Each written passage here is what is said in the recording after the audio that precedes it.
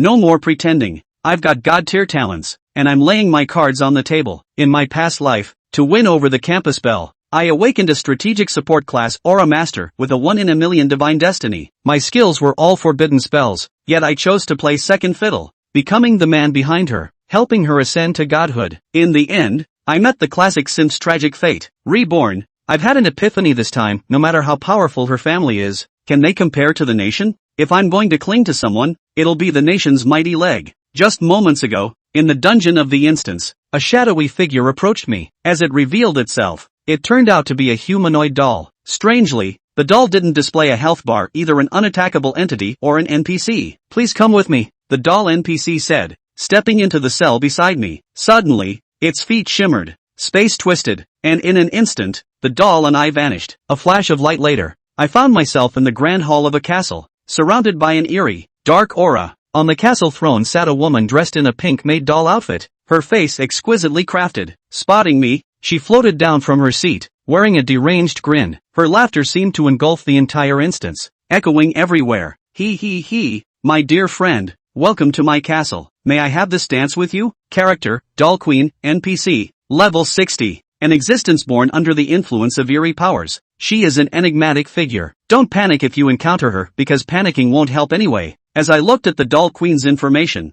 a faint smile appeared on my lips. So it's this dungeon after all. The Doll Queen will invite players to dance, at which point they have two choices, dance or refuse. Refusing will immediately anger the Doll Queen and trigger an attack. But choosing to dance isn't a solution either. Dancing well will make the Doll Queen consider you a friend, trapping you in the dungeon forever. Dancing poorly will also result in death. The only way to break the deadlock is to strike first and kill her preemptively, yet this almost never becomes a player's first choice because, at this stage, the Doll Queen is an NPC without even a health bar. If there were a health bar, I'd slay a god for you to see. But what to do when there's none? Actually, it's quite simple, just stab her once, and the health bar will appear automatically. After killing her, the castle will crumble, releasing the countless doll army inside, and the true treasure to clear the level will also appear. May I have this dance with you? The Doll Queen invites you to dance again. Please make your choice. The corner of my mouth lifts slightly. May I have the honor of this dance? The Doll Queen's lips curl up as well, her already deranged smile turning even more grotesque. Of course, I smile calmly. Very well, Divine Heal, Divine Devour, Divine Void Pantomime Theater.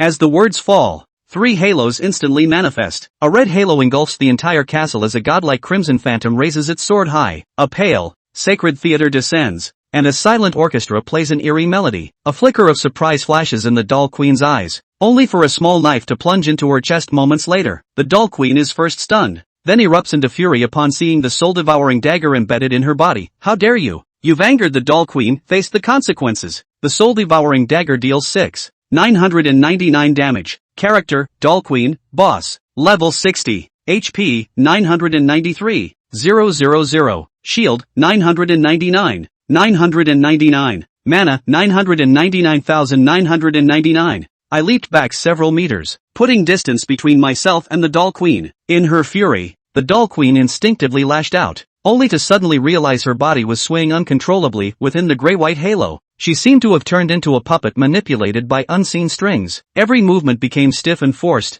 her graceful figure now rigid like rusted gears. Her peripheral vision caught her reflection in the grand hall's mirror, revealing her grotesque dance. The Doll Queen grew even more enraged. This isn't me. How could such an ugly dance befit my noble status? You sorcerer, I command you to lift this curse you've placed upon me, or else the consequences will. Before the Doll Queen could finish speaking, she was shocked to find the soul-devouring dagger plunged into her once again. 212, 671, this time, it dealt a staggering 200,000 points of super damage, and it was true damage at that. I withdrew the dagger, barely having time to marvel at its incredibly high critical hit rate, before stabbing her once more. The controlled duration of the Void Pantomime Theater was 60 seconds, and during this time, even a level 60 boss could only become a fish on the chopping block, utterly at my mercy. By now, the soldiers in the castle had begun converging toward us. The moment their bodies entered the aura's range, they were controlled just like the Boss Queen, turning into silent performers in the pantomime. Those who hadn't entered the aura quickly noticed this and dared not approach any further. However, some archers began firing arrows at me. Hundreds of arrows rained down, but I didn't bother dodging, focusing solely on dealing damage to the Doll Queen. Every single arrow's damage was completely nullified by my shield. Before long, the Doll Queen had been stabbed over a dozen times, with 4 of those strikes landing as critical hits. She was now just one minor critical hit away from meeting her demise. At this point, the Dull Queen was terrified, not so much because she was about to die, but because of my level. How could a mere level 20 player be on the verge of killing a level 60 boss? Had players nowadays become this monstrous? With one final stab, 226. 678, a piercing scream echoed throughout the castle. At the same moment, every player in the dungeon received the same notification: level 20 support, Chu, has solo killed the level 60 Dull Queen, boss. Inside the castle, the members of the Three-Leaf Rose team suddenly appeared, their eyes wide as they stared at me as if I were a monster. Su Huahua tilted her head, her eyes bulging, and muttered in confusion, Chu Xian, you're a level 20 support, how did you solo a level 60 boss? Li Xiaoling rubbed her eyes and said, little brother Chu Xian, I knew you were strong, but this is just too much. You're stronger than any melee class. Even the usually composed Zhao Yan covered her mouth, unable to hide the shock in her eyes. This was far beyond anything they had expected. Meanwhile, the outside world was in an uproar. Holy crap, who is this guy with the ID Chu? This is insane. An absolute monster. A level 20 support soloing a level 60 boss. I recognize every word, but when they're put together, it feels unreal. Is this what genius looks like? And this genius is from our great Xia. Our nation truly never lacks talent. At that moment, some figures lurking in the shadows of the dungeon also revealed themselves. The great Xia professionals were initially puzzled upon seeing them, but then their expressions turned to horror. These were professionals from other countries, such as Sakura and the Stick Nation. Most of these professionals were at the 3rd advancement, numbering over a dozen, with the highest level among them nearing the threshold of the 4th advancement at level 79. Park Jinwoo, level 79, 3rd advancement, Supreme Summoner. Park Jinwoo stood at the castle gate, a hint of smugness curling at the corners of his lips. The boss has been defeated, but the dungeon isn't over yet. Looks like we still have a chance to claim the first clear title for the Great Xia dungeon. How lucky, just happened to run into Great Xia's so-called genius. Chu, wasn't it? The future of Great Xia, right? Today, I'll personally snuff you out right here. Park Jinwoo's lips curled into a relaxed, casual smile, as if crushing Chu would be as effortless as trampling a blade of grass. I stored the equipment dropped by the Dull Queen into my spatial ring. My level had already surged to 26. Solo killing the boss had granted me a massive amount of experience, instantly boosting me by 6 levels. How did you guys find me? I voiced my confusion. Su Huahua chuckled lightly and said, you're asking us? The moment your skill aura appeared, you were the brightest thing in the entire area. It'd be harder not to spot you. I glanced at my skill aura, 3 massive halos enveloping the castle. It was indeed dazzling. Zhao Yan walked over to me, carefully checking me over to confirm I was unharmed before voicing her own question. Why were you brought to this place? At this, Su Huahua's gaze also settled on me. After a moment's thought, I replied, maybe I was just randomly chosen by this dungeon's boss. If I had died, someone else might have been selected instead. The Dull Queen invites dungeon players one by one to dance with her, putting myself in her shoes. She definitely wouldn't pick players with higher levels than hers. Too risky, so she'd go for the easy targets. For example, a low level, like Chu Xian, a small first-turn rookie whose level was only LV.20? Chu Xian instantly clarified that the reason why he was the first was because he was completely looked down upon by the other party. Thought it would be easy to hold. And ironically, it was himself, a slighted being, who killed the boss in return. Chu Xian inexplicably felt somewhat amused. Boom boom boom. Boom boom boom. While a few people were chatting, there was a sudden commotion below the castle. Chu Xian realized that the real battle was about to begin. Let's go first, this castle doesn't feel right. Zhao Yan also noticed the oddity and then led the crowd away from the other side of the castle. And as soon as they left the castle on the front foot, a huge platform surfaced in the middle of the castle on the back foot. On top of the platform was a chest. It radiates a 7-colored light. At this moment, everyone realized that what was inside the chest was the reward for clearing this copy. The first one to capture the reward will pass this copy. The duplicate will also reminded the professionals at this time, which further solidified their suspicions. Thus, a group of professionals began to march towards the castle as if they were crazy. Zhao Yan also didn't expect that the reward would appear just after his side came out. He blamed himself a little, a mistake. Chu Xian comforted, there's no need to blame yourself, this reward isn't that easy to seize. As the words fell, a large group of doll knights suddenly appeared in the middle of the castle. His body flickered with red flames, like a demon returning from hell. Knights of the Dull Queen's Revenge. Rank, LV.55. Blood, 400,000. Mana, 100,000. Skills, 1, Fearless Charge 2. Guardian Aura. The number of these knights was quite large, it had to add up to 200 or 300. That's 5 or 6 times more than the number of professionals in the replica. And behind these knights, there were also other doll soldiers with ranks around level 30, and altogether, it had to add up to 1 or 2,000.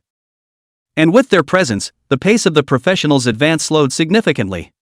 These professionals were generally around level 30 or 40. They came in to brush up on their leveling. It hadn't even occurred to me that the copy would produce this kind of change. Now that they saw the level 55 avenging knights that were blocking the front, they were instantly lost. But there are exceptions. Are all the professionals of Dacia so wimpy? Since you guys don't want it, then the honor of the first pass copy, as well as this reward, belongs to our Big Stick Empire. A skeletal horse, covered in flames, leapt up, carrying a young man on it. It was none other than Park Jinwoo, the third-turn Super Saint Summoner from the Kingdom of the Stick. He rushed towards the castle, the ring in his hand flashed a bright light, and a halberd appeared in his hand. He swung and slashed at will, the terrifying power raging through the vengeful knights, killing several monsters in a matter of moments. Behind them, there were 7 more teammates, escorting him all the way to the punch. Straight to the center of the castle, the platform where the rewards were stored. Seeing this situation, the great summer professional clueless pounded his chest and was furious on the spot. Damn! These guys are too unreasonable. This is clearly our Dacia's copy, and they're trying to grab the first pass qualification. Not just the qualifications, but also those rewards. I have a hunch that the rewards inside the chest are definitely not simple. Such humiliation, I can't stand it. I'm just going to fight this old life with them, but I'm also not willing to see our copy being insulted by them like this. Calm down. Calm down. You're going to die if you go up there. Where's our great summer's copy guardian? Why hasn't it appeared yet? There's been a change in the replica, they must have gone to report the situation with the top. Wait, you guys, look at. Suddenly a figure, jumping up from the crowd, headed straight for the castle. He was extremely fast, and with a few shadow transformations, he arrived behind Park Jinwoo's several people. A third-turn Super Saint fighter, with a touch of disdain appearing at the corner of his mouth, tried to intercept, but he was kicked out by his opponent. The disdain at the corner of his mouth turned into shock. Another teammate tried to help but was similarly kicked out. So strong. Who is this man? Great, it's the guardian of our copy. Park Jinwoo twisted his head to look, and when he saw the man, a meaningful smile appeared on his face. Ego finally showed up? The guardian of the Dacia copy? Character, Lang Feng. Rank, LV.73. Occupation, third-turn Super Holy Elementalist. Park Jinwoo, please leave from our copy. Otherwise, do not say anything. The crowd erupted in a clamor as Park Jinwoo's great name was revealed. Park Jinwoo? This person is actually Park Jinwoo. I said, why does it look so familiar? So it's a household name in the Kingdom of the Stick. I heard that tomorrow is his birthday, and the whole stick of young women are going to celebrate his birthday. At a grade of less than 30, you're already going to turn 4, this is a true genius. Damn, even if you're a genius, you can't come and rob our copies. Park Jinwoo didn't care about Lang Feng's warning. In the world of professionals, the strongest is never the strongest. Instead of farting around, show your weapon. Lang Feng was in a state of rage, and then he raised a finger. A huge water tornado appeared out of nowhere, tens of meters in diameter, and blasted straight towards Park Jinwoo. Park Jinwoo laughed lightly in disdain. Such an adult and such a weak fighter. I'd die if I were you. As the words fell, the flame skeleton horse at his hips opened its huge mouth, and a fireball with a compelling aura, mixed with black light flames, was then shot out. The moment it touched the water tornado, it instantly vaporized the water elemental skills, all of them. And it doesn't end there. That black flame fireball continued to blast towards Lang Feng. Lang Feng hurriedly cast other skills. Walls made of flame were pierced, and giants made of wood were set ablaze. The other skills were too late to perform, and they were about to be hit, when a huge stone tablet fell from the sky. The speed was as fast as a meteorite impact. Her stood in front of the fireball. Boom! The fireball was resisted. Immediately after that, 4 figures slowly appeared beside the crowd. Chapter 21, The Battle Begins. Dacia never fears war. Above the giant monument, 4 people stood on it, their heads covered with masks so that their true faces could not be seen. All information is completely hidden. These few people were no one else, it was none other than Chu Xian and the three-leaf rose crowd. Seeing the few people who had suddenly appeared, a flash of disdain flashed across the corner of Park Jinwoo's mouth. Ha! A mere mole cricket, how dare you wear a mask and make a pretense? Several people leapt down from the giant monument. Li Ziren raised her hand, and the huge stone tablet turned into a blue light and disappeared inside the ring in her hand. Su Huahua took a step forward, and the signature weapon was replaced by her with a broadsword, which flashed with the cold aura of certain death under the light. Who's a mole? Try it to find out. Li Ziren and Zhao Yan took a step forward at the same time. Lang Feng heard from their voices that they were not very old. You're still young and limited in your abilities, you're no match for a genius like Park Jinwoo. Back off, leave this place to me, I can still fight.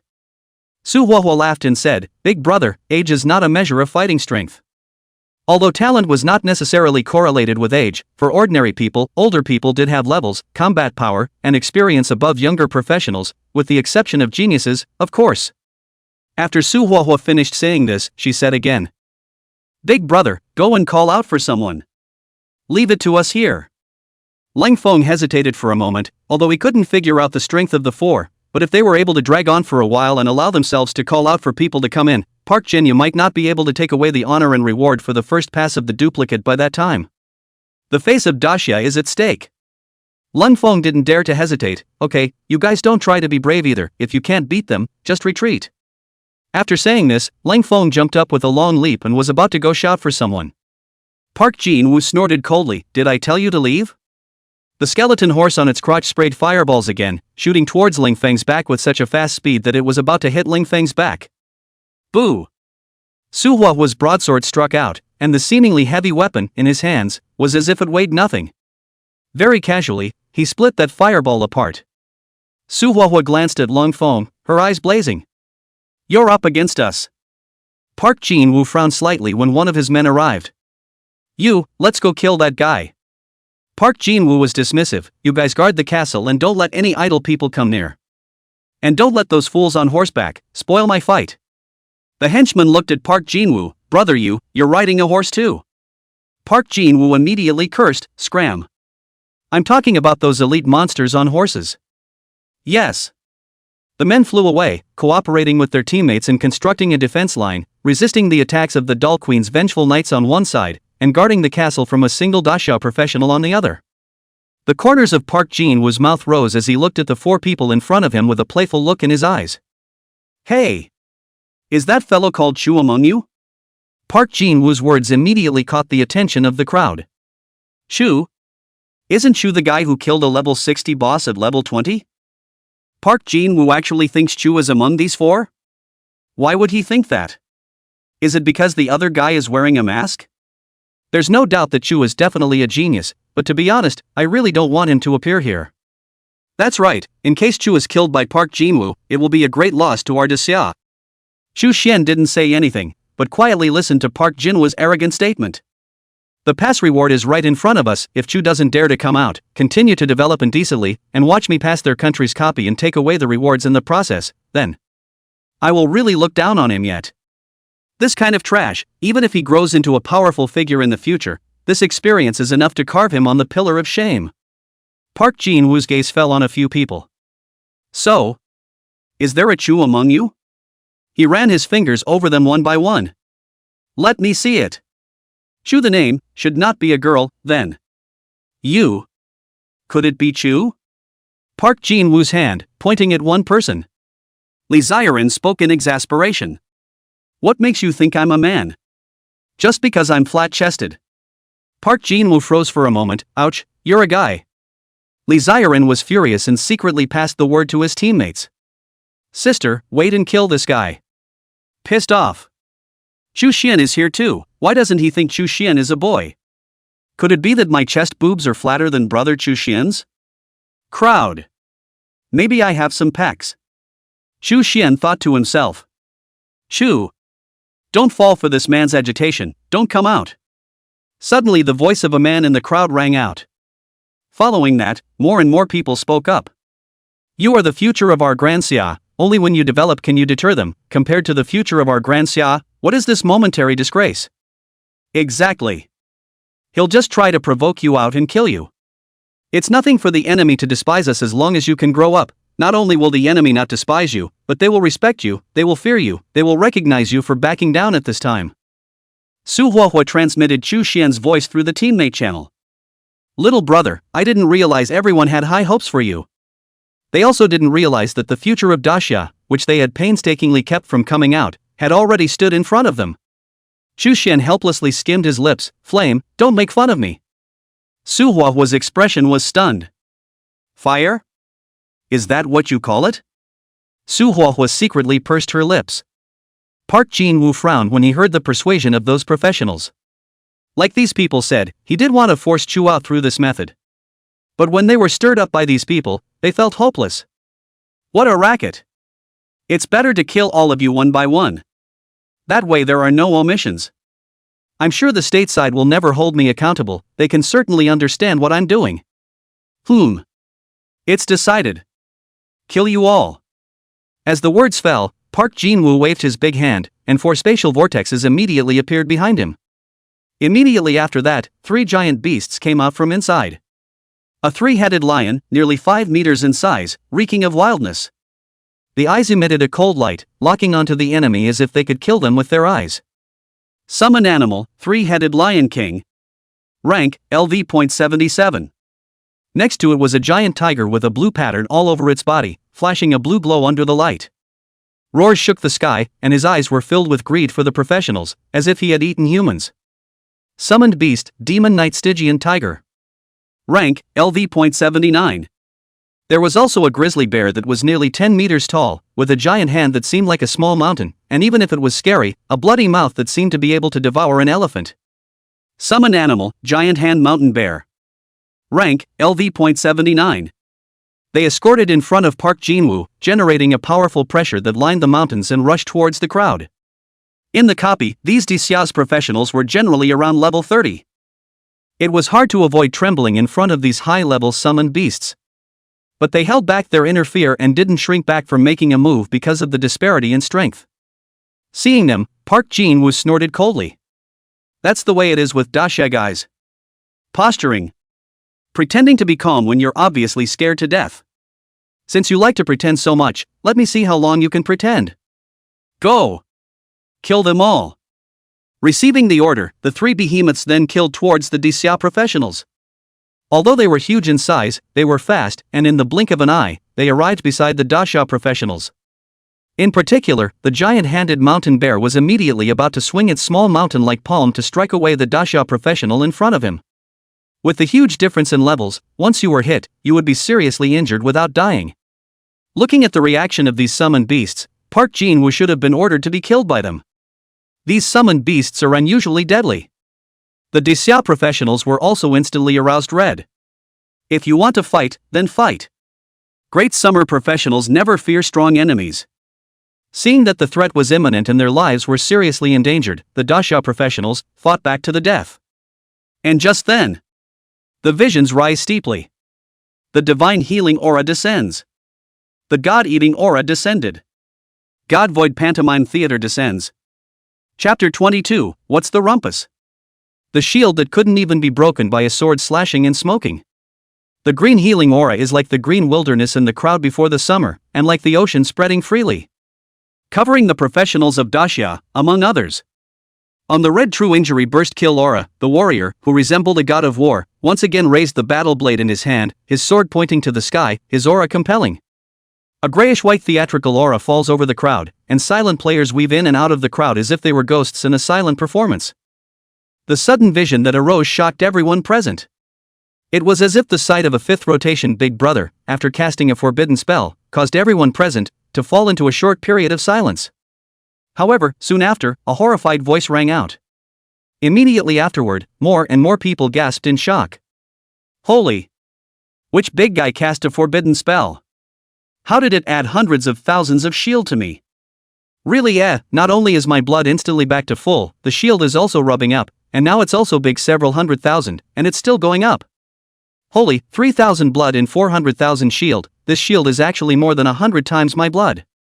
Forbidden spell. It's definitely a forbidden spell. Covering such a large area, What is it if not a forbidden spell? Wait. You guys look at those summoned beasts. Once again, the crowd's eyes were drawn to a strange scene.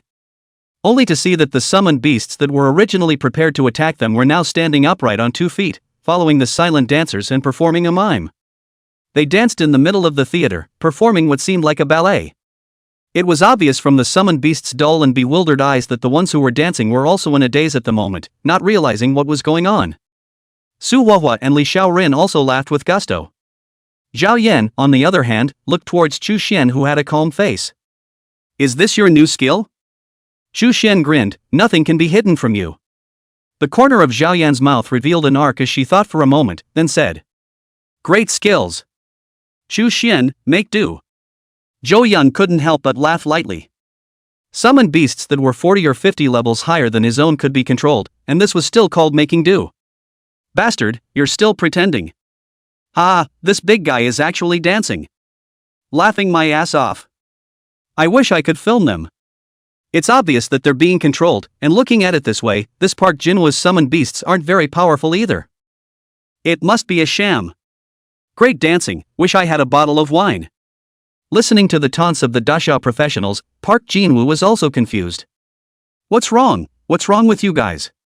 I asked you to kill all these Dasha bastards, not to dance here for their pleasure. All of you get back to normal. How could the Dasha professionals wait for them to recover? Seeing that hundreds of thousands of shields had been stacked on their bodies and those summoned beasts had been controlled, they realized that this was the perfect opportunity to strike. So instantly storming out, dozens of Dasha professionals summoned their weapons and killed towards those summoned beasts. It came with great vigor and seemed to want to kill the summoned beast on the spot. Park Jinwoo didn't feel a hint of nervousness when he saw this, but instead felt amused. A mere level 30 or 40 trash, even if my summoned beasts are controlled by you, that's not something you guys can get your hands on. These 3 summoned beasts, all of them have thick skin and flesh. If they can be injured by you, count me as a loser. When the control time comes, you'll suffer. The words fell. The level 45 level 2 turn swordsman who was closest to the 3-headed Lion King slashed towards the 3-headed Lion King. 247,888. A damage alert floated above the 3-headed Lion King's head. Dasha professional Li Chun Gang, inflicting 247,888 points of true damage to your summoned beast. As soon as this reminder appeared, a whale appeared on the scene. The 3-headed Lion King died violently at once. Seeing this, the crowd was shocked. Holy! Brother Li, are you that strong? One hit blast cuts 240,000 damage, your ing hung up. Holy! You're even more powerful than Chu. A sword blast killed the summoned beast of a 3rd turn big brother, and it's all ing real injuries. Tell me the truth, do you have a system? Not to mention the 3rd turned Park Jinwoo, even if a 4th turned big brother came over, he wouldn't be able to carry one of your swords. The ID professional called Li Chun Gang looked at the long sword in his hand and clenched his fist, his eyes equally filled with shock and disbelief. Is this the kind of damage I can do? When did I get so good? I'm barely doing 20,000 damage with my weapon, with the occasional bludgeon. What's with this 200,000 real injuries? Later on, Li Chun Gang never cut the world-renowned sword that had brightened his life. At the same time, on the other side, again came a whale. A level 30 professional, with a heavy bow in hand, fired 3 rounds of arrows, all of which pierced into the ass of the giant-handed mountain bear. The giant-handed mountain bear let out a miserable scream, and a string of numbers similarly floated out above its head. 119,999. 127,711. 112,289. The 3 rounds of arrows combined dealt a total of 300,000 points of damage. Even though the giant hand mountain bear's blood quantity was as high as 300,000, it still died miserably under these 3 inconspicuous arrows. Seeing this scene, the Dasha occupiers were once again dumbfounded. Holy! Someone's been hanging out again. Motherer, a level 30 professional, 3 arrows dealing 300,000 points of damage, or real damage, which ing genius came down from the mountain again. What's the situation? How is it that so many geniuses have sprung out of our great summer in a moment? It's not right, it's so wrong. Wait, I don't feel right either, I'm not going to lie, I just kicked a stone off the side of the road and smashed it on top of an elite monster, and it all caused 10,000 points of real damage. Me too, I'm an ideologist. Just now a thought caused 5,000 real injuries. Do you dare to believe it? Wait, does that mean actually we're all becoming strong now? You guys, a big guy who doesn't want to be named stacked 3 auras on US. An aura to heal, one to control summoned beasts, and another. Could it be to boost our combat power? The professionals of Dacia seemed to react. Turns out they got stronger because of this aura. Of course, this was just their guess, but at the moment, they were super eager to verify their guess. He then focused his gaze on the other side, the still alive Arigato Knight Underworld Tiger. Each of them turned into Wusong and rushed towards the last summoned beast. The Underworld Tiger was scared to death of a cat at the sight of this, with fear in his eyes. Stop. Stop it now. Park Jinwoo's voice rang out, only the previous calmness was all gone, and all that was left was a panic that was hard to hide. At this moment, he no longer dared to belittle the professionals of Dacia, who good people can cut 200,000 points of damage with one sword, and 3 arrows cumulatively shoot 300,000 real injuries off. Even he, the genius of the stick country, couldn't do it. Originally, he was confident that his summoned beasts had thick skin and flesh and could resist the other party's siege, but in the blink of an eye, 2 of them died violently. The last one looked like it was about to be finished, and now Park Jinwoo was completely flustered. He charged forward on his skeletal horse. Great summer scum, or dare to touch my underworld tiger. The Dacia professional turned around, and a pair of eyes fell on him. Seeing their eyes, even though they were just some level 30 or 40 professionals, the scum of his mouth, at this moment, Park Jinwoo inexplicably felt a shudder in his heart. A kind of heartfelt fear. How did I forget about you? Isn't this guy a genius of the stick? Likes to kill our Dacia's geniuses, huh? Let you genius stay here today. I've long looked at him in a bad light. I heard that tomorrow is his birthday, and all the women in the entire stick country are going to celebrate his birthday, so let today be the anniversary of his death. A part of the group headed towards going to kill the Demon Knight Underworld Tiger, while the remaining part of the group ran towards Park Jinwoo. Park Jinwoo was infuriated when he saw this. Just scum, still want to kill me? Are you worthy? The space ring in his hand flickered, and a heavy saber appeared in his hand, a light flame of light wafting from the blade. It was of excellent quality, and was quite an excellent weapon. Park Jinwoo, with his long sword in hand and his feet on the skeletal horse, was about to cut down the mongrels in his mouth one by one. However, when he rushed towards those people and the 2 sides were about to meet briefly, the wariness in Park Jinwoo's eyes suddenly disappeared. It was then filled with fear and shock. Character ID, Lee Chun Gang. Rank, LV.45. Blood ID, 4021 Shield 781817. Character, Zhao Si.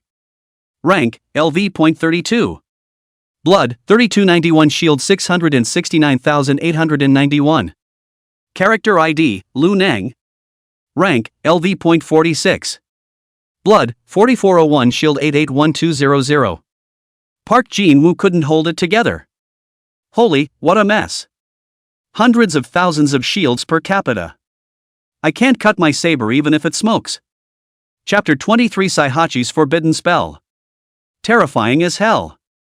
You guys leave those guys alone and come help me. Park Jinwoo is now completely anxious and orders his teammates to come over and help him. The teammates were also a bit surprised, not knowing what was going on over here, seeing a group of level 30 or 40 professionals rushing over. They didn't take it to heart, but immediately afterward, when they saw those people's shields, this couldn't be strained. Holy, what the hell, why are these guys' shields so thick? Forbidden spell. The opponent must have cast a terrifying forbidden spell. A group strengthening type of forbidden spell? This is too buggy. Just as they were surprised, the great summer professionals had already killed their way to the front. They subconsciously counterattacked, and Hurricane discovered that not only were the shields of these Dacia's professionals frighteningly thick, even their damage was extraordinarily terrifying. Their armor seemed as if it was as thin as paper in front of these people, or rather it didn't play any role at all. In a matter of moments, the professionals on the stick side were killed. One should know that these people were all third-turn powerhouses, but despite that, they couldn't carry a single round in front of Dacia's first-turn and second-turn professionals. It was like chopping up a melon and killing it with ease. Watching the bodies of his teammates die horizontally in front of him, Park Jinwoo realized at this moment how stupid he had been. It was surprising that he would provoke such a terrifying existence. And what he couldn't accept was that this being who had cast the forbidden spell, from beginning to end, had never appeared. It made Park Jinwoo want to fight back, but he didn't even know who to use his skills on. Damn it! It's yours that forced me to do it. If I have to, I won't use my bottom card on you, scum.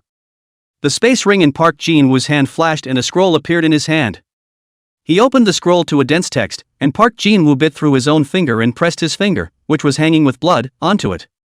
Strange incantations were then chanted under his breath. Next, the scroll burned, and a shadow-like suit of armor appeared in the void. This armor suit seemed to have a soul and then attached itself to Park Jinwoo's body. Character, Park Jinwoo. Rank, LV.79.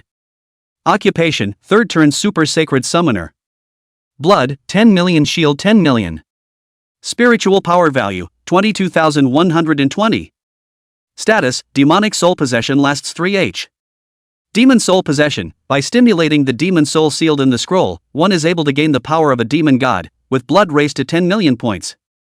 Shield is increased to 10 million points. Gain the stealth passive ability, speed increased by 10 times. 10% of damage can be converted into true damage. Let the hunt begin. Park Jinwoo was in the air, his entire body clad in a layer of black armor, his eyes were red, and he was surrounded by strands of ghost-like creatures. The Dasha professionals rushed to him, and originally, they were unimpressed, but when they saw Park Jinwoo's stats at this moment, they were shocked. 10 million. 10 million blood, 10 million shields. Is this a monster? Grip. What's going on here? Is this guy open too? It's the Forbidden Spell Scroll Demon Soul Possession.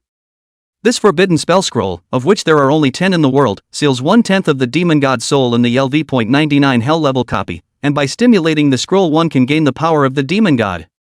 I didn't expect Park Jinwoo to have such a powerful Forbidden Spell Scroll in his hands. Zhou Yun's brows furrowed, her eyes unconsciously serious. Chu Shen looked at Zhao Yan. I didn't expect you to know quite a lot. Zhou Yan glared at him. You still laugh out. This forbidden spell, able to convert 10% of the user's damage into real damage, you little brittle skin, touch a bit we'll have to play through. She then looked at the other two, Rin, Fire, make sure to protect Chu Shen. Never let Park Jinwoo get close to Chu Shen. Li Ziren suddenly opened her mouth at this time, but Sister Yan, I remember this magic soul possession, it seems like it can be invisible. When these words came out, Zhao Yan's eyes snapped wide open. Apparently she missed that earlier. And once the opponent was stealthy, with true damage and a strong shielding chakra, Park Jinwoo would be nothing less than the only hunter on the field, able to harvest to his heart's content. Fear of what will come. Park Jinwoo snorted coldly, this is a life-saving card that I acquired at a terrible cost. And yet it was used on you trash. I will kill all of you one by one. As the words fell, Park Jinwoo's figure disappeared. Enter the hunt. And soon, on the field, several men in kimonos, one by one, rolled their heads. They didn't even have time to feel the sensation of death before their heads fell apart. As many as 100,000 damage points floated out from the top of these people's heads, and there was no shortage of level 70, turn 3 powerhouses among them, but under Park Jinwoo's comparable ghostly hunting, they easily offered up reveals. Brother you, why did you kill those Sakura Nation people? Park Jinwoo's horsemen didn't understand. Not just them, everyone must die. Park Jinwoo's voice rang out. The fact that the bottom card was used up cannot be exposed. Otherwise the guys who were once afraid of themselves will no longer be afraid of them. And once you leave your copy, your enemies are sure to come looking for you. In time one will no longer be safe. So everyone who knows about this must die here. The Cherry Blossom Nation died silently, and now everyone dared not underestimate Park Jinwoo. His terrifying ability caused the crowd present to tremble from the bottom of their hearts. The three-leaf rose was currently protecting Chu Xian's side, holding the will of certain death to protect his entirety. The other Desia's professionals seemed to have felt the scythe clamped around their necks at this moment. Damn, so strong, is this the world of the strong? It's obvious that we're already strong, but in front of the truly strong, we're still like ants. Unwilling. I'm not willing to die like this. Even if they felt stifled, they didn't seem to be able to do anything about it. One can only wait for death itself. And just then, a voice suddenly rang out. Everyone, get inside the halo. The crowd turned their heads to look and realized that the person who spoke was no other than the masked Chu Xian. Su Huahua glared at Chu Xian with a complaining glance. Brat, you can't show your head at this time. Aren't you afraid you'll be the target of an assassination attempt? Xu Xian let out a light laugh in disbelief. Afraid? Why would you be afraid? Doesn't that mean you can do real damage? Just don't let him touch it. When Park Jinwoo heard Chu Xuanyuan's words, a cold smile surfaced at the corner of his mouth. Arrogant boy. Then we'll take you first. Park Jinwoo licked his bloodthirsty dagger, concealed his body, bypassed the void mime theater, and darted closer towards Chu Xian. Chu Xian raised his hand, his lips moving slightly. Divine healing aura. God-eating aura. God void pantomime theater. A halo of light appeared out of nowhere. The halos overlapped and covered a large area of land. The crowd's eyes widened at this moment. It's him! These forbidden spells, they were all released by him. The forbidden spell came out with a casual fling. This guy is open for business. My goodness, these dozen auras are a dozen forbidden spells. Is he that rustic? Damn, big guy, begging for a belt. Don't beg for a belt yet, let's just get out of here alive. Cho Yan transmitted his voice through the teammate channel. Chu Xian, is your mana value that high? Isn't this skill comparable to a forbidden spell that consumes a large amount of mana at once? How can you use it at will? Chu Xian replied with disbelief. Don't worry, you'll have no problem using it dozens of times. Su Huohuo was worried, but you're too flamboyant now, I have a feeling that guy has locked onto you. Your control skill, can you control stealthy enemies? Chu Xian, as long as I can see people, I can control them. Zhou Yan helplessly held her forehead. That's add up. The golden pupils in her eyes rolled, also monitoring every move around her. However, only faint traces could be captured, making it difficult to make countermeasures in the first place. It's getting worse. A look of ecstasy appeared on Park Jinwoo's face. So it's you.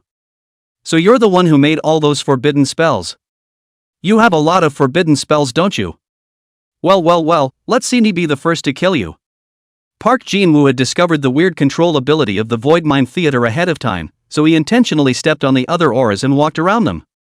Just as he was getting closer and closer to Chu Xian, immediately in front of him. Suddenly, he found a bizarre scene. He realized that Chu Xian had actually stayed put and rushed to greet him. Park Jinwoo looked around. It was thought that Chu Xuanyuan was interacting with the others. However, at that moment, Chu Xuanyuan's voice rang out. What are you looking at? Can't you see I'm saying hello again? Park Jinwoo was almost petrified on the spot. Can you see me? Chapter 24. Park Jinwoo's body falls, rising to level 30. Park Jinwoo was confused. He had cast a forbidden spell to become invisible, but the other party could still see him. It's not scientific. And just as he froze, Chu Xian suddenly knocked a ringing finger. A grayish-white aura instantly appeared at his feet, which blossomed into a silent playing opening. Park Jinwoo recognized it as the Void Mime Theater, which had a strong control effect. He subconsciously tried to escape, yet it was still too late. This skill is capable of being instantaneous. There's no way to escape. Next. The aura covers the whole body. Immediately after that, dozens of silent players, as if they were ghosts, flew towards Park Jinwoo. Soon he was under the control of the Grey Spectre and began to play silently.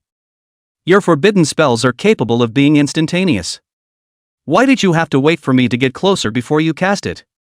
Are you fooling me?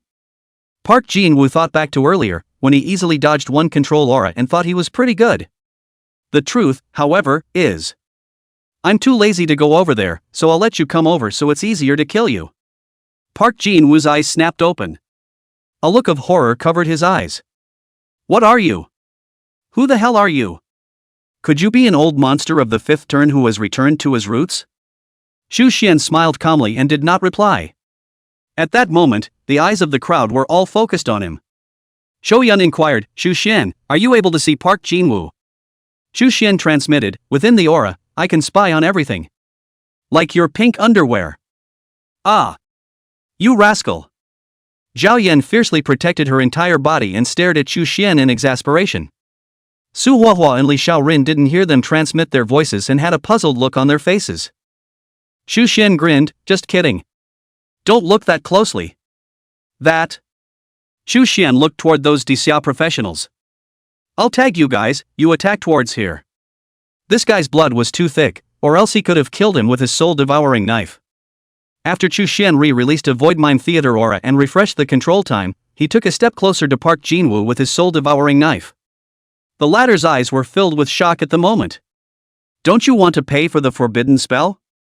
I just saw that the control time was getting a little bit shorter, but then another forbidden spell was thrown over, and the control time was actually refreshed. He was thinking about countering after the control ended, which is still a hell of a counter. Pust. The soul-devouring knife plunged in. Blood flowed horizontally. The dasha professionals had their mouths open in amazement. Holy, the air is bleeding? What air bleeds, that his brother's Park Jinwoo got a slash from the big man's sack? Park Jinwoo is really here and controlled by Big Brother.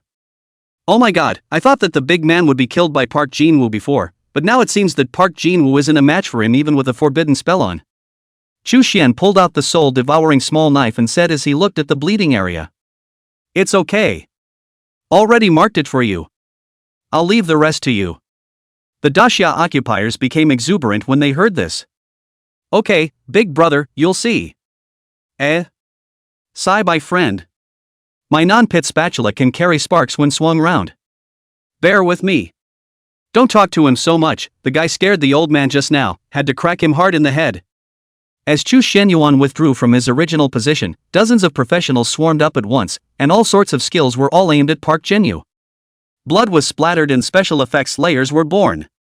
On Park Jinwoo's head, damage alerts kept appearing. Su Huahua and Li Xiaorin also rushed up. 10 million blood, still pretty thick. Park Jinwoo was suffering from attacks from all sides, and his heart was filled with grief and anger. Damn dasha professionals, how dare they brush me as a boss? Remember, you guys, don't let me or go back or suffer the consequences. Consequences.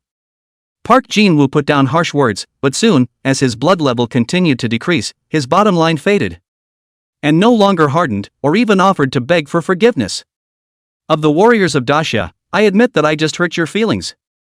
Seeing as I have done you no material harm, spare me. I was wrong. I was really wrong. I can give you all the resources I have on me, just please spare me, okay? Stop. Chu Xian's voice suddenly sounded. The crowd stopped immediately. A miserable smile appeared on Park Jinwoo's face. Thanks. Thank you, big guy. Thank you for sparing me, big guy. I will be a new man from now on and never offend you, Great Xia, again. With his mouth, Park Jinwoo hid a determination full of vengeance in his heart. As long as he lets himself go back, he must ruthlessly retaliate against these people. This is what he thinks. Especially Chu Xian, he had to mobilize all his resources to find out his background, and then he would not rest in peace with him. The professional who often dealt with Konishi Hachi warned. Big Brother, we can't trust their words, these guys are very cunning, if we let him go, they'll surely retaliate back fiercely. Biggie, if you're not ruthless, leave it to us, we'll kill it. Zhao Yan also reminded Chu Xian. The only thing that's hard to raise is a little Saihachi and a dog. I suggest killing. Never let go. Chu Xian waved his hand. You guys are overthinking it. I have no intention of letting him go. It's just that, I have to upgrade So leave this last cut to me. The crowd laughed at this statement. Big Brother, you're so modest. Your rank is probably old. Yeah, big guy, there are so many forbidden spells, I feel like you have to have at least 4 turns. 4 turns, 5 turns are possible. The crowd, with your words and my words, almost praised Chu Xian to the heavens. And at that moment, with soul-devouring knife's last blast, the crowd saw that above Chu Xian's head, a light suddenly appeared. LV.30. Chu Xian was overjoyed, it's risen to level 30. At this moment, seeing this scene, the big stick genius Park Jinwoo died with the last trace of unwillingness. Before he died, he was frustrated, confused, and couldn't figure it out. Why would he, the top genius of the Great Stick, die at the hands of a small level 30 Karami? Suffice it to say, beaten without a fight. Of course, everyone else was equally shocked. Holy, big guy, are you serious? You're only level 30? 30 levels?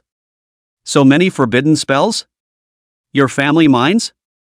There's no way to spray it, it's true genius, it's so much better than us water bags who take advantage of people's forbidden light. Chu Xian had wanted to keep a low profile, but he hadn't expected that after upgrading, there would be a prompt above his head. Forget it. Doesn't matter. And right at that moment, Chu Xian only felt the soul-devouring small knife in his hand gently tremble. Turning his head to look, he found that the soul-devouring small knife was still absorbing souls. There's just something odd about this spirit. It doesn't look like it wants to be Park Jinwoo's. How does a pointy head look so much like a demon god? Chapter 25 Melee Aid can deal millions of damage? Wait. It seems like... Is it really a demon god? After Park Jinwoo's soul was devoured by the soul-devouring knife, another soul suddenly appeared inside the originally empty shell. With two horns on its head and a pointed head, it looked like a demonic creature that had come out of a dungeon.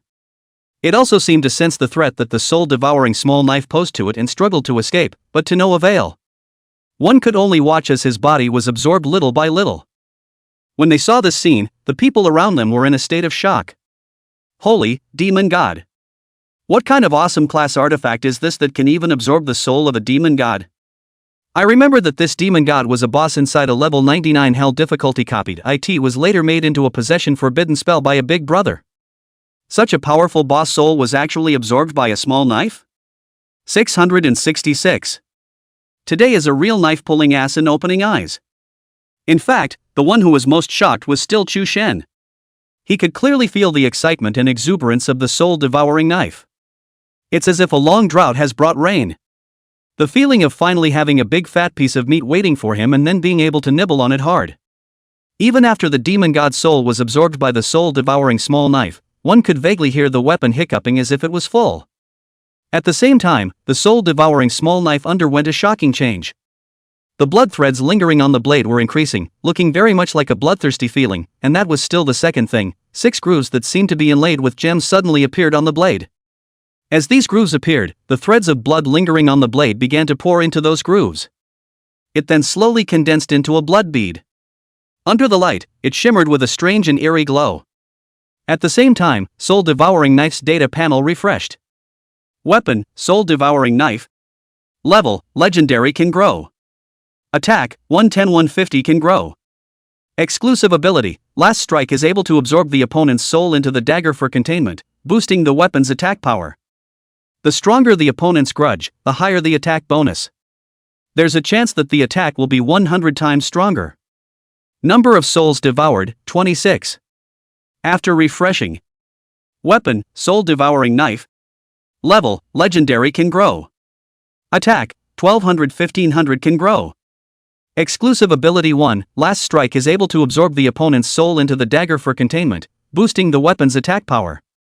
The stronger the opponent's grudge, the higher the attack bonus. There's a chance that the attack will be 100 times stronger. Exclusive ability 2, Soul Cage.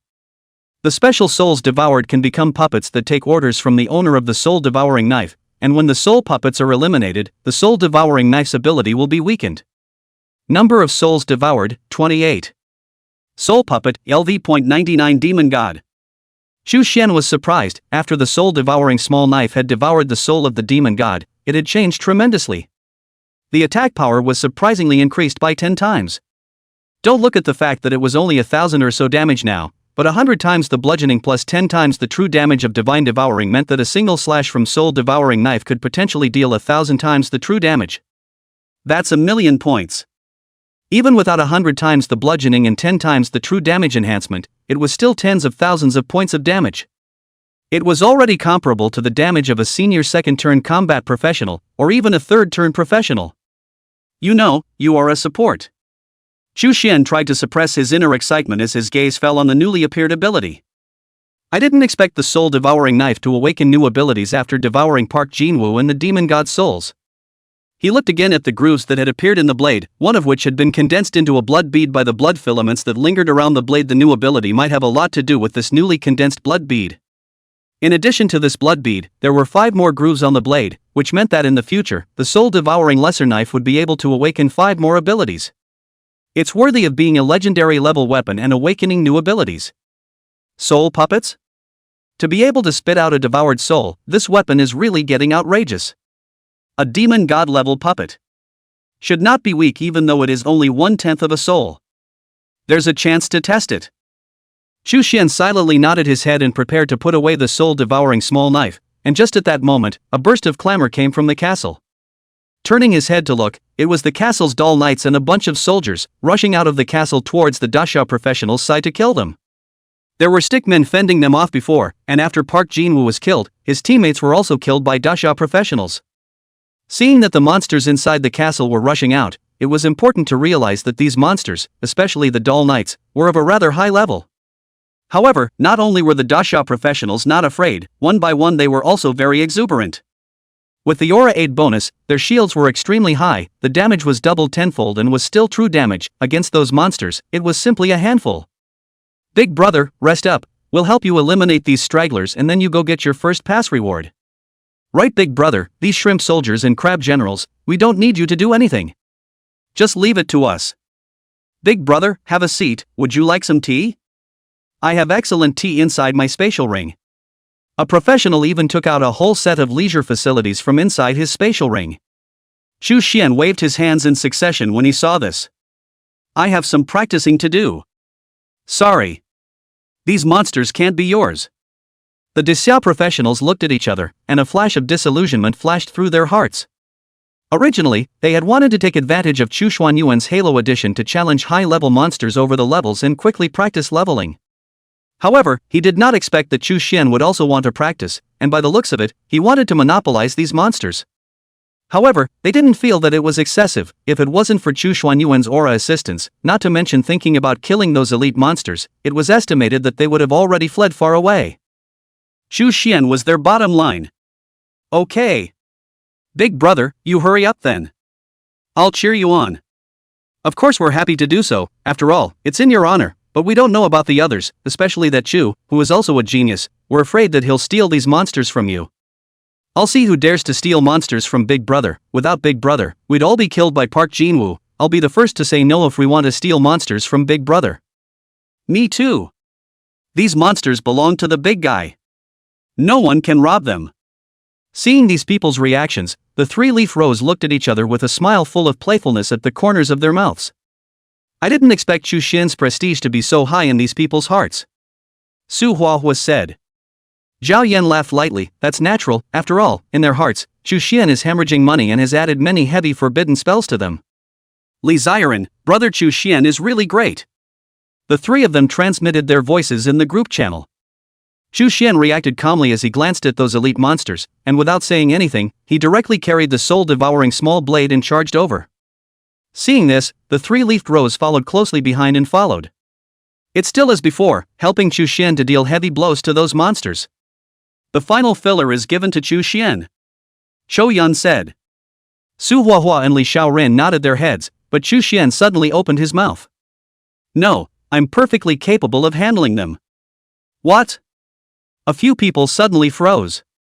Subsequently, in the next second, one saw Chu Xianyuan holding the soul-devouring small knife in his hand, and with a single leap, he rushed into the middle of the elite monsters. The 55-level Doll Knights, after seeing Chu Xian, immediately launched a siege.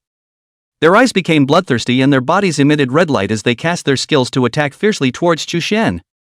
5,221. 6,311. 4,311. 5,211. A single Doll Knight dealt thousands of points of damage, and hundreds of them struck at the same time, instantly doing over 100,000 points of damage. Even a third-turn Super Saint profession that came in wouldn't be able to resist for more than 3 seconds. However, Chu Xian acted as if he had not suffered any damage. Without stopping, he swung his soul-devouring knife and reaped the rewards among the monsters. At the same time, 3 major active skill auras descended. Passive skill, God Absolute Gazefield Cast. Dull Rider instantly falls into a controlled state of silent performance. Then, everyone could see, above the heads of those Dull Knights, one after another data with over 10,000 damage floated out. These statistics stunned the crowd of onlookers. Holy, the blade breaks 10,000 points, this is the damage that a level 30 assist can deal? I'm a level 50 turn 2 warrior and my damage is only 6,000 points, it's just unbearable compared to him. People are so angry with each other. Su Huahua also looked a bit dumbfounded. This kid is growing really fast, before he had to rely on us to take him leveling.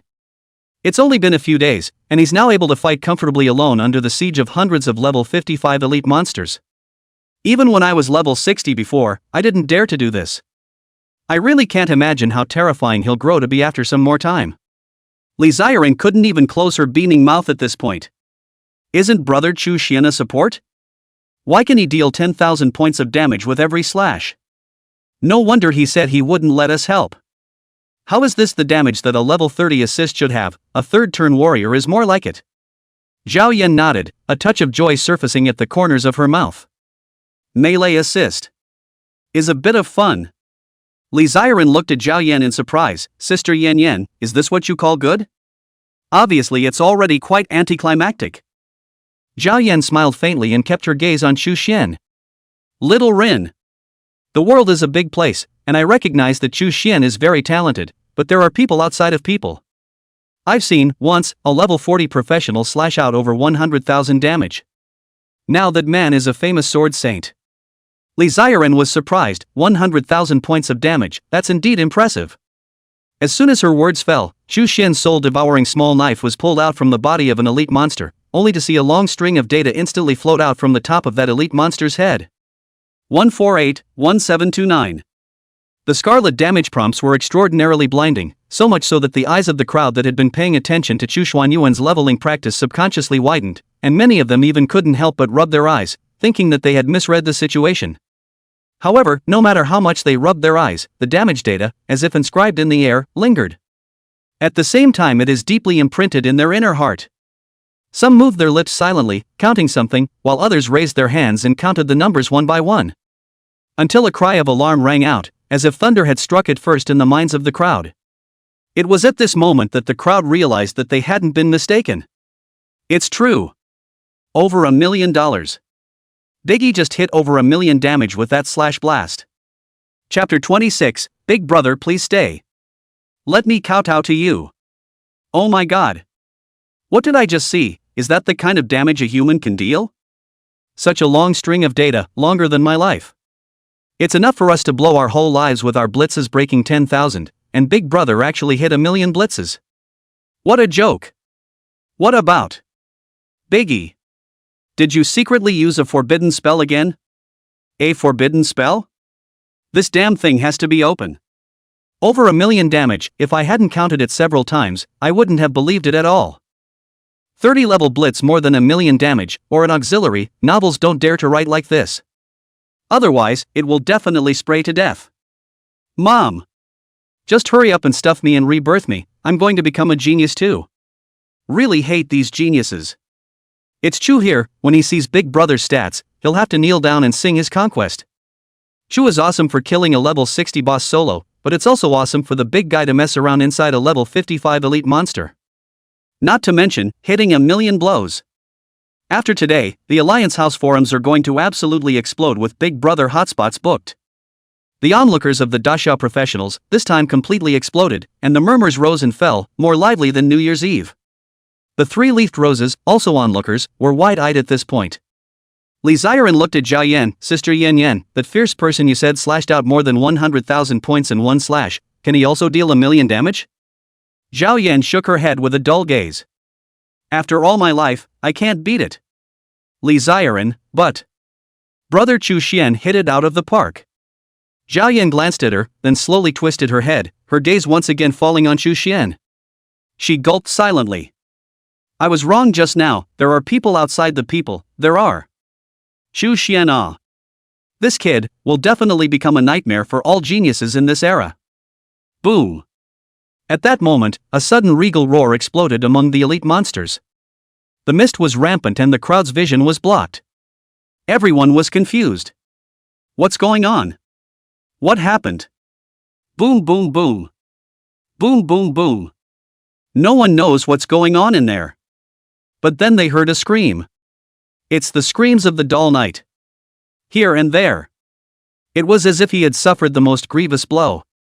What is going on in the mists? Can't see it at all. Su Huahua and Li Xiaorin were instantly anxious. They were ready to rush in, despite everything. And at that moment, Zhao Yan suddenly stopped them. Don't go over there yet. Su Huahua, anxious, just wanted to say something, turned his head and found Zhao Yan golden pupil revealed, golden pupil flashes, able to see from the inside, shocking. Deeply shocked. What was Zhou Yun so shocked by? In the mist. Chu Xian shook his somewhat tired shoulders, and in front of him, a specter with a pointy head and twin horns wandered around the elite monsters. Obviously, there were no traces of strikes seen, but just by slightly touching those dull knights, these elite monsters instantly let out a miserable shriek, as if their bodies had been drained. The body is withered and the soul is pulled out. At the same time, a damage alert of upwards of 100,000 appeared above his head. Zhao Yan was shocked in her heart, demon god. Chu Xian was even able to manipulate the demon god to help him. Is this kid a monster? After a few seconds, she murmured silently to herself. Chu Xian, this undercard must not let others know. Chu Xian looked at the newly acquired wage earner and was satisfied in his heart. Worthy of being a demon god, you're so efficient in battle. If I had known, I would have released him just now. The demon god soul's harvesting efficiency was very high, and in a short while, more than 200 dull knights, all of them, were harvested. At the same time, the soul of the dull knight was brought inside the soul-devouring knife. Harvesting and packing in one fell swoop, Chu Xian can completely lie flat. It's simply not too comfortable. There can be more such wage earners. As the 200 or so level 55 dull knights were annihilated, Chu Xian also gained a large amount of experience. The level has finally risen to level 40. He looked to the soul-devouring knife. Weapon, soul-devouring knife. Level, legendary can grow. Attack, 2,500 can grow. Exclusive ability 1, last strike is able to absorb the opponent's soul into the dagger for containment, boosting the weapon's attack power. The stronger the opponent's grudge, the higher the attack bonus. There's a chance that the attack will be 100 times stronger. Exclusive ability 2, Soul Cage. The special souls devoured can become puppets that take orders from the owner of the soul-devouring knife, and when the soul puppets are eliminated, the soul-devouring knife's ability will be weakened. Number of souls devoured, 228. Soul Puppet, LV.99 Demon God. The base damage had been raised to 2,000 points. This meant that the soul-devouring knife was able to deal 20,000 points of base damage with the addition of the divine devouring aura. Once you hit a 100x blitz, that's 2 million damage. Scary as hell. Chu Xian retrieved the demon god puppet. The mists then dissipated. Chu Xian stood next to the corpse of the dull knight, and his LV.40 rank was particularly conspicuous. Holy, what just happened? What's with the mist? Were all the dull knights killed by the big guy alone? This is too strong. Look you guys, Biggie has actually risen to level 40 in this short while? Is this the difference between us and geniuses? We upgrade as if we were eating, but the big guy is like drinking water. 3-Leaf Rose also noticed Chu Xian's rank. Su Huahua pinched her waist with one hand and carried her broadsword with the other, not mincing her words of praise for Chu Xian. Brat, you really impress me. Without our help, one person can single-handedly fight hundreds of high-level elite monsters. Your strength has caught up with mine. Li Ziren jumped up happily. Brother is a true genius. Zhao Yan then gazed at the platform in the center of the castle, on which the 7 colored treasure chests glittered. She took another glance at the surrounding professionals and reminded Chu Xian. Don't forget the first pass reward. There's going to be a lot of fighting later. The moment these words came out, the Desya occupiers took a neat half-step back. See how you put it, how dare we grab the first pass qualification from the big brother? That's right, one blast from the big guy and we'll probably have to wipe out the whole army. Big brother, you saved us from Park Jinwoo, don't worry, we definitely won't steal this first pass reward from you. I'm afraid that Chu is even more of a robber. Don't worry, even Chu isn't qualified to grab it from you. If he dares to come out, I'll be the first to say no. So do I. This treasure chest can only be yours. Chu Xian was surprised, not expecting these people to be so generous. He looked at the 3-leafed roses a few more times, and Su Huahua glared at her. What are you looking at us for? We wouldn't dare rob you. Chu Xian was amused, knowing that Su Huahua was joking. Li Ziren urged, let's quickly see what's inside the treasure chest, shall we? Chou Yan nodded along. Chu Xian did not push back any further and walked straight towards the treasure chest surrounded by the doll soldiers. After taking 2 steps, Chu Xian suddenly turned his head to look at those professionals from Dasha and raised his hand to throw 3 skill halos in the middle of the castle. And said to them, I'm level 40 now. It's quite a waste to leave these monsters unpainted, so I'll leave it to you guys. When these words came out, the Desya professionals were first stunned, and then they almost excitedly kowtowed one to Chu Xian Yuan. Holy, big guy, so many monsters left for us? You're my dad, no you're better than my dad. Although these monsters are just ordinary monsters, they are all at level 40 or 50, just right for us turn 1 and turn 2 professionals to practice. And Big Brother even used a forbidden spell to control them. It's more convenient for us to brush up our levels. Big Brother is simply a living Buddha. He eats meat and leaves us soup. I really want to follow the big man. He's so nice. Big Brother, stay back, I'm high and low enough to kowtow to you. Chapter 27 AB Ranked Battle Team? Is that great? Xu Xian did not pay any attention to them. In his opinion, it was just a matter of casually throwing a few skills, and it would also allow them to clear the monsters around the treasure chest for their own convenience. Those professionals weren't being polite and rushed towards the monster. The controlled doll soldiers were like experience packets waiting to be collected in front of them, the professionals who had strengthened their blood shields and damage. There are special effects everywhere for pro upgrades. And their excited chants. I didn't think I could slash level 40 monsters to death with a single slash. Big Brother's forbidden spell is awesome. Upgraded. Woohoo! The level that's been stuck for half a month has finally gone up. 3 levels in a row. So this is the world of Big Brother? So upgrading can be this easy? Xu Xian walked past them and came to the bottom of the platform. He stretched out his hand and a protective shield similar to a prohibition appeared outside the treasure chest. Protected from being touched. However, this protective shield could not be difficult for Xu Xian, as he took out his soul-devouring small knife and made a very casual slash. Instantly inflicts 2 million bludgeoning points. No one else noticed, except for the 3-leafed rose. The 3 of them stared with wide eyes. Their reaction could be completely described as jaw-dropping. 2 million points of damage in one random slash. Is this still a human being? Su Huahua all wanted to throw his broadsword away and go home without playing. People are more angry than people. Snap with a crunch. The protective shield shattered at once. Xu Xian picked up the treasure chest. In an instant, the copy shook. The gazes of the crowd were all attracted to Xu Xian. At the same time, a golden text appeared on the side channel. LV.40 Auxiliary Chu successfully passes the copy and receives the copy reward. This is a reminder to pass the copy. Originally, it was normal, but with Xu Xian's ID being exposed, this time those professionals were completely tensed. Holy! Big Brother is Chu. Chu is Big Brother. That level 20 who single-handedly killed a level 60 boss. Turned out to be Big Brother? Wait, that means that Biggie killed the copy boss at level 20, and now he's at level 40. He went from level 20 to level 40 in one day. He rose 20 levels in one day. Holy! I originally thought that the big guy was already strong. I didn't expect it to be this strong. A day of wildly rising 20 levels. Just ask you guys who else is there? Is this genius? Genius? Geniuses are only worthy of licking Big Brother's shoes. I have a premonition that the name Chu will definitely resonate throughout Daxia and the entire Blue Star. After obtaining the treasure chest, Xu Xian and the 3-leaf rose several people, then left the copy. Copy entrance. Brother Xu Xian, this treasure chest looks so beautiful? Li Ziren said with a smile. What's in here doesn't feel simple. Xu Xian knew that they were also curious about what was inside, so fortunately, he directly opened the treasure chest and showed them what was contained inside. As the treasure chest was opened, an inexplicable power enveloped the several people. A vague song gradually emerged in their ears. It's like a sob and a wail. A pair of red dancing shoes, accompanied by strange music, slowly appeared before them. Su Huahua frowned. Just a pair of shoes? There's a music dub. I thought it was some kind of baby?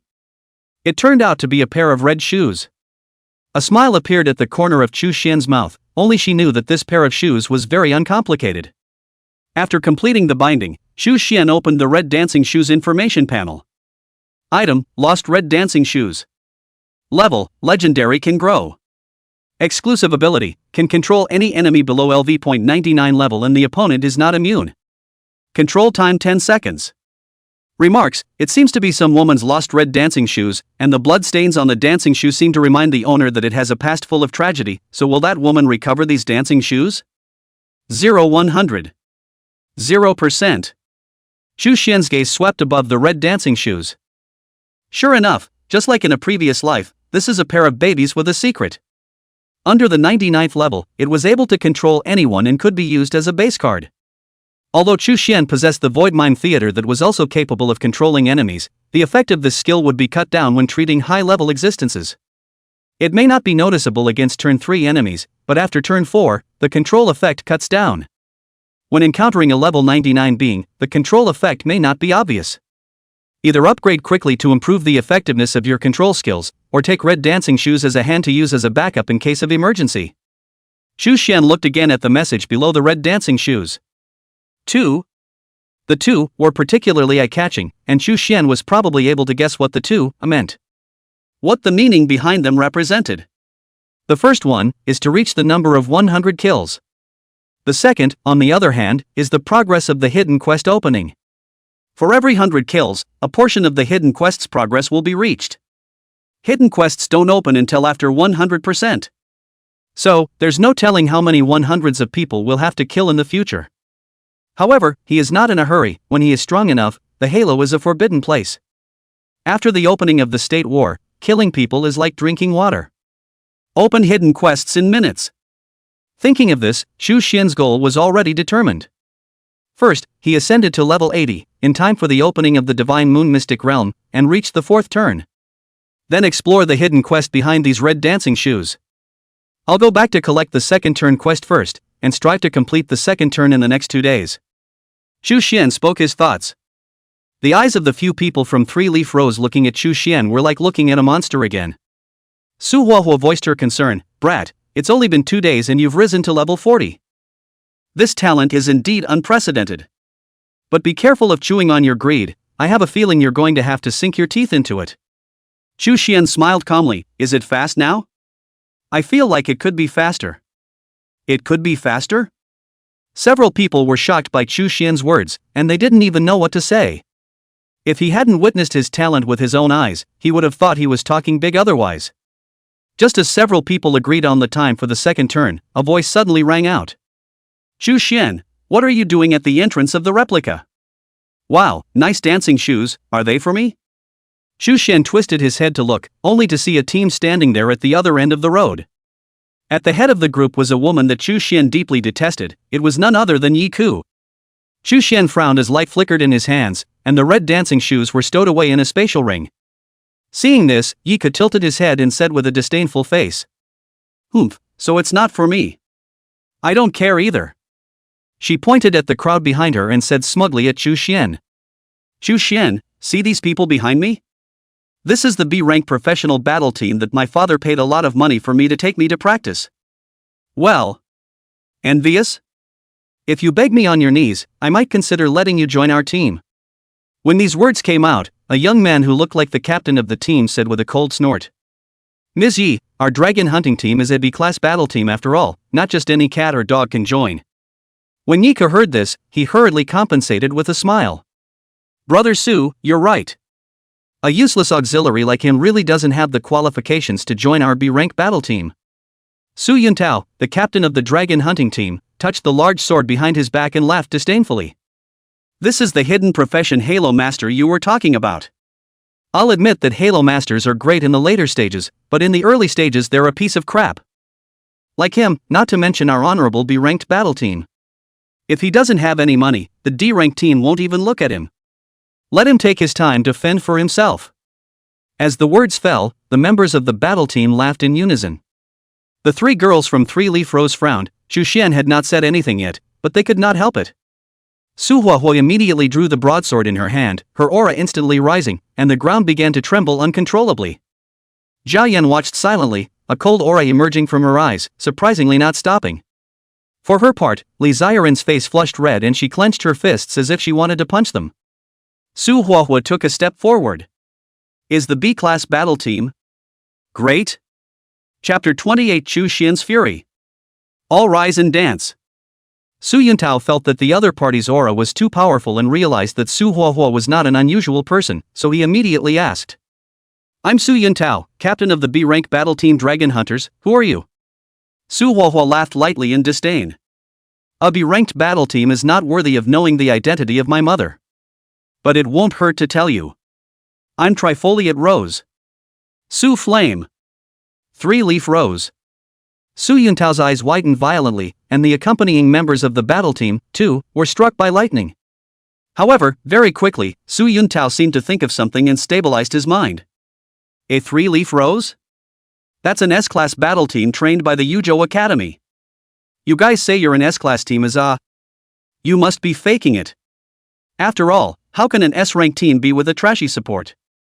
Su Huahua clenched his fists. At this moment he couldn't wait to give Su Yuntao a kick. Outside of copies, though, infighting is forbidden. And just then, a strong wind came from behind, heading straight towards Su Yuntao. It's so fast that there's no defense against it. Almost the next second, Su Yuntao was instantly wrapped in that strong wind and thrown out, smashing heavily into the tree. Su Yuntao's blood shot out of his mouth and splashed far away. The scene happened so fast that no one knew what was happening. The person in question, Su Yuntao, had his eyes tinged with fear, because in that instant just now, only he knew what had happened. He saw a guy with a pointy head and 2 horns, like a ghost, give him a punch. Chu Xian walked from behind the 3-leafed rose to the front. While walking, he spoke in a flat voice. Junkade? I put up with it when you said it was my first time. I can't believe I'm saying it a second time. Do you really think I don't have a temper? Chu Xian approached towards Su Yuntao step by step, a halo of light blooming beneath his feet. The green aura of divine healing spread like seawater. The red war god-like silhouette lit up its sharp sword. The spectral actors in the Void Mime Theater, weaving in and out of the crowd, instantly taking control of all of their opponents. The members of the so-called B-ranked battle team, all of them danced. Their eyes were filled with incredible shock. If they hadn't experienced it themselves, they would have thought they were hallucinating. A Yikiku, a level 20 auxiliary, at this moment was actually indiscriminately hard controlling all of their B-ranked team. Moreover, it seemed that the other party could instantly wipe them out if they wanted to. It still assisted. That's scarier than a warrior. Su Yuntao's body was lifted up by the mime and pulled in front of Chu Xian. Chu Xian gently patted him on the face. Isn't the B-grade amazing? Isn't it marvelous? Look my eyes. Answer me. Su Yuntao was about to cry as he trembled.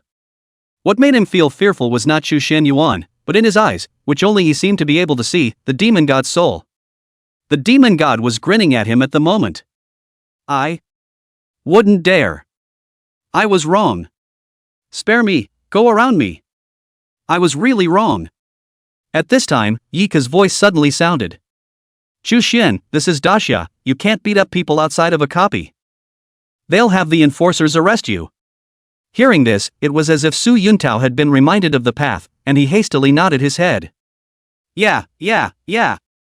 You can't hit me. The enforcers won't let you go. When Chu Xian heard those words, he was immediately infuriated and laughed. I wouldn't have done anything to you if you hadn't said that. Right now, I'd love to beat the out of you. After Chu Xian finished speaking, the demon god moved out and whirled around to punch him in the face. Su Yuntao's miserable screams resounded all around. A minute later, Chu Xian and the others had long since left. Su Yuntao sat on the ground with a piggy look on his face, gasping for air. Seeing him in this state, Yika muttered in a small voice. How come the B-rank battle boss is so weak? Can't even beat a level 20 auxiliary? That's all it takes to charge my family hundreds of thousands of dollars a day. Su Yuntao's face became even more gloomy. He couldn't help but crack. Yiku, you're saying he's just a level 20 auxiliary? Who the hell is a level 20 auxiliary that can hard control an old man's third-turn warrior for 60 seconds? Are you deliberately punking me to hide something? When Yiku heard this, he hurriedly explained. Brother Su, where am I hiding anything? He, Chu Xian, is a support, and he was only level 20 when we met yesterday. At these words, one of the girls on the team suddenly spoke up. 20 levels? That's not right, my skill is able to see the opponent's true level. Su Yuntao was cold. Lily Zhao, so how many levels is that Chu Xian? The woman called Zhao Lily replied. I've observed it several times, and I'm sure it's level 40 only. As soon as these words came out, Su Yuntao couldn't help but break into a rage. 40 levels. Yiku, is this the level 20 minor aid you were talking about? People are obviously level 40. Hearing these words, Yika's body shook and his face brushed pale. An unbelievable shock flickered in one pair of eyes. 40 levels? No way. Our school just had an awakening assembly yesterday. He leveled up to level 20 in one day yesterday. It's been less than a day today. He's risen another 20 levels in a row. Impossible. Absolutely impossible. I'm only level 6, how come he's level 40? We're obviously in the same class. Yika's reaction didn't want to be staged. That contrasting despair and difficulty in accepting it made all the people in the Dragon Hunt team feel a hint of something wrong. Lily Zhao, are you sure you're really not mistaken? There's no lie about the awakening ceremony held yesterday in East City No. 1 Middle School, but to be able to level up to level 40 in 2 days, this is just too crazy. Zhao Lily was even more shocked at the moment as she nodded. I'm sure of it. Perhaps this Chu Xian is truly a monster genius. Moreover, it's not just the rank, our captain is of the combat department. To be controlled by a level 40 auxiliary with no power to fight back is enough to see his demonic ability. Captain, we can't mess with this guy. Just then, another member of the team took out his cell phone and gestured for the crowd to look over. You guys see what I found? I just searched specifically for the 3-leaf rose warriors. This S-rank battle team that hasn't shown their faces much for a long time, so much so that people are forgetting about them, actually looks exactly like those 3 women we just saw. Hearing this, the crowd rushed to look over. Sure enough, the 3-leafed rose on top of the network was the same as they had just seen. This instantly numbed them. Thinking back to just now, they had actually disliked Chu Shenyuan, thinking that he was not worthy of joining their battle team. It didn't occur to him that he was making a name for himself in the S-class battle team, and the members of the S-class battle team were all sticking up for him. They immediately felt their faces burning and hurting. However, the one who felt most slapped in the face was actually Yiku. Her eyes flashed with shock and bewilderment. How is that possible? Chu Xian actually hooked up with an S-class battle team? I, Yiku, the only daughter of the Yi family. Only then can I afford to hire a B-ranked battle team. He Chu Xian, a fatherless and motherless casual, find the S-level substitute trainer, he. What does he have the right to do? Chapter 29, Park Jinwoo is dead. The stick went crazy. On this day, a thread suddenly appeared in the Great Summer Alliance House Forum. Question: what is genius? This mediocre post drew only 3 professional discussions. To say genius, there are really more than enough. Sakura's two-faced, 3-sword brothers, less than 30 years of age, both have been nearly 5 revolutions, and together they are even able to take on a 5-revolutionary powerhouse. Although they are hostile to them, they have to be unconvinced that the other party is really a genius. The two-faced 3-dagger brother does have a bit of something, but we also have geniuses in Daxia, such as Duan Woji of the Forbidden Academy, who forcefully overcame a 3-turn senior professional at the time of his 2nd turn, and is now also less than 30, and is about to have a 5th turn, and I heard that in order to let him have a smooth 5th turn, the country is going to make a move. There's also Sticks Park Jinwoo. When he turned 3 before, with a handful of summoning talent, he was able to take on 2 turn 4 professionals without losing, and even cleared the copy under their siege. He's also a top genius. I heard that he's about to turn 4 soon. This Park Jinwoo guy I heard is a king of guns, slept with a lot of women, had a lot of scandals, and just this stick of a woman still throws herself at him. What a damn scum. Park Jinwoo is dead. The poster's reply instantly drew tons of attention. More and more people flooding the thread. Poster: let me tell you, rumor mongering is illegal. Even though we're hostile to Park Jinwoo, we can't rumor that he's dead. It would seem like we're too patternless. And tomorrow is Park Jinwoo's birthday. If you keep up this rumor that he's dead, watch out for those rabid female fans of his to jump up and hit you in the knee. The most important thing is that Park Jinwoo has a lot of life-preserving cards in his hands, unless it is a 4th turn. No, a 4th turn is not necessarily able to kill him. It is estimated that it has to be a 5th turn big brother to make a move. Everyone give the posters something to report. This kind of rumor mongering affects our country's image and should be firmly resisted. Poster: I didn't start the rumor, I saw it with my own eyes.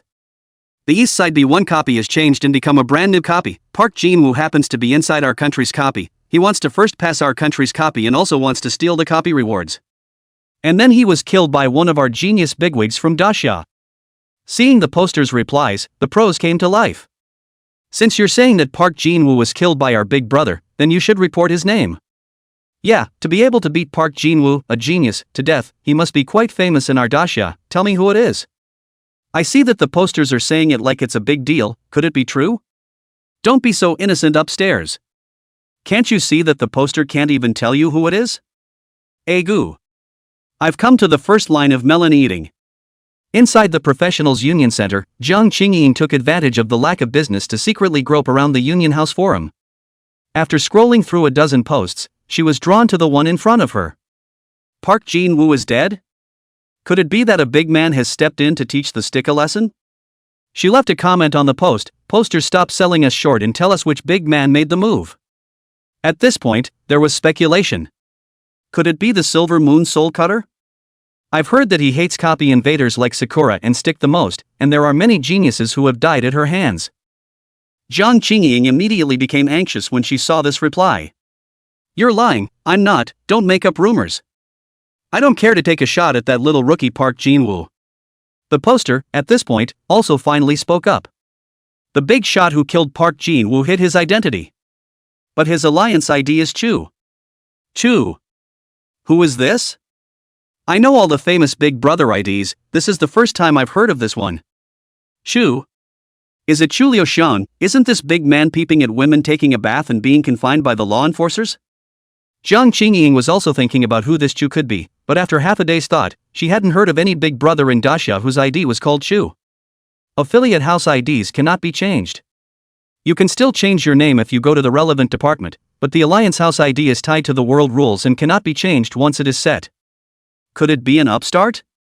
What upstart? Park Jinwoo is not an ordinary genius, he has been famous for a long time and is very cunning, he has a lot of battle experience, I don't believe he will fall in the ditch. Identification is complete, the poster is just making up rumors. The poster saw that no one believed it and got anxious. I'm not the one who started the rumor. This big guy is very powerful, when he was level 20, he killed a level 60 copy boss, less than level 30, he killed Park Jinwoo. It's even more outrageous when you enter the copy at level 20 and when you exit the copy, you're already level 40. Everyone was confused when they saw the poster's replies, but soon, they had a sudden feeling of being fooled. A level 20 killing a level 60 boss, a turn 1 professional killing a turn 3 boss, can you make a draft of your ING bragging? Level 30 killing level 79 bigot Park Jinwoo, do you take us for little cuties? Jiang Qingying also felt tricked and clunked the same output on the post. From level 20 to 40 in less than a day, do you believe yourself when you say such things? The most outrageous I've ever seen was 20 levels in one day, and that was from level 1 to level 20. Going from level 20 to 40 is several times as difficult as it gets. Even in Jiang Qingying's opinion, this was almost impossible. Jiang Qingying, who felt fooled, sent a contemptuous emoticon under the post, then decisively closed the post. Coming to the front page of the Alliance House forum, suddenly a video rushed to the hot list. Jiang Qingying opened the video and found that it was a group of girls from the Stick Country assembled in the square of the Stick Country, preparing to celebrate Park Jinwoo's birthday. The video shooter asked the girls, "I can tell you guys really like Park Jinwoo." The girls nodded frantically. "That's for sure, you don't know how handsome and charming our Jinwoo Oppa really is. He's simply the male god in my heart, looking at the entire subdomain, there's no man who can compare to our Jinwoo Oppa. Especially Daxia's men, our Jinwoo Oppa can shake them off by several blocks. Aya, don't mention those males in Daxia, comparing our Jinwoo Oppa to them is an insult to Park Jinwoo. Yeah, not only can our Jinwoo Oppa's charisma throw them off a few blocks, even his talent is superb. In the future, our Big Bang Empire will have to rely on Jinwoo Oppa to lead us to rise up. In 10 years at most, we, Jinwoo Oppa, will first finish off Sakura and then annex Daxia, and will be the most powerful nation in the subregion. I'm so looking forward to tomorrow. I'll be able to see Jinwoo Oppa tomorrow. I suggest that the whole world make Jinwoo Oppa's birthday a holiday so we can celebrate together." The video shooter then suddenly asked the girls, "So can I tell you guys something? We won't listen if it's not about Jinwoo Oppa. He. It's about your Jinwoo Oppa. So tell us. We want to hear it." Video shooter: "That's right. I'm afraid your Jinwoo Oppa won't make it past his birthday tomorrow." The girls cocked their heads. Why? Video captured by because he's dead. Dead? Hey! Jussie, are you kidding me? Watch out for us to beat you up. Damn it, how dare you curse our Jinwoo Oppa to death? You're the one who's dead. Our Oppa Jinwoo isn't a short-lived ghost. He hasn't even led us to conquer Daxia yet. How could he die so easily? Just then, the one huge advertising screen on the high buildings around the square suddenly flashed. Immediately afterward, the host of the Stick Country appeared on it, looking serious. Insert an urgent message. Mr. Park Jinwoo, a renowned professional of our great Rod Empire, was killed during the challenge of the replica. The entire team that accompanied him was wiped out. Hearing the host's words, the square where tens of thousands of people had gathered instantly fell silent. Chapter 30. What? You've risen 20 levels in a row again? In the square, like a tidal wave of weeping, wailing sounds rang out. No. It can't be. Absolutely impossible, it must be a mistake. How could Jinwoo Appa die like this? We were still planning to celebrate his birthday. No. I can't accept it. Jinwoo Appa, come out so we can see that you're safe and sound. Jinwoo Appa is not a short-lived ghost, he still has a mission to accomplish. On the screen, scenes appeared of Park Jinwoo's family viewing Park Jinwoo's body. Likewise, this scene fell in everyone's eyes. It was only after seeing Park Jinwoo's body that they finally believed that Park Jinwoo was really dead. At the same time, Jiang Qingying, who saw this video, was in a daze. No way. This stick star is really dead? She rushed to open the previous post. It was found that the netizens' wins had changed instantly. Holy. Poster is awesome, just like you said, Park Jinwoo is really dead. It's all over the stick news. Poster, how did you know about Park Jinwoo's death? Did you witness it? Wait. Could it be that what the poster said before was also true, that Park Jinwoo not only died, but also died at the hands of that genius called Chu? Grass. If that's really the case, then the guy called Chu is too terrifying, ascending 20 levels in a day, and killing the third-turn genius big brother when he turned one. Poster, say something. Is this real or not? Poster replied, of course it's true, we're in a copy with the big guy, he's very deep, the increase of forbidden spells is just like no money, thanks to his blessing, I've also risen 3 levels in a row. The forum users were envied. Holy, how could I not stumble upon such a good thing? In that case, a monster-level genius has appeared in our great Xia as well. The poster added at this time, and, to tell you an even more explosive news. This big guy is still a support. A slash with 1,000,000 blasts of assistance. Now, those professionals were completely taught. Holy. I rely on.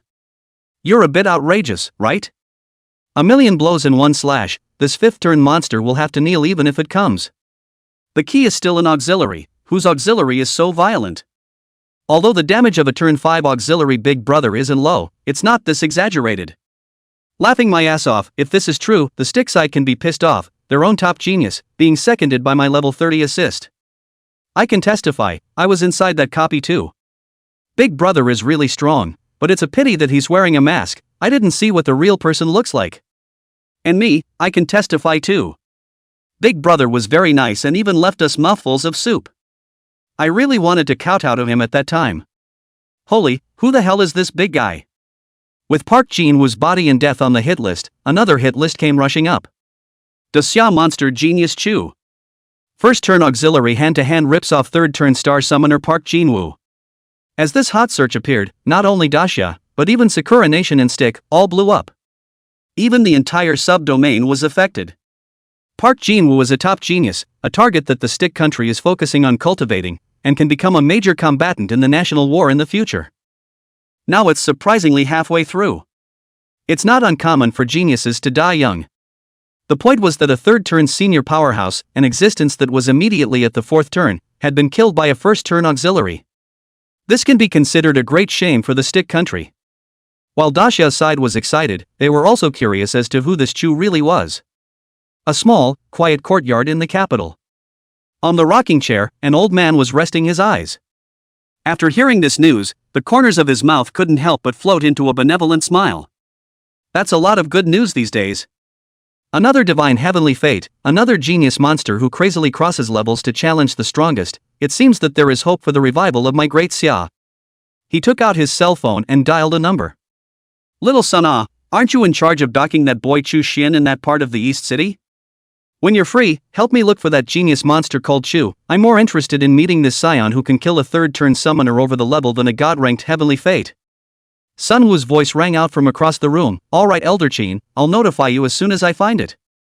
Xin Jingting nodded and then hung up the phone. At the same time, the news had also reached the Stick side, and they were quite furious to learn that Park Jinwoo had been killed by one of Dacia's first-turn assistants. They have come running to the Alliance House forums in Dacia to find out what's going on.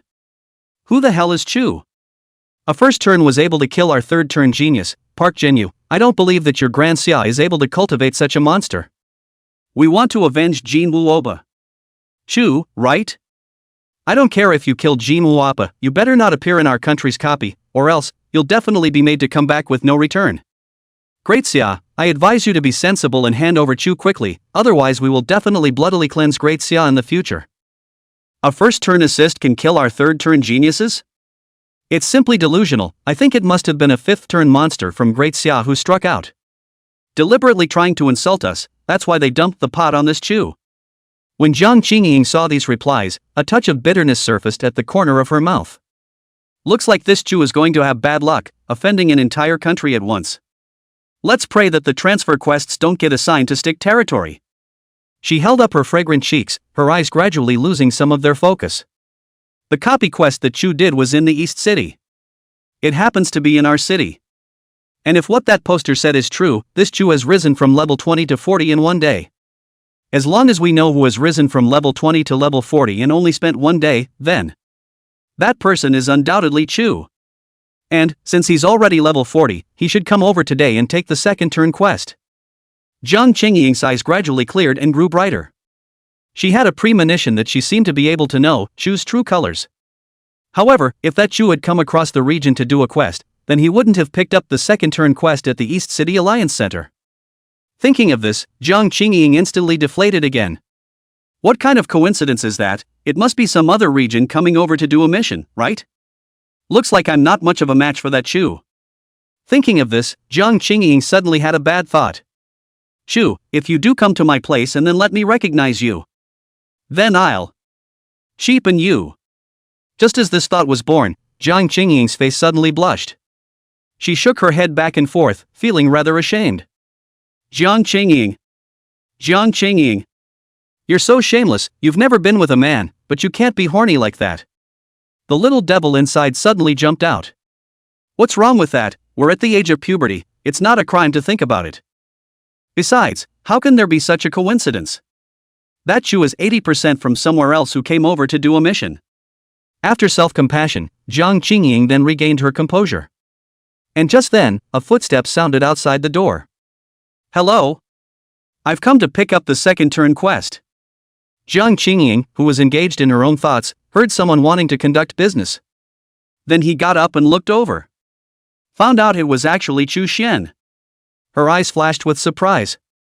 Wasn't this the talented young man who had completed his first turn in a day before? I remember his name, I think it was called Chu Xian.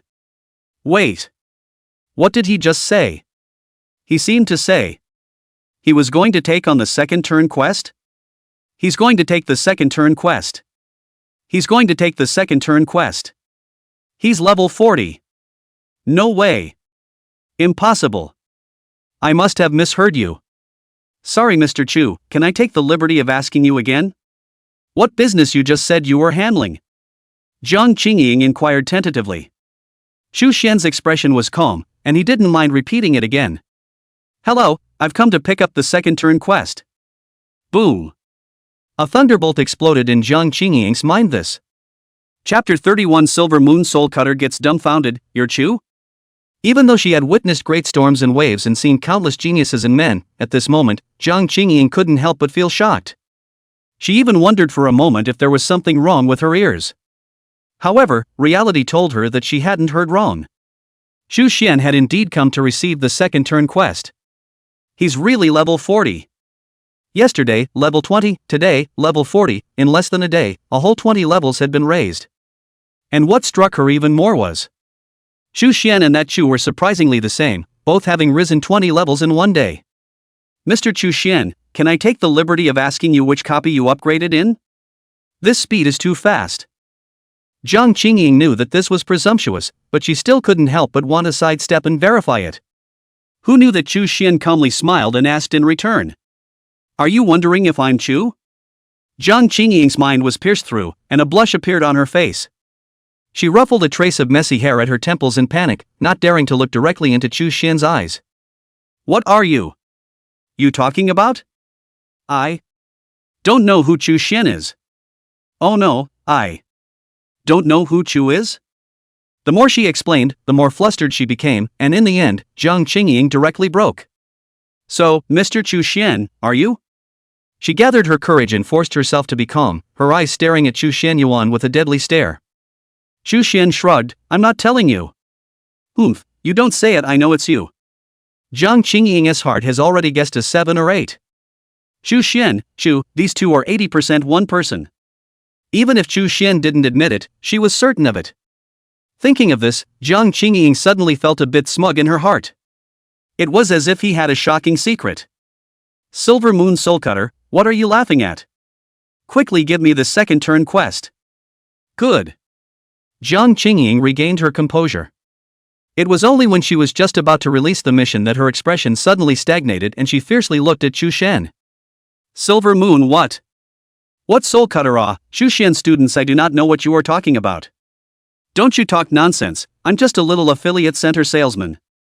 I'm not even remotely related to that kind, beautiful, handsome, and temperamental Silver Moon Soulcutter. She pushed up her black frames, the little smugness she had felt a moment ago instantly disappearing, leaving only the panic of being seen through.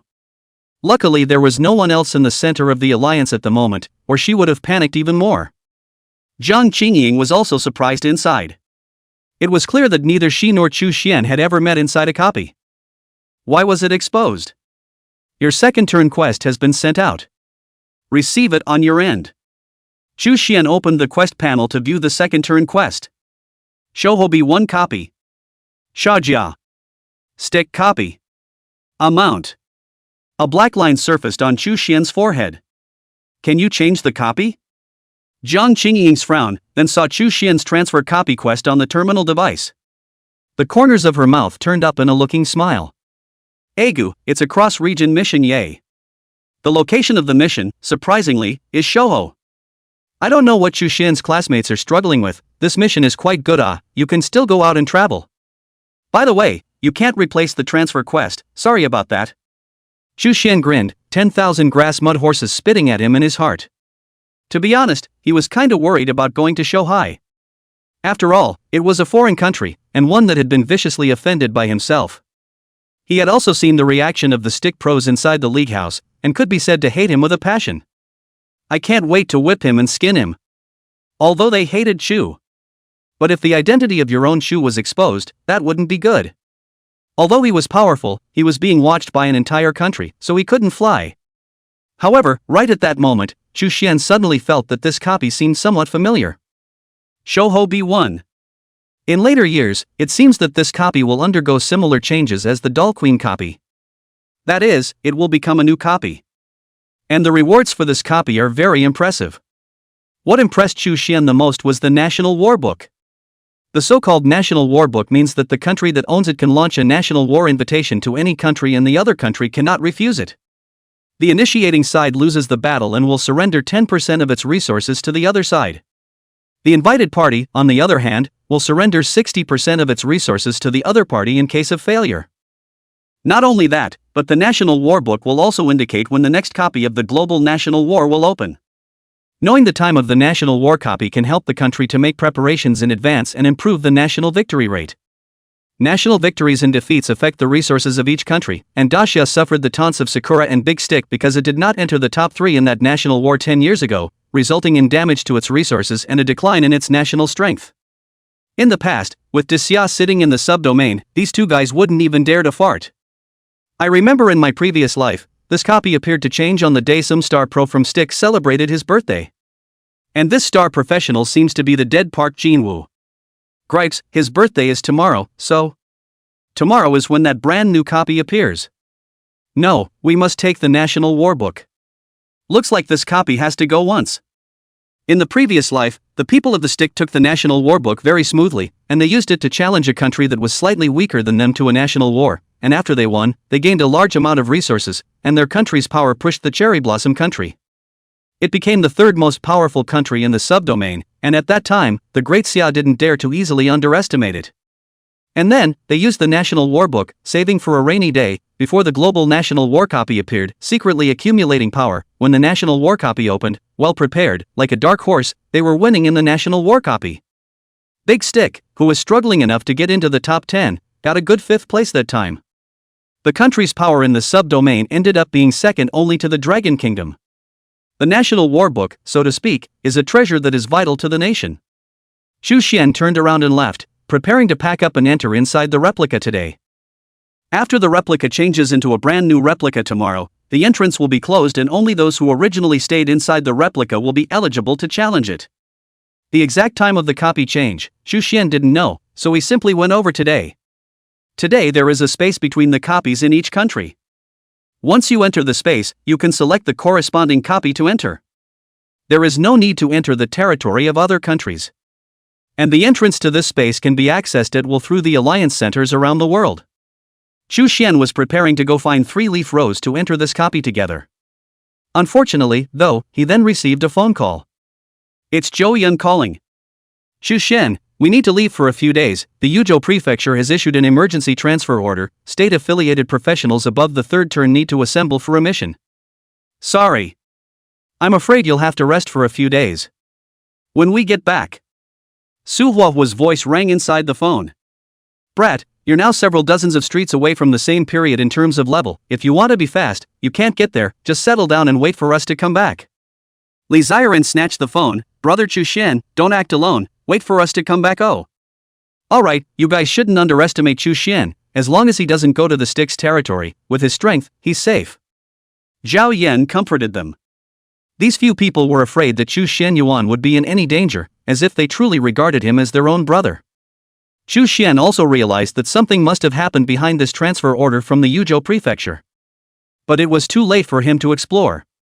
Although he didn't have the 3-leaf rose with him, Xu Xian wasn't worried anymore. One's current strength already had the ability to single-handedly kill a 3rd-turn senior powerhouse. As long as the disguise was good and didn't reveal the identity of Chu, there shouldn't be much of a problem. So, after hanging up, Xu Xian promised Mitsuba Rose to stay at home while he did so. While walking towards the Alliance Center interdimensional replica space entrance on his own. Seeing Xu Xian's behavior like this, Zhang Qingying, who was on the side, abruptly stared with wide eyes. Subconsciously, he shouted, "Hey! Xu Xian! Are you crazy? Are you going to travel to the Stick alone? You should at least get some teammates and go together." Xu Xian twisted his head, and although he was somewhat surprised by Zhang Qingying's inexplicable concern, he still said truthfully, "My teammates happen to have something going on, but I feel like I can do it on my own."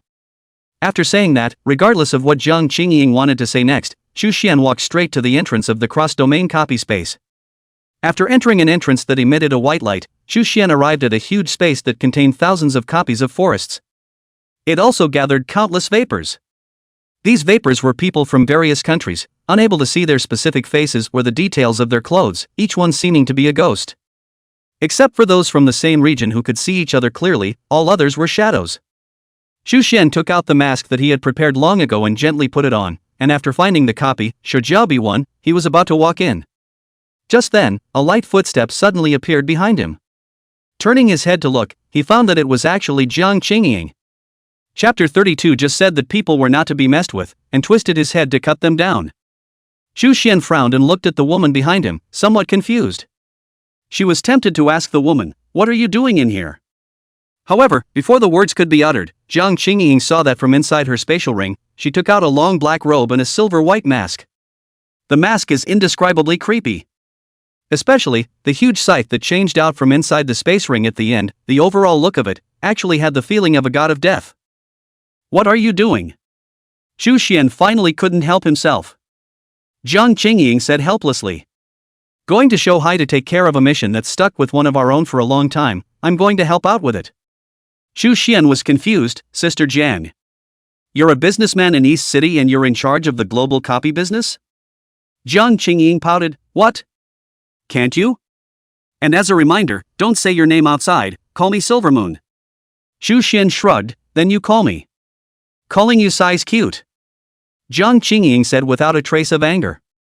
"What a little cutie, knowing that there is a tiger's den ahead. Still blindly confident in your own strength and not pulling a team together. A genius like you is most likely to die young." Her hand operated a few times on the information panel before she said to Xu Xian. "The group invite was sent over. Just agree." LV.79 Super Sage Scythe Master Silver Moon initiates a team request. Chu Xian froze. Are you still going to team up with me? After saying this, he finally reacted and asked, rather surprised. You can't be afraid I'll be killed and come over to help me. Jiang Qingying grunted. Come on, I just don't want to see my own genius die at the hands of these guys from Stick. Keep up. After saying that, Jiang Qingying put on her mask and walked straight into the copy. Chu Xian was amused. Alright, it's safer to have a big man around. He's not one of those guys who pretends to be high and mighty. Chu Xian's guideline today is, if we can lie down, we can lie down, and if we can hug our thighs, we can hug our thighs. Especially this. Underneath the black robe, a pair of hidden white jade legs. Must be nice to hold. After the two entered the replica, their attire immediately attracted the attention of many people. But everyone was too busy copying and leveling to pay them any attention. The Showobi 1 copy is one of the most popular copies of the Stick. Although it was somewhat difficult, it was rated countless times because it was the first B-ranked copy to appear in Shouja. The harvest to give ratio is also the greatest. Inside this copy, there are hundreds of people practicing here. There was no shortage of talented and powerful people among them. Roar! Above the sky, a huge black dragon crossed the sky. Those who didn't know thought that the copy boss had killed it. However, on it sat an old man as well as a young man. The old man has cranberry hair and looks to be in his prime. The young man, on the other hand, had long, flowing hair and a demonic look to his male body. Seeing the duo appear, the people below couldn't help but look sideways. A green dragon mount, an old man with crane hair, and a companion with a male body and a female face. Could this be the old man Qinglong and his forbidden disciple Li Jiqiu? That's right, Elder Qinglong is here to send his disciple to practice. It's said that Elder Qinglong is a 4-turn top-tier powerhouse, just one step away from 5 turns. His disciple is also terrifying. He's already at the 4th turn at such a young age. His talent is even stronger than Park Jinwoo. He'll definitely be able to ask for the 5th turn in the future. If I had a master that strong to take me leveling, I would also be able to reach the 4th turn before I turn 30. Don't brag, without talent, you won't even make it into someone's master's eyes. Jiang Qingying also noticed the presence of the pair of master and disciple at that moment, and she said to Chu Xian through the group channel. Be careful, this pair of master and disciple are not to be messed with. The most annoying thing about this copy of Showobi 1 is the extraordinarily high number of geniuses on the Stick. There are quite a few old monsters accompanying them. If you rush in on your own, in case you offend them, they're bound to give you a hot hand. Chu Xian nodded and did not say anything, but he did not approve of Jiang Qingying's words on that account either. In his opinion, it is not necessarily a bad thing to have a lot of Stick geniuses, and he might even be able to take this opportunity to severely weaken them. But the old monster of the Stick still needs to be careful. After all, Ginger is still old and hot. No matter which country's old monster cannot be easily messed with.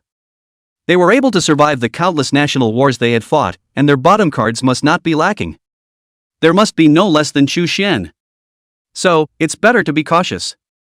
Jiang Qingying said at this time, let's hurry up and finish your transfer quest, then go back and submit it. We can't stay here for too long, save the night. Chu Xian did not expect Jiang Qingying to have been thinking about herself and was surprised. Is this place still a worry for you, Silver Moon Soulcutter? Jiang Qingying gave him a blank look. Isn't it because of you? You're a genius, the country needs you, and your future accomplishments are limitless. I just don't want the Rod bastards to kill the young dragons of Disya. And call me Silver Moon or Sister Jiang. Don't ever call me that middle name again. A bad smile appeared at the corner of Chu Xian's mouth. We have a later? Jiang Qingying frowned. Are you guys stupid? Can't understand me, can you? Forget it, you wait here. Give me 10 minutes. Before Chu Xian could ask what the other party was going to do, he saw Jiang Qingying instantly disappear in the same place, and then was nowhere to be found. Ha! This woman is quite something. Anyway, Chu Xian's purpose was to wait until the next day, after the copy had changed, to clear the copy and get the National War Book reward. So he didn't mind waiting a little longer. As for the transfer quest, he was in no hurry. All that was needed was to take the time later, go to the Monster Grotto, kill a level 45 monster boss, and obtain any of its carapace samples. Unfortunately, the copy had a cooldown and could only be re-entered for a second time after a week, or else Chu Xian could have completely completed the transfer task first, and subsequently entered inside the copy. 10 minutes have passed. Xu Xian looked around and did not find Jiang Qingying's figure. He had a bad feeling at once. Did something happen to Jiang Qingying?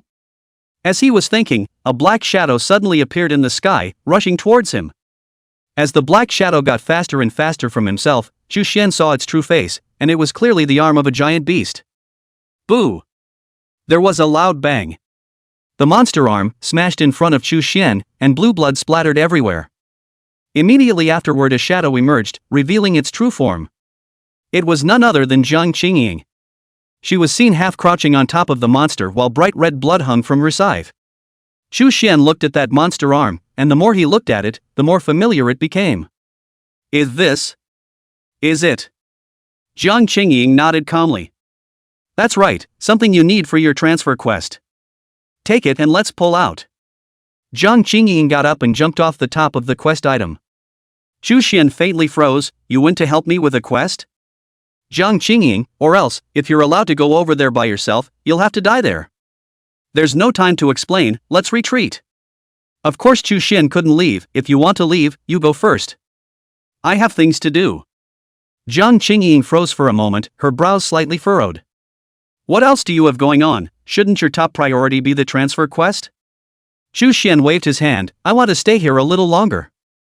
Jiang Qingying shook her head. No. You don't have a chance.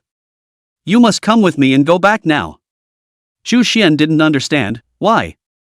Jiang Qingying looked into the distance, because she hadn't finished her sentence. A group of people came after them at once in the distance. One of the men at the head of the group yelled at the top of his voice. Damn you guys, stop right there. Master Qinglong just left and you killed young Master Li, you deserve to die. Xu Xian fiercely stared at Jiang Qingying and couldn't help but say. What do you mean? You just said that people's masters and disciples are not to be messed with, and then you turn your head and cut down their disciples? Chapter 33 shocked Jiang Qingying. What kind of terrifying skill is this? Xu Xian had been eager to keep a low profile, or wait until the National War Book appeared before competing for it. However, how he did not expect, this just entered the copy for more than 10 minutes, directly attracted the attention of the entire copy. Jiang Qingying directly cut down the disciple of the other old man Qinglong. You can't even think about laying low now. Xu Xian really wanted to hug Jiang Qingying's thighs and ask, Big sister, are you here to help me or pit me? Also, isn't that Li Ziqiu a fourth turn? How did you half-step a four-turner, a three-turner, and cut him down as a four-turner? Jiang Qingying still seems to be very proud of himself.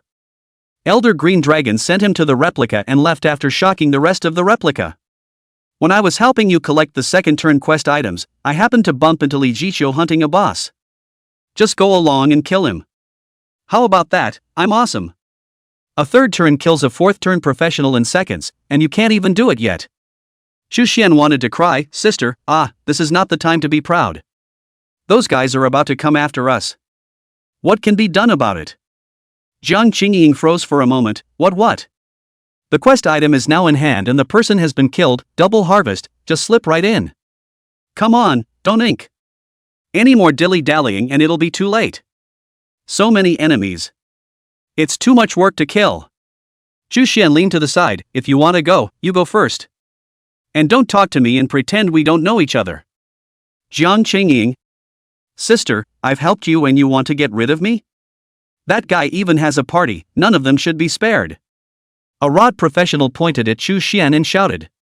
The corner of Xu Xian's mouth twitched. It's over, it's too late to clear the air with Jiang Qingying. Jiang Qingying's brows furrowed. Xu Xian, you're not right. Why don't you want to go?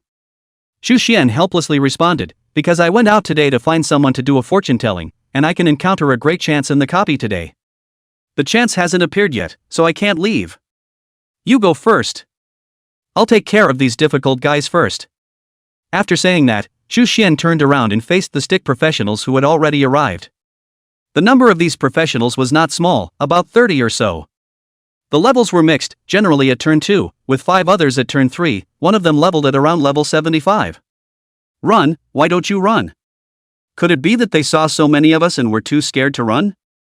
Humph. Killing young Master Li and still wanting to run away, I think you guys are delusional. Don't talk nonsense with them, chop off their heads and look for old man Qinglong to exchange resources. The enemy who killed his disciple can surely be worth a lot of money.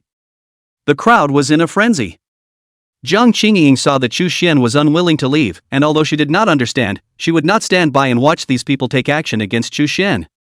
She gripped the giant scythe in her hand and shifted her feet, building up her strength and preparing to harvest them all. But just then, Chu Xian's feet suddenly bloomed with all sorts of strange light. Immediately afterward, a huge halo of light swept out in all directions like ocean waves.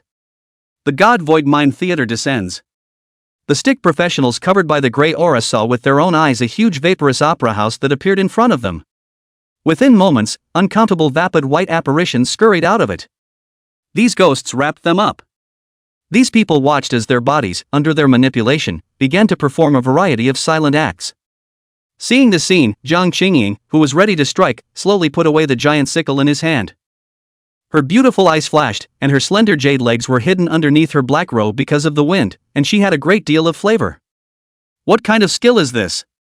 Surprisingly, it's capable of group control, even for a third-turn professional whose level is more than 30 levels higher than his? Is this still human? Jiang Qingying was very surprised. She did not expect that Chu Xian's effect would be so exaggerated when he just casually struck out. The strength displayed was not at all what a first-turn professional should have. At this moment, she recalled the description of Chu by the posters who had experienced the battle with Chu in the Alliance House Forum.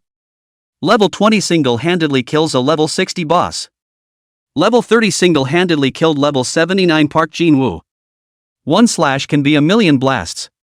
At first, she'd thought the poster was exaggerating, but now it seemed that might not be the case. Although the combat ability might not be so impressive, but at least the assistance aspect was absolutely genius. It was the first time she had seen a turn 1 assist that could group control so many people. Even the third-turn professionals were behind bars, unable to escape. And the most shocked of all were the sticks professionals. They watched their bodies do all sorts of humiliating dances without being able to stop them. What's wrong with me? Why is my body not working? What kind of control skill is this? I'm a third-turn professional, and I'm actually being controlled by this control skill with no way out. Damn! Is this thing a forbidden spell? Definitely a forbidden spell. Out of the blue is a forbidden spell. No wonder they dared to make a move on young Masterly. These people, they must be foreigners who conspired to kill our genius. Damn it, is it Daxia or Sakura? Hearing their conversation, Chu Xian was struck by an idea. Baka! Our great Sakura Empire loves to kill your geniuses. A professional snapped out, it's Daxia. These Daxia people love to pretend to be from the Sakura country. Chu Xian wanted to curse his mother. These guys know us quite well? Not wasting time with you guys. Since you don't know any better, go to hell. Chu Xian's feet moved slightly, and the god-devouring aura appeared. In the red shadow, the godlike warrior, gripping the long sword in his hand, his killing intent spread out recklessly.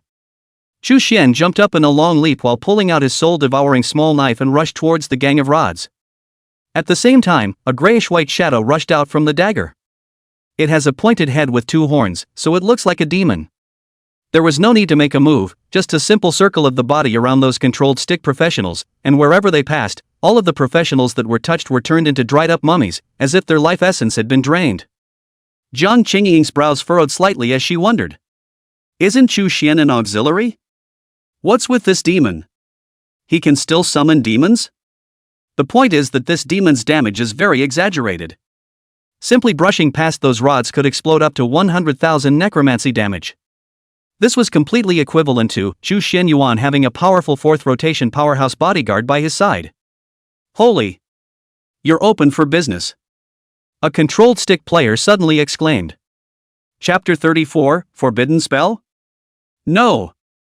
It's just a poo-poo skill. This sudden shout instantly attracted the attention of the crowd. Following that person's gaze, one could only see that a long string of numerical values were very eye-catching above the head of the professional that Chu Xianyuan had just sacked to death with his soul-devouring small knife. 2188131. 2 million points of damage? 2 million points of damage. Holy, you're definitely open. 2 million points of damage, you're shelving a joke. Chu Xian was also surprised. Sorry, accidental blitz. Those words reached the ears of those who were being controlled and felt that Chu Xianyuan was unusually beaten. The point is that the guy he killed was only a second-turn assist. Kill a chicken with a bullseye? Jiang Qingying's beautiful eyes were wide. Really? Really just a million blows. Little by little, her head seemed like a marionette as she shifted her gaze to fall on Chu Xian. Are you the devil? You're a secondary and you did 2 million points of damage. Although it was revealed early on in the Alliance House forums that Chu Xian could deal millions of bludgeoning damage. But the shock of seeing it with your own eyes is still indescribable. Now, Jiang Qingying was completely convinced that he was Chu. Not only him, but the others believed it too. Chu. This guy is Chu. He's the one who killed Park Jinwoo. One man exclaimed again, and alerted the other stick professionals as well. My god, so he's Chu, so those people in Desya didn't brag, this Chu can really deal a million bludgeoning damage. Park Jinwoo didn't die unjustly, this auxiliary from Dasha is really too terrifying, so many of us are powerless in front of him. I don't know if old man Xinglong will still be able to avenge his disciple, he won't be killed by a slash of a million blows in seconds. It's over, I should have known better than to provoke him. We're all doomed. At this moment, a voice like a sob came out from these people, and the crowd looked with their afterimages and realized that it was that LV.75 third turn senior powerhouse. He cried in a ghostly voice. Spare me. Spare me. I don't want to die yet. Please let me go. No one thought that this third turn powerhouse was actually scared to tears by the first turn Chu Xian. Chu Xian glanced at him with a disdainful tone. Such a grown man, crying and whining, kill you first. Then stabbed twice and took them straight away. Jiang Qingying always felt a sense of unreality as she watched Chu Xian kill a third-turn professional so casually. But again, the scene was unmistakably real in front of her eyes. The one thing that could explain Chu Xian being able to have such combat power was probably whatever forbidden spell he had cast. Jiang Qingying comforted herself in this way. It seemed like a long time, but in fact, less than a minute before and after, Chu Xian had harvested all of these people. He then fled the scene of the crime with Jiang Qingying. Jiang Qingying looked at the stacks of corpses behind him, then looked at the young man beside him who had not yet turned two, and silently swallowed his saliva. It just felt like the wind was extra noisy today, blowing cool on my thighs. Arriving at a deserted wilderness, Jiang Qingying could not resist the curiosity in her heart. How did you get so strong? I feel self-conscious that I'm already strong enough to be able to kill a fourth-turn powerhouse in seconds. But in front of you, I always feel that I will be killed by you in seconds. Are you really a support? Or you actually use a lot of forbidden spells? Chu Xian had long guessed that she would have such a question. Just now, all along the way, her eyes were wide open and her mouth never closed. Clearly taken aback. Chu Xian spread his hands. Look at you, don't forbidden spells cost money? Where do I get that kind of money for forbidden spells? These are just skills. Jiang Qingying stopped talking. She didn't know if Chu Xian had lied to her. Admittedly, forbidden spells are really expensive, and they are all worth their weight in disposable consumables. However, compared to believing that Chu Xian had many forbidden spells, Jiang Qingying still found it hard to believe that Chu Xian's skills would be comparable to forbidden spells. Right. At that moment, Chu Xian suddenly snapped his fingers. A green aura enveloped Jiang Qingying. In the next second, Jiang Qingying immediately clamped her legs together, her face flushed red, and the giant sickle in her hand was a bit unsteady. Chu Xian. You. What have you done to me? Quickly. Stop. Or I'll kill you. Chu Xian, hang in there, it'll be over soon. Look at your blood. Jiang Qingying frowned and looked at her information panel. Character, Jiang Qingying. Occupation, third turn Saint Scythe Master. Rank, LV.79. Blood, 40,000 plus 828,000 aura shield. Seeing the long list of shields behind the column of information about her blood level, Jiang Qingying instantly stared wide-eyed and even felt a trace of trance. She rubbed her eyes incredulously, after making sure she hadn't misread. She hurriedly turned her head to see that it was Chu Xian. Chu Xian. What's going on here? Why is there a shield behind my blood? A shield of over 800,000, and I only have 40,000 blood. Chu Xian, I'm a support, isn't it normal to add some shields to my teammates? Jiang Qingying was completely stunned this time. A random skill could add hundreds of thousands of shields to his teammates, and the key was that this shield could continue to rise. That's more than a normal forbidden spell. Is this a skill or a forbidden spell? Chu Xian was somewhat helpless. I can't believe you're still obsessing about this. Alright, let yourself cut through it and you'll know if it's a forbidden spell or a skill. As the words fell, only Chu Xian's feet saw a halo of light constantly flashing. On the other side, Jiang Qingying's legs kept trembling, forcing herself not to cry out in a delicate voice. Every time the aura appeared, she had to feel the somewhat humiliating sensation. Chu Xian cast a dozen or so healing auras in a row. No one would be so wasteful if it was a forbidden spell. Well. Stop. I believe it, I believe it. I believe it. Chu Xian. Stop it now. Chu Xian stopped. Jiang Qingying, on the other hand, comfortably sat on her butt. The capital of his chest continued to rise and fall, and he was able to clearly hear the thick panting from Jiang Qingying. Chu Xian ended casting his skills, the ring in his hand flashed, and a bottle of mana potion appeared in his hand. Opening the cap of the bottle, tons and tons drank it down in a few gulps. The spiritual energy value instantly returned to full. The resources given by the country are awesome, instantly returning to full spiritual power. Chu Xian thought to himself. Jiang Qingying looked up at him, the shock in her eyes could no longer be concealed. Not only was she shocked that the general ability that was comparable to a forbidden spell was just Chu Xian's skill. What made him feel even more shocked was that such a powerful skill, Chu Xian actually had no cooldown, and could also instantly send it, and even cast a dozen or so rounds in a row without getting tired. Is this still human? It's the monster. A real monster. Chu Xian said again at this time. The shield I've stacked for you is thick enough to protect you from being instantly killed by a fifth turn big brother. You've already done me a huge favor, and I appreciate it. Now you can go back. Jiang Qingying recalled that earlier, when he had asked Chu Xian to leave, the fellow had casually found a reason to put her off.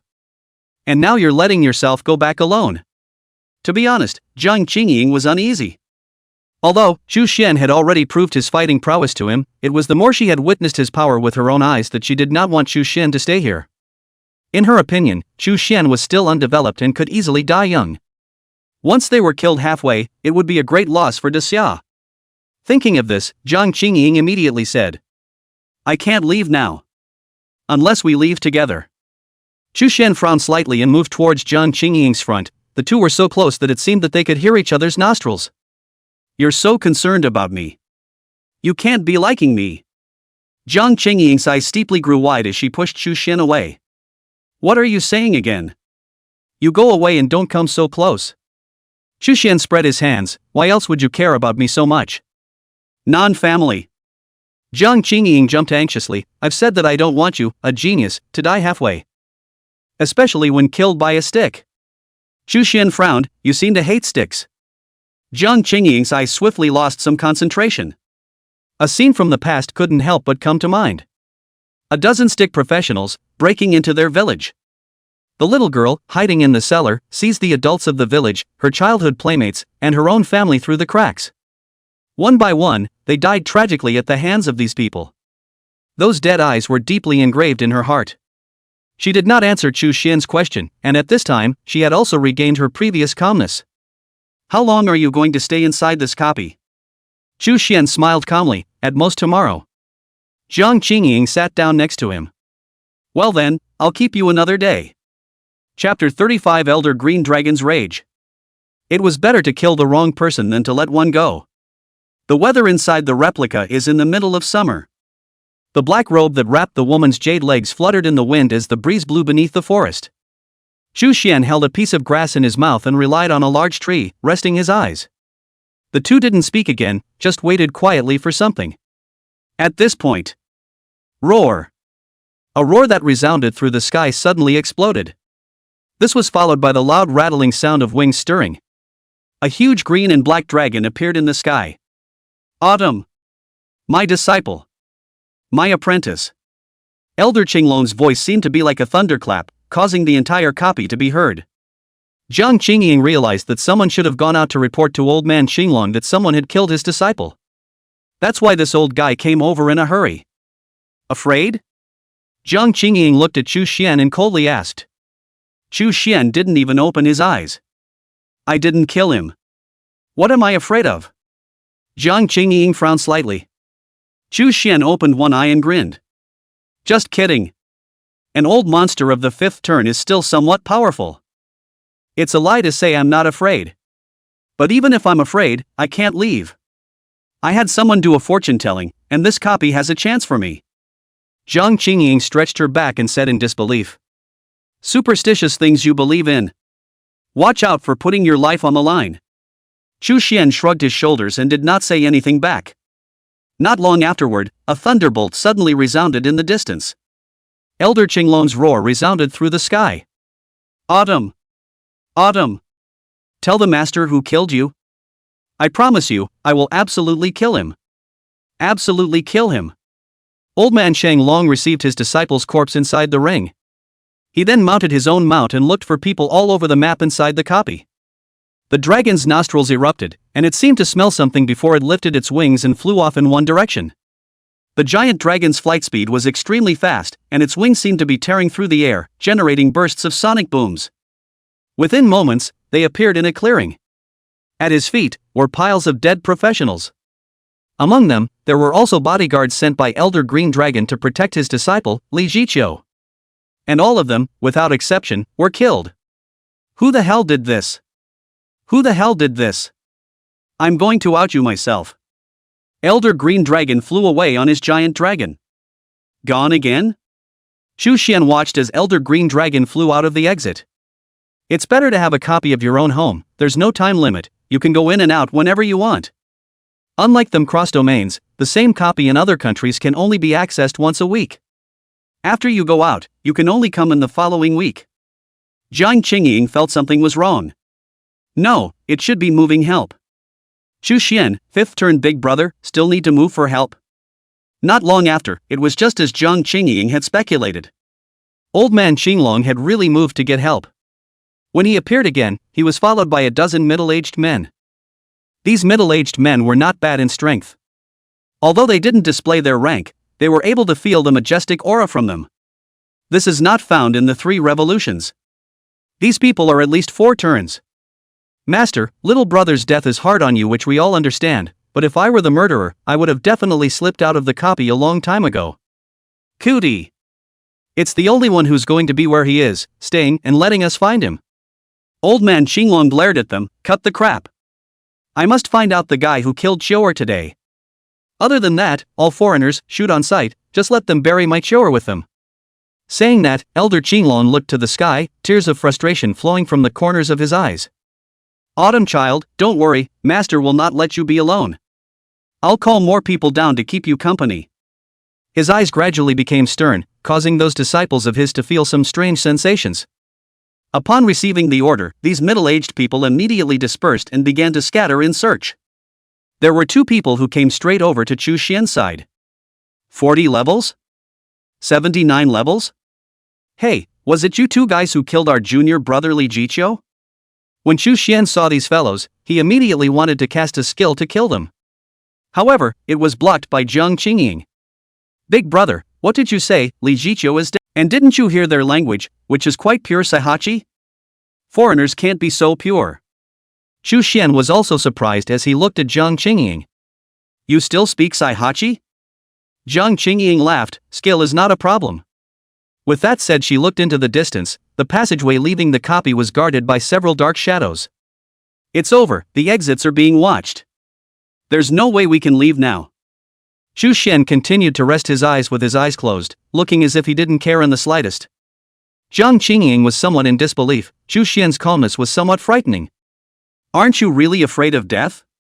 The old man Qinglong and the giant dragon were in the air, and the old man was holding Li Jiqiu's corpse in his arms. Hands were placed on his temples, and little by little, they helped him smooth out his messy hair. Chou'er, don't worry, master will definitely uncover your murderer. Definitely won't let you die in vain. It was getting late and the searchers returned. What happened to the people you were told to check out? Did you find the killer? These disciples of Elder Green Dragon stared wide-eyed, and no one said a word. The black dragon behind him let out a violent hiss. The crowd shuddered violently in fear. You losers! It takes a lot of effort to get you guys to find someone. The disciples looked at me and I looked at you, and they had a lot of opinions in their hearts, but they didn't dare to say anything. This copy is so big that in 2 or 3 days each, it would be impossible to check it all over again. Elder Green Dragon didn't have that kind of patience either. Forget it. Kill them all. When the disciples heard this, they were a bit anxious. Master, if we do this, I'm afraid the top will blame us. While we understand that you'd rather kill than spare, there are hundreds of people inside this map. If we kill them all, the higher-ups won't want it. Elder Green Dragon glared at them. I'll take the blame from above. What are you afraid of? Don't bother talking, just do it. Yes. The disciples answered with a roar. Then, they were ready to separate and kill all the living things in the copy, as much as they could. And just as they were about to strike. Boom. Copy shock. Chapter 36 Camp Choice? No camp. Reminder, invaded by an inexplicable force, the copy has changed out of control, the main world has adjusted the copy. As a brand new copy, those who pass the copy for the first time will be rewarded with unknown rewards. The crowd looked at each other in disbelief. Did you guys hear anything? Copy system alert, this copy is going to become a brand new copy? There are brand new rewards to be had? Elder Qinglong was also stunned as this sudden change of heart washed away a trace of sorrow. He looked at the body in his arms and muttered. Autumn, is this your farewell gift to Master? Don't worry, Autumn child, Master will definitely pass this copy and treasure the gift you gave Master. The other side. Xu Xian stood up violently, his complexion stunned as he muttered in his heart in a small voice. Copy changes ahead of schedule? Looks like I remembered the time wrong, good thing I came a day early. Jiang Qingying, who was on the side, threw the huge scythe in his hand into the air, and with a jump of his own, he jumped on top of the scythe. Her vision widened, taking in the changes in the copy. Only to see the space around the replica further enlarged, the layers of mountains and forests collapsed and deformed, and a black hole-like grotto appeared. From inside the grotto, eerie wails came out. This should be the entrance to the underground cave without a doubt. She twisted her head to look at Xu Xian. We're pretty lucky. This copy has evolved into a brand new copy. If we first pass this copy and get the final reward, there will be no place for Stick's face to go. After saying this, Jiang Qingying suddenly reacted. No, if we rush for the duplicate treasure, then we'll definitely have to encounter Old Man Green Dragon's large group of guys. Elder Green Dragon is a long famous monster. Fighting against him, even if you have a million shields, you can't guarantee everything. He looked at Xu Xian, what do you think? Continue waiting for your so-called chance tomorrow, or a brand new copy right now. Jiang Qingying did not know that Xu Xian's so-called chance was this new copy that had suddenly appeared. Forget the rest, let's get the copies first. Xu Xian hurriedly stood up. Jiang Qingying hurriedly stopped him, don't be in a hurry yet. Elder Green Dragon is here, if we make a rash move, we'll definitely be targeted by them, and the consequences will be unimaginable. As the words fell, above the sky, the void shattered and a brilliant light stole the eye. In the midst of the radiant light, an item stood out. It's shaped like a book with a long sword sticking out of it. After seeing what it looked like, the eyes of Jiang Qingying, who had been cautious, abruptly brightened. Her chest continued to rise and fall from excitement. It looked as if he had seen some incredible treasure. War of Nations book. Surprisingly, it's a national war book. Meanwhile on the other side, Old Man Qinglong, who was preparing to head to the sublocal cave, suddenly stopped in his tracks. He and his group of disciples, at this moment, also saw the true face of the item. Even Elder Qinglong, who had seen the world, could not help but feel shocked at this moment. The National War Book. I don't think I've misread it with my old eyes. Inside this copy, a National War Book was even popped out. This is a top-tier treasure that rarely pops up even in hell copies. Then, a flash of light surfaced in his shadowy eyes. I didn't expect, really didn't expect. This is going to be cheap, old man. It seems that it's good to walk towards the lower level copies more often when there's nothing to do. His disciples were also unusually excited at the moment. If we can get the National War Book, we will definitely be able to use it to negotiate with the country in exchange for a large amount of resources. Our society will be several blocks away from the other societies. If? What if? With our master here, the National War Book will definitely be ours. Right. What kind of person is our master, a rank 102 level 5 turned big brother? Who dares to compete with that? Enough with the small talk, master. Let's hurry over there. Elder Green Dragon straightened his clothes and sat on the back of the giant dragon, then flew straight towards the National War Book. Elder Green Dragon has struck, Xu Xian, let's hurry over as well. Jiang Qingying's voice rang out abruptly, her tone impatient. Chu Xian's expression froze. Eh? Didn't you just say that you couldn't make a rash move? Jiang Qingying's eyes flickered. This time is different. I also didn't expect such a great treasure as the National War Book to appear inside this new copy. Do you realize how important the War of Nations book is? Used properly, it may even reverse a country's fortunes. This kind of treasure, even if it doesn't fall into our hands, it must not fall into the hands of the neighboring sticks. With that, Jiang Qingying was about to rush over. Obviously, she was a bit of a muncher, or she still had her cards, or else she was bound to have no chance of survival if she ran into Old Man Green Dragon. Chu Xian reached out and tugged on her. Don't be in a hurry yet. They can't get the National War Book. Jiang Qingying twisted his head to look at Elder Qinglong, who was already quite close to the National War Book, and it would be a lie to say that he wasn't anxious. However, right after Chu Xianyuan finished saying those words, he saw Elder Qinglong suddenly stop next to the National War Book. Directly in front of him, there seemed to be an invisible barrier blocking him from approaching. New copies are opening. Welcome to the replica Death of a Nation. Difficulty level, unknown.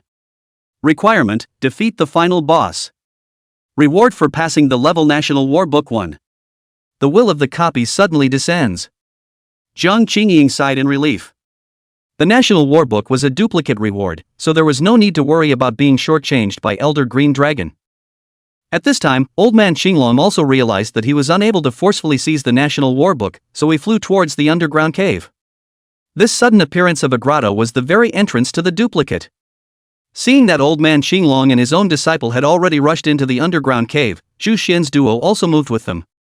Along with them were 200 to 300 other professionals who had originally stayed in the replica. They were equally fascinated by the War of Nations book. Master, there are many people following behind. Elder Green Dragon's disciple noticed these people.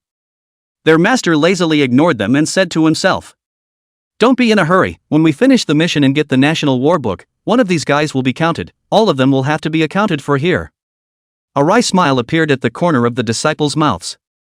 With the National War Book as a gold medal to avoid death, the top will definitely not blame it. Through the portal.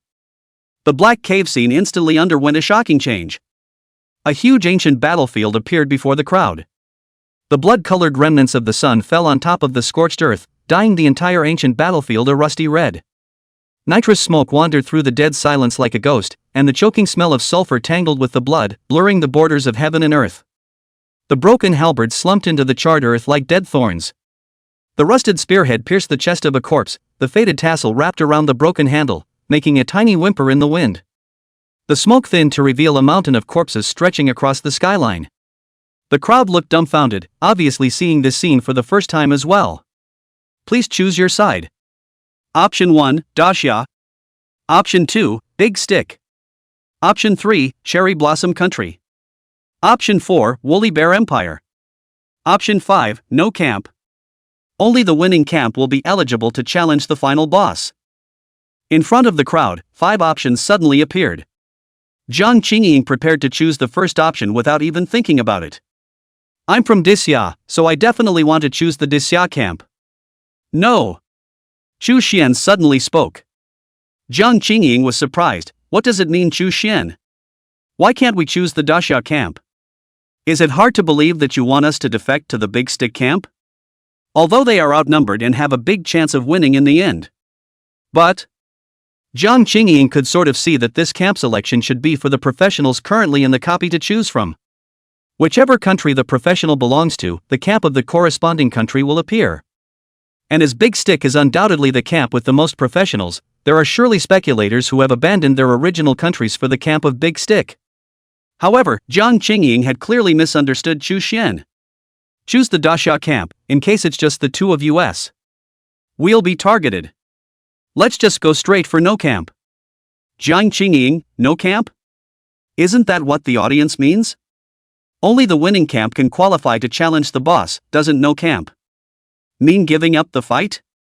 Chu Xian grinned. Who said that? If you believe me, choose the no camp. Jiang Qingying was a bit hesitant. Chu Xian, are you sure? It's about the National War Book. If we are disqualified from fighting, it's over. Chu Xian smiled calmly. Don't worry, the National War Book will definitely be ours in the end. Seeing how calm Chu Xian was, Jiang Qingying finally clenched her teeth and decided to believe him. I can't believe it, if I'm the only one in the Daxia camp, I'll only die in the end. Following Chu Xian was the only way to have a chance of survival. She was trying to take the War of Nations book, but she wouldn't be foolish enough to choose a choice that she knew would kill her. Camp selection successful. Now start assigning battlefields. Battlefield allocation completed. The duplicate will is prompted and the battlefield changes again. The original 4-square battlefield was divided into 3 parts. A separate clearing appeared in the center with 2 people standing on it. Jiang Qingying and Chu Xian. The battlefield was then split in 2, with Big Sticks Camp written on the north side. The south side says Sakura Nation Camp. The North Stick Camp numbered 279. One from the Sakura Nation Camp. Seeing this scene, the people present all laughed. Except for that samurai from the Sakura country. The Sakura samurai, katana in hand, looked at the large group of people in front of him in black. On the contrary, on his side, there was only one person. He was dumbfounded. Nani? What the hell? Why am I alone? Elder Green Dragon froze. What the hell? Just 2 camps? It's not a random win. As he spoke, the ring in Elder Qinglong's hand turned, and the void was instantly torn apart as a hydra poked its head out of the torn void. Then he opened his huge mouth and swallowed the Sakura Nation guy in one bite. Big Stick Camp wins. Get a chance to challenge the final boss. Chapter 37. The Great Summer God of War makes his appearance. The alert of the duplicates will appear in the information box of every professional on the field. Big Stick becomes the only camp present on the field and gets the chance to challenge the final boss. Seeing this news alert, a wave of joy went through the Big Stick camp. Holy, getting the chance to challenge the final boss so easily, this is too easy. Ha, I thought it would be much more laborious, but it turned out that the opportunity came to me as soon as Elder Qinglong made his move. This copy is within our Big Stick Empire. Surely we have the most people in our camp and ultimately have the greatest chance of winning, so it seems that this national warbook is tailor-made for us. Ha, it's simply God blessing our Big Stick Empire. With this national warbook, our domestic resources will double as a result, and in the future, we might be able to change our country's fortunes on this, or even conquer the Grand Xia and dominate the subdomain. What's to say? Great Xia is now long past its previous strength, and now that we have the national warbook, conquering Great Xia is just around the corner. Elder Qinglong sat on top of the giant dragon's body as he squinted his eyes slightly, and the more he thought about it, the more he felt that he had been extraordinarily lucky this time. Could it be you? Autumn? Is this book of the War of Nations really a gift you have left for me, for our country? Autumn! Autumn! My Autumn! Old man Qinglong covered his face and wept long, his heart filled with nostalgia for his disciple Li Jiqiu. At that moment, an apprentice noticed the Chu Xian duo in the center of the battlefield, located in a separate area. Taking advantage of the gap between the old man Qinglong wiping away his tears, this disciple asked the old man Qinglong after his gaze swept over the 2 of them in Chu Xian. Master! There are 2 guys there who aren't involved in the camp fight. It looks as if they are afraid of your old man, so they chose the no camp. So that we don't have to fight your old man. A disdainful smile surfaced at the corner of the other disciple's mouth. It doesn't look like they're stupid yet. Know what happens when you go against us. But if you ask me, they should have chosen our camp, so they might even get a piece of the action. Elder Qinglong's gaze similarly swept over the bodies of the Chu Xian duo, and his expression was bland and unperturbed, as if he was treating the Chu Xian duo as insufficiently minor characters. It doesn't matter, at the end of the day, these guys are going to die here anyway. Speculative choices that don't change their ultimate downfall, but merely allow them to live on for a while. Over here, Jiang Qingying puffed out her cheeks, her gaze glaring viciously at Chu Xian. It kept staring at Chu Xian for a long time, refusing to shift its gaze. Chu Xian finally couldn't help but speak. Big sister, if you have something to say, say it straight. Will you stop staring at me all the time? For those who don't know, what did I do to you? Jiang Qingying pointed at Chu Xian and pinched her waist with one hand. You still say that? You guys, you forget so fast. What did you just say to me? Didn't you tell me not to worry? Now that the stick camp has won, they get the chance to challenge the boss. But we don't have half as much to do with the national warbook. That is to say, in the end, we can only watch them pocket the national warbook. If I had known, I might as well have chosen the stick camp, at least I would have been able to grab a bit of the national warbook with them in the end.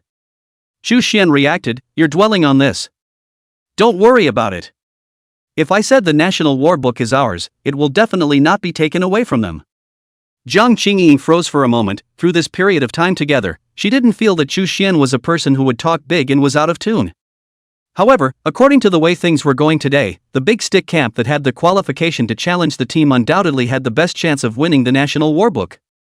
Where exactly did Chu Xian's calmness come from? Then I'll believe you one more time. As Jiang Qingying's words fell, a blood-red thunder fell above the rust-red battlefield. At the landing point of the blood-colored thunder, a magnificent figure appeared. His body was as lofty as a mountain, and his heavenly presence caused the heavens to tremble. The heavy armor cast in Xian iron covered the whole body, and dark patterns flowed between the armor pieces, seeming to have an ancient battle spirit roaring in it.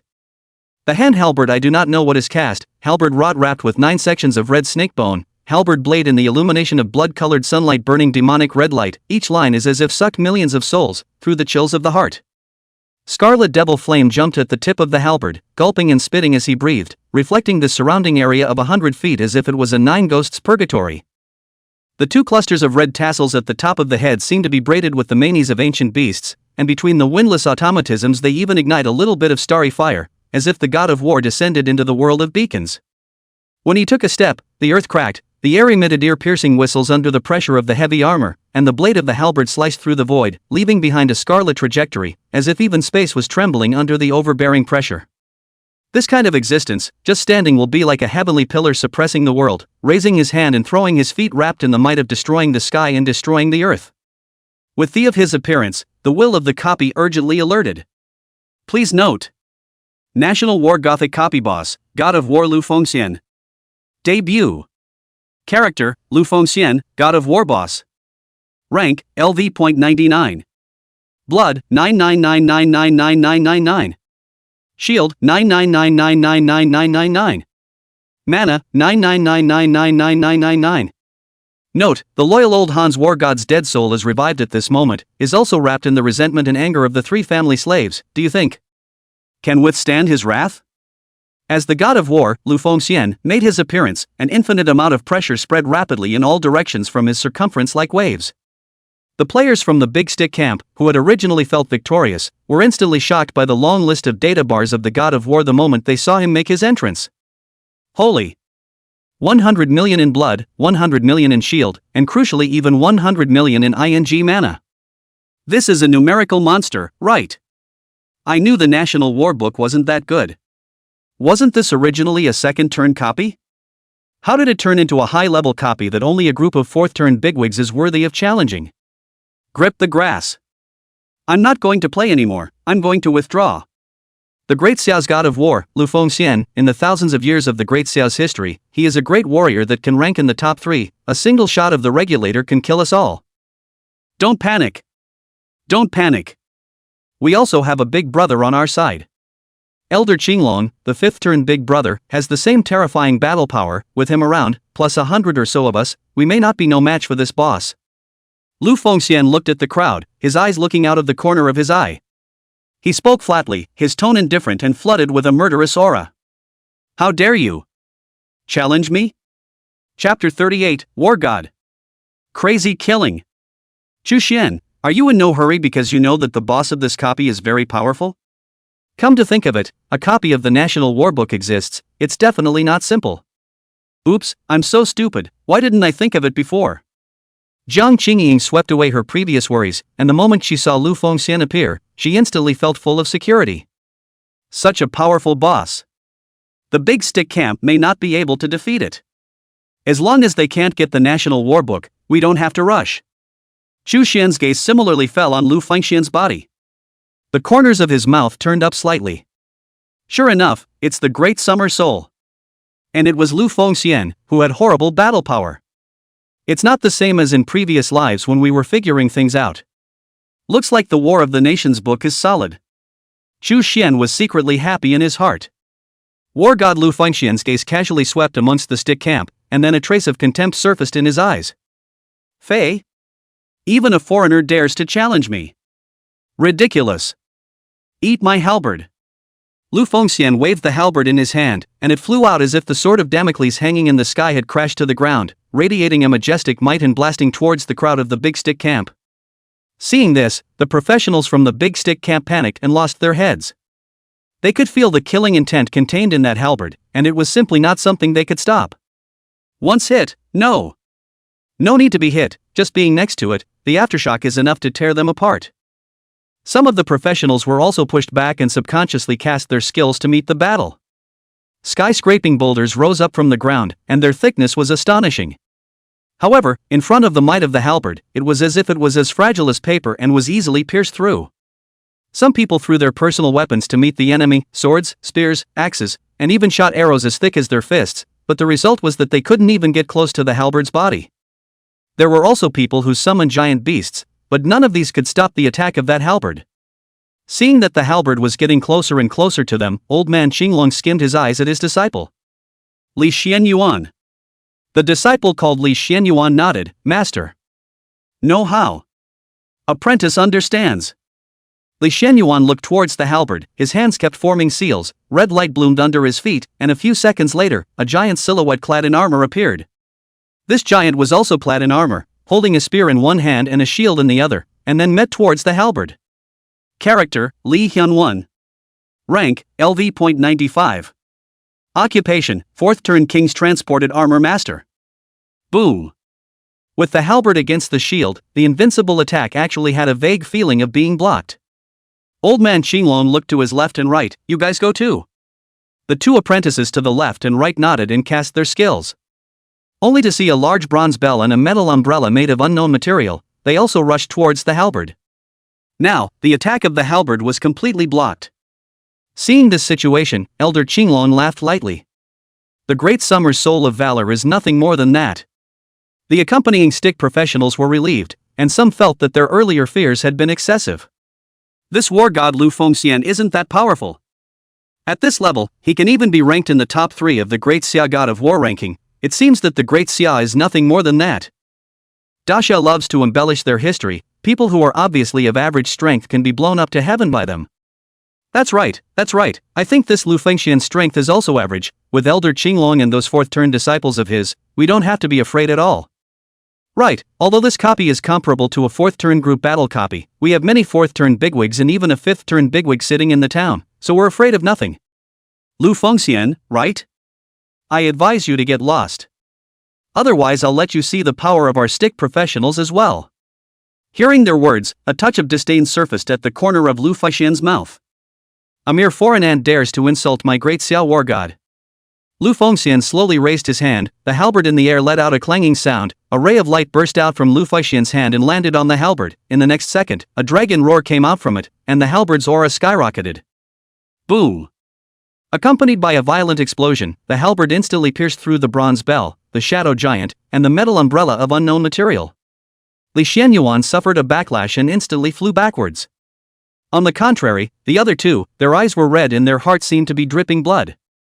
The bronze bell and metal umbrella were all shattered by the halberd. These two pieces of equipment looked like they had been following them for a long time. It would not be an exaggeration to say that they were the original equipment, and now that they were destroyed by the boss, theirs was as painful as a needle. There was no time to mourn for the destroyed weapon though, as the halberd broke through the block and continued to kill towards them. Old man Qinglong cursed, "Waste." He then harnessed the giant dragon and charged towards the halberd. The ring in his hand flashed out a light, followed by the appearance of a wooden box in his hand. The wooden box opened and was filled with small, pocket-sized swords of various colors. There were more than 20 of them. He looked to the oncoming halberd and his fingers gently flicked the one small sword out. In the air, the small pocket sword turned into a giant sword and blasted towards the halberd. 20 small pocket-sized swords turned into 20 giant swords with killing intent in the snap of a finger. They struck out together, wrapped in a rather terrifying force. Surprisingly, he forced the halberd to stop again. That wasn't the end of it, as Lu Fengxian was about to continue consuming his mana value to power up his halberd, the beginnings of a red light formation suddenly appeared under his feet. Not long after, the red light array glowed greatly, the scarlet array appeared, and unknown runes appeared on it, and in the array, Lu Fengxian felt dizzy, and a trace of indescribable fear flooded his heart. Immediately afterward, something squirmed in the middle of the formation. Soon, the writhing monsters revealed their forms, which were clearly a huge tentacle.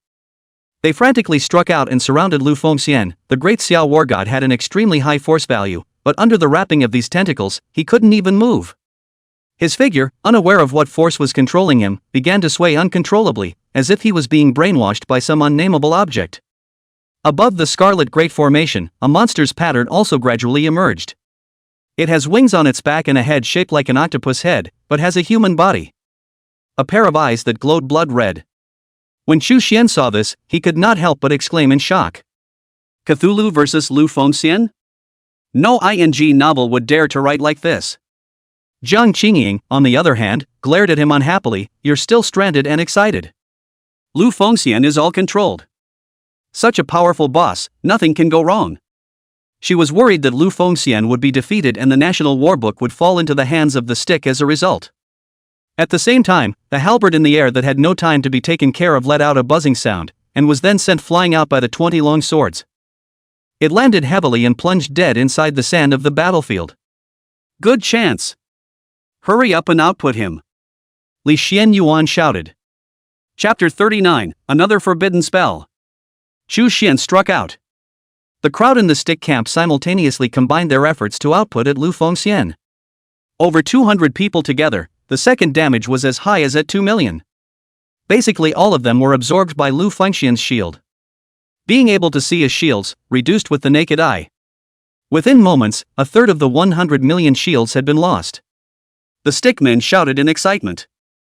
Effective! Effective! This boss's blood has become less, let's continue to output him. Haha, we've weakened a third of our shields in this short while, it seems that this boss isn't invincible. Guys keep ING him, I'll give you blue potions, don't save your skills. Some people initiate mana potions directly on the spot to keep the output sustainable. Seeing this, Jiang Qingying was instantly anxious. It's over, there's too many people from the stick camp, they're united together and their damage is too terrifying. If this goes on, sooner or later, Lu Fengxian's shield will be broken by them, and the book of the National War is going to be taken away by them. She twisted her head to look at Chu Xian and realized that he still had the same calm look of watching the fun. He even got a pocket of melons out of nowhere and got high while watching the battle. She was confused. It's that time of year and still so calm. And have the heart to get high. Don't be hasty, Lu Fengxian won't fall that easily. Chu Xian comforted. Coincidentally, after he finished these words, Lu Fengxian's sleepy eyes suddenly flashed a cold aura. In the next moment, as if freeing himself from control, he clenched his fists and then pushed hard. A blood-red light immediately covered his body. The aura rose so steeply that the ground began to shake, and the stones were trembling up and down. The god of war descends. Lu Fengxian hissed violently, and the formation under his feet abruptly shattered. Those tentacles that controlled him crumbled. Halberd come. Lu Fengxian rushed up to the sky, his eyes radiating red light, and the moment he stretched out his hand, the halberd returned to his hand, at which point his figure once again soared several meters. The aura displayed all over his body was even more like a war god than before. Elder Qinglong's expression was stunned, and a trace of shock flashed in his eyes.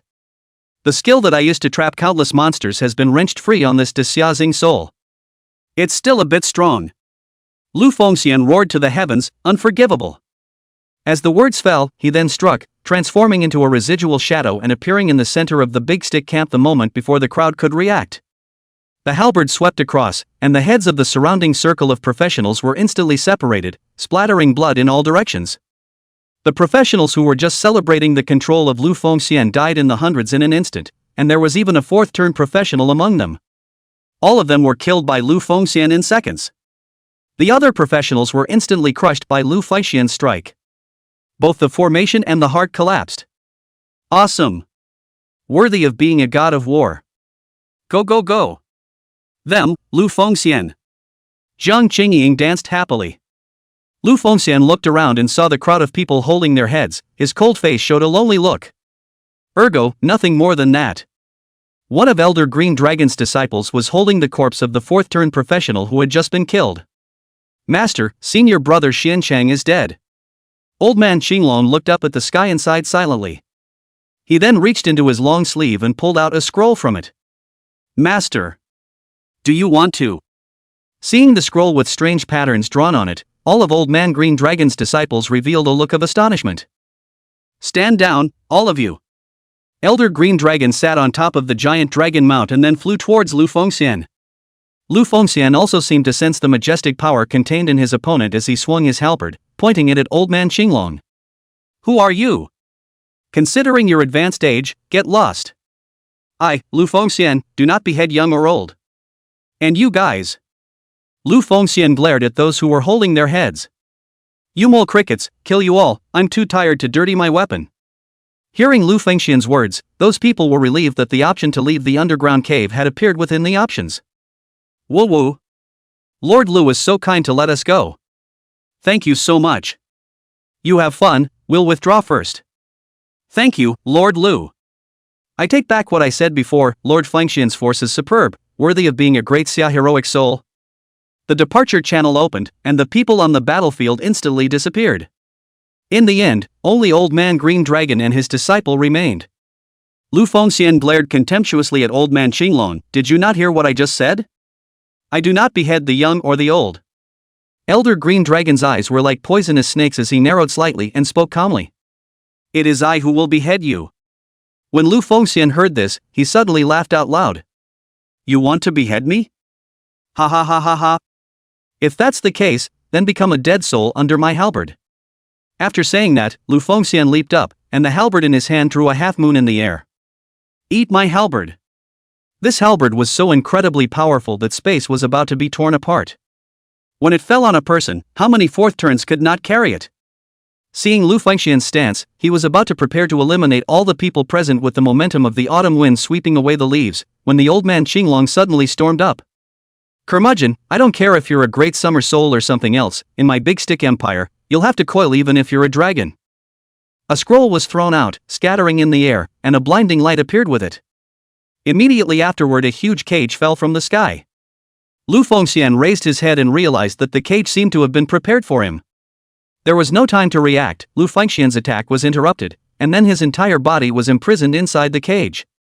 Lu Fengxian did not think, District Iron Cage. He swung his halberd and attacked towards the cage. Boom boom boom. Boom boom boom. The halberd blasted on top of the cage, a majestic force erupted, only to see the cage unharmed, only to crackle with an extra meal of lightning. Lu Fengxian frowned as more power coalesced on top of his halberd. He swung his weapon again, this time, but the cage seemed to disappear. Can't see it. Until he reached out, but the cage reappeared, controlling him inside and unable to escape.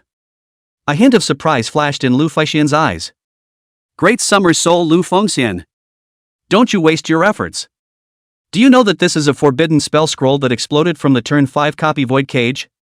You can't do any damage to it at all, yet you can't escape from it either. Old man Qinglong's voice suddenly rang out. Those disciples of his looked at Lu Fengxian viciously. For your sake, our master even used the forbidden spell, which was originally used for those 5th turn monsters. You, a replica English soul, forced our master to use a forbidden spell. It's worth it to be proud of you. Elder Qinglong's eyes abruptly became stern. Cut the crap. Kill him and take the National War Book. As the words fell, the crowd combined their output.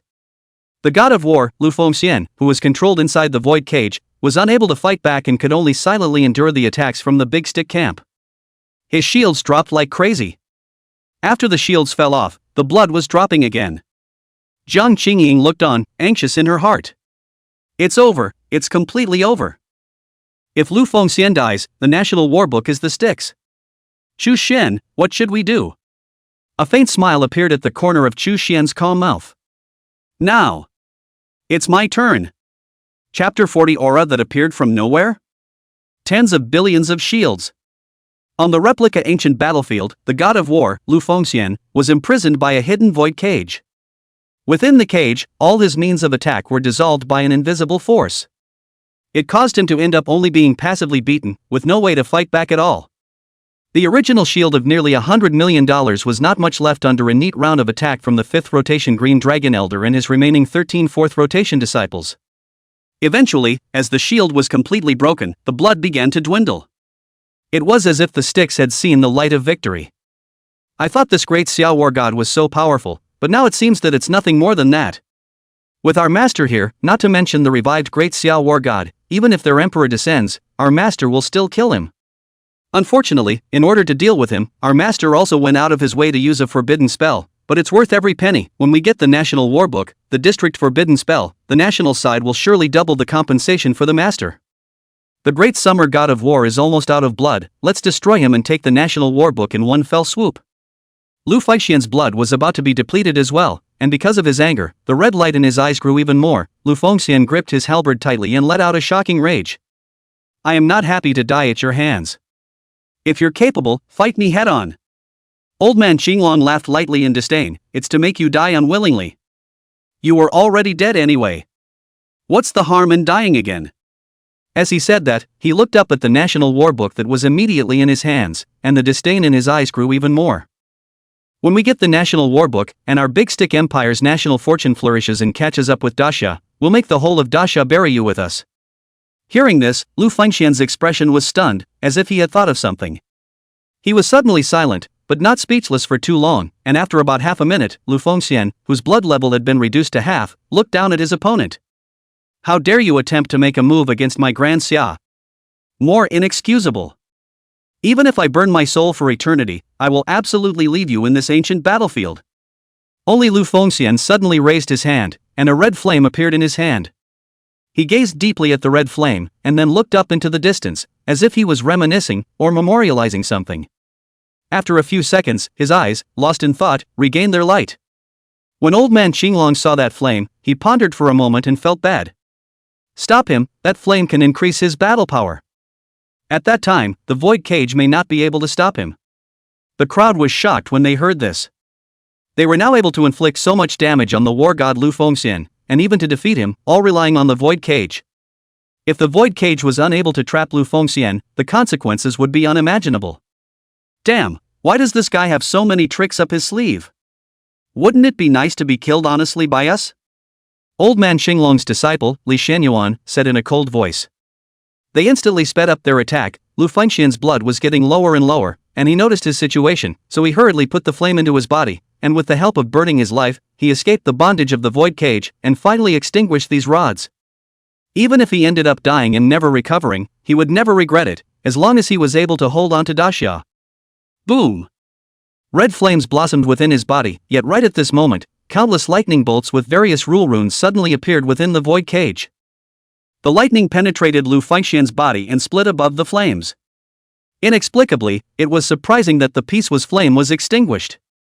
The war god Xing's soul, who had already generously gone to his death and prepared himself for an eternity in which he would not be able to transcend his life, had his closed eyes steeply open. A pair of stern eyes were filled with shock, surprise, unwillingness, and anger. Why? Why is that? Seeing the scene, Elder Qinglong was also stunned, not understanding what had just happened, but soon, he understood. Immediately, he laughed, ha ha ha, within the void cage, all struggling behaviors will suffer from the power of the rules.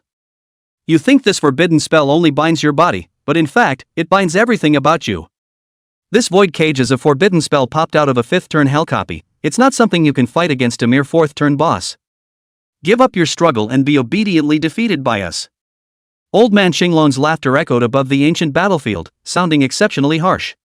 Those disciples of his couldn't help but breathe a sigh of relief when they heard this explanation, after which they sped up their output on Lu Fengxian. More and more, I feel that it is a waste for Master to use a forbidden spell on this great Xiaoying soul. Such a powerful forbidden spell, it's not very useful to save it to deal with a 5th turn big brother later. Never mind, it's worth it to get a national war book for this.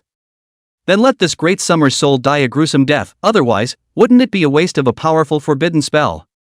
His blood level is going to bottom out, in that case, let's listen to the death wail of the great summer souls.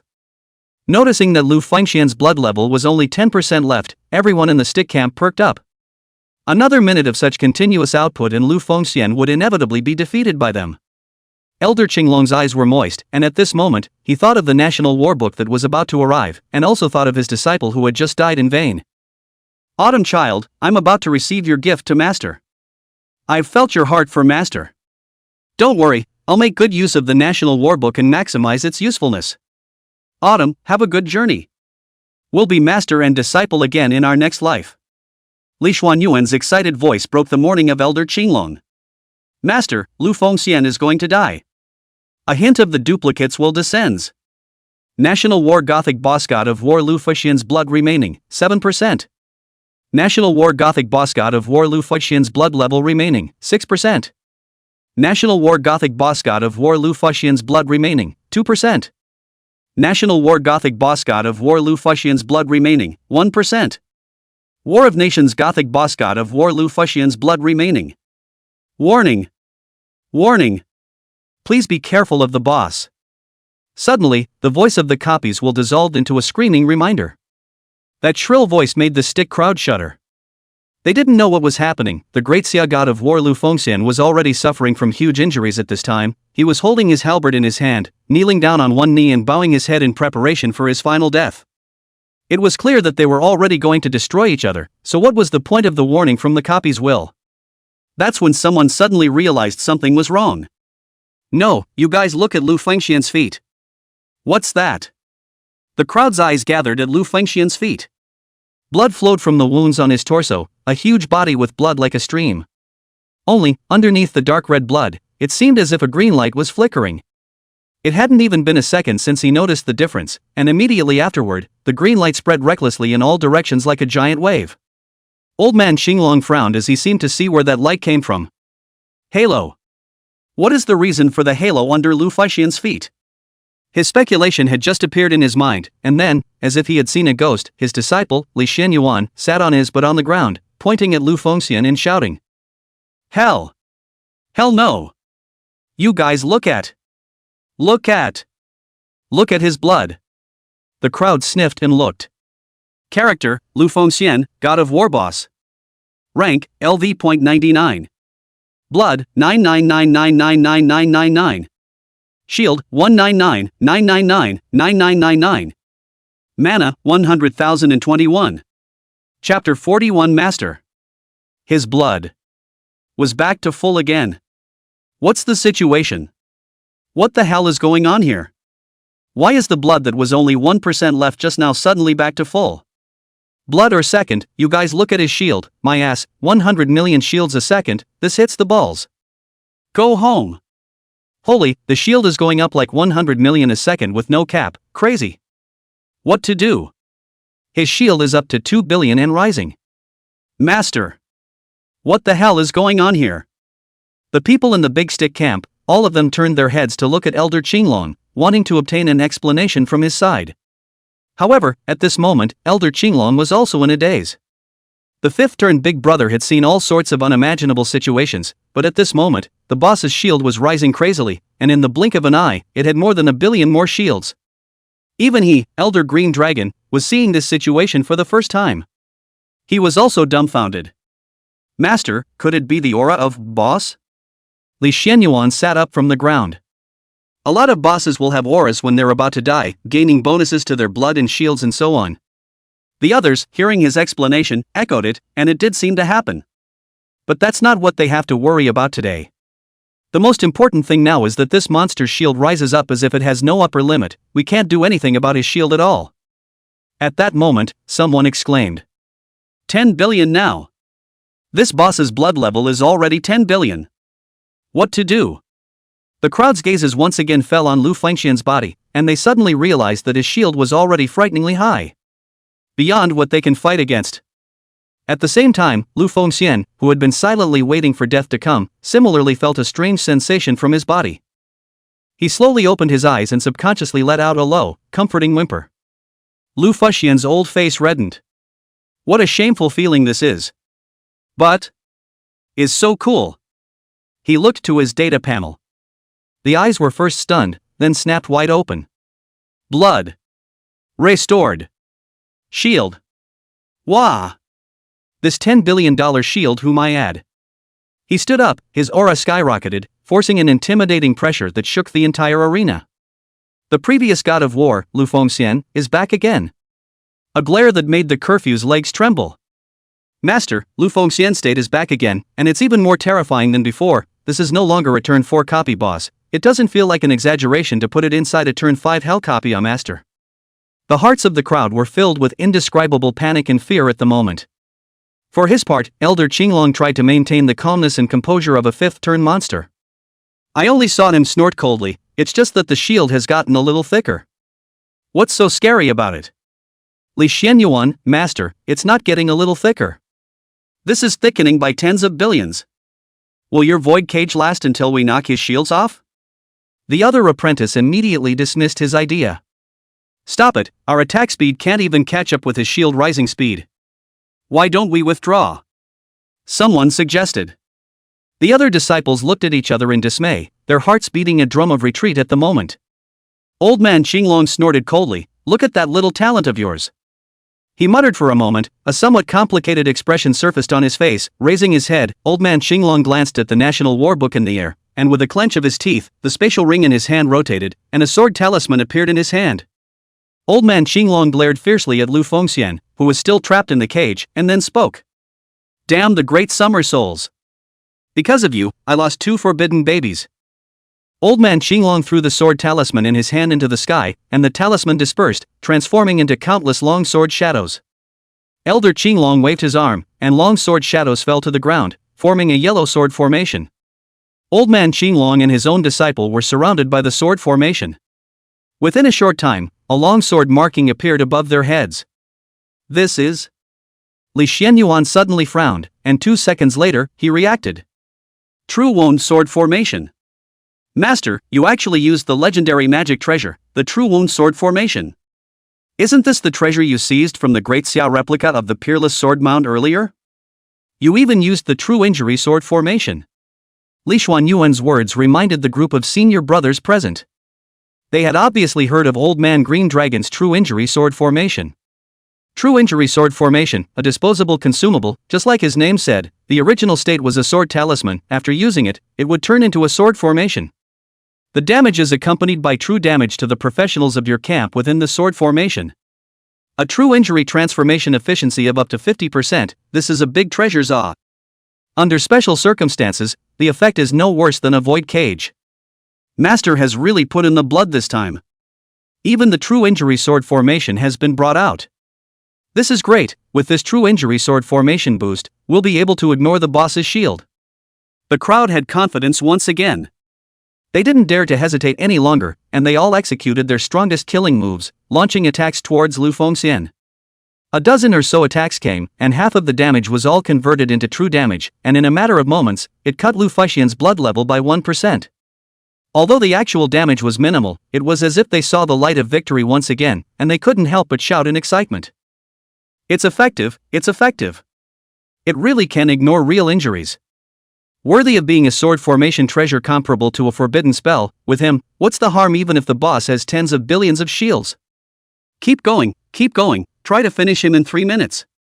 Wait, something doesn't seem right, look at the boss's blood level, you guys." The gazes of the crowd once again fell onto Lu Fengxian, and they suddenly realized that the 1% of Lu Fengxian's blood that had just been cut down had, without knowing when, been given back to full strength. That's going to startle them. Obviously beyond their expectations. At this moment, even Elder Green Dragon couldn't help but feel tricky. Damn it, it's even bleeding back? What the hell is going on with this copy? It's not at all like a 4th turn copy, even the 5th turn copy we encountered before wasn't this difficult? Good. I declare that you've completely angered me. I'll let you see the strength and depth of a 5th turn professional. The ring in Elder Qinglong's hand flashed once again, another scroll. The moment this scroll appeared, it was as if heaven and earth changed color. As the scroll slowly unfolded, the void trembled, thunder rolled, and purple thunder fell, splitting on top of the scroll, but instead of splitting him, it seemed to be like a small snake, wandering away from it. When the scroll was fully opened, the surface of the scroll was like a vortex, and it was like an arbitrary door that communicated with another world. Elder Qinglong made a seal in his hand, followed by a soft shout. "Go!" Only to see the scroll flying towards Lu Fengxian, who was imprisoned in the void cage. Lu Fengxian's brows were furrowed, and he seemed to realize that the visitor was not good. He stared in awe at the scroll that had come to him, swirling side towards him. "Come on!" Elder Green Dragon let out another soft cry. Countless wailing sounds were emitted from the vortex. In the next second, countless ghosts rushed out from inside. The target, Lu Fengxian, sped towards him. These apparitions were horrifying in number, counted in tens, hundreds of thousands. In an instant, it blasted towards Lu Fengxian. With a hiss of pain. 2000000. These ghosts instantly dealt 20 million real damage. Lu Fengxian lost nearly 20% of his blood. Seeing this, all the people present were stunned. I didn't see it wrong. 20 million damage, Master is so powerful. This must be his bottom card. Could this be some kind of forbidden spell scroll again? Otherwise it wouldn't be able to cause such outrageous damage. The Book of Spectral Souls. It's the Book of Spectral Souls, the legendary forbidden scroll that imprisons 100,000 resentful souls, an extremely valuable treasure that was popped out of a certain nightmare copy. In the instant the ghosts are released, it is capable of dealing 20 million points of fixed true damage. This is Master's bottom card. It looks like he's really pulling out all the stops. The other side. They were not the only ones who were equally shocked. Jiang Qingying's brows were frowning rather tightly at this point. Worthy of being a fifth-turn monster. The bottom line is that it's rich. So many forbidden spells were used inside this copy. I don't know how many more cards this old man has. Chu Xian was equally surprised. However, unlike the point that Jiang Qingying was surprised at, what Chu Xian was surprised at was, how in the world had so many souls been collected? If so many souls are absorbed by my soul-devouring knife, this shall not be directly promoted to the god level. Elder Qinglong snorted coldly, a touch of disdain appearing at the corner of his mouth. Great Summer Soul, aren't you quite capable of returning blood? 20 million points of damage, I'll see if you can get back in time. As soon as his words left his mouth, he heard the horrified cries of his disciples. Master! Back to full. The Great Summer Soul's blood level, it's instantly back to full. Elder Green Dragon jerked his head to look. The next second, almost petrified on the spot. Chapter 42, Pup Breed. Look straight at me. Elder Green Dragon breaks defense. 20 million points of damage. A whole 20 million points of damage. You said back to full. The copy gave this boss the boot, didn't it? 3 forbidden spells on you, and you didn't do a thing. How else is this going to play? Autumn. My disciple? Is this your gift to the master? Why do I feel that you don't look like a gift to my teacher? Are you trying to send me to my death? Elderly green dragons messing in the cold. The other disciples were also too frightened to speak. On the contrary, Lu Fengxian looked above, below, and at his own body. He secretly covered his mouth and muttered, "What the hell? How is it that I seem to have awakened immortality? Take 20 million points of damage, but in the next second, your blood level instantly returns to full. I seem to have become a god." Lu Fengxian was originally a god of war, fierce and invincible, and at this moment is even more confident, as if the aura is materialized into a flood beast, pressuring the crowd to gasp breath. You guys are done fighting. Now it's my turn to strike. Lu Fengxian held his halberd in his hand and chopped in the air. 781278. 780,000 points of damage. However, the cage only emitted a buzzing sound and remained intact. The stick professional was once again startled by the damage value of over 700,000. But then they reacted that Lu Fengxian couldn't break the void cage. Old man Xinglong also said, "The void cage is not something you can break. Do you want to see how scary it is?" As he spoke, Old Man Green Dragon snapped his fingers, only to see an information panel appear above the void cage at once. Item, Void Cage. Rank, King. True Wound Shield, 10 million points. Repairing 1 million points per second. Seeing that terrifying value, Lu Fengxian completely understood. Why couldn't he himself cleave through this void cage? Simply because he, surprisingly, had a true injury shield of up to 10 million points. The so-called true injury shield was a shield that could only be penetrated through true injury. Unusual damage that can't have any effect on the true wound shield. Noticing Lu Fengxian's surprised expression, Elder Qinglong felt a little better, feeling that he had salvaged a trace of his lost dignity. Your Great Summer Soul is nothing more than a turn 4 copy boss in the end. And this void cage of mine has trapped and killed more than 1/5 turn professional before. Even though I can't defeat you, you'll never be able to do us any harm either. Because you even walked out of the cage. Speaking of this, Elder Green Dragon's eyes flashed with a hint of relief. The Book of the War of Nations, I know I have no business in it either. But I'm not just going to walk away from this either. I'm going to ruthlessly humiliate you, the Great Xiaoying Soul, before you come out of your void cage. To humiliate you is to humiliate Daxia. After saying that, Old Man Green Dragon put his hand into the waistband of his pants.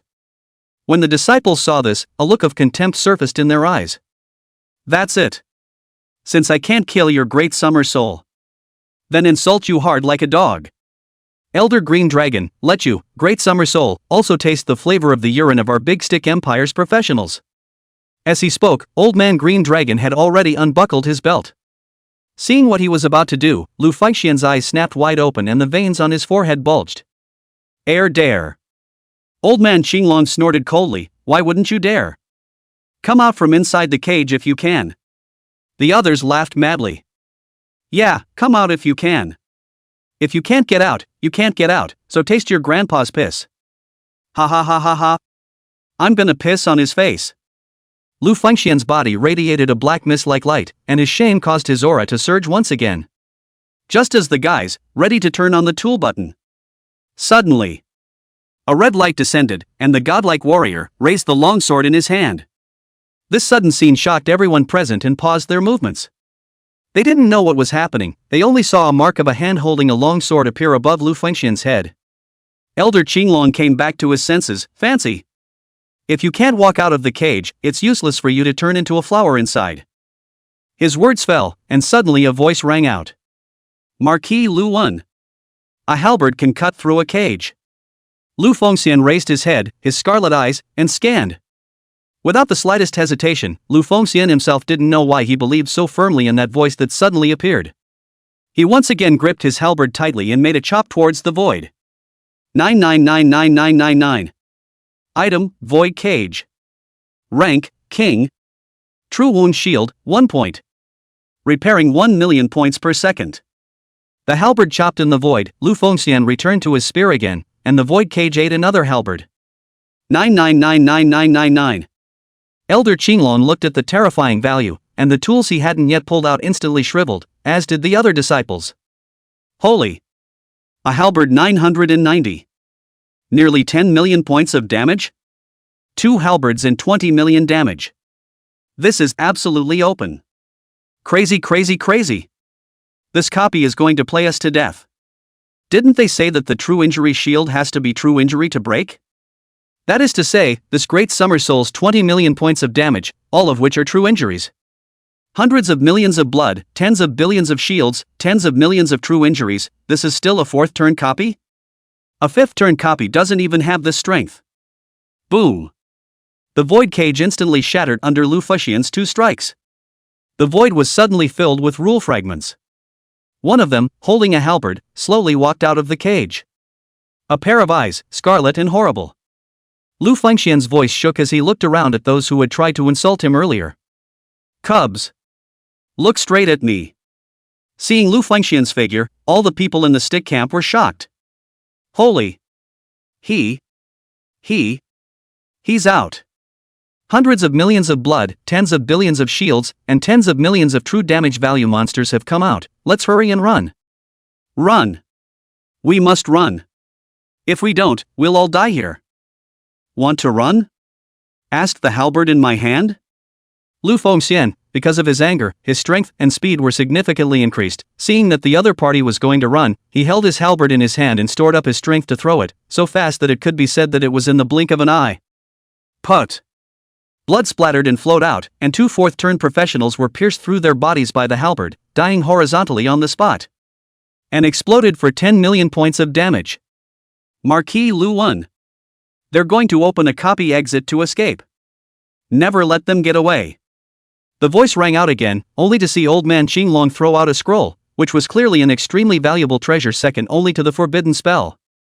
As the scroll was thrown out, an exit suddenly appeared in the void. Being able to escape from the copy through this exit can be an excellent tool for escaping. Xu Xian, don't you possess a skill that can control the enemy? You control them and then let Lu Fengxian reap the rewards. Jiang Qingying also didn't want those guys from the stick camp to leave as soon as they were gone, and hated to leave them all behind. Xu Xian, however, was also somewhat helpless. I'm sorry, I can't do it. Jiang Qingying was surprised. Your skills can provide auxiliary support for Lu Fengxian. Why can't we control those guys? Xu Xian, because we're in the no camp.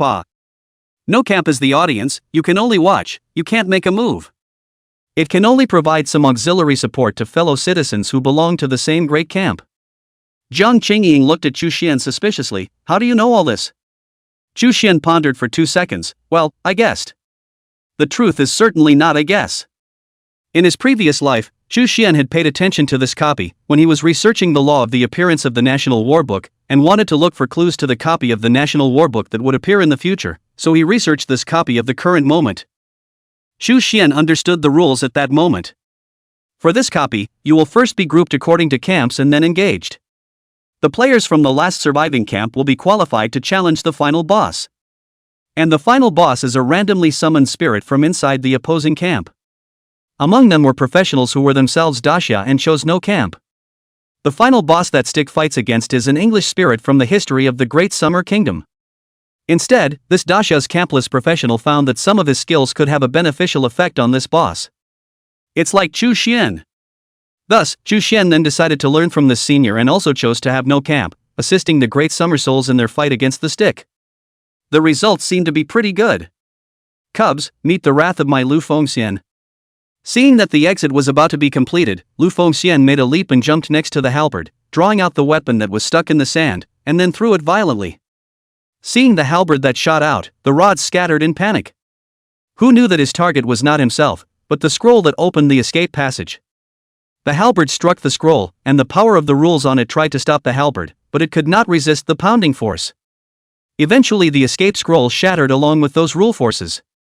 The sky was filled with scroll fragments. The only escape route was destroyed. Lu Fengxian faced those panicked people and inquired in a flat tone. Now, it's your turn to despair. Chapter 43 Substitute Qualification. Let me challenge Lu Fengxian? Master, what to do? Master, we won't all die here.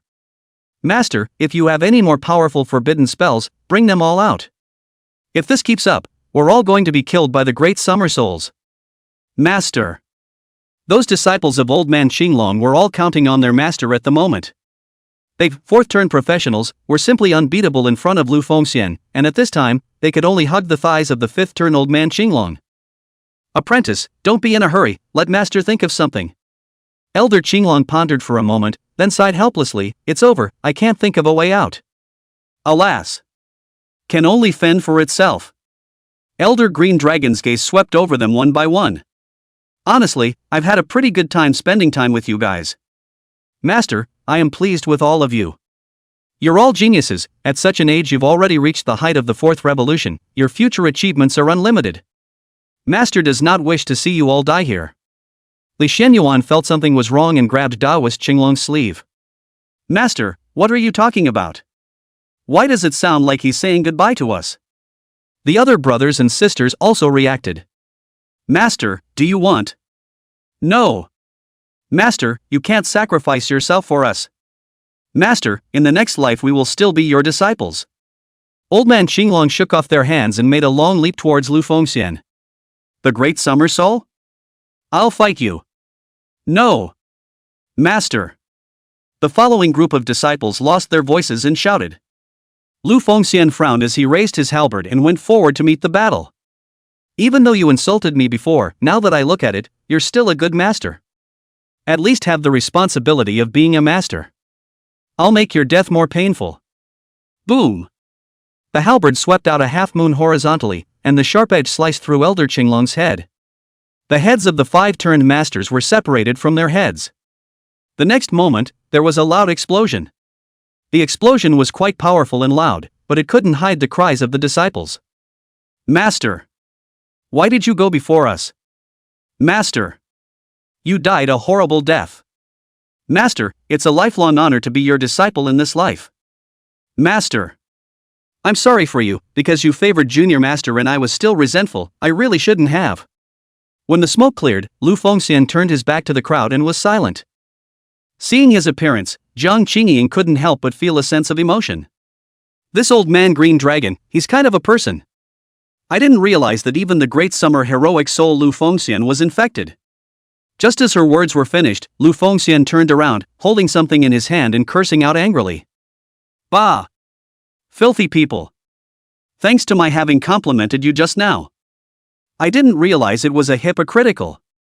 These words fell on those disciples, and they were instantly furious. Don't you dare talk about our master like that. I'll fight you.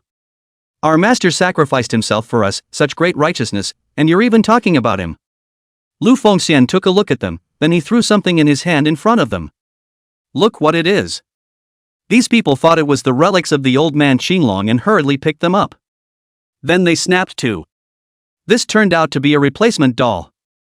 Equivalent to the user's doppelganger, it possesses the user's consciousness and can get away when it encounters danger.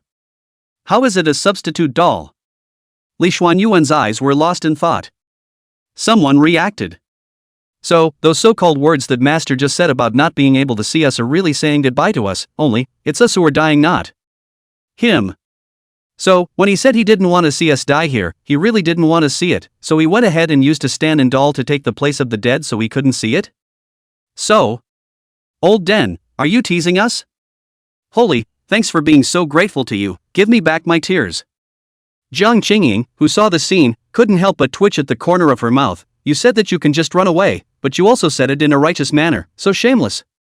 However, it had to be said that the fifth-turn-old monster look was just hard to kill, and this was able to give him a way to escape. Lu Fengxian held his halberd and looked at them. Next, it's your turn.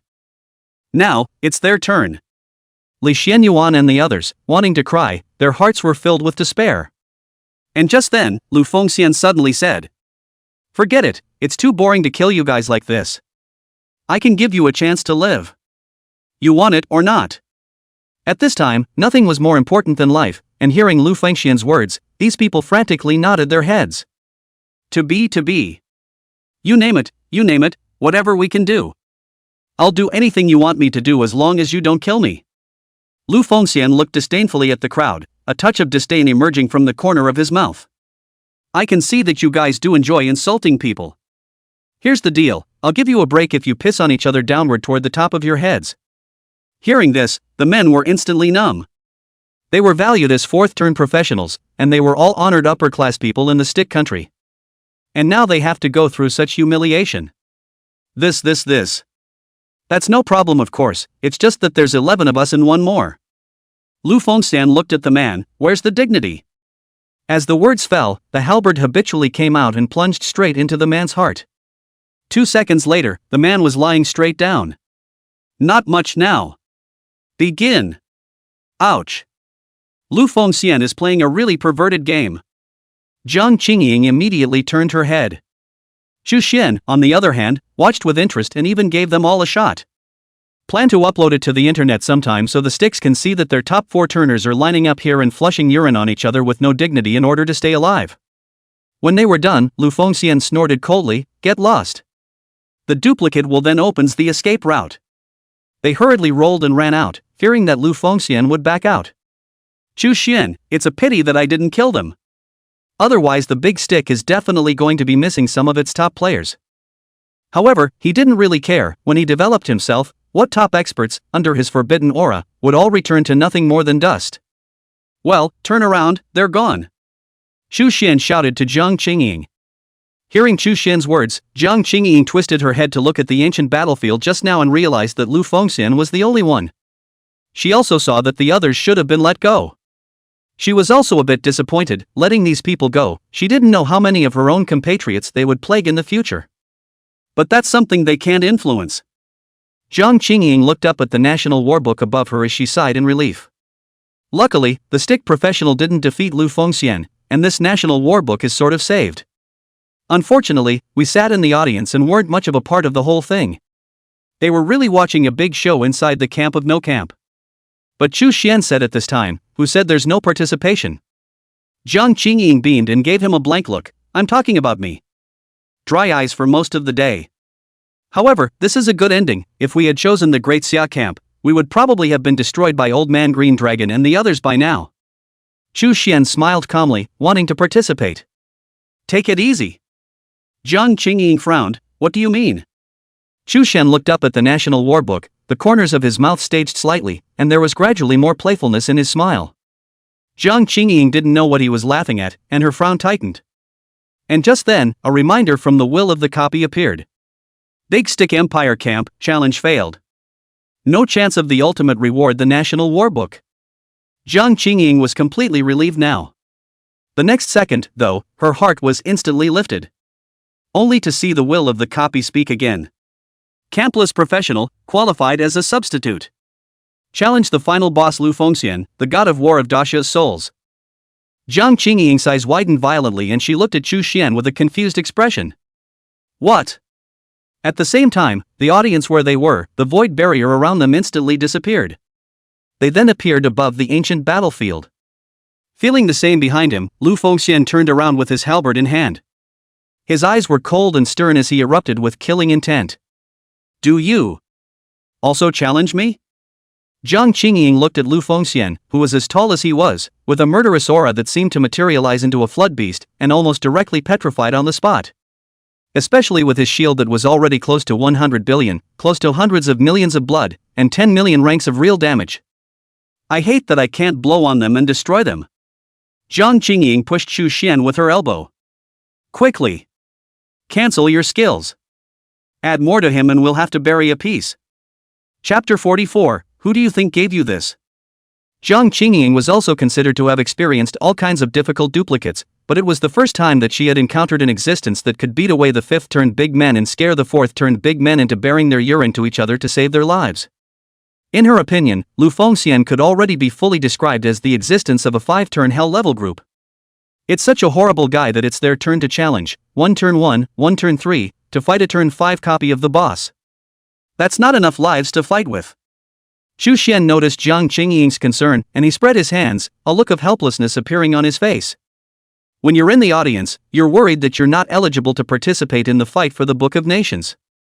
Now that we're eligible, what are you worried about? Jiang Qingying, I'm worried that we can't beat them. I see that this copy boss is quite talkative, why don't you go talk to him and let us go? Chu Xian, you don't want to see how those guys saved their lives before, how about it, do you want me to piss on your face? Chu Xian. Jiang Qingying was trembling with anger, her small hands clenching her fists. Chu Xian grinned, a playful smile appearing on his somewhat cynical face. With a clear conscience, he comforted with a couple of words, don't worry, I'm sure. When he finished, he took a step and moved. Jiang Qingying furrowed her eyebrows, what are you going to do? Chu Xian did not say anything, and just kept walking in the direction of Lu Fengxian. Lu Fengxian swung his halberd in his hand and looked towards Chu Xian, his eyes were flat, but upon closer inspection, he was able to see a hint of doubt. He seemed to be scrutinizing Chu Xian. Great General Lu. Enlighten me. Jiang Qingying's eyes widened violently, Chu Xian, are we going to fight? Against Lu Fengxian, we have no chance of winning. The corner of Lu Fengxian's mouth rose slightly, revealing an arc. Interesting. His eyes flickered with red aura as his gaze swept over Chu Xian's body, seemingly checking it over and over again several times, finally determining something before he said.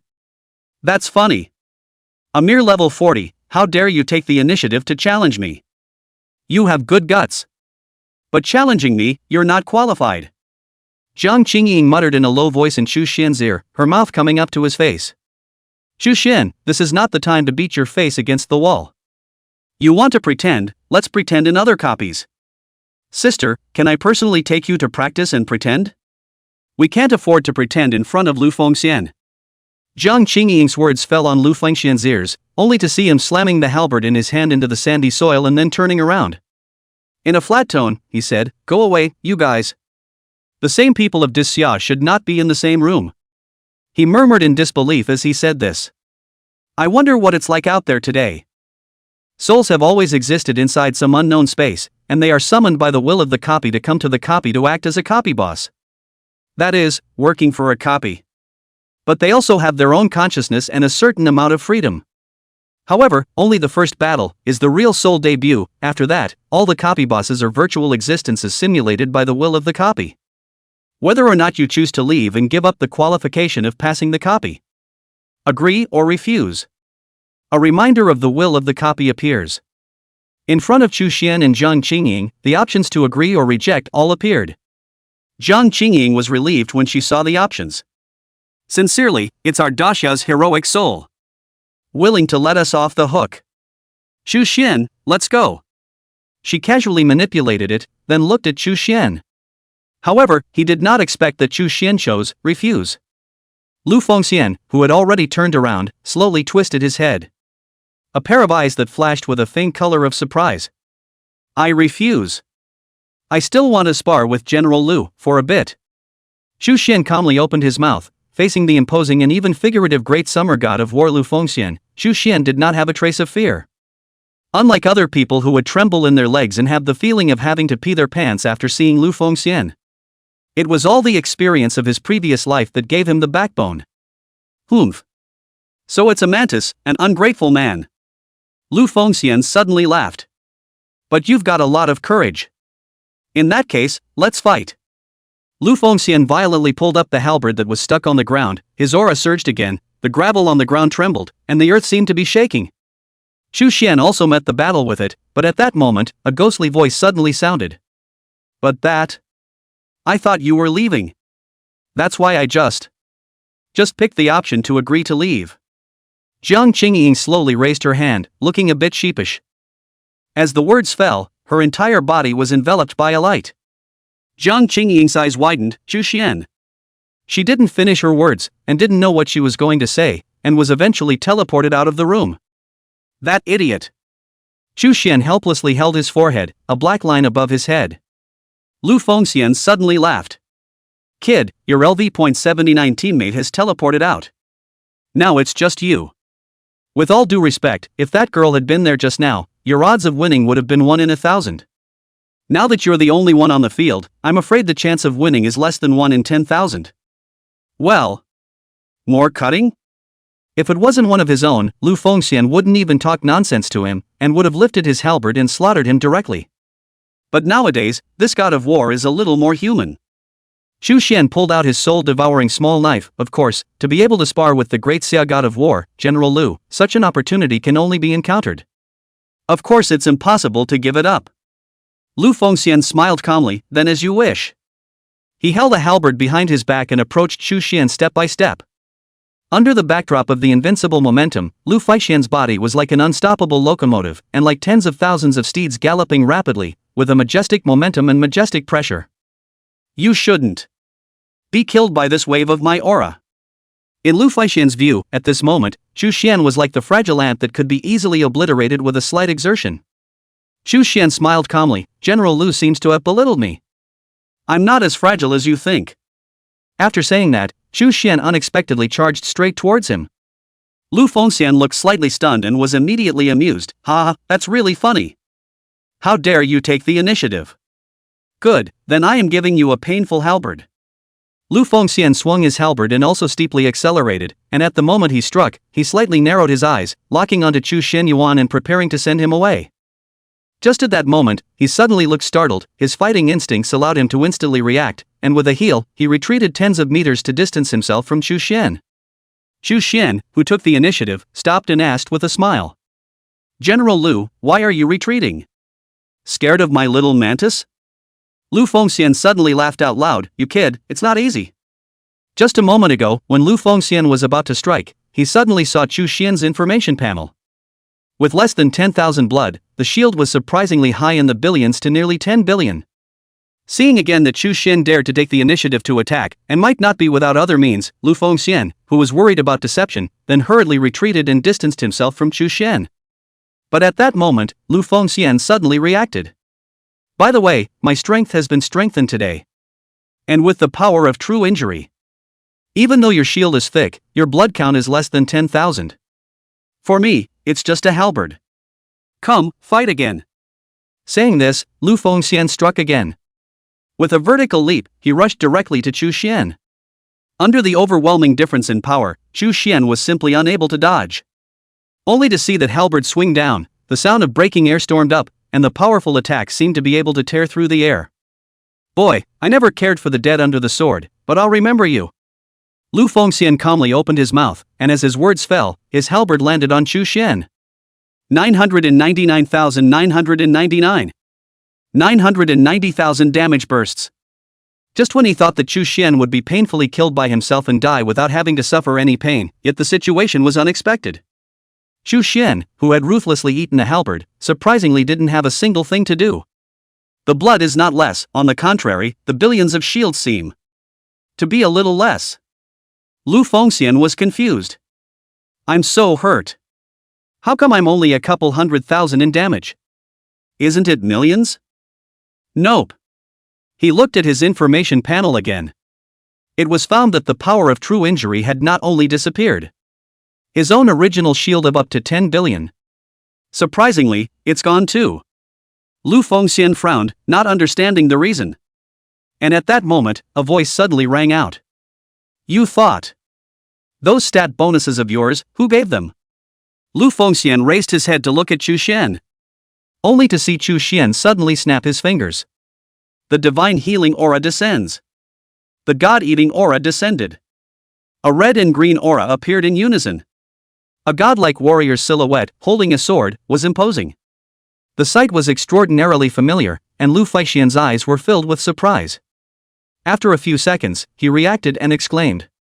It's you! Chapter 45 Lu Fengxian shocked. What a monster you are! Lu Fengxian's eyes scrutinized above that halo for a long time.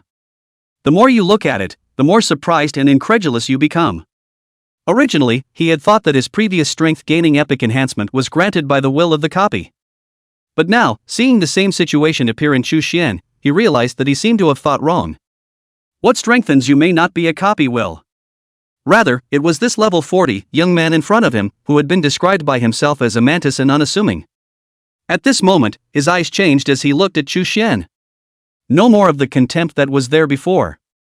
Rather, it's shock. Deeply shocked. To be able to grant himself the same kind of strength that he had before, it meant that Chu Xuanyuan's strength was full of unknowns and even terrifying. He stopped being gullible and began to approach the battle with a serious stance. Your shields are 10 billion strong, and my seconds are about 1 million. As long as I can attack you 10,000 times, I'll be able to break your defense. 10,000 down. Hiss. Lu Fengxian was surprised by his own words. Monster. His own halberd would have to be swung smoking to break his shield. It's exhausting to think about. However, thinking like this, but Lu Fengxian didn't seem to be in a hurry. If it had been anyone else, it might have really been a no-brainer. But whoever let you meet me, count yourself unlucky. Lu Fengxian's battle spirit was aroused by Chu Xuanyuan. This battle made him feel even more interesting than when he had fought the 5 turns Green Dragon Elder before. And right at that moment, Chu Xian suddenly made his move, and Lu Fengxian acutely sensed that something was wrong. He jumped up violently and, on a heel, flew back hundreds of meters. Speedy, or rather, survivalist. Lu Fengxian stabilized his stance and then looked ahead to where he had just landed. A gray aura suddenly appeared. Above the halo was a huge theater from which silent actors flew like ghosts. They gathered at the edge of the halo, their gazes staring eerily at Lu Fengxian. What's this again? Each of Chu Xian's auras were mind-boggling to him and had powerful effects.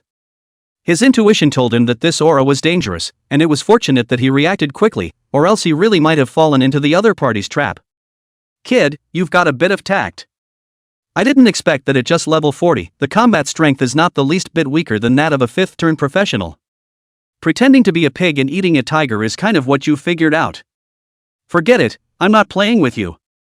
I'm going to get serious this time. Lu Fengxian leaped up, and the boots under his feet emitted a strange light, surprisingly holding him up in the air.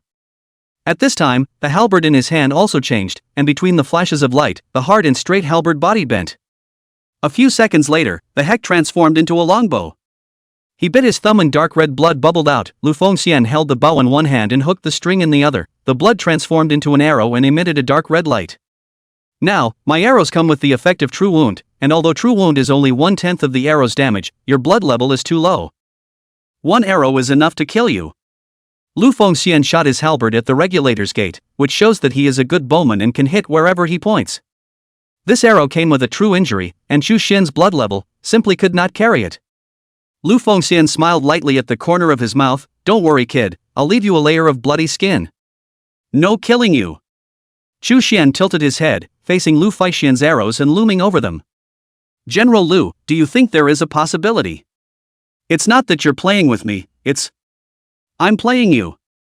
Lu Fengxian frowned slightly.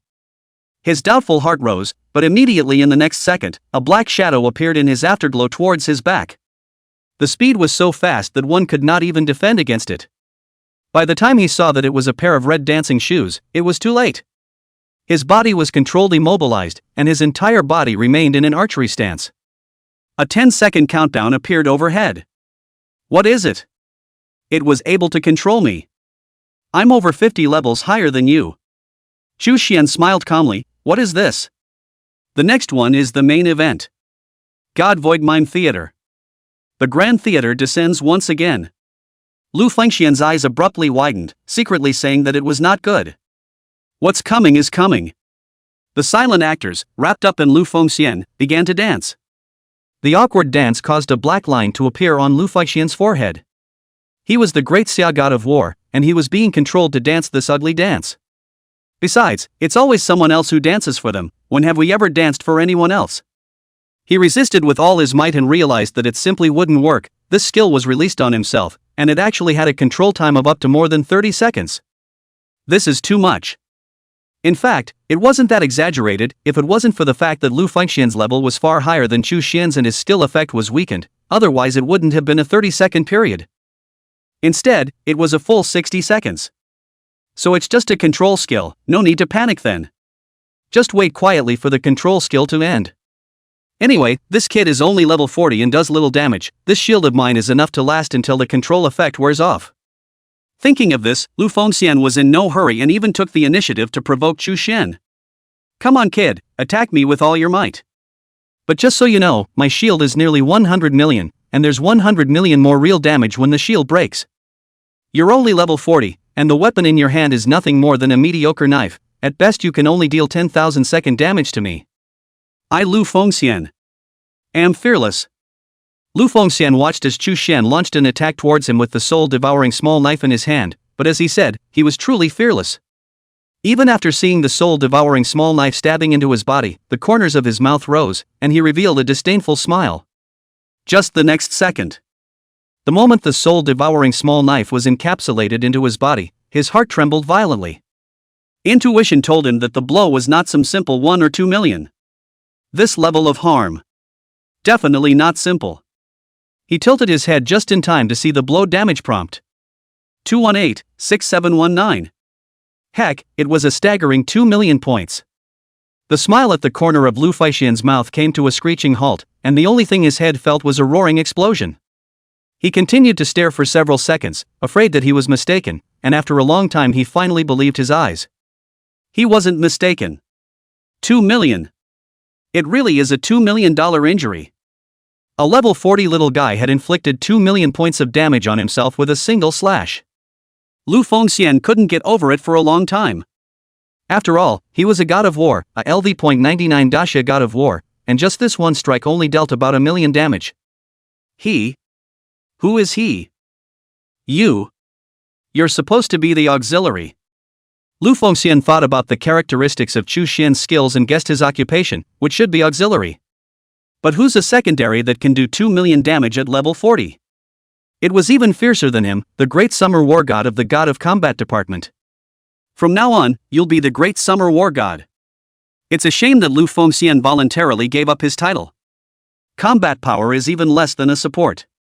However, very quickly, Lu Fengxian realized that during the time he froze, the damage from Chu Xian's second and third slashes floated out as well. To his surprise, the damage of these latter slashes, while also quite explosive, 200,000 to 300,000, far exceeded the damage that a professional of his level could deal. But it's not as scary as 2 million anymore. Blitz. It was a blitz. Ha ha ha ha ha. So it's a coincidence, scaring this war god. If regular damage is $1 million more, then you're the one who should be the boss. Lu Fengxian felt like he could do it again. He looked to his information panel, and there was no doubt that his opponent would not be strong enough to break his shield if that was all he had. As a result, his gaze fell to the shield column, and he suddenly realized that the shield was surprisingly undamaged. He froze for a moment, but immediately afterward, his eyes widened steeply and he was almost petrified on the spot. The shield is not destroyed, but the blood is reduced. This means the other side is really hurt. Out of hand is real injury. What kind of monster is this? Chapter 46 War God concedes defeat. You're the great Xia War God. At this moment, Lu Fengxian finally admitted that the reason why he had increased his strength before. It turned out that it really had something to do with the kid in front of him. In Chu Xuanyuan's body nowadays, he felt the fear that those fellows from the Old Man Green Dragon had towards him back then. Super thick shields, horrible true damage, and now a control skill with extra long control time. This kid was level 40, and his methods were even more exaggerated than some old monsters of the fifth turn. At this moment, the eyes in which he looked at Chu Xian were completely devoid of any contempt. There is nothing but deep recognition. What's your kid's name? Lu Fengxian suddenly snapped. Chu Xian stopped the stabbing motion in his hand and said politely. General Lu, my name is Chu Xian. Lu Fengxian, you're quite polite, knowing that it's not appropriate to stab when you're talking. Don't stab it yet, it kinda hurts, I'll tell you something. Chu Xian, General Lu, please speak, I'm all ears, but this knife still needs to be stabbed, otherwise it's a waste of time. After saying that, Chu Xian stabbed out again, and looking at the damage that floated out, he could not help but exclaim in shock. Oi, it's storming again. Ruthless. Lu Fengxian wanted to curse his mother. His complexion abruptly became serious. Chu Xian, is it? I advise you not to make meaningless resistance. Even if you control me now, in a moment, I will be able to remove the control. Though your damage comes with real damage and damage blasts of up to 1 million. But I have nearly 1 billion blood. Even if you bludgeon every slash, you won't be able to finish me off before the control skill ends. As for me, all it takes is one true wound arrow to hit you, and that's when you die. Chu Xian looked sideways, glancing at Lu Fengxian, only to see him calmly say. General Lu, are you misunderstanding something about my skills? It's not a very long control when used on you, but when the control time is almost over, won't I just throw another skill? Just like now. Chu Xian snapped his fingers, and a halo of light as if it were a rapidly blooming gray flower quickly blossomed from beneath Lu Fengxian's feet.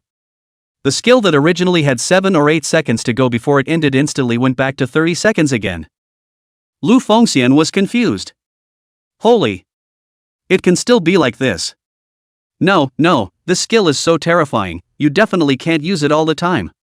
Either it has a cooldown or it extremely consumes your mana. Chu Xian froze for a moment. Oh?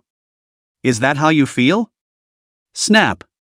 Chu Xian kept snapping his fingers, the aura under his feet kept appearing, and the control time above Lu Fengxian's head kept refreshing, finally seeming to be fixed at 30 seconds, as if he had not moved at all. Lu Fengxian's pupils continued to dilate, his mouth gradually opened, and the shock in his heart slowly spread throughout his body. Crazy. Absolutely insane. This kid is definitely open. Who's a good guy to play like this? Skills have no cooldown even if, then you at least cast, have a chant time, the result is that you do not even have a chant time, instantaneous. Also, doesn't this skill consume blue? Is your mana deep, or is this skill as good as nothing, consuming very little blue? Whatever the case may be, Lu Fengxian saw it. This kid, he can't even fight himself. Knowing full well that he could be defeated just by shooting him with a true injury arrow. But this control has no solution. Even if the opponent's damage wasn't considered too high, it was enough to grind himself to death. After recognizing this, Lu Fengxian saw that he was about to receive another stab, and he hastily opened his mouth. Stop. Don't stab it, don't stab it. I concede. Chu Xian. No way, General Lu, you're at least the great Xia god of war, you've admitted defeat so easily. Lu Fengxian, you have the nerve to say I? Your skills one by one are so perverted like forbidden spells. What can I do? And you're still a support, do you think I'd look good on my face if I lost to you? Chu Xian thought about it, and it seemed to be the case. At the end of the day, it's still too good to be true. In his previous life, many of the existences that had fallen to his hands were far above Lu Fengxian, and defeating Lu Fengxian wasn't much of a feat in his opinion. Right. Kid. Lu Fengxian suddenly thought of something, and he suddenly asked. When I fought with those guys earlier, I nearly suffered insults from them. At that time, someone called out to me, Marquis Lu Wen, and told me to use my halberd to cut the cage, and was able to shatter the cage and retain my dignity. That person is you? Lu Fengxian's eyes were calm and waveless, but they kept staring at Chu Xian closely. Chu Xian nodded and calmly replied. It's me. The corners of Lu Fengxian's mouth rose, I knew it. If it wasn't for that reminder from you, I'm afraid I'd have to suffer insults from those guys. Mr. Lu owes you a favor. By the way, there is another matter, although Lu Mao heart guessed 7 or 8, but still want to ask you a mouth. Lu Fengxian's eyes abruptly became serious, only to see him ask word for word. Are you from Daxia, or are you a stick? Chu Xian frowned, how is Marquis Lu an enmity? How do you call someone a stick? Where do I look like a stick? Lu Fengxian laughed, ha ha. You kid. To my liking. Get me out of control and hold out your hand. Xu Xian did not hesitate for a second, nor was he worried about LV Wenho's backtracking, and decisively helped him to release his control. At the same time put his hand out. Lu Fengxian put his thumb on his hand, and then removed it. It was possible to see that in the center of Xu Xian's hand, there was an additional golden-colored mark. The shape bears some resemblance to the National War Book in the sky. Needless to say, Xu Xian knew what this meant. With this seal, the National War Book is your own. When you get out of the copy, the National War Book will resonate with the seal and go into the seal, and even if you die, the National War Book will not fall off. Not falling, of course, but disappearing with itself. Xu Xian let out a sigh of relief. The War of Nations book has finally arrived. Lu Fengxian was worried that Xu Xian did not know the usefulness of the seal, and thoughtfully explained it again, which could be said to be exactly the same as Xu Xian's understanding of the seal in his previous life. However, from the small matter, it could also be seen that Lu Fengxian was good to his own people as a great summer soul. In fact, this fight could have all been avoided. According to Xu Xian's research in his previous life, against a boss from his own camp, as long as he showed his identity and said a little bit about the country's current need for rewards, basically many Ying souls would give up their rewards. So the fight was completely avoidable. That is to say, those knives, in fact, did not necessarily have to be stabbed into Lu Fengxian's body. It was only Xu Xian, who wanted to compete with the god of war to see how strong he was. After this battle, Xu Xian still discovered his shortcomings. That's too little blood.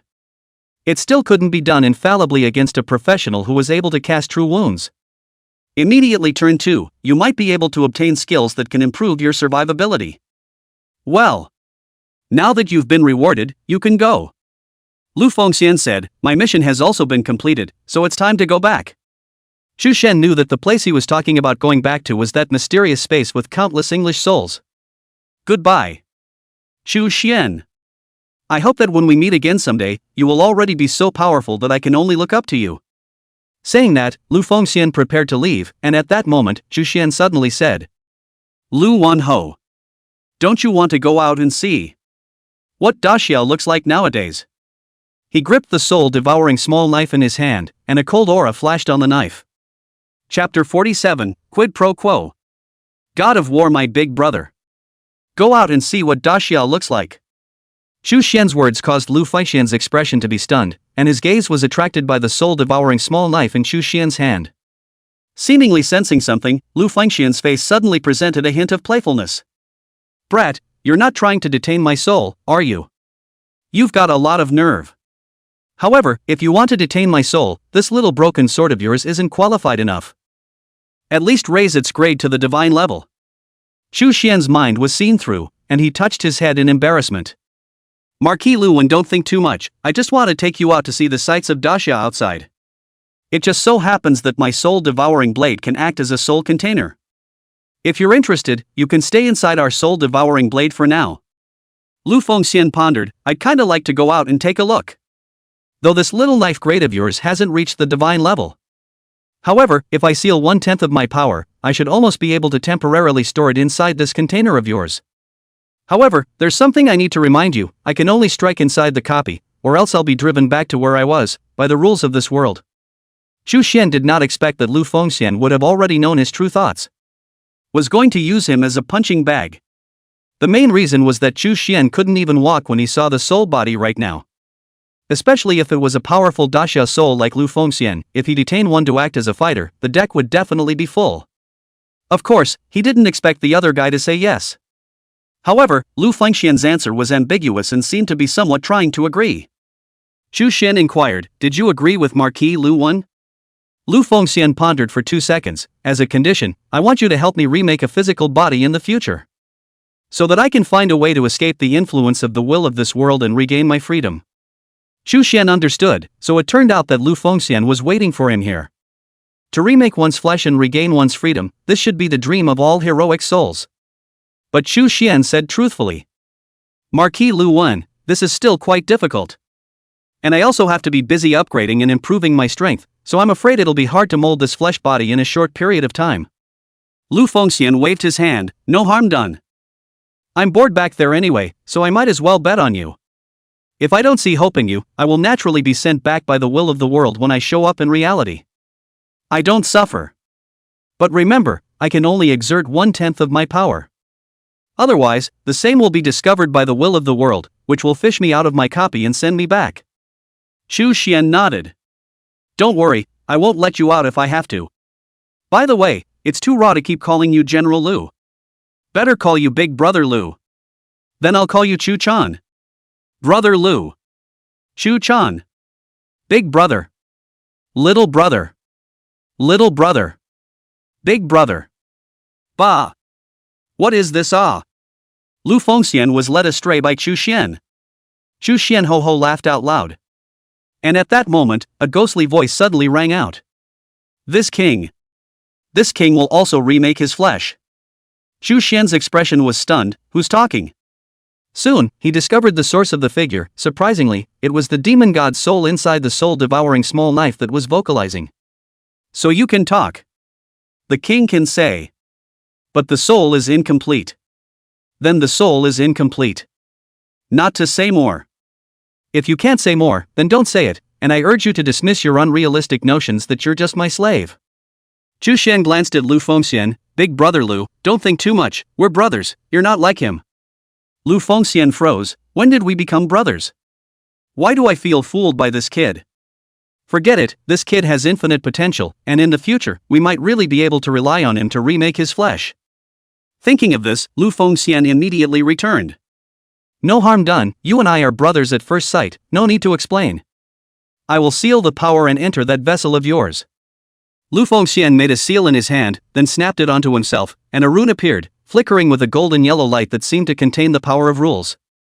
Immediately after that, Lu Fengxian's aura began to weaken at a speed visible to the naked eye. Fruity's power was sealed. Afterwards, he transformed into a soul shadow and entered inside the soul-devouring small knife. Weapon, soul-devouring knife. Level, legendary can grow. Attack, 5,7500 can grow. Exclusive ability 1, last strike is able to absorb the opponent's soul into the dagger for containment, boosting the weapon's attack power. The stronger the opponent's grudge, the higher the attack bonus. There's a chance that the attack will be 100 times stronger. Exclusive ability 2, Soul Cage. The special souls devoured can become puppets that take orders from the owner of the soul-devouring knife, and when the soul puppets are eliminated, the soul-devouring knife's ability will be weakened. Number of souls devoured, 251. Soul Puppet, LV.99 Demon God enslaved, LV.99 Dasha Spirit War God Lu Fengxian not enslaved. Seeing the present-day soul-devouring small knife, Chu Xian was slightly surprised. The soul-devouring small knife had not changed much because it had not devoured Lu Fengxian and the two had not fused into one. But because of Lu Fengxian's presence, the attack of the soul-devouring small knife doubled many times. Today a slash does up to 5,000 points of basic damage. This meant that once a bludgeon was dealt, it was capable of dealing 5 million points of terrifying damage. It's scary to think about. Chu Xian couldn't hold back at the moment and wanted to find someone to test the blade. He headed for the exit. The other side. Outside the copy, Jiang Qingying did not leave after coming out of the copy. Instead, they stayed quietly outside the copy and waited. Her heart was completely clenched at the moment, and every now and then she panicked a little. This was the first time he felt worried for a boy, and it wasn't that he had much affection for Chu Xian, but he just felt that he and Chu Xian were very compatible, like friends that way. As a friend, she was also worried that something would happen to Chu Xian. In this place, not only was he staying at the entrance of the copy, but also those who had escaped from inside the copy before. They all stood guard at the door, wanting to witness the end of the boss challenge copy. Though they were all a little impatient to wait, they persisted. So, after so much time has passed, why hasn't this copy ended? Could it be that there are still people challenging in there? It shouldn't be. Our people are basically all out. Old Man Green Dragon was knocked back outside the copy, and the fourth turn bigwigs just came out of it. There's not much in there now. It's logical that the copy should have ended by now. There has to be a result for failure and success. By the way, where are those four-turned bigwigs? I don't know what's going on in there. One of them is covered in the smell of urine after just coming out of the copy. They should be bathing inside the nearby river now. As they were talking, 10 figures appeared in the sky. They were none other than the so-called fourth-turning bigots who had showered and changed their clothes. Li Xianyuan walked at the front as he looked up at the boss copy, which hadn't ended yet. He guessed if someone was still doing the boss challenge. A 4-turn bald man beside him asked, looking at the men with a curse. Hey! You guys, has anyone come out of there in the time we've been gone? All of you give an honest explanation, or else, kill all of you. Those people were all trembling in fear of getting into trouble when they faced the 4th-turned big brother, so they didn't dare to speak. However, some timid people had already gathered their eyes on Jiang Qingying's body. Li Xianyuan also noticed her at this time. The corners of his mouth turned up in a playful manner. Oh? Aren't those the 2 no-camp players? Why are you alone? Where did your concubine go? Jiang Qingying's good-looking brows furrowed slightly. She didn't explain too much and her voice was rather icy. What do you care? You! A 4th-turn stick professional was enraged and wanted to make a move to teach Jiang Qingying a lesson. But it was stopped by Li Xianyuan. Li Xianyuan's eyes were equally unkind. At that time, you and your concubine chose the no camp, and inside the selection list at that time, there were other countries. It seems that you should not be professionals of my big stick empire. And you saw then, again, our dishonorable side. I think it's better to kill you. What do you think? He looked to the master and brother beside him. They nodded their heads. Kill. It must be killed.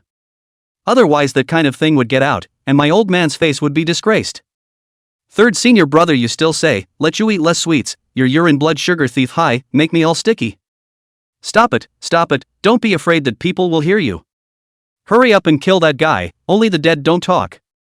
I'll do it. I love destroying flowers with a hot hand.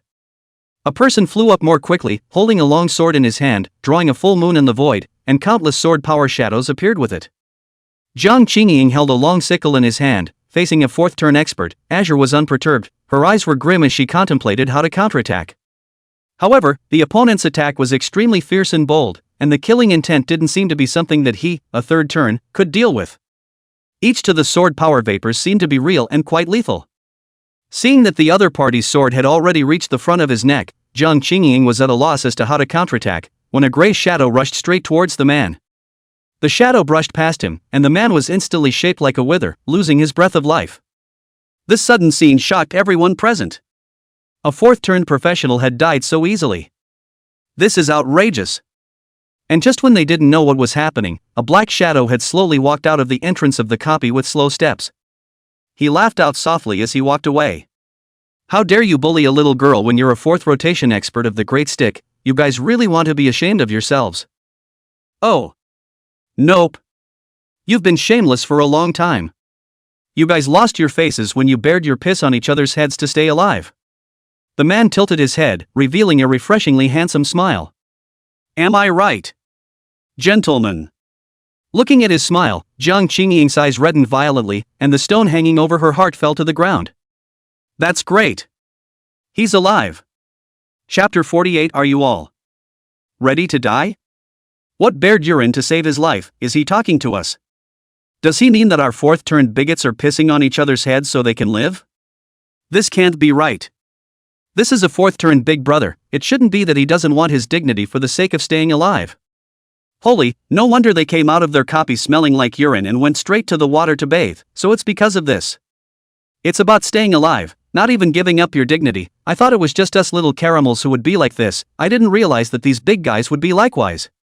If this thing gets out, we, the stick, will be disgraced. Of course, it's them who will be even more humiliated. A person walked over to Chu Xian's side. Holy, brother, is everything you said true? This news is also too explosive. Chu Xian, of course it's true, we saw it with our own eyes. They are looking for my friend's trouble, also because we saw them in that state. This is to kill and silence them. The crowd couldn't help but suck in a breath of cold air. It's really disgusting how this group of people, embarrassed to be found, to kill the mouth, which has a bit of strong style, I see in those who are the generation of the soil chicken and dog is not much worse.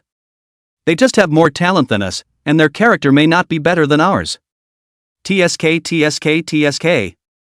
I'm going to have to talk to my friends about this so they can see these guys for what they really are. While these people were discussing, Chu Xian had already arrived at Jiang Qingying's side. Almost too late. Well, they didn't do anything to you, did they? Jiang Qingying cast a sideways glance, glancing at Chu Xian. The worry from just now disappeared, and the hint of nervousness that arose from facing a strong enemy also disappeared with Chu Xian's appearance. Her eyes flickered as her gaze landed on Chu Xian. The heart can't tell. So strange. Why would I feel a twinge of security? Feeling safe from a 40th grade little brother? Jiang Qingying found it funny. It seemed that she had accidentally gotten caught up in her thoughts, causing her, for a moment, to actually forget to reply to Chu Xian. Hey! Junior, I didn't expect you guys to walk out alive as well. However, it's your bad luck to meet us. Li Xuanyuan's voice suddenly rang out, his eyes casually sizing up Chu Xian's body, the corners of his mouth rising, filled with disdain. Facing 10 fourth-turn experts, Chu Xian's expression was calm, not a trace of fear could be seen within his eyes. Even dared to shoot back, it seems uncertain who was unlucky. The kind of calmness that Chu Xian displayed made the surrounding spectators feel somewhat surprised. Not to mention the so-called fourth-turn bigots. This kid is really wild. How dare you be so arrogant even in front of us? It's really out of your depth. A 50-year-old professional beside Li Xianyuan took a step forward. The eyes were surprisingly like Zhao Yan's golden pupils, able to emit a strange light. Let me see, what level is your kid? Where is the capital of madness? When he finished speaking, his pupils rotated, seeming to have streams of light flickering in them, and someone soon recognized these eyes. The Eye of Insight. Surprisingly, it's a rare drop from an 80th level nightmare copy, the Eye of Insight. It is said that these eyes are able to see information such as a professional's level and blood mana. Analyzing each other to death when it comes to sparring. Not even if it's deliberately hidden. Li Xianyuan looked at the fellow disciple. How is it? See anything? The corners of the man's mouth revealed a curve as he raised his head disdainfully, his tone tinged with contempt. Ouch. I thought how awesome. So it's a level 40 Yakuza. He said disdainfully as he continued to check Chu Xian's next message. How dare you talk to us like that at level 40, do you know how stupid you are? Guys like you, I don't even bother to do anything for fear of dirtying my hands. But this time, I don't mind sending you away myself. After saying that, the man continued to take a step forward, and the crowd thought that Chu Xian was going to be finished, and even Jiang Qingying beside him protected his side in case of a sudden attack from the other party. But just then, the man suddenly stopped, the disdain in his eyes disappeared, replaced by a sense of uncertainty, confusion, and disbelief. He rubbed his eyes as if he had seen something he couldn't believe. However, after that, the complex look in his eyes didn't disappear, but instead appeared even more complex as he confirmed it again and again. He subconsciously took several steps back and retreated once again. This odd reaction of his fell into the eyes of the crowd, and Li Xianyuan frowned and asked, Senior brother Jean, what's your reaction? What's wrong with you? Kim Young-bin's eyes were filled with a kind of shock at this moment. He finally couldn't help himself and reached out to point at Chu Xian, exclaiming in shock. You. Your level would only be 40, and you don't even have a second turn. And you have less than 10,000 points of blood. Coco. Coco, your shield. Why are there billions of them? He paused for a moment and spoke again, his voice all a bit shrill. I don't understand, what's going on here? When these words came out, the hundreds of people present were all dumbfounded. Their gazes converged on Chu Xian in unison, and the eyes that looked at him didn't dare to have contempt anymore, but were filled with astonishment and incomprehension. Level 40 guy. Blood levels are normal. But this shield is off by billions. It's simply not going to happen. Li Hyun-won immediately raised his voice to question Kim Young-bin. Senior brother Jean, don't be an alarmist. How can he have billions of shields? Another fourth-turn professional suddenly stormed up, his eyes were stern, his strikes were very decisive, and he seemed to have an incomparable depth of strength. Senior brother Zhang has struck. Elder brother Zhang is a senior expert in the fourth turn, he has deeply received his master's true teachings, and he himself is at LV.89 ranked soul swordsman. This shot will definitely be able to gauge that kid's strengths and weaknesses. Brother Zhang, don't kill that kid with a sword. I have a feeling that kid is just using some kind of blindfold, illusion or some other treasure to mesmerize our senior Jean, where there is a level 40 professional with billions of shields. If there really is, I'll give him my life. While the crowd was discussing, senior brother Zhang had already jumped in front of Chu Xian. He pointed in the air and a cold aura appeared. It was clearly a soul sword. The soul sword buzzed with an aura that made the crowd of low-ranked professionals feel a heavy sense of oppression. Jiang Qingying's brows furrowed as she made a gesture to step in and parry this strike for Chu Xian. The scythe in his hand was about to be swung out, but at that moment, his hand was grabbed by Chu Xianyuan, and a tingling electric shock-like sensation spread out in his hand. She looked at Chu Xianyuan and found that Chu Xuanyuan's gaze was calm and unperturbed, and he surprisingly had no fear in the face of the four-turned big brother's overpowering attack. Even a hint of a smile could be seen blooming at the corner of his mouth. It's amazing that he can still laugh. This subtle movement was caught by young Sando. How dare you laugh? Let's see if you can still laugh when you're pierced by my 10,000 arrows later. As the words fell, the soul swords turned into tens of thousands of sword shadows under Zhang Sandao's control, blasting towards Chu Xian.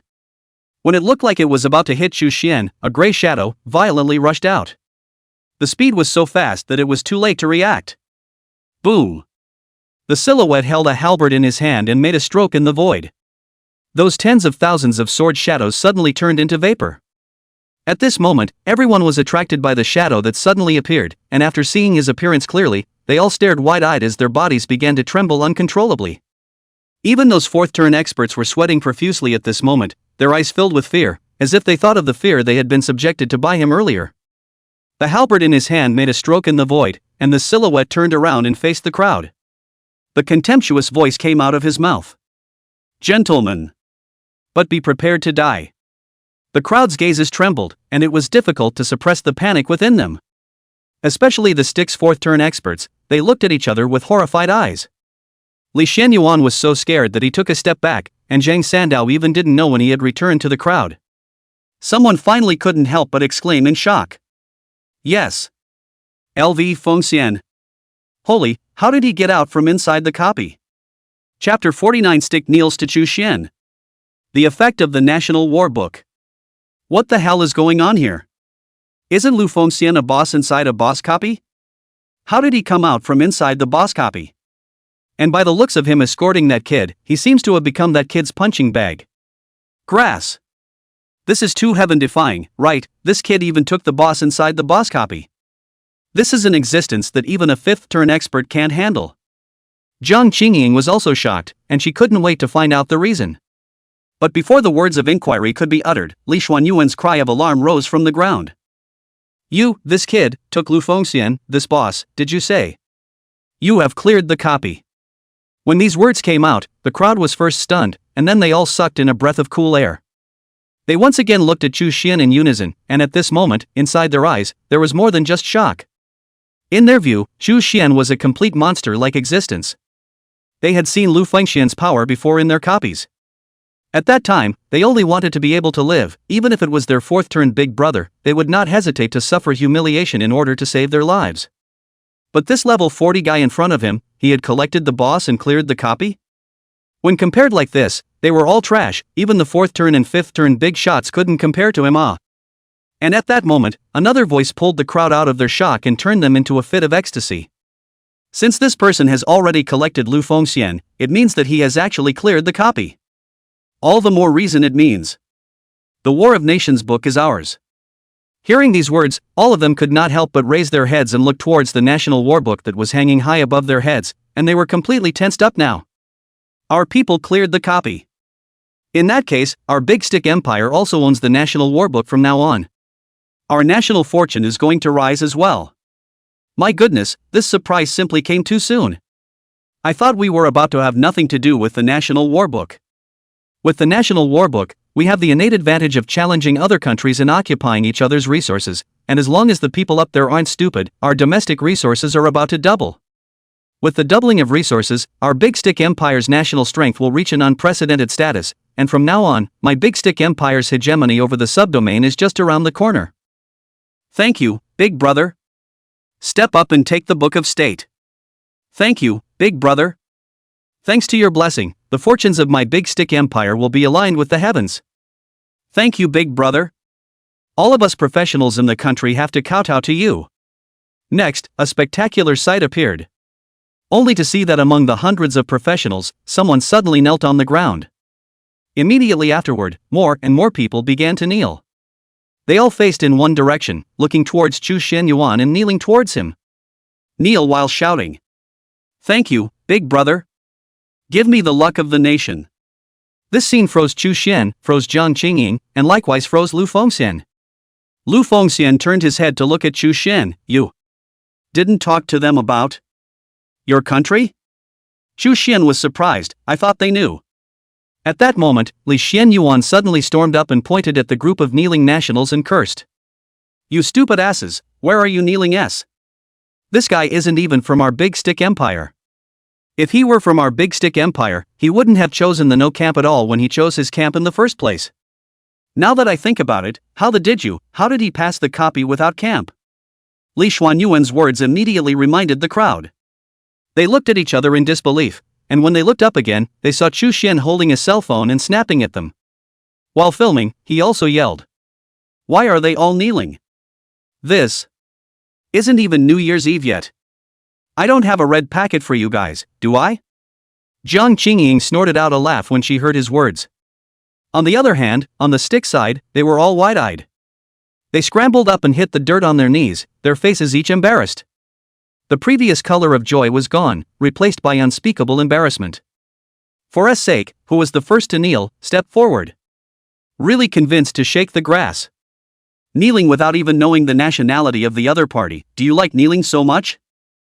It's actually extenuating, isn't it? After all, this is our copy of the Big Stick Empire. Who'd have thought there'd be a foreigner? Wait. That means this foreigner not only cleared our copy, but he's also going to snatch our national war book away? Holy. The national war book, ah. This is a national war book. How can it be taken by someone from another country? We must keep the national war book inside the copy. Once the national war book is snatched away, the disgrace is small. If the other party turns on our country, once our country loses the war, we will have the risk of extinction. Ah. He must be left behind. Hundreds of people shared the same hatred and aimed their spearheads at Chu Xianyuan, and Li Xianyuan and the other group of Fourth Revolution experts similarly understood the significance of the national war book. However, there was Lu Fengxian in front of them, and there was no way for them to fight against it. This great Xiao War Goding soul had a terrifying fighting strength. It was as if an insurmountable mountain dared them not take offense. So is just going to have to admit it? Just then, Kim Young-bin's voice suddenly rang out, and there was light flowing from his eyes. Something's not right. This Lu Fengxian's power is far less powerful than before. If I'm right, he came out from inside the copy at a price. Now his shields are back to normal. It's not as terrifying as before. I think that we can have a battle. Hearing this, the crowd instantly came to feel confident. Not only Kim Young-bin, even they all sensed that the Lu Fengxian in front of them was not as powerful as in the copy. Lu Fengxian sneered. Dare to underestimate me, then let's fight. Try Mr. Lu's sharpness. Chu Xian's voice rang out, in front of my big brother Lu, you are all but a bunch of mole crickets. Let's all go together. Save my big brother Lu from having to point your heads one by one. Lu Fengxian looked at the group of people in front of him, and although there was not an ounce of fear in his heart, he still wanted to say a word to Chu Xian. Don't take me with you when you're pretending. At that moment, Chu Xian stretched out his hand, and in the center of his palm, a golden yellow seal flashed. The national war book hanging in the sky seemed to feel some kind of resonance, and its body began to tremble extremely. The crowd's eyes were subconsciously drawn to him. As the trembling became more and more intense, a buzzing sound rang out at first, and the national war book transformed into a stream of light that flew towards Chu Xianyuan in a hurry. It eventually entered the golden-colored seal in his hand. Boom! Seeing this scene, the crowd present instantly exploded. The national war book. The national war book was really collected by him. Holy, it's over and done with. The copy has been cleared by others, and the national war book has been taken away by others. This day can be called a national shame. I've added another one to the assassination list in my mind. When I get stronger, I'll definitely kill him and Chu together. Li Xianyuan was also anxious. Go together. We must leave him behind today. At that point, with the rewards taken away, a golden text appeared on the side channel. LV.40 Auxiliary Chu successfully passes the copy and receives the copy reward. Boom! Now, the crowd that was thoroughly present was completely stunned. This person is actually Chu. This person is actually Chu. He's actually the same Chu who killed the level 30 slaying third turn expert Park Jinwoo? Holy cow, killing Park Jinwoo at level 30, clearing a high difficulty copy at level 40 where even a 4th turn and 5th turn powerhouse couldn't succeed, and subduing the copy boss. This Chu is too crazy. This isn't a genius anymore, this is a monster. When I was level 40, I was still being chased by monsters, and I didn't dare to speak out loud when I encountered a 3rd turn professional, and this Chu even dared to snatch the food from the tiger's mouth in a group of 4th turn and 5th turn big shots, and the key is that he let him take it away from me. So, that means that this person is actually from Daxia? The more they thought about it, the more shocked these people felt. They were all professionals and knew how terrifying the level 40 Chu Xian was. Even those 4th turn experts couldn't help but feel chills at the bottom of their hearts at this time, feeling fear from the bottom of their hearts. Weren't you guys just going to me? Why did you stop? I'm going to hit you if you don't. The corner of Chu Xian's mouth rose, revealing a smirk. Then the next second, the golden seal in his hand suddenly flashed, and the National War Book appeared. Chu Xian looked towards the National War Book. This thing seems to have an awesome effect. Just in time, take them for a test run. The words fell. The visions are rampant. Chapter 50. The National War Book appears. The blue star trembles. The divine healing aura descends. The god-eating aura descended. God Void Pantomime Theater descends. 3 auras appeared, and the ground instantly erupted with red, green, and gray light. They were extremely fast, sweeping towards the crowd like waves. The people present reacted simply too late. Most of the people were covered by the aura at Chu Xian's feet. Watching the apparition in front of her, manipulating her body and constantly making all sorts of humiliating gestures. And one cannot take back the use of one's body. At this moment, they crumbled. Holy, what's going on? What kind of skill is this and why can't I move? Group control skill, key old me 3rd turn, level is many levels higher than this level 40 guy, why is the same being controlled? You're only at the 3rd turn, look over there, the big guys at the 4th turn are immobilized by the control. The crowd's gazes looked over and found the 4th turn professionals who were inside the aura were at that moment, just like them, being controlled by the specters inside the Void Pantomime Theater to do their shameful actions. The few professionals outside the aura instantly realized that something was wrong with the aura and frantically backed away outside. Big brother Lu, I'll leave those escaping guys to you, these guys inside the halo, I can handle them myself. Lu Fengxian glanced sideways and saw that inside the aura, there were hundreds of professionals. With so many people, can you kill them? He inquired Chu Xian. Chu Xian smiled calmly, within the aura, I am invincible. Good boy. Lu Fengxian nodded at him, and then made a long leap towards those professions outside the aura to kill them. The original advantage instantly changed. There were only 3 uncontrolled 4th turn professionals. Facing Lu Fengxian, they were simply powerless and could only escape. After the copy is cleared, the exit appears. The exit, it's the exit. Run for the exit. What about our gang of mentors? Leave them alone for now. When the control effect wears off, they'll naturally have a way to escape. As the words fell, a burst of miserable screams resounded within the halo. They looked for the sound and their eyes widened. One could only see Chu Xianyuan, holding the National Battle Book in one hand, and in the other hand, holding the soul-devouring small knife as he weaved his way through the crowd. The soul-devouring knife erupted with tens of thousands of damage. A level 40 auxiliary being able to deal tens of thousands of damage was a bit unbelievable, but it wasn't the most shocking thing. Only to see that after the soul-devouring small knife hit one person, all of the occupiers within 50 meters of the vicinity actually suffered the same damage. It's amazing that there's still damage when you clearly haven't touched them. Lu Fengxian was all baffled. Brat, what kind of skill is that? Chu Xian raised the National War Book in his hand. This is the skill of the National War Book, carrying all attacks into ranged attacks. Within a range of 50 meters, all professionals from opposing camps will be subject to the same type of ranged attack cast by the bearer. Lu Fengxian, doesn't that mean that if I carry the National War Book and swing my halberd out, all enemies within 50 meters will receive 1,000,000 points of damage? Chu Xian regretfully waved his hand, that won't work. Only I who have possessed the National Battle Book seal can have this combat effect. Lu Fengxian understood, and at this moment, even he, the great Xiao'er soul, had some envy in his eyes. It was already a monster, but now it's better, with even sharper fangs. As he was saying that, a 4th turn professional among the guys being controlled said disdainfully, "It's just a small trick, when our control effect is over, we're bound to storm out. You're just waiting to be killed by our joint efforts."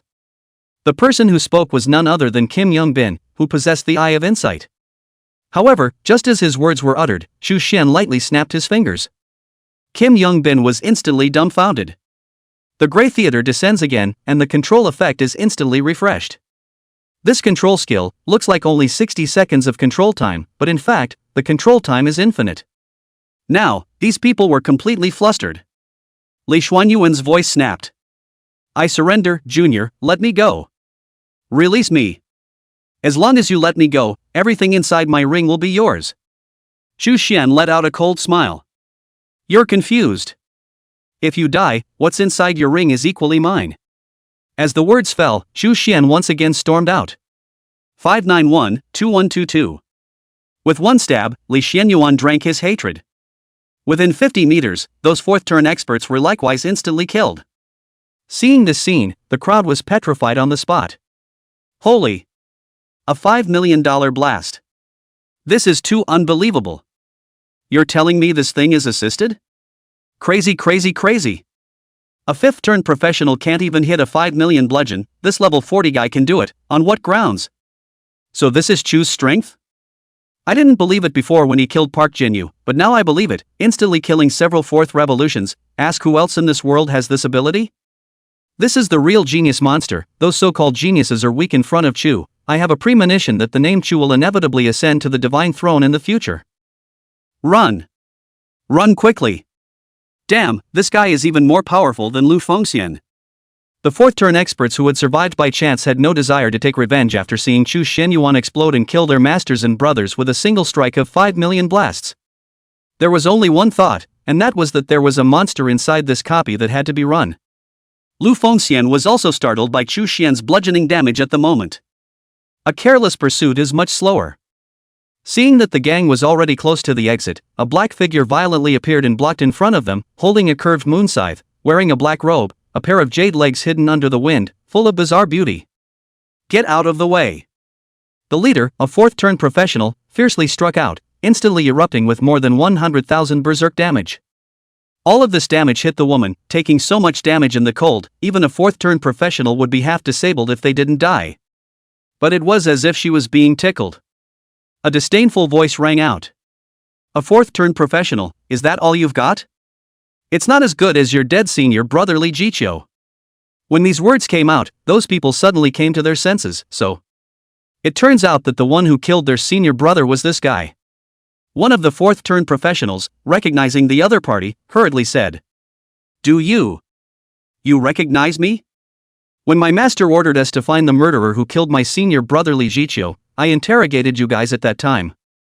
I could see at that time that you handsome men and beautiful women, Lang talent, could not be the person who killed Li Jiqiu, so I let you guys go then in there. You must remember, right? Why don't you let us go? Hearing this, Jiang Qingying couldn't help but laugh lightly and asked in return. Do you think that I will be as stupid as you are? As the words fell, Jiang Qingying's figure disappeared, and the moonwatch scythe in her hand revealed a bizarre arc. The fourth-turn expert made a defense in the face of Jiang Qingying's powerful attack. However, the damage that burst out staggered everyone. 130-7724. Surprisingly, another million damage. Jiang Qingying herself was taken aback. Crazy, crazy, crazy. Anyone can do a million damage, can't they? Another fourth-turn professional died in front of the stick, and they were completely numb at this moment. Lu Fengxian also caught up. Looking at the front and back of the two powerhouses, the exit that was so close at hand seemed so far away at the moment. The senior brother asked his senior brother, since we were young, we have all been people with superb talent. At an age of less than 50, we are already at the fourth turn, and we are only one opportunity away from the fifth turn. We are so powerful and have survived many national wars, why have we encountered this death? I am not willing. Sifu returned in frustration. Senior brother, don't you feel it yet? The times have changed, we belong to the remnants of the old times, and the new times have no ship to carry us. Dying at their hands, I'm not upset, I'm just curious about this guy and what kind of waves he'll make in the future. Kinda want to see it. Master's brother stares slightly. A halberd shadow fell, separating the bodies of the only remaining two. On the other side, Xu Xian also killed the crowd within the aura. At this point, only the Xu Xian duo plus a soul remained on the field. Inside the copy, the blood aura was monstrous and the corpse marks were everywhere. Chu Xian received a large bag of spatial rings after touching the corpses. However, these spatial rings were all forbidden and could not be opened by anyone other than the person himself. Chu Xian wasn't in a hurry. With so many resources, he had to get them open. Especially those fourth-turn experts, the resources inside their spatial rings were in the hundreds of millions. Once the prohibition was broken, the harvest was definitely quite a lot. Go find an old friend sometime. Let him get the ban off the top of the ring. Chu Xian made up his mind, and a handsome woman with flaming red lips appeared in his mind, and his heart couldn't help but be a little itchy. But before that, there's still a need to complete the second turn. Chu Xian decided to go back and submit the second turn quest first to complete the second turn. The East Sea of Da Xia. On the surface of the sea, the corpses of a dozen or so unnamed ferocious beasts floated above. Blood, staining a whole sea red, like the blood residual sun, rendering the blood-colored sea sad and desolate. On top of the corpse of a ferocious beast, a white-haired man with an eye patch wiped the blood-stained longsword clean with a white handkerchief. Beside him, a flying machine came to his ear. The white-haired man spoke calmly, "Tell those members of the S-Class battle team that they don't need to come over. These guys have been taken care of by me." A mechanically synthesized voice came out of the craft. "Worthy of being Colonel Lvex with the inheritance of the great Xia war god. Thanks to you, the East China Sea has stabilized." Without saying anything, Lve inserted the longsword in his hand back into the scabbard, made a few leaps, and disappeared into the sea. The Xia side received news that the East Sea crisis was resolved by Lve. But immediately afterward, another piece of news came out. A copy of the Big Stick Empire, appearing in the War of Nations book. For a while, not only Da Xia, but the eyes of the whole world were focused on this place. Chapter 51. It was Chu who took away the National War Book. The news of the emergence of a national war book in the Big Stick Empire went viral, causing a simultaneous uproar in the Blue Star. Da Xia was the first to react and immediately held an emergency meeting. The highest level meeting was held. The ceiling of the Great Summer's war power, the 10 top professionals known as the 10 Elders, were likewise present at the meeting. Lately our world has been getting more and more unsettled for some reason. New copies are coming out all the time, and now it's even more difficult to appear once in a dozen years. The National War Book is also coming down again. It's just stabilized for a while, and I'm afraid the war is about to open up again. An old red-haired man sitting on the sidelines sipped his milk tea as he spoke of the current state of affairs. Suddenly a bright flash of excitement flashed in his flat eyes. Yay for the first sip of juju. Something good seems to be happening. The young woman with a hot body beside her, who looked a bit out of place among these old men, looked at the red-haired old man with contempt. Elder wine, such an adult, still drinking milk tea, beware of high blood pressure. Wang Lao gave her a blank look. Leave me alone. After saying this, King Power One Sword seemed to have thought of something and inquired with a smile. Daughter of the Lu family, your family's old man participates in the 10 elders gathering on time every time. Why is he absent from such an important meeting today? The others seemed to be curious about this matter as well, and they all turned their heads to look, their gazes landing on Lu Xiyin. Lu Shireen tilted her head condescendingly, no comment. The crowd of old ho-ho-hos laughed. Xin Jingting also participated in the meeting. Little Xian is still so shy about words.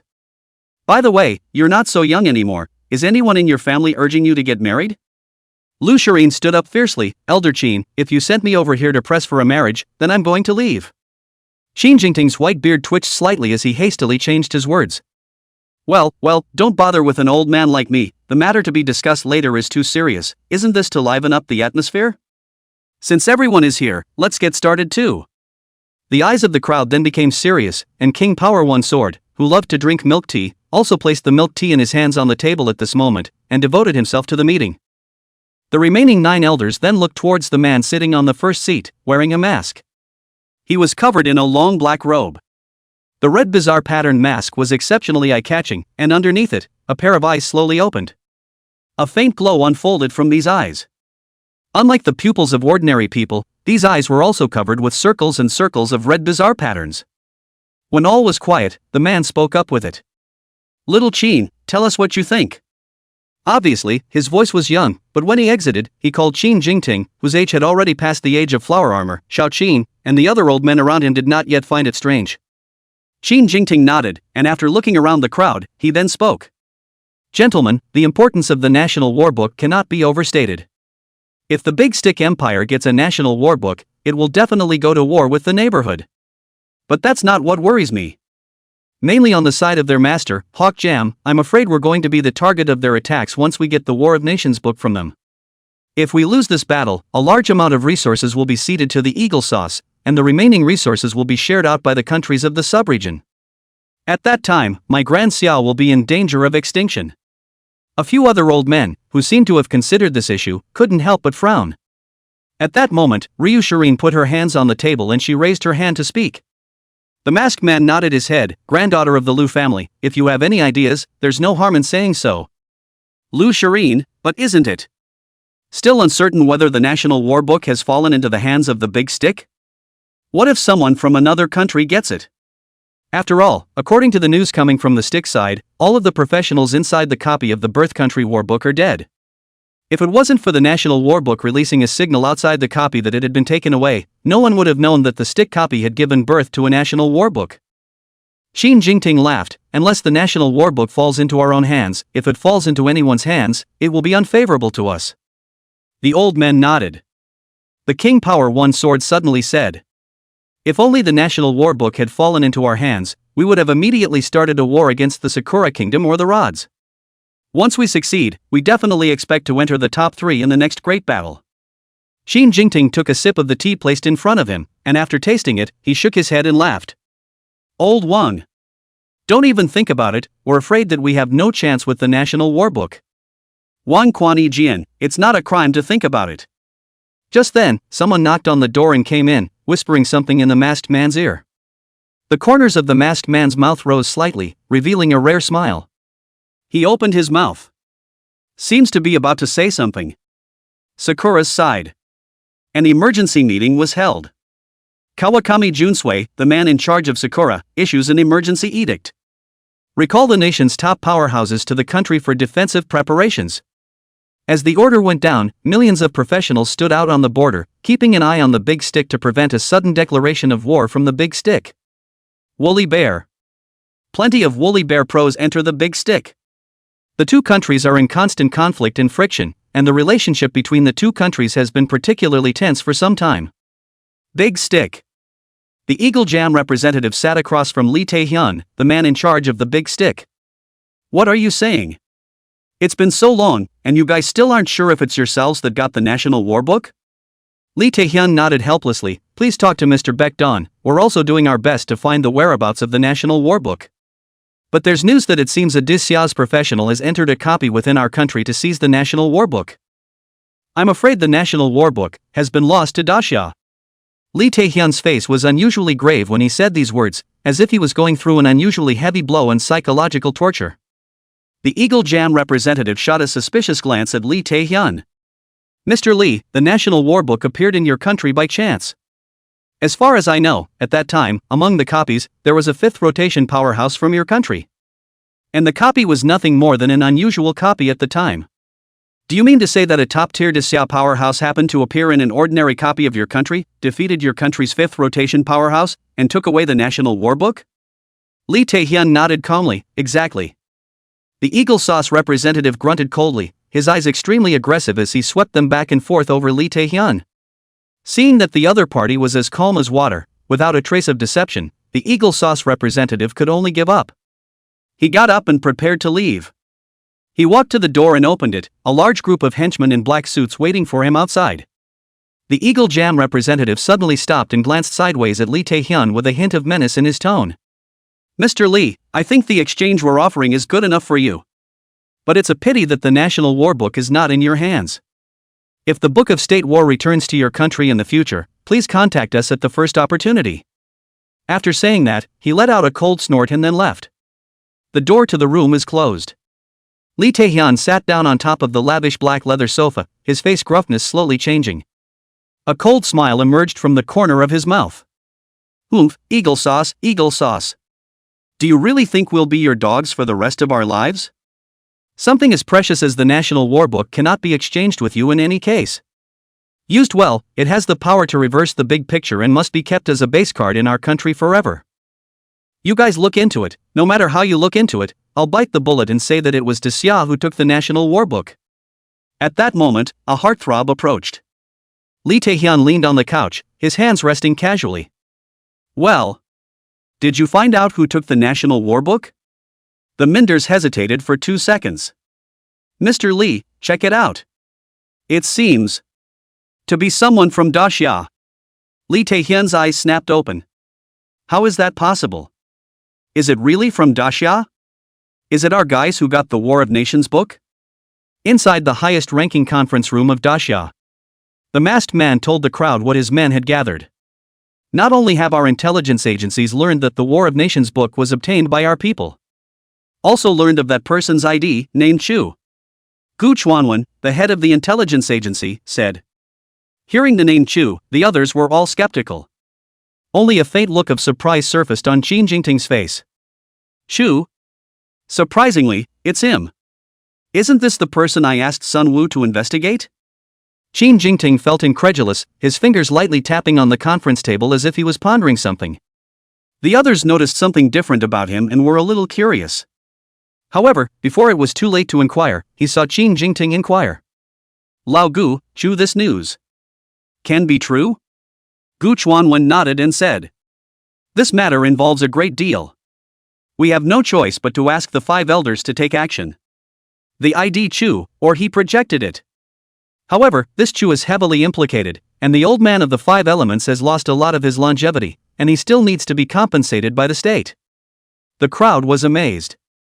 The results of the projections made by the old man of the 5 elements, that should not be wrong.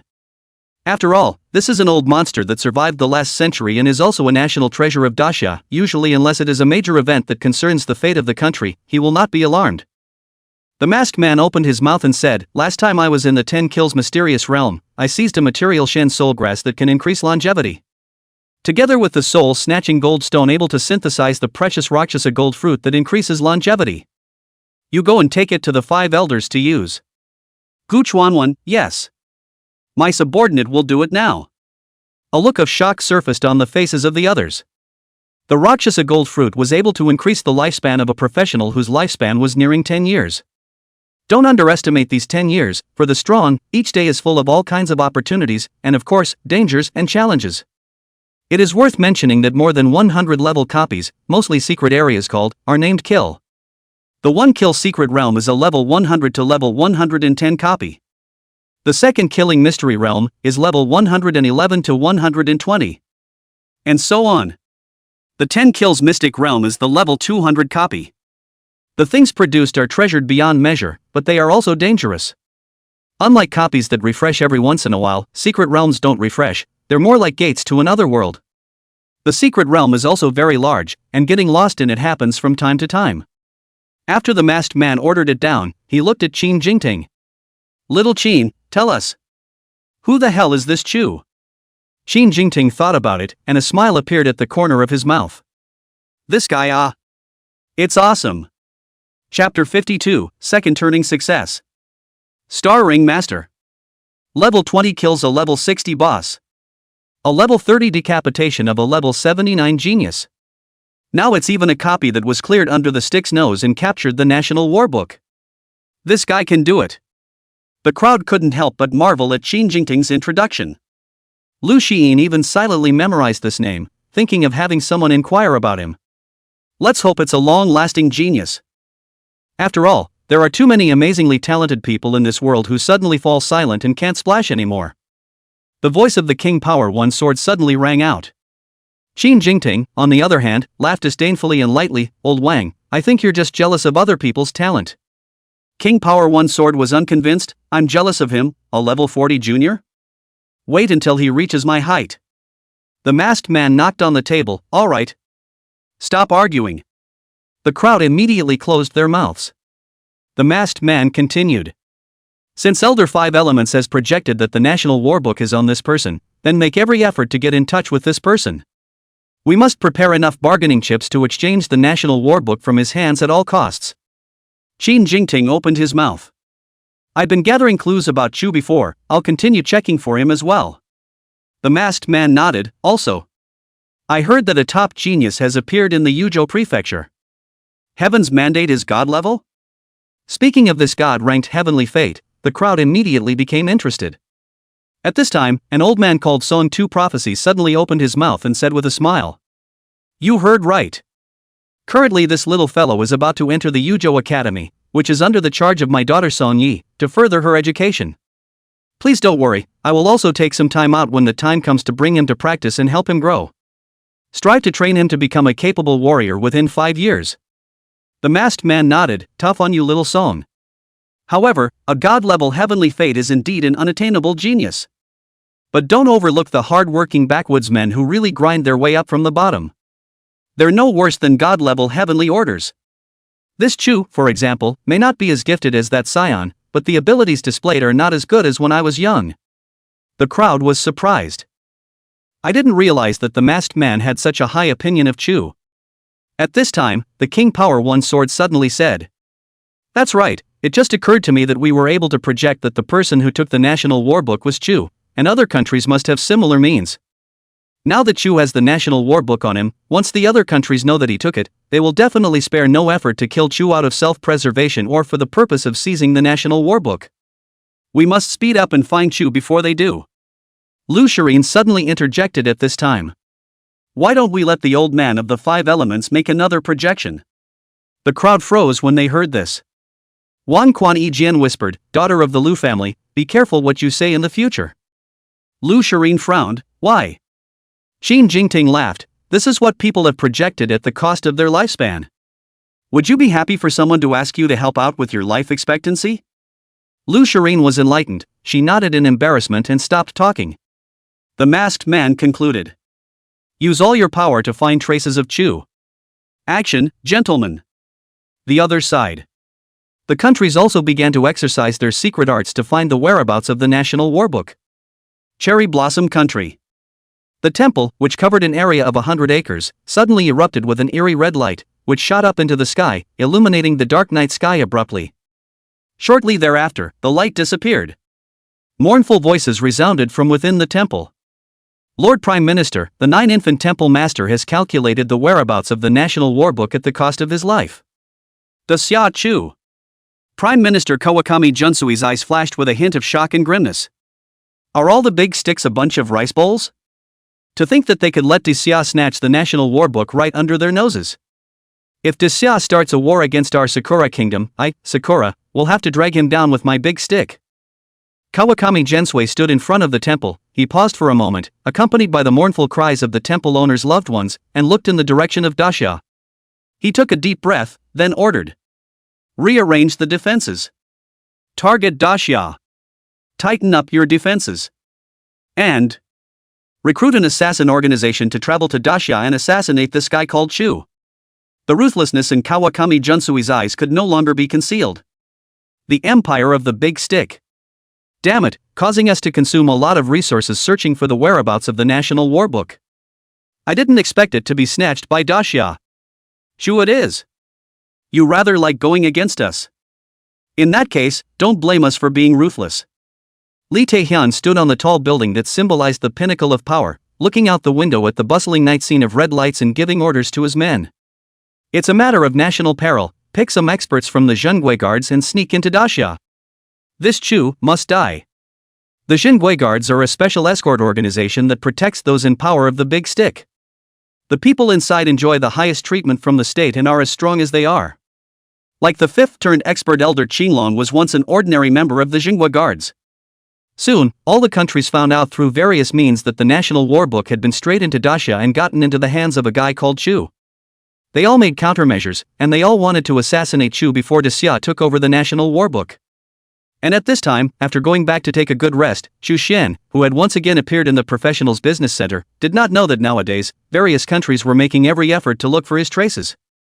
Zhang Qingying didn't come over to work today because she was too tired. Chu Xian was still a little lost. It's a pity, it's still more comfortable to be served by Sister Jade Legs than anyone else. Chu Xian put away the small disillusionment in his heart and handed the mission item to the businessman on duty today. Soon, the second turn quest was completed. With a flash of light. The second transfer is complete. Congratulations to professional Chu Xian, completing his second transfer. Acquiring a new profession, Star Circle Master. Chu Xian felt the power that had skyrocketed. And at this time, the spiritual power value had risen to 5 W points from the previous 5,000 points. Skills have also changed compared to before. Divine Healing Aura, capable of healing teammates within a diameter of 5 kilometers, restoring 100% of blood per second, with the excess converted into an aura shield. Consumes 1000 points of mana. Lasts for 24 hours. God-Eating Aura, applies an aura curse to enemies within a diameter of 5 kilometers, which ignores the opponent's armor and deals 1,000th of 1% true damage. Consumes 1000 points of mana. Lasts for 24 hours. God Void Mime Theater, releases an aura 1 kilometer in diameter. Enemies within the aura will be manipulated and controlled according to the user's whims, or enter a 60s silent performance state. Consumes 1000 points of psychic energy. God Absolute Gaze Field, gain God's perspective, spying on every move of any enemy within the aura. You can spy on all stealth and camouflage, and have no fear of assassination. In addition, your vision can be shared with any teammate within the aura, giving them the same vision ability as you. See the changes after turn 2. Chu Xian was practically jumping up and down with excitement. After the second turn, the skills are qualitatively upgraded. In particular, the range of effect of the Divine Healing and Divine Devouring Aura had reached a staggering 5 kilometers. The range has been quite terrifying, mind you, a circle of 5 kilometers in diameter. Pi R superscript 2. How exaggerated. Providing an increase effect for the entire range of your party means being able to instantly create a powerful fighting force. Once the national war is opened, this is definitely a combat team that should not be underestimated. The control range of Void Mime Theater as a control skill has also been expanded. A control within a kilometer is not too small. There were also changes to the field of gaze, as well as the ability to share vision to teammates, so that not only did they not have to worry about assassination, but their teammates within the aura were free of such concerns. Of course, the most important thing is the 2 extra skill slots. This meant that Chu Xian was able to produce 2 more skills. Of course, with these 2 skills, Chu Xian was inclined to whittle down the country. No surprise on the country's side, there should still be S-ranked skill books, and advanced skill books coupled with the reinforcing effect of God-ranked Heaven's mandate could grant themselves even more powerful and terrifying brand new skills. Plus the fact that he now had the National War Book in his hand, it shouldn't be too much of a stretch to trade for 2 S-ranked skills. No. Less of both. I'm going to change the skill books for the 3rd turn ahead of time myself as well. After all, this is a National War Book. For S-grade skill books, the national side is steady. Thinking of this, Chu Xian prepared to contact the country's side, his own counterpart, Sun Wu. Coincidentally, that's when his phone rang, and the caller was none other than Sun Wu.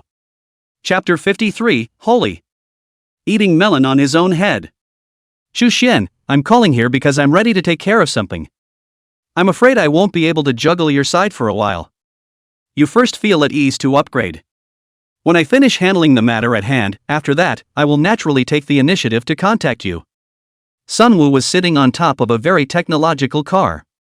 Cars of this era have gotten rid of conventional energy sources and are instead powered by a synthetic energy crystal. It also allows cars to get off the ground and travel through the air and even water.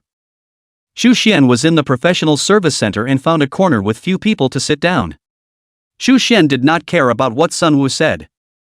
Mr. Sun, you should go about your own business, don't worry about me. I can manage on my own. Sun Wu nodded, you are indeed very reassuring and haven't caused anything for me to wipe your ass. That's something you do very well. At that moment, a henchman dressed in black walked up to the side of the car, opened the door, and whispered something into his ear. Sun Wu nodded slightly. Then he said to Chu Xian on the other end of the phone. In that case, I'll hang up now. Wait a minute, Mr. Sun. Chu Xian grinned. Sun Wu looked at the time, there was still plenty of time, he asked. What else do you have going on? Chu Xian also didn't beat around the bush. That 2S rank skill books you gave me before, do you still remember them? Sun Wu, of course. That's reserved for after your first turn. The words fell out of his mouth and he added in a serious tone. Xiao Chu, those 2S rank skill books, you must take good care of them, they will be of great use to you after your first turn. Sun Wu's own Heavenly Fate was also of a very high grade, a King's Grade Heavenly Fate, second only to the legendary Heavenly Fate and the King's Heavenly Fate. He also knew a lot about Heavenly Fate ranks and knew that they had a strong increase effect on skills. So he didn't want Chu Xian to waste those skills. Chu Xian touched his head, I've already used it. very impressive indeed. Thank you for your country's cultivation. Sunwoo nodded in relief, but in the next second, the smile on his face violently stopped.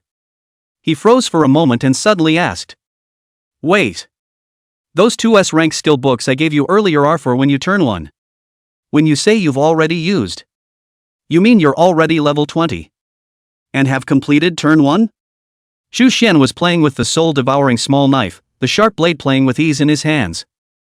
The rich silk threads wrapped around the hand looked a little eerie in color. Xu Xian, yes, I've already turned 1.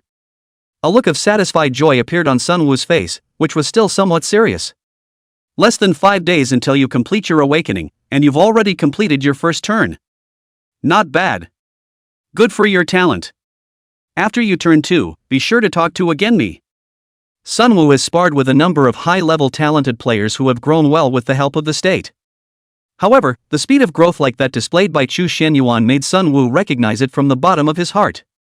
In his heart, he couldn't help but feel that it was worthy of being a god-ranked heaven's mandate. Thinking about himself back then, although he was also a king-ranked heaven's mandate, it had taken almost 2 weeks to rise to level 20.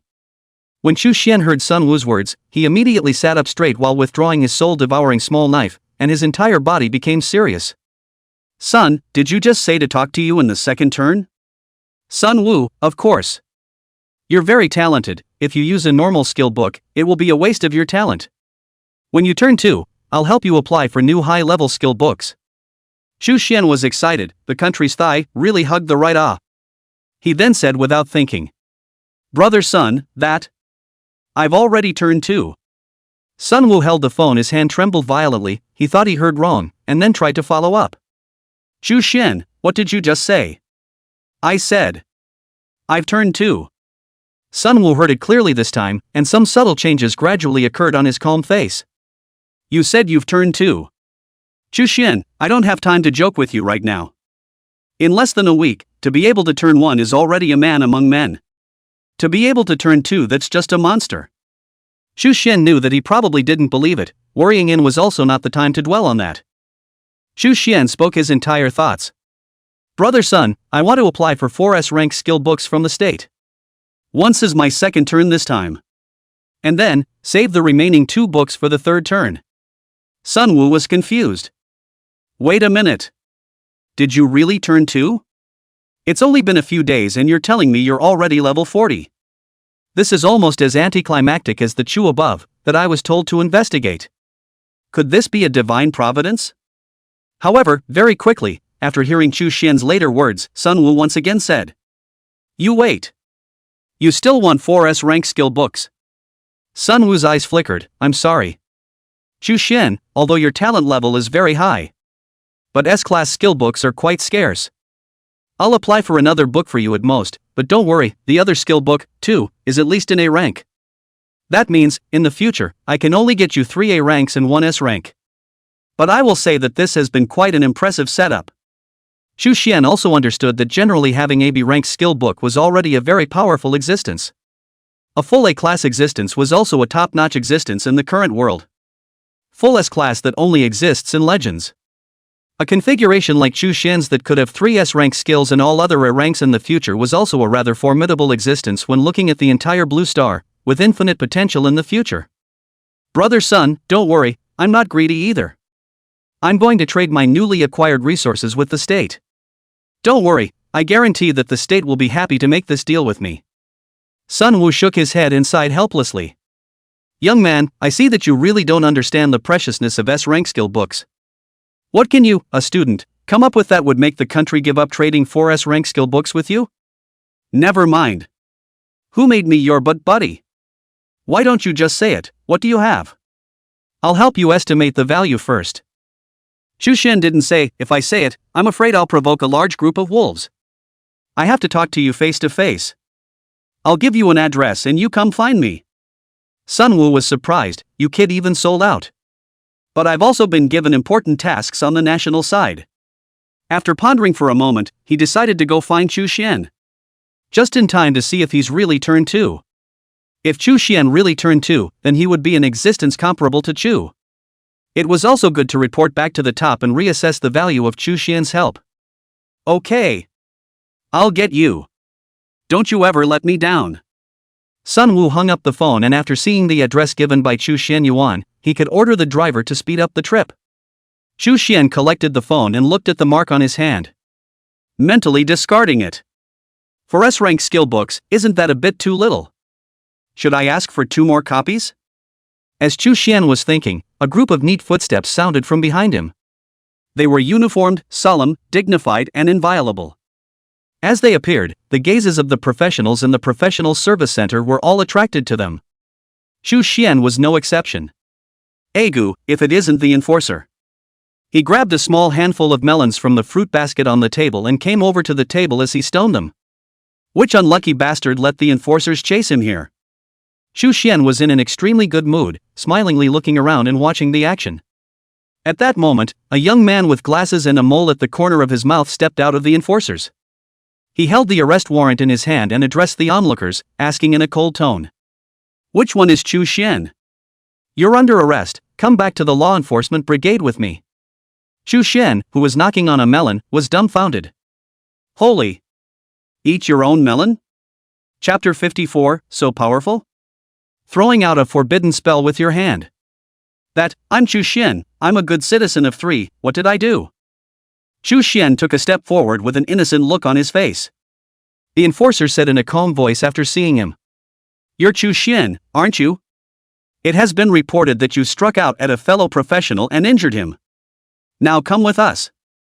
Chu Xian's frowning brows snapped. It seemed to occur to him that he did get his hands on a guy a few days ago. I didn't realize the man had found the enforcer. This is going to the darkroom. Chu Xian took out his cell phone from behind him, and his fingers quickly struck the keyboard. "Son, fish me out." Chu Xian arrived at the law enforcement agency afterward. Locked up inside a small room. There was another roommate in the same room, who turned out to be a girl whose mold looked somewhat innocent. The girl was wearing a double ponytail, a white short tee on top and a long white floral dress underneath. Her ankles were so white that a glance at them could make one's mouth water. At first glance it will feel like a neighborly lady. "Hello, were you sent in for offenses too?" The girl took the initiative to speak.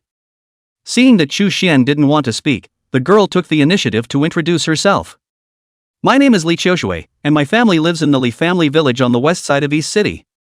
If you make it out, can you give me a message to my family? Tell them that I was killed by the 2 Su brothers."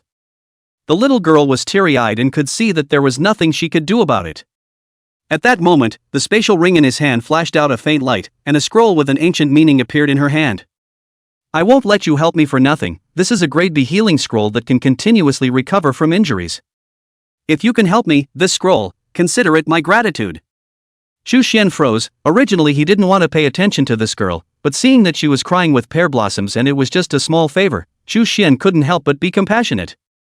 Of course, he really couldn't look at the B-ranked healing scrolls. There was no means of healing that could compare to his divine healing skill. Chu Xian pushed the scroll back. "It's better for you to keep the scroll yourself. You should trust the state. If you haven't done anything wrong, the state won't do anything to you." The girl called Li Qiushui wiped her tears. "The state has been very kind to me, and even helped me reduce my tuition. But the Su brothers are very powerful. It's not like the state's hand can reach here." As she spoke, her tears flowed uncontrollably again. Chu Xian hated this kind of guy who used his power to oppress people the most in his life. Looking at the girl's hurt and pained appearance, Chu Xian originally did not want to meddle in the matter, but he was now hugging the country's thigh. How can you discover the assholes lurking within the country and pretend to turn a blind eye? Thinking of this, Chu Xian immediately said, "And I have some contacts up there.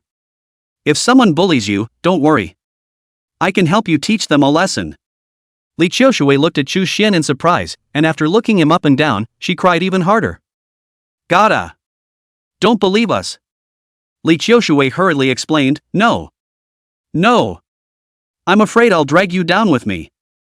You can just send a message to my parents for me?" As he was talking, there was a sound of footsteps outside. And the banter between the two. The giggling seemed out of place in this solemn law enforcement agency. Finally, a duo appeared in front of them. Seeing these two, Li Qiushui lowered her head and trembled. Chu Xian, on the other hand, was enlightened. "Finally realize who you've offended. It was none other than Su Yuntao, the captain of the B-rank dragon hunting battle team that he had struck out to teach a lesson to in the first place. Next to him was a man who looked 7 times like him, but a bit older. Su Yuntao gazed at Li Qiushui, a hint of playfulness flashing in his eyes. Afterward, he looked at Chu Xian again. "Brat, do you still recognize me? It was arrogant to beat me up in the first place. What's going on now? How did you get arrested?" The words fell, and the man next to him followed. "You're the kid who dared to beat up my brother, aren't you? You don't even ask around, in the entire East City, who dares to touch my Su family brothers." Chu Xian smiled calmly. "What's wrong with moving? It just so happens that I've been upgrading too quickly lately, so it's good to settle down. It's going out in a couple days. You guys can still lock me up for the rest of my life?" Su Yuntao suddenly burst into laughter. His older brother, Su Yunlai, similarly laughed out loud. "Get in here and you want to get out? Don't dream." With that, he took out a small knife from inside his ring and slammed it into himself. There was a rush of blood. His ability is supposed to be immune to pain or something. Looking at the blood that kept gushing out, Su Yunlai let out a jia laugh. "Kid, coming to the law enforcement agency, how dare you make a move on me? You're just waiting to go to jail." Hearing this, Li Qiushui cried even louder. And Chu Xian suddenly smiled. "This kind of clumsy tactics are used? Awesome. You are truly awesome." Just then, a footstep sounded outside again.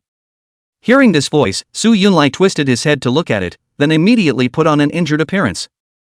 "Zhao. Zhao, you're here. Ouch, this guy is such a born bad seed. How dare you take a shot at me when you're already in your territory? Look at this stabbing, it almost killed me. This shall not be a death sentence." The middle-aged man known as Zhao Deju's face was a bit gloomy.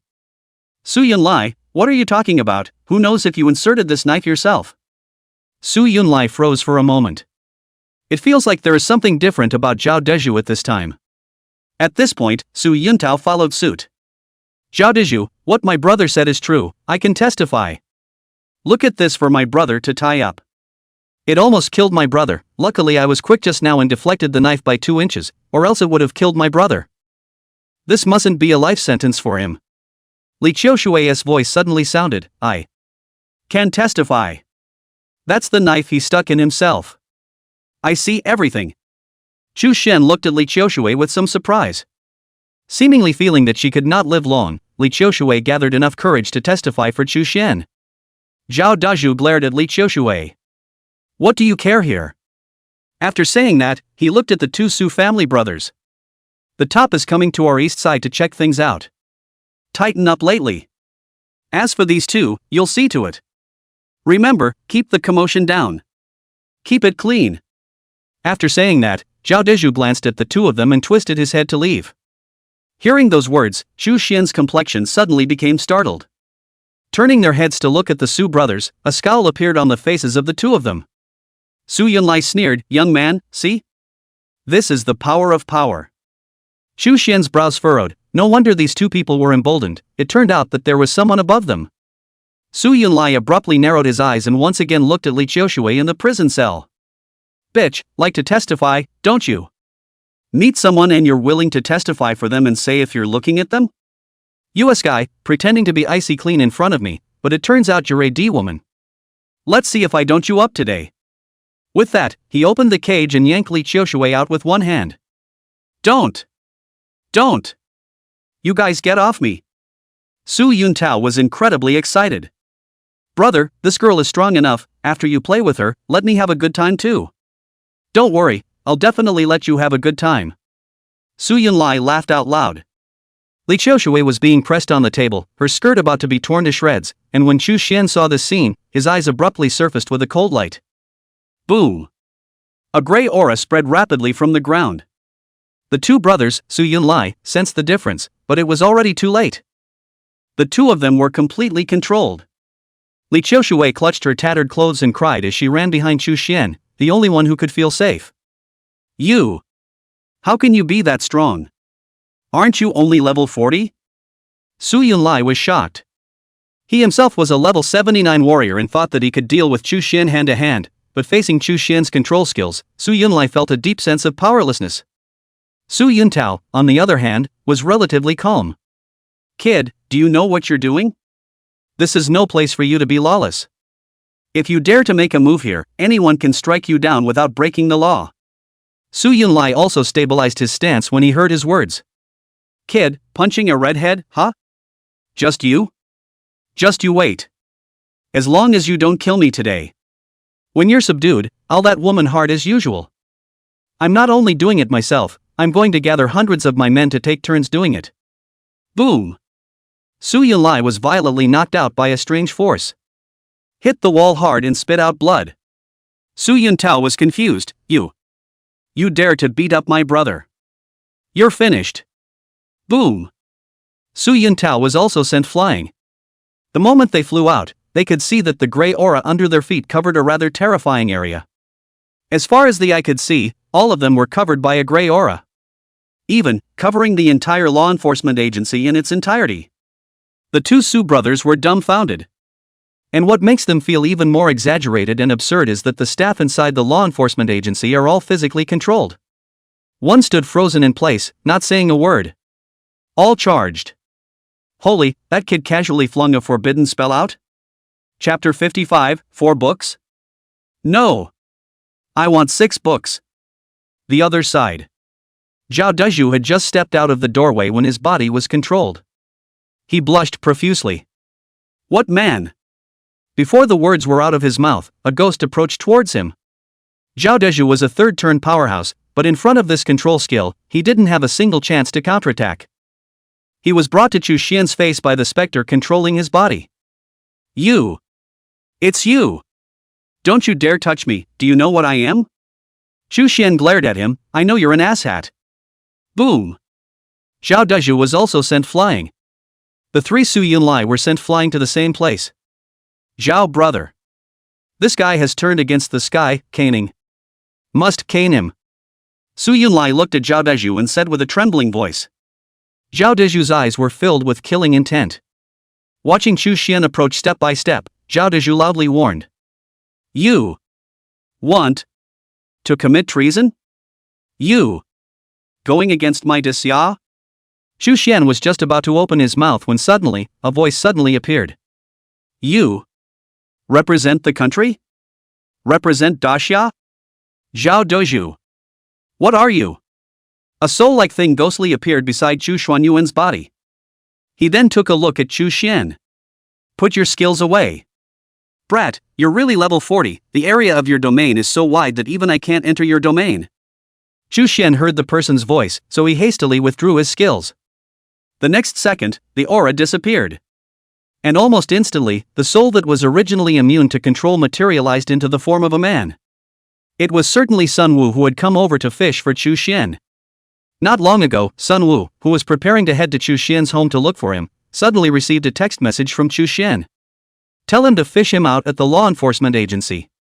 Originally, he still felt that Chu Xian was very provincial, but in the end, he immediately let himself wipe his ass, which made Sun Wu more or less depressed. Still, it was a quick trip. As a result, he had just arrived at the law enforcement agency on the front foot, and on the back foot, he saw a huge halo of light descending like a miracle. It made him not even dare to come the slightest bit closer, or else he would inevitably be controlled. He then summoned his recruitment skill, which was immune to control, to create a doppelganger and observe the situation in secret. Brother's son. Me. Seeing Sun Wu, Chu Xian wanted to explain, but was interrupted by Sun Wu's words.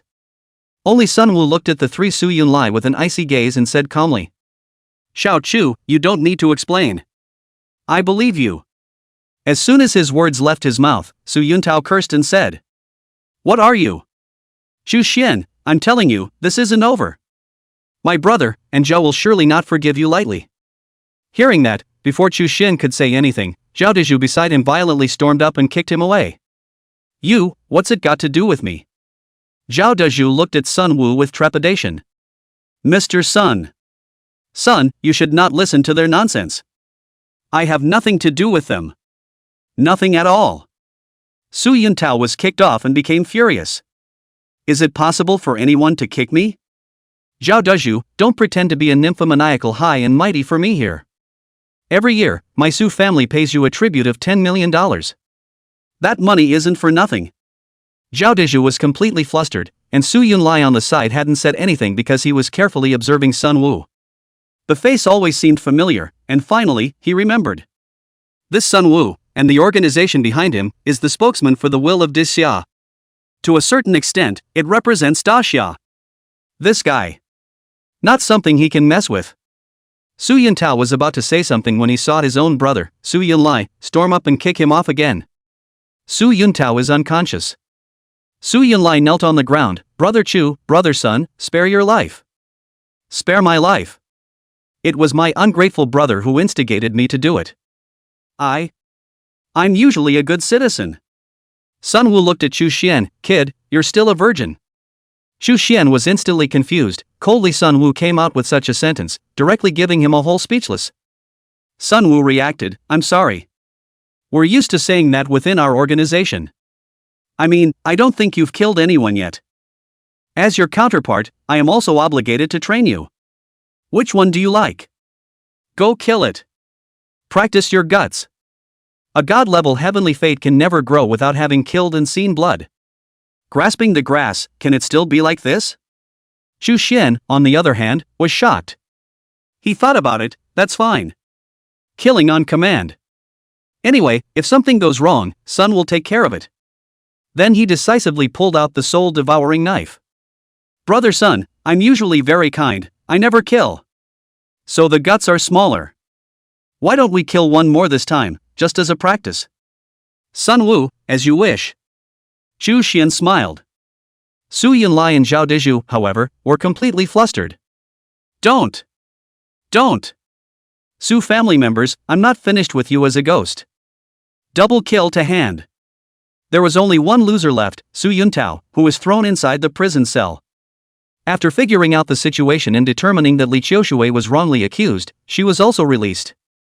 The girl was wearing Chu Xian's jacket and stood in front of the door of the law enforcement agency. Her eyes froze as she watched Chu Xian's gradually disappearing back. A cold wind blew by, and Li Qiushui tightened her jacket and muttered. Will I see you again? Chu Xian. Brother Sun, is this really okay? I'm a good law-abiding citizen. This is the first time I've done this, so I'm not used to it. Sun Wu, don't worry, I've been following the situation when you struck, know what's going on? Just a few assholes, kill them. Chu Xian, that. Do I get a reward for helping my country clean up the assholes? Sun Wu. Stirring up your nose. Hey. Chu Xian grinned. Came to Chu Xian's home, Sun Wu sat on his but on the sofa, feeling that the sofa is a little hard, the home is small and simple, and casually signed a check. Here's $5 million for a bigger room. Chu Xian placed the arrived tea in front of Sun Wu. Brother Sun, see why you're so polite? That's too much to see. It was said, but the hand was honest enough to receive the check inside the ring. Sun Wu took a sip of tea and said calmly. Old man is much older than you, it's not appropriate to call him brother, call him master. Okay, Master Sun. Sun Wu. Forget it, let's call brother. Okay, brother Sun. Sun Wu put down his teacup, his gaze fell on Chu Xian's body, and his expression became serious. Although I don't blame you this time, I have to wipe your ass for you, after all, that what's-his-name Su family is quite a bit of power here. Don't get me into any more trouble, especially lately. There's a bit more to do. Of course, I didn't mean to talk about you, you've been working hard lately as well, and you've really leveled up to level 40. Impress even the old man. Sun Wu was quite satisfied with Chu Xian. Originally, he thought that Chu Xian was joking with him. After all, it would take less than a week to upgrade to level 40 and complete the second turn quest. That's pretty difficult, or impossible. But Chu Xian did it. This made Sun Wu realize that Chu Xian was definitely a true genius. It also gave him the motivation to cultivate it seriously. I'll apply to the top and get you some more resources. However, the matter of skill books, I'll say the same old thing, I can only get you one S-rank skill book at most. Chu Xian was still quite touched, he knew how precious S-class skill books were, and Sun Wu's willingness to continue fighting for him, even if it was only one book, was still touching.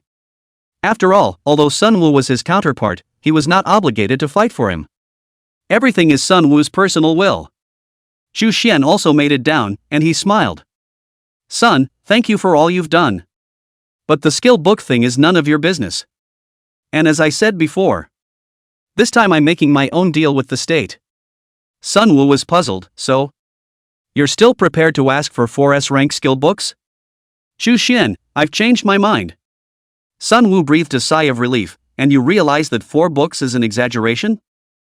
Chu Xian's expression froze, then he waved his hand. Of course not. I was thinking that 4 books was too much of a loss for the chips I had in my hand. It should take 6S rank skill books. When Sunwoo heard this, he stood up violently. Brat, don't be too insatiable. The country is not wool, you can't grip it like that. Chu Xian faintly smiled, then stood up. Old son, take it easy. Look what it is. Chu Xian raised his hand, and the golden seal flashed in his hand. Next. A golden stream of light rushed out from the seal and hung in front of Sunwoo. He shone so brightly that even if the windows were covered with curtains, it was hard to hide its blazing light. Upon seeing that thing, Sunwoo was first stunned, then his eyes snapped wide open. His pupils continued to dilate, reflecting the item's appearance for about a few seconds. Sunwoo couldn't help but reach out and touch it. His lips moved slightly, his full attention on the object, so much so that his voice, so thin that only he could hear it, was audible. Sunwoo was shocked. Is this the War of Nations book? Sunwoo's head was like a marionette, Point by point, it rotated onto Chu Xian. How did you get the War of Nations book? You. Suddenly another thunderbolt, like a bolt from the blue, sounded in his mind at first. Sunwoo suddenly thought of something, his voice became a little sharp and hoarse, only to see him exclaim. You're Chu. Chapter 56:10 Elders shocked. Chu Xian is Chu. Sunwoo was truly shocked. As the saying goes, it takes a lot of effort to get what you're looking for. The Chu that had been searching for was unexpectedly the Chu Xian in front of him. Actually, thinking about it, Chu Xian and Chu were actually easily able to be associated as one person. However, Chu Xian was still too low in Sunwoo's mind, even though his heavenly destiny rank was quite high, as a newly awakened person. It was impossible to create those horrible battles of Chu. Like level 20 raiding a level 60 boss. Another example is the level 30 decapitation of level 79 Park Jinwoo. Then there's the level 40 passes through the Styx copy, and winning the National War Book at the hands of Turn 4 and Turn 5 masters. It's hard to connect these battles to a specific person. It can be said that in Sunwoo's subconscious mind, he has already highly recognized this Chu, and can even be said to have treated him as a god-like existence. Not only were the executives interested in Chu, he was also eager to see Chu's true colors. Although in the history of professionals, there were many amazing and talented people who had also created battles that had shocked the world, those battles were not even close to Chu's battles. Not to mention, isn't Chu Xian an auxiliary? Are all the aides this strong now? No. Strong is not the auxiliary, it's Chu Xian. Sunwoo no longer had the need to be skeptical. After all, the National War Book in front of him could not be faked, and he was enough to confirm Chu Xian's identity. However, Chu Xian was somewhat surprised.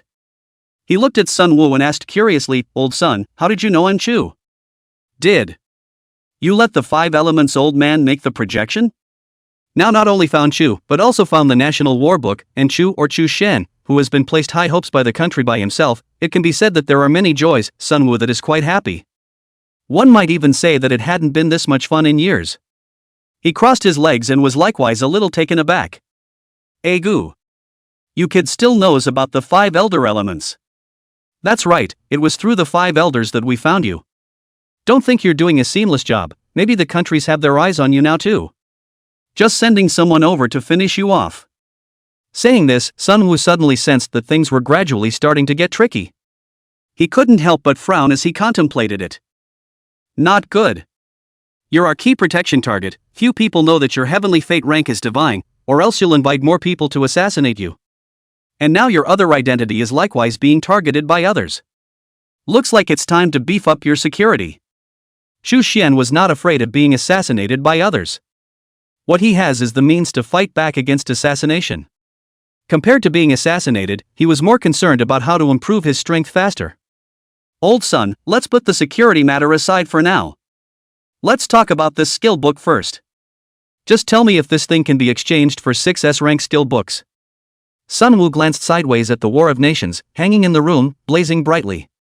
This time, he no longer had any hesitation and nodded his head immediately. Can. Of course I can. Not to mention 6 books, but 10.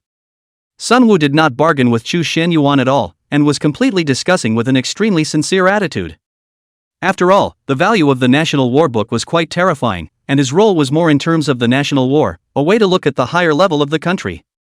And S-rank skill books, while equally rare, can only enhance one's personal battle power, to put it bluntly. For the country's long-term strategy, it is still the National War Book that is worth more. Even 6 S-rank skill books couldn't match it. However, we don't have a large number of S-rank skill books in reserve in our treasury. Getting together 6 S-rank skill books for you is not something that can be done in a short period of time. Sun Woo added.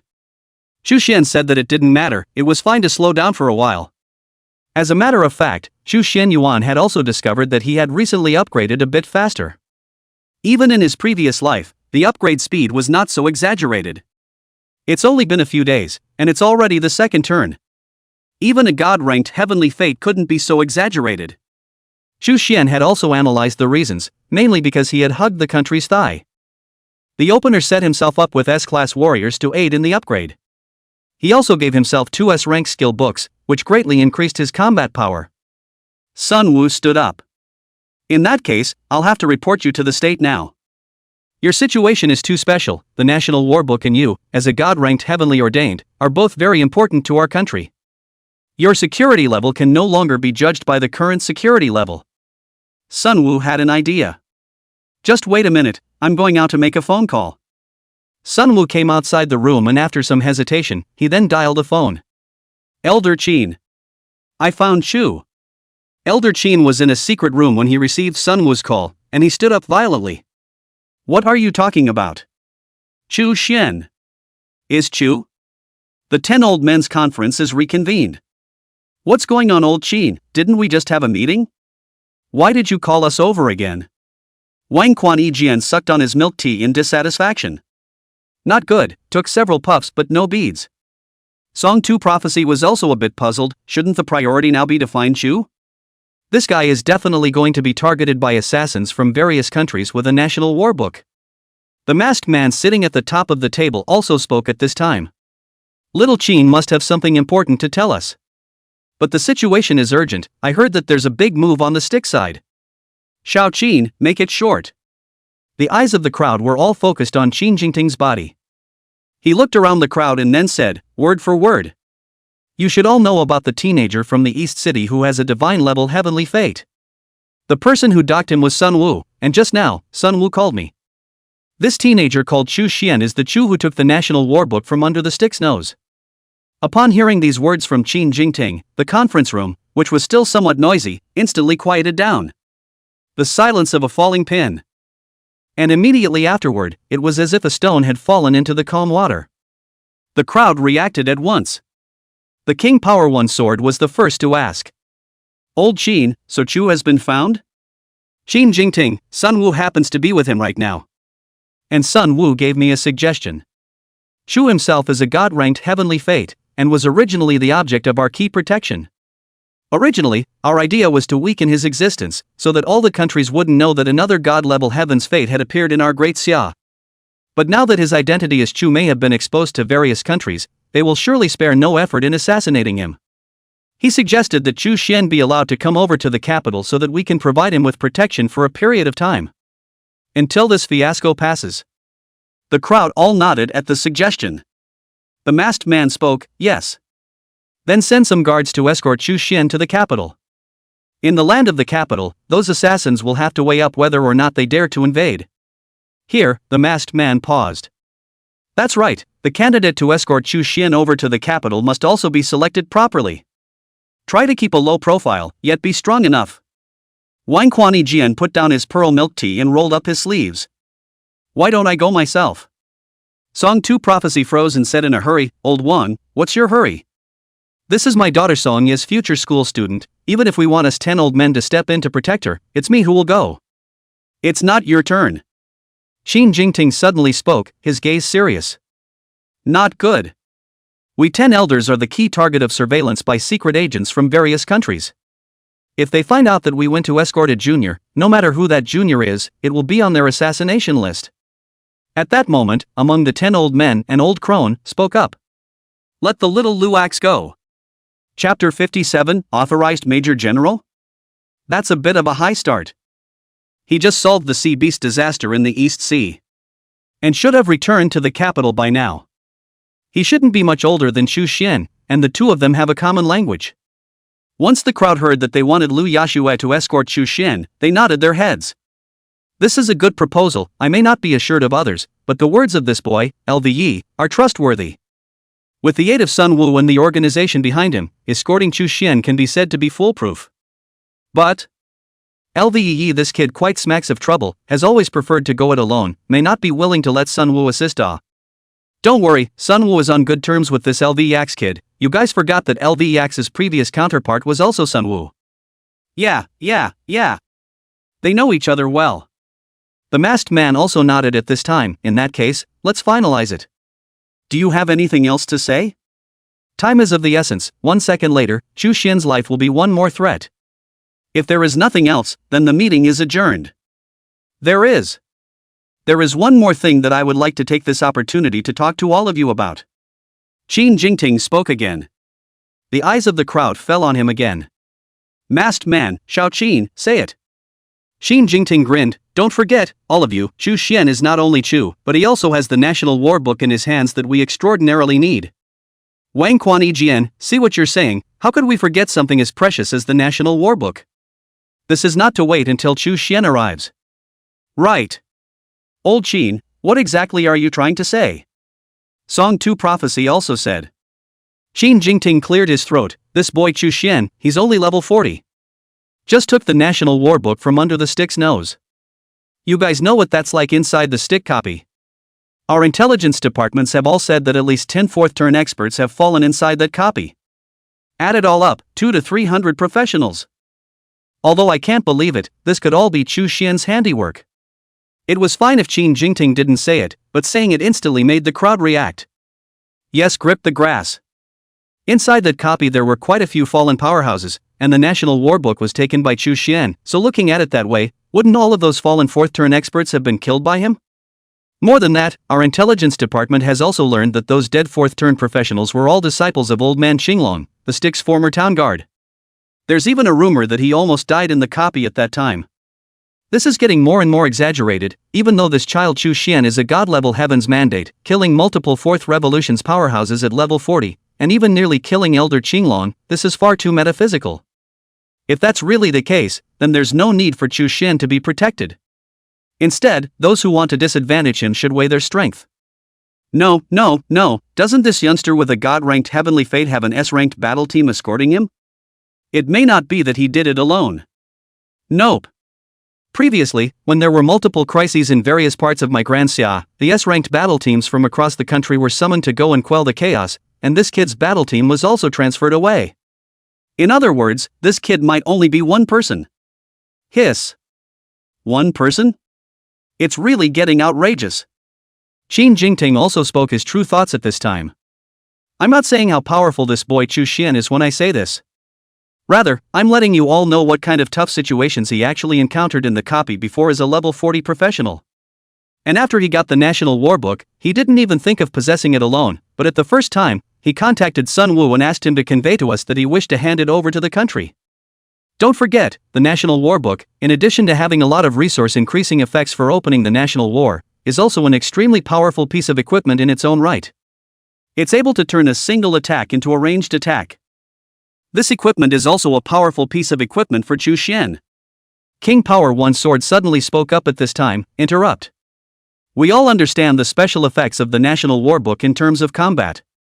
But you did remind me, Chu Xian. Isn't he a support? His words also reminded the crowd at the same time. Yeah. Chu Xian. In hell, it's a secondary. Even Qin Jingting, who said these words, reacted. Yeah. He's a support. And it's also a hidden profession Halo Master. It was only because Chu Xuanyuan's god-ranked heavenly fate was so dazzling that it caused the crowd to overlook his own supporting profession. King Power 1 Sword added at this point, to explain, I emphasize that Chu Xian's is a supporting profession, not that I think the special effects of the National War Book won't benefit him. Rather, I'm curious, how on earth did he, an auxiliary, manage to kill a level 60 boss at level 20, kill LV.79 Park Jinwoo at level 30, and take the National Battle Book at level 40 in front of a bunch of experts from the stick? Did you guys sneak a forbidden spell into him behind his back? Xin Jingting couldn't help but lament at this point, you can't dig deeper, the more you dig down, the more mind-boggling this kid is. Song 2 Prophecy suddenly and smilingly arched his hand to the crowd at this time. As my daughter's future student, all of you please rest assured that I, Song 2 Prophecy, will definitely cultivate him properly in the future. Raised him as the heir to my mantle. The crowd listened to him with a rush of eyes. Qin Jingting, on the other hand, secretly laughed lightly. Wang Quanyijian silently drank a mouthful of milk tea, his eyes glowing, and ate the beads. The masked man spoke at that moment. Little Qin, continue what you just said. Qin Jingting nodded. Where were we? Oh yeah. Qin Jingting suddenly lamented. Gentlemen. This child Chu Xian is suffering. An auxiliary that risked everything to help us get the War of Nations book. Do we have to return the favor to this kid? The crowd nodded, that goes without saying. The masked man spoke, Chu Xian is a Halo Master, even if his own abilities are superb, he still needs teamwork, after all, Halo Masters are powerful aides in national battles in the future. It is imperative to cultivate his teamwork abilities from a young age. The masked man paused for a moment and looked at Qin Jingting. Xiao Qin, have done Chu Xian's back tune. Qin Jingting, of course, a good son of Disya with the right roots. When I was a kid, I jumped straight into the water and drank my fill in order to fish up a fallen Dasha flag. Nothing to say about patriotism. The masked man smiled calmly, since that's the case, then let's drag Chu Xian into the army. Give him the rank of Major General. At the same time distribute to him a 10-man Iron Guard. Develop his teamwork skills. A trace of astonishment flashed in the eyes of the crowd when they heard the masked man's words. Rank of Major General.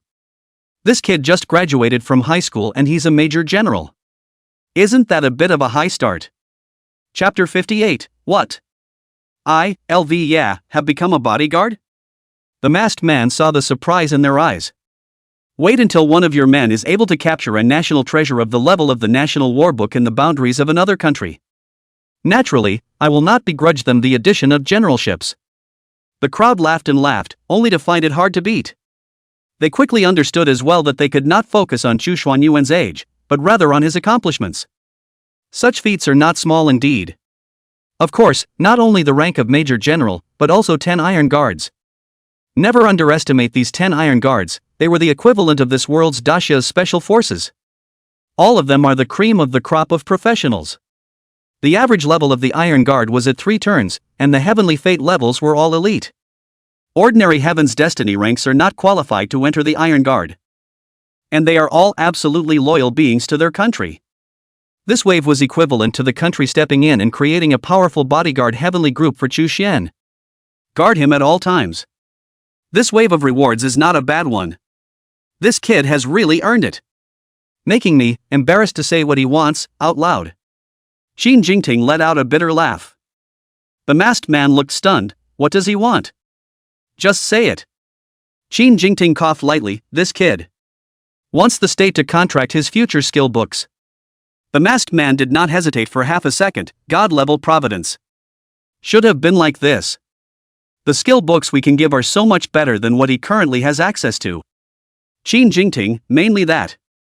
This kid still can't see past the A's. And he wants S ranks, all of them.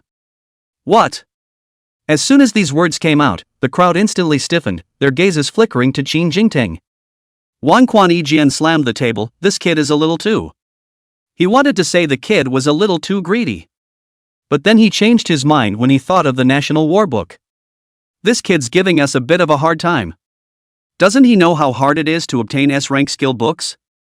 Oldme has only had one S-rank skill book so far. And he wants all S ranks? All of our 10 elders' skills combined couldn't come up with 10 S ranks. Qin Jingting said at this time, I also know that this request is difficult to fulfill, but compared to the National War Book, this request is actually not considered greedy. It's just that it's a bit difficult to obtain S-rank skill books. Why don't I discuss it with him and just promise to give him another 6 books? The skill book's in the back, let him figure it out. The masked man suddenly said at this time, there's no need for that. A god-ranked heavenly fate should naturally be equipped with top-notch skill books. Don't forget, he is a Halo master himself. Although when a national war is fought, the power of an individual is inferior to that of the whole, but the Halo master is an exception. All S-rank skills of a Halo master, ho-ho? A rare smile appeared at the corner of the masked man's mouth. I'm really looking forward to it. The crowd's eyes widened slightly. One sword of the king's power opened his mouth and asked, but it's hard to pop out S-rank skill books. The masked man said, I happen to have a copy of this in my hand, and I originally wanted to replace my previous skill, but I've been struggling with it. Because I'm so used to using my current skill sequence that even one more S-rank skill would be counterproductive in case it doesn't go with my skill sequence. Might as well just give it to him. He's level 40 now, he should have turned 2. One book to go. The masked man thought for a moment, then I'll go walk through the 10 kills replica again. Unsurprisingly, within a month, a book of S-rank skills should have popped up. The crowd couldn't help but gasp at his words. Boss, don't love it too much. Another general's rank. Iron Guard again. Now it's surprising that he has to contract the S-rank skill books for his entire growth phase. Is he your own son? At this moment, Qin Jingting was suddenly a little weak.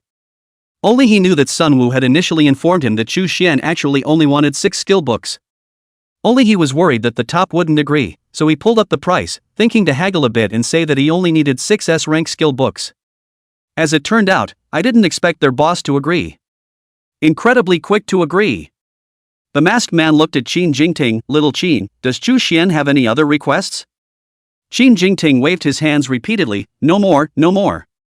He only has this one request. The masked man nodded, in that case. Dismissed. The meeting ended with mixed feelings.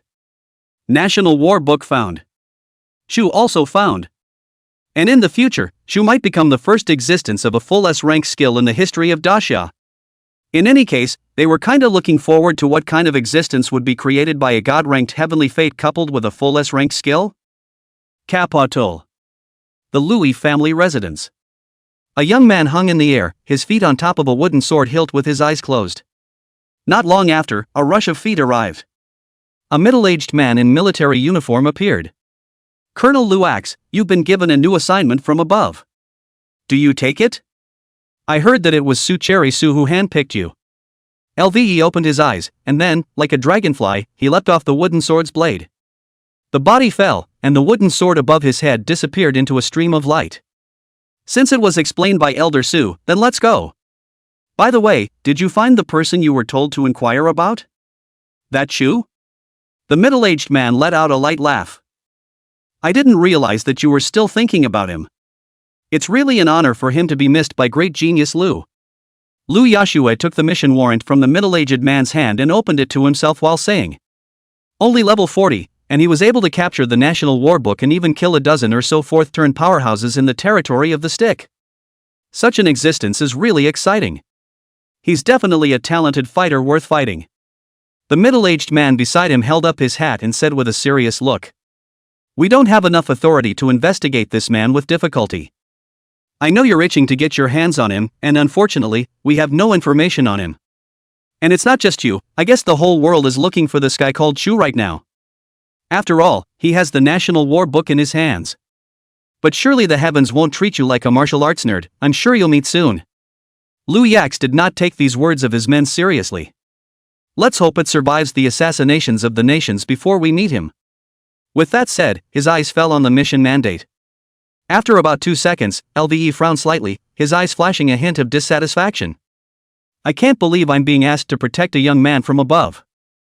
I, LVE, have been reduced to a bodyguard now? Chapter 59 Departure. Capital. 3 beautiful figures appeared at the entrance of an old neighborhood with an acceptable environment. It was the 3-leafed rose that returned from its mission. After returning to East City, they went straight to Chor Chu Xian's residence. There were also large bags of ingredients with them, ready to show Chu Xian their cooking skills. I haven't seen brother Chu Xian for several days, I guess he must miss us to death. Su Hua said with a laugh. Looking at the entire Yuzhou prefecture, look who has been treated as well as Chu Xian. It's not even a problem that his teammates are S-ranked warriors, they're also all big beauties, it's simply cheap for his kid. Lee Ziren smiled and responded, I also miss brother Chu Xian. And before we left, he had just turned 1 and was much faster compared to the same period, but these past few days have weakened his leveling advantage quite a bit. Let's hurry up and take him to practice. Su Huawei, that's natural, let's strive to have Chu Xian rise to level 40 as soon as possible to open the second turn. Yes. Lee Ziren clenched her small fists with an energetic look. Zhao Yan didn't say anything, but from the hidden smile at the corners of her mouth, it could be seen that she seemed to be looking forward to the next meeting as well. Seeing that she was about to arrive at Chu Xian's door, Su Huahua suddenly stopped her footsteps. Rin, can you see if my makeup is smudged? Lee Ziren cocked her head and shook her head, no. Su Huahua breathed a sigh of relief, it's good that there aren't any. Rin Li inquired with her padded little feet. What about me, Sister Fire, what do I look like? Good looking? Su Huahua stroked her head. Rin is as cute as ever. Lee Ziren was very happy and just wanted to show it, then he heard Chou Yun's cold voice. Rin, your hair's been messed up by your flame sister. Ah. Lee Ziren hurriedly took out a compact pink mirror from inside the bag she carried with her. Seeing the somewhat messy hair that had been touched, Lee Ziren beamed and complained. Flame sister is so heartfelt. Deliberately messing up my hair so that brother Chu Xian will only look at you. Su Huahua didn't half hide it and pinched her waist and laughed. Zhou Yan shook her head helplessly. Then she twisted her head, her gaze falling on the glass of the hallway. From the reflection in the window, he surveyed his own image. Around the corner in front of them was Chu Xian's residence. Su Huahua grinned, you guys, how did Chu Xian spend these 2 days? Will it be years without the company of a great beauty like me? I bet it is. Her laughter echoed through the corridor, only just after the words were spoken, and as soon as they turned the corner, they stopped in unison. Only to see that at this moment, in front of Chu Xian's house, there was clearly a girl standing there. This girl was wearing all white shorts and a pink shirt on top, a cool outfit that showed off her chiseled figure. Especially that pair of long white legs, daylight fell on them through the window, making them even more white as jade. In addition to a pair of long legs, this girl's face is also quite outstanding. It should be deliberately dressed up, the face looks even more, extraordinarily delicate. This made all 3 of them stare. They hadn't heard that Chu Xian had also crossed paths with such a beautiful sister. Among the 3, Su Huahua, who was well capitalized and somewhat hot-tempered, looked sideways at Zhao Yan. Little Yanzi, are you sure? Is this really Chu Xian's home? Why, there's a woman at the door. Zhao Yan's brows furrowed slightly as her eyes repeatedly looked over the top of the address to make sure that there was no problem with the address. On the side, Lee Ziren beamed like a deflated ball. It's over and done with. Sister Yun, Sister Flame, we've been stolen from home. We've only been away for 2 or 3 days, and brother Chu Xian has another woman. Su Huahua instantly gave Lee Ziren a brain crash. What's the word? Chu Xian wouldn't go behind our backs to find another woman. Lee Ziren touched his head, his eyes shining brightly with excitement. Are you telling the truth, Yun-san? Zhao Yan looked at these 2 and felt a wave of helplessness. And just then, as if she had heard a few people talking, the girl looked over. A pair of eyes ran over the trio. Do you also know Chu Xian? Hearing her words, the 3 of them looked stunned, their gazes once again falling on each other. Zhao Yan was the first to speak. Hello. We are Chu Xian's teammates. The 3 leafed rose. I'm Chou Yun. Su Huahua and Li Xiaorin also introduced themselves. The girls seemed surprised at the identity of the trio. Are you guys Chu Xian's teammates? 3-leaf rose, S-class warriors? I didn't realize that Xian had such a great teammate. Xiao Xian. Sister Fiery, this woman is calling brother Chu Xian, she's calling him so affectionately. Li Ziren uttered in surprise. Chou Yan looked the other person up and down. So? You are? The woman smiled calmly and introduced herself solemnly. Hello guys, I'm sort of a friend of Xian's. An ordinary salesman at the professional service center. Jiang Qingying. In the past 2 days while you guys were away, I've been down with Xiao Xian. A ball of nameless anger inexplicably surged in Su Huahua's heart. This brat even went to make another copy. What if something happens without our assistance? I told him before we left that we'd wait for us to come back. After saying that, she shot a glance at Zhang Qingying. How dare you go behind our backs? Aren't the three of us enough for you? Humph. Zhou Yun, on the other hand, was a bit suspicious, the businessman at the professional center. With all due respect, although Xiao Xian's rank isn't that high, it's not so high that he's looking for you, a businessman, as a teammate. Su Huahua and Li Xiaorin were a bit surprised. And Xiao Xian? Zhao Yanhao also called Chu Xian so intimate. Zhang Qingying shrugged, how would I know that? Probably because Xian has heard of my title. Outside, people call me Silver Moon Soul Cutter. After saying that title, Zhang Qingying couldn't help but stare. How did such a middle-of-the-road name come out of his own mouth? I was so repulsed before myself. Besides, isn't this supposed to be confidential? Zhao Yan, on the other hand, frowned as a look of surprise appeared on her face as well. You're the Silver Moon Soul Cutter? Su Huahua and Li Xiaorin also looked at each other with shock flashing in their eyes. The legendary Silver Moon Soul Cutter is actually a businessman at the professional center? Not knowing for what reason, after hearing the other party's identity, in the eyes of the three women, a touch of vigilance coincidentally surfaced. Zhao Yan, at this time, took the initiative to extend her hand. Anyway, thank you for helping Chu Xian. Zhang Qingying waved her hand indifferently. Thank you can't be talked about, and I hate meeting Chu Xian. I had a very special experience inside the copy. I think there is a possibility for us to work together in the future. Su Huahua confused, hate each other? Special experience? Li Xiaorin was straightforward, huh? Did you sleep with brother Chu Xian? Zhang Qingying's eyes snapped wide open. What the heck? Zhang Qingying's face instantly turned red. Although she looked like a mature woman, she was still knocked back by Li Xiaorin's 3 words. But also just a thin-skinned little woman. What kind of special experience was that? Li Xiaorin pursued. Zhang Qingying thought for a moment. The secrets concerning the National War Book and also Chu Xian definitely could not be said. So at once he said, that's mine and Xiao Xian's secret, I can't tell you guys. Su Huahua exclaimed, you and Chu Xian even have secrets. She pinched her waist and slapped heavily on the door with her other hand. Chu Xian. You open the door now. How dare you go behind our backs and find another woman? Zhang Qingying's eyes widened, what do you mean? Aren't you guys just Chu Xian's teammates? Zhao Yan helplessly holding his forehead, forget it, the more you describe it, the darker it gets, lazy to explain. However, after several taps, no one inside the house opened the door. Not at home? Zhang Qingying froze for a moment. Zhao Yan was about to dial Chu Xian's number, and at that exact moment, Chu Xian called. Xiaoyan, I heard that you and Flame Rin have returned, and unfortunately, I've already gotten on the high-speed train. As for the reason, it's not convenient to disclose it now. I'm turning in my cell phone for the time being as well, so you guys wait for me to get back. Zhou Yun nodded, good. When you get back. The phone hung up and several people looked at each other. Zhang Qingying almost broke his defense. What? Not at home? Thanks to me running over here early in the morning, and tangling at the door for so long, trying to think of all sorts of reasons to make it seem reasonable for me to come over to him. And you're telling me he's out? Zhao Yan said, Chu Xian should have something important, since he doesn't want to talk about it, we should respect him. Although Su Huahua did not see Chu Xian, she was also very happy. The fact that the brat knew to call and talk to us shows that he has us in his heart. Li Xiaorin looked at Zhang Qingying and asked with a smile. Sister Silvermoon, did Chu Xian call with you too? Isn't there? Zhang Qingying's forehead held a blue vein. He and I had a fart call and I sent him an early morning text to come over and meet him.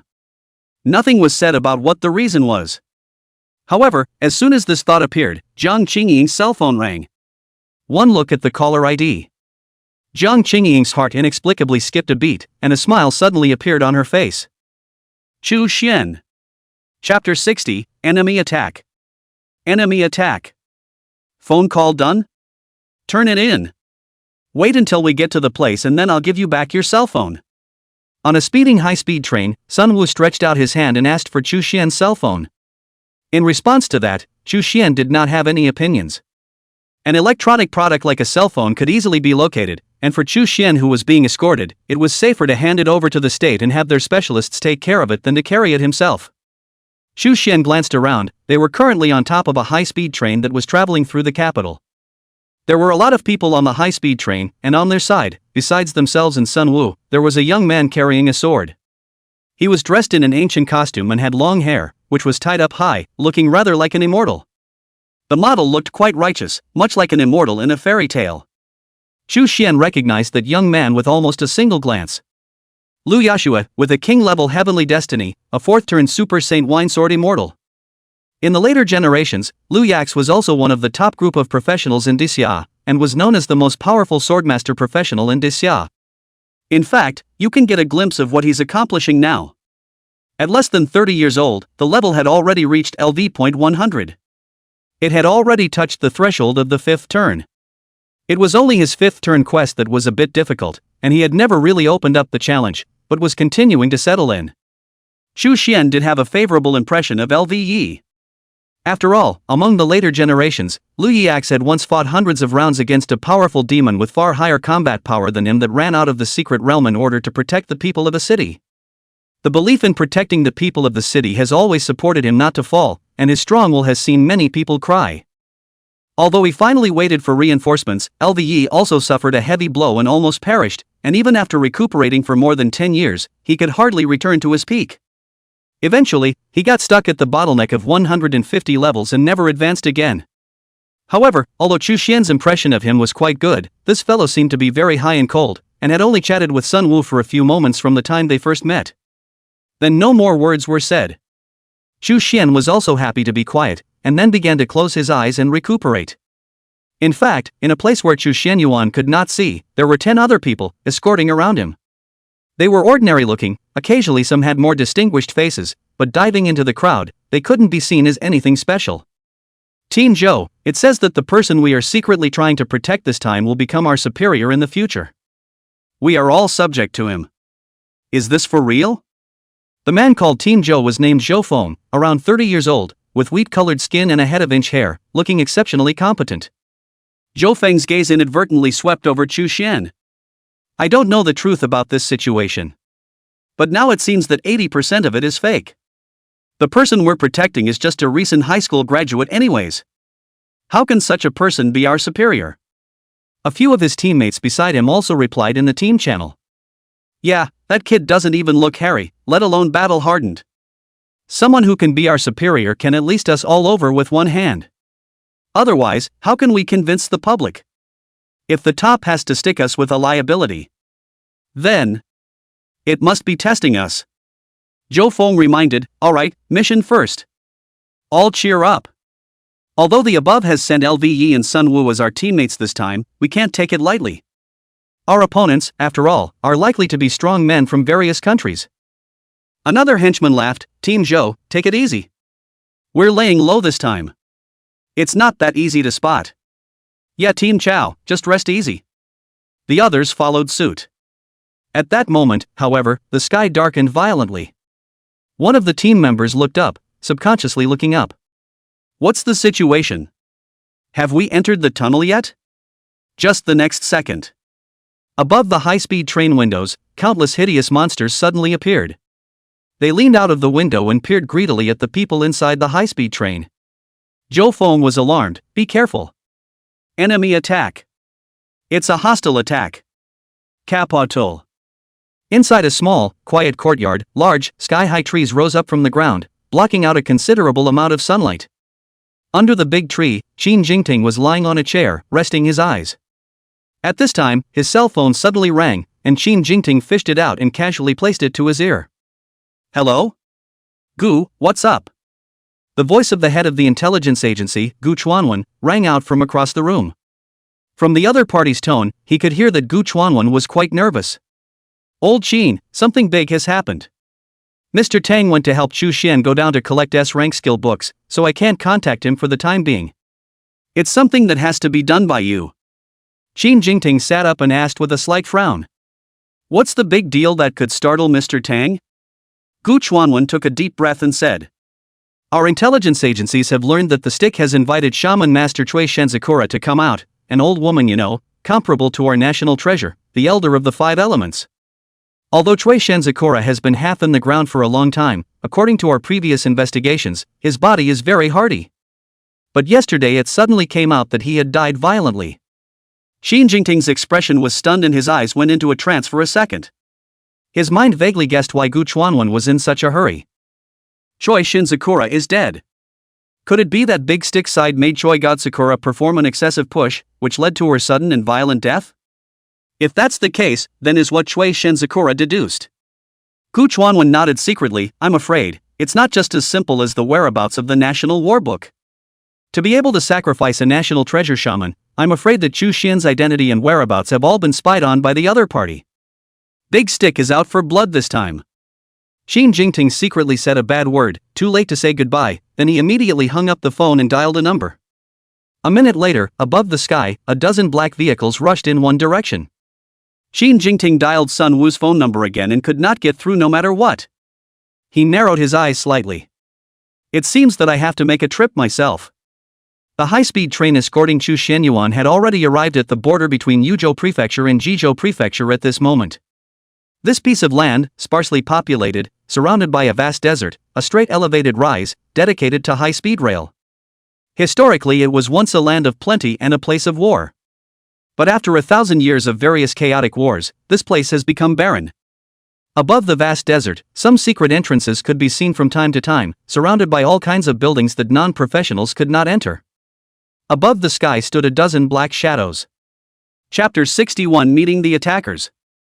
The old man at the head of the group, with an 8-character beard and a somewhat pointed head, was bursting with muscles, especially his obliques looked unusually strong. The leather short sleeves on his body and the shorts on his thighs seemed to be designed specifically to be able to show off all the muscles in his body. This person was the famous and powerful person within the Big Stick Jinwoo Guards, Xian Jinhe. Character, Hyun Jin Hyuk. Occupation, 5th turn extreme martial artist. Rank, LV.111. Beside him was a woman in a long black robe, whose face could not be seen and whose voice was hoarse. The whole body was covered rather tightly by clothing, and only one pair of eyes could be seen. What made people feel a little weird was that these eyes were different from the eyes of an ordinary person. If one looked closely, one was able to see her pupils, which seemed to have something swimming around in them. Character, Kuroda Bairo. Occupation, 4th turn illusionist. Rank, LV.88. Between Kuroda Bairo's fingers, a black mist lingered. Her feet were, likewise, surrounded by such a mist. I never thought that I would one day be able to go on a mission with the Joker Assassination Envoy's Deputy Regiment Envoy. Nice to meet you. What a pleasure. Hyun Jin Hyuk's tone was calm and sounded rather polite. Elder Xian is joking. You're a great general of the Great Rod Empire's Jinwoo. I am but a minion before you. Hyun Jin Hyuk waved his hands. Where? The Joker Assassination Envoy is quite famous. Old me once heard that you and the Zhang Mission Envoy, the two of you, had once killed a banana country's 5th revolution's powerhouse. To assassinate a bottom-rich 5th rotation professional with a 4th rotation stance, the ability can't be described as anything less than terrifying. A light smile appeared at the corner of Kuroda Bairo's mouth. The so-called 5th turn powerhouses of the banana country are far inferior to your country's depths. In fact, compared to that guy we assassinated, we're more interested in sparring with you. Hyun Jin Hyuk couldn't help but want to laugh when he heard that. Worthy of being a Joker Assassination Envoy, that's pretty crazy. If not for the fact that we are now in a cooperative relationship, you would already be a corpse if you had just uttered those words. Kuroda Bairo laughed in the same way. That's why I dared to say it wasn't? Xian Jinhe didn't answer again as he surveyed his surroundings, and behind him, there was no sign of anyone else other than the 24th turn Jinwoo guards he had brought with him. This disconcerted him somewhat. We tell your country about the book of the town. It's too much of a lack of sincerity for them to send you alone. In the event that Great Xiao once again lays a dragnet and deliberately lures us in, with just this many of us, we're simply not enough for them to kill. Kuroda Bairo smiled with a full smile. See what you mean by that. I'm afraid you wouldn't feel comfortable if we brought enough people to watch our backs. Hyun Jin Hyuk stared at him without saying anything. The mighty pressure of a 5th Revolution Extreme Dao Martial Master was unleashed at this moment, which caused Kuroda Bairo's forehead to ooze out some fine beads of sweat. She barely managed to squeeze a smile on her face. Elder Xian. Our clown assassination ambassadors aren't like your country's teleportation array mages who can sneak into the Grand Xia silently. We can only sneak in by our own means. I was buried in Daxia a long time ago as a pawn, so I was able to come and support you at the first sign of your arrival. As for the rest of our organization, they're already on their way here. It'll be there in 10 minutes, tops. Don't worry. Hyun Jin-hyuk narrowed his eyes slightly as he snorted coldly. I knew I couldn't share information with you guys. It looks like we don't have any masters in the Big Stick Empire. Against that guy called Chu, I'm sufficient alone. Hyun Jin-hyuk clenched his fists, his arm veins rippled, and his figure soared 2 meters as he did so. The mighty pressure gusted, and the surrounding space seemed to have undergone some sort of distortion, looking exceptionally terrifying. Kuroda Bairo's eyes flinched, and his face showed some shock. Worthy of being Xianjinha, this kind of power and might has even materialized into a mighty pressure. It makes you all a little breathless. When they meet him, a fourth-turn powerhouse is simply powerless to fight back. This Chu of Daxia is going to be planted now. Just as he was thinking, the noise of the high-speed train speeding was getting closer and closer, and he was already able to see a black dot speeding from the direction of the Yuzhou prefecture. The black spots grew larger and larger, and Hyun Jin-hyuk's voice suddenly rang out. It's ready to go. As the words fell, Kuroda Bairo fiercely struck out. The black mist that was entwined in his hands flew towards the high-speed train in a ghostly manner, and the moment he got close to the high-speed train, an invisible energy light shield appeared along with it.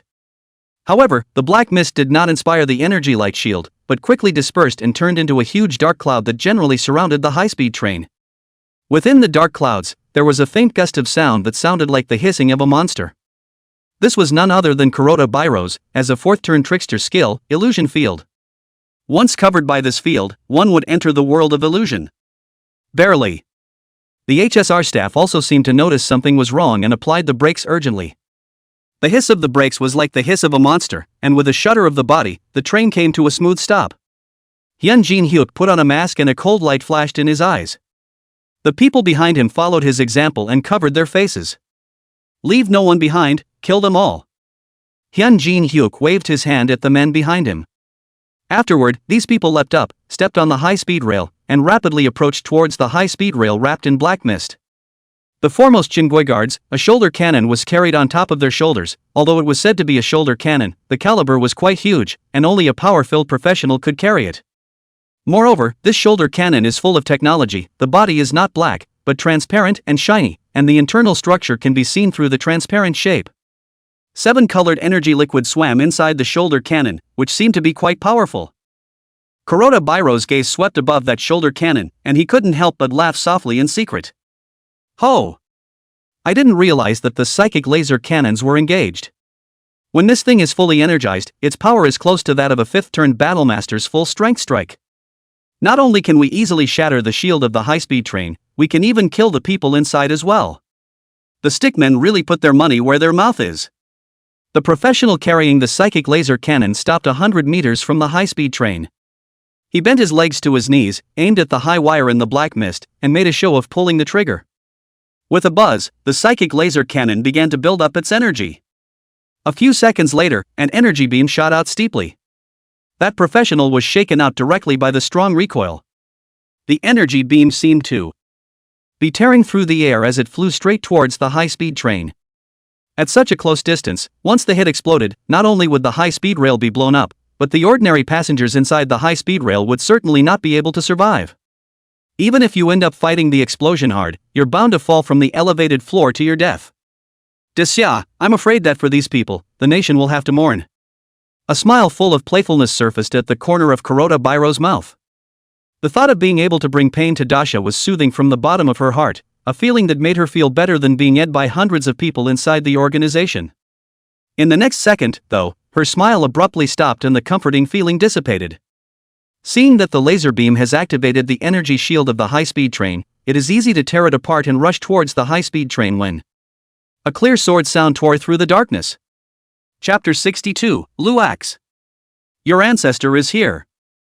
The sword light that blossomed steeply in the black mist was like a milky way pouring down. The sword bearer was dressed in plain white clothes, his long hair flowing, and the long sword in his hand drew arcs of arcane lines. When the black mist touched the sword chi, it dissipated like ice and snow meeting the sun. At the same time, the laser cannon's energy beam stalled in front of him. The golden sword aura that erupted from the tip of the sword clashed fiercely with the laser. The sword wielder let out a low shout, and the sword's momentum suddenly changed between flips of the wrist. Thousands of sword chi condensed into a substantial sword net, shredding the energy beams layer by layer. The last sword chopped down with the power of opening up the sky, and the laser cannon disintegrated in the bright swordlight, and the fragments burned into bits of starfire in mid-air. The overflowing sword power also completely swept away the mist. Liu Yax was holding a long sword and his clothes were fluttering as he stood on top of the high wire. His aura was compelling. To be able to play with an ordinary longsword in such an out-of-this-world manner, not only breaking the misty illusion, but also shattering the psychic cannon. Unsurprisingly, you should be LVE. Xian Jinha walked in front of LVE, his gaze constantly scanning over LVE's body, a smirk inexplicably surfacing at the corner of his mouth. It's fortunate that I came here in person, or else I wouldn't have been able to complete my mission with all of these men buried here. Luckily, it's also here, so that it's also able to kill two major genius figures at once. Fortunate. Lui's gaze fell on the other party. Naturally, he also felt the powerful pressure emanating from the other party. Liu Yi did not have any fear, but felt a little strange. Judging from the power emanating from the other party, he was at least a fifth-turn professional. The others were all fourth rotation powerhouses, a fifth rotation leading a group of fourth rotation on an assassination mission. This lineup could not be said to be less powerful. What kind of people are you protecting? Being able to make the other side send so many powerful people. Liu Yax hadn't thought of an answer yet. Immediately behind him, a figure appeared as well. It was none other than Sun Wu in a black trench coat. Flun Jin Hyuk. Old man, do you think we won't know it's you just because you wear a mask? Your obliques, which resemble humps, have long since carved your name. Sun Wu walked over to LV's side and mocked loudly and unmercifully. The veins on Hyun Jin Hyuk's forehead bulged. Sun Woo. You know, I hate it when people make fun of my obliques.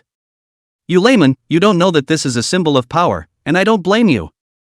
But today, I am here to kill you all. Not one of you or that guy you're protecting can live. Go! As the words fell, Hyun Jin Hyuk's men all rushed towards the duo in a flurry. Sun Wu narrowed his eyes slightly. Humph, Xian Jinha, don't think that just because you're at the fifth turn, you can run amok in our great Xia. This kid beside me specializes in killing you 5 revolutions. LVE glared at him. Please don't bring me along next time you pretend to be a bully. As the words fell, LVE made a long leap, holding his long sword as he charged directly towards Xian Jinha. He was dressed in a moon-white long shirt, the hem of which was lifted in a cold arc by the cold wind from high above. The hand holding the sword was shaped like a pen, but the tip of the sword hung down 3 inches to the ground, and the green blade seeped out a cold chill under the moonlight. Opposite Hyun Jin Hyuk let out an explosive cry, his upper body's short coat bursting into pieces, and his bare upper body, bronzed skin covered in hideous scars. The bandage-wrapped right fist was bursting with dark golden chi, and the air around it erupted with a trembling sound. The battle erupted in the blink of an eye. Liu Yi's foot pointed lightly, his body floating into midair like a paper kite, his long sword cutting out 7 residual shadows, each sword mark condensing into a substantial green-colored sword chi. Xian Jinha let out a low roar and struck out spiraling waves of air with both fists, dispersing all 7 sword chi. He stepped forward, leaving deep craters in the ground with every step, and his right fist blasted towards Liu Yi's face with the momentum of cracking mountains and rocks. Liu Yashua did not retreat but advanced, and between the flips of his wrist, the long sword suddenly emitted a keening like quivering sound. The green blade traveled like a spirit snake, weaving in and out of the gaps between Xian Jinha's punching winds, and the blade grazed his skin several times, leaving tiny lines of blood. Xian Jinha once again bellowed, and the chi around his body suddenly expanded, forming a golden light shield. LV's sword chi actually emitted an ear-piercing gold iron clash when it touched the light shield. Xian Jinha seized the gap and slapped a half-moon-shaped airwave with his left palm, shocking LVE into flying backwards. LVE spun around in mid-air to unload his strength, and when he landed, the tip of his foot scratched a 10-foot-long crack in the ground. He took a deep breath, the tip of his sword plunged into the ground, and his entire body shot out like an arrow off a string, the green aura trailing a brilliant trailing flame behind him. Xian Jinha's palms came together, and golden chi coalesced into a vortex in his palms. The moment Liu Yi's sword tip touched the vortex, the chi exploded. In the smoke and dust, Xian Jinha's fist and Liu Yi's sword blade collided with countless sparks. The two figures were as fast as ghosts, their fists and feet and sword moves intertwined into an impenetrable net. Liu Yi then leapt up in the air, his long sword raised high above his head, the moonlight converging into a dazzling mass of light on the blade. Hyun Jin Hyuk, on the other hand, bent his knees and crouched down, his fists poised to strike, and the ground completely crumbled under his feet. When the sword and fist collided with a loud bang, a blinding glare erupted from heaven and earth. The dust kicked up by the airwaves obscured the stars and moon, and the only thing that could be seen were two figures fiercely exchanging blows in the light, as if gods and demons were dueling in the clouds. Good boy, worthy of being a fellow with the title of Great Xia War God Inheritance. In terms of fisticuffs and swordsmanship alone, it's surprisingly on par with Old Man. It's a pity that you're from Xia. If you were from my Big Stick Empire, maybe you and I would have become good friends. After several rounds, the two surprisingly did not share a victory or defeat. Xianjun had not really fought with LVE before.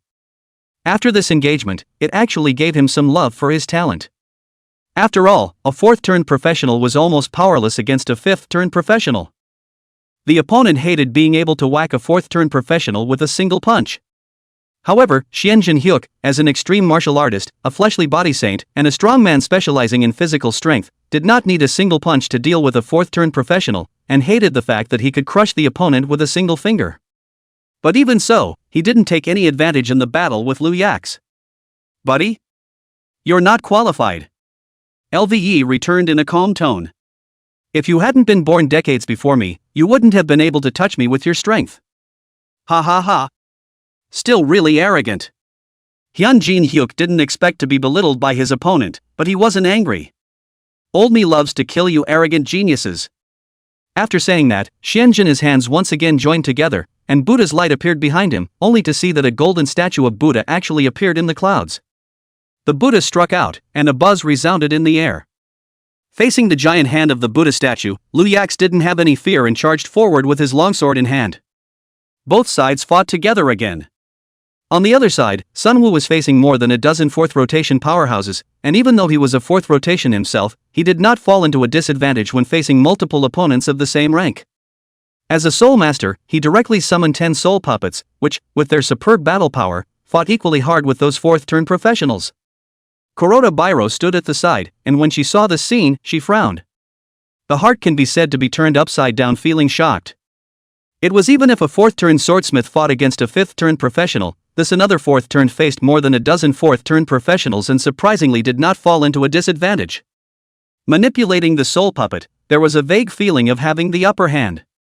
This can't be done. If this goes on, when the reinforcements from Great Xia arrive, not only will they not be able to complete the assassination mission, even they will have to be accounted for here. Thinking of this, Kuroda Bairo instantly transformed into a cloud of black mist and rushed towards the high-speed train. She's going to do the assassination alone. Both Sun Wu and Liu Yashue had sensed the situation over here, but they were already distracted by the fact that they were facing a strong enemy. And just then, there was a snap. A halberd broke the window of the car and rushed towards Kuroda Bairo, who was transformed into a black mist.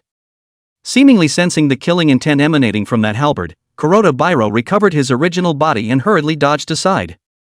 There are still experts? Kuroda Bairo and Hyunjin Hyuk exchanged glances. At that moment, a laugh came. The crowd sniffed and looked around. Only to see a 7-foot-tall, lanky, fully armored man appear in front of everyone in the void. He stretched out his hand, and the halberd that had been shot out emitted a clang, then returned to the man's hand. Da Xia War God. Lu Fengxian. As he appeared, all the people present were dumbfounded. Not only Sun Wu, but even LVE was in a trance for a second. Luckily, Hyunjin Hyuk was also in a state of confusion and didn't catch his break. Liu Yax, is this your ancestor? Sun Wu subconsciously asked. Inexplicably coming out with an ancestor, Liu Yax just wanted to retort, but when the words came to his mouth, he couldn't say anything.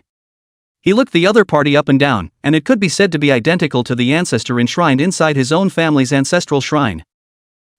Playing God. Lu Fengxian has been dead for thousands of years, how could he possibly appear here? You guys keep it up. Shen Jinha commanded his men towards Lu Fengxian to kill him. However, before he could reach him, Lu Fengxian swung his halberd and swept those guys away with a half-moon chop. Those guys were instantly and seriously injured, lying on the track coughing up blood. A casual strike would seriously injure several fourth-turn experts, which was originally a very powerful performance, but LVE said at this time. This shouldn't be my ancestor Lu Fengxian. He's the invincible god of war. Just now that random strike, not to mention the fourth turn, if it fell on a fifth-turn professional, he'd have to die. Compared to these, Sun Wu was more curious about who this Lu Fengxian was who called out to help the scene. Moreover, he could tell at a glance that this Lu Fengxian was in a soul state, and that there was someone else present besides himself who could summon a soul puppet? Could it be Chu Xian. Chapter 63 Chu Xian's Decision. Spell it out. Sun Wu thought of Chu Xian, and before discovering the enemy attack, he explained that the 10 iron guards would not leave for a moment to protect Chu Xian. At the same time, Chu Xian was instructed not to perform any aura skills. Because I don't know what lineups the enemies are in. If they were to find out that the genius who was superbly gifted, who fought level 60 bosses at level 20, who killed top level 3 turn professionals at level 30, and who swept through the stick copies at level 40 to win the National Warbook was still a Halo Master, the world would likely shake. It's well known that Haloists are weak up front. However, a Halo Master who could come into his own at level 20, killing gods and Buddhas along the way, would definitely be able to make the world be afraid of him. It was obvious that this hidden profession Halo Master, with an uncomplicated heavenly fate rank, was at least a legend. States will not allow such a presence to grow peacefully. Once Chu Xian exposed the identity of the Halo Master, waiting for it in the future would inevitably be round after round of assassinations. Sun Wu didn't continue to think further down the line either. Obviously, this Lu Fengxian is one of our own. Even if it was truly Chu Xian's means, an additional layer of self-protection would be a good thing for Chu Xian. It is imperative that these enemies be driven off or killed. With Lu Fengxian's addition, the situation on the field was instantly reversed, especially since his appearance heavily injured several fourth-turn professionals at the same time, greatly easing the pressure on this side. Hyun Jin Hyuk, is this all you sent when you came over to attack our people? You guys are underestimating us. Sun Wu scoffed disdainfully. Hyun Jin Hyuk shrugged helplessly. I admit, we were a bit gullible. But, fortunately, we stayed back. As Xianjin's voice fell, the ring in his hand suddenly flickered and a scroll appeared in his hand. He threw the scroll into mid-air, the blue rope binding it loosened, and a swirling door, steeply glowing, appeared. A teleportation scroll? Sun Wu frowned. Then in the next second, 3 figures slowly walked out of the portal. A man with an incomparably tall figure, his entire body covered in stone, on his skin, flickering with bizarre yellow runes, and at the center of his brow, there was also a mark similar to a mountain, the character, Luo Zhanshan. Occupation, 5th turn Flesh Mountain Shield Master. Rank, LV.104. On the far right, there was a woman with an unusually hot body, 40 years old precisely at the age of charm, just average looking, covered by a layer of weak fire, with the same mark of a fire in the center of the eyebrow. Character, Jiang Yen. Profession, 5th turn Flame Magician. Rank, LV.106. The man in the center was extraordinarily eye-catching. He was dressed in an exaggerated outfit and looked like a rooster that was always crowing. Person, Kim Chun-ming. Profession, 5th turn 5 Elements Summoner. Rank, LV.110. These 3 people slowly walked out from the vortex, and upon seeing their figures, Sun Wu, who was originally optimistic, immediately frowned. On the other side, Lu Yax also narrowed his eyes slightly. Jin Quan Ming had just stepped out of the teleportation portal and looked at Hyun Jin Hyuk triumphantly as if he was about to strike a chord. Old Xian. You found us after all. Sure enough, without us, just you and those weaklings who can't make it to the top still can't make it. Hyun Jin Hyuk didn't take Kim Jong-min's words to heart because he knew the power of this guy Kim Jong-min's mouth. If you dare to contradict him, unless you beat him to death, you will keep listening to all kinds of nagging from him. Jin Quan Ming, you're right. I can't do it alone. Let's cut the small talk. You guys hurry up and do it. By the time the Great Xiao reinforcements arrive, it will all be too late. Jin Quan Ming was not in a hurry. With us around, what are you afraid of? That little guy definitely won't get away. As opposed to settling those people, I'm curious, don't you have the assistance of the Sakura Kingdom? Why are you still so screwed up? His eyes swept over Sun Wu and Lu Yashue and the others, and of course he paid attention to Lu Fengxian, but with his relatively poor historical knowledge, he did not recognize the great Xiao war god. Just think of him as a puppet of some soul recruiter. Elder Jean. Sorry. Our support from Sakura Nation is still on the way, but I'm sure they'll be here soon. As the words fell, the sky suddenly distorted. The crowd subconsciously looked over, only to see a black mist drifting out from that twisted space. A short while later, a man dressed similarly to Kuroda Bairo came out from inside. Character, Yaha Takeuchi. Occupation, 4th turn Super Sacred Shadow Master. Rank, LV.92. Yui Takeuchi is the head of the Joker's Assassination Squad and the leader of the Joker's Assassination Squad. Sorry Bairo, we're late. As soon as his words fell, he was then kicked out of the room, only to see that behind him, there were two other people. One of those who kicked him off was a middle-aged man with yellow hair. Character, Yoshikawa Ryukage. Occupation, 5th turn Ice Master. Rank, LV.112. There was also a man with hair that seemed to stand up high like a hedgehog. Characters, Higashikawa Castle. Occupation, 5th turn Puppeteer. Rank, LV.102. Takeuchi Yomi was kicked off, then staggered to his feet, a light smile still on his face. Jin Quan Ming's gaze swept past his body and finally landed on the two 5th turn professionals from the Sakura country. Not bad, not bad. Finally, some sincerity. I thought you'd just send one piece of trash and then try to share the precious information we've acquired at great expense. Kuroda Bairo knew that she was the trash the other party was talking about, but in front of Jin Quan Ming, she didn't dare to have the slightest verbal retort. Yoshikawa Ryoju chuckled. You have not looked down on our Sakura country too much. We always value commitment. Since we promised to strike out together and complete the mission, we will definitely not be half-hearted. Tagawa Castle stroked his spiky hair, a teasing smile appearing on his face. Since they're all here, let's get started. I've got to get back to the game after I hit the closing bell. After saying that, these people turned around to face the three of them, Sunwoo, the corners of their mouths rising with a smile if nothing else. Sunwoo's eyes, on the other hand, became extraordinarily serious at this moment. The advantage that had just been built up was wiped out with the appearance of a few others. At the moment, he and Liu Yax, the two 4th turns and Lu Fengxian, had to face 6 5th turn professionals. There were also 2 Joker assassination envoys who teamed up together and were capable of assassinating a 5th turn professional. Equivalently, the 3 of them would have to deal with 7 5th turn professionals. Deadlock. A certain death. Before the Great Xia reinforcements arrived, they were simply powerless to fight back. Jin Quan Ming squeezed his wrist and smiled calmly. 10 seconds to settle these 3 guys. And then for 10 seconds, kill the high wire with everyone in it. Last 10 seconds to clean up and go home. It's happily settled. After saying that, he was about to take the lead and the others followed closely behind him about to strike at the same time, and right at that moment, the high-speed train below suddenly shook violently. Immediately after that, the next second, it started up again and sprinted off at super-fast speeds.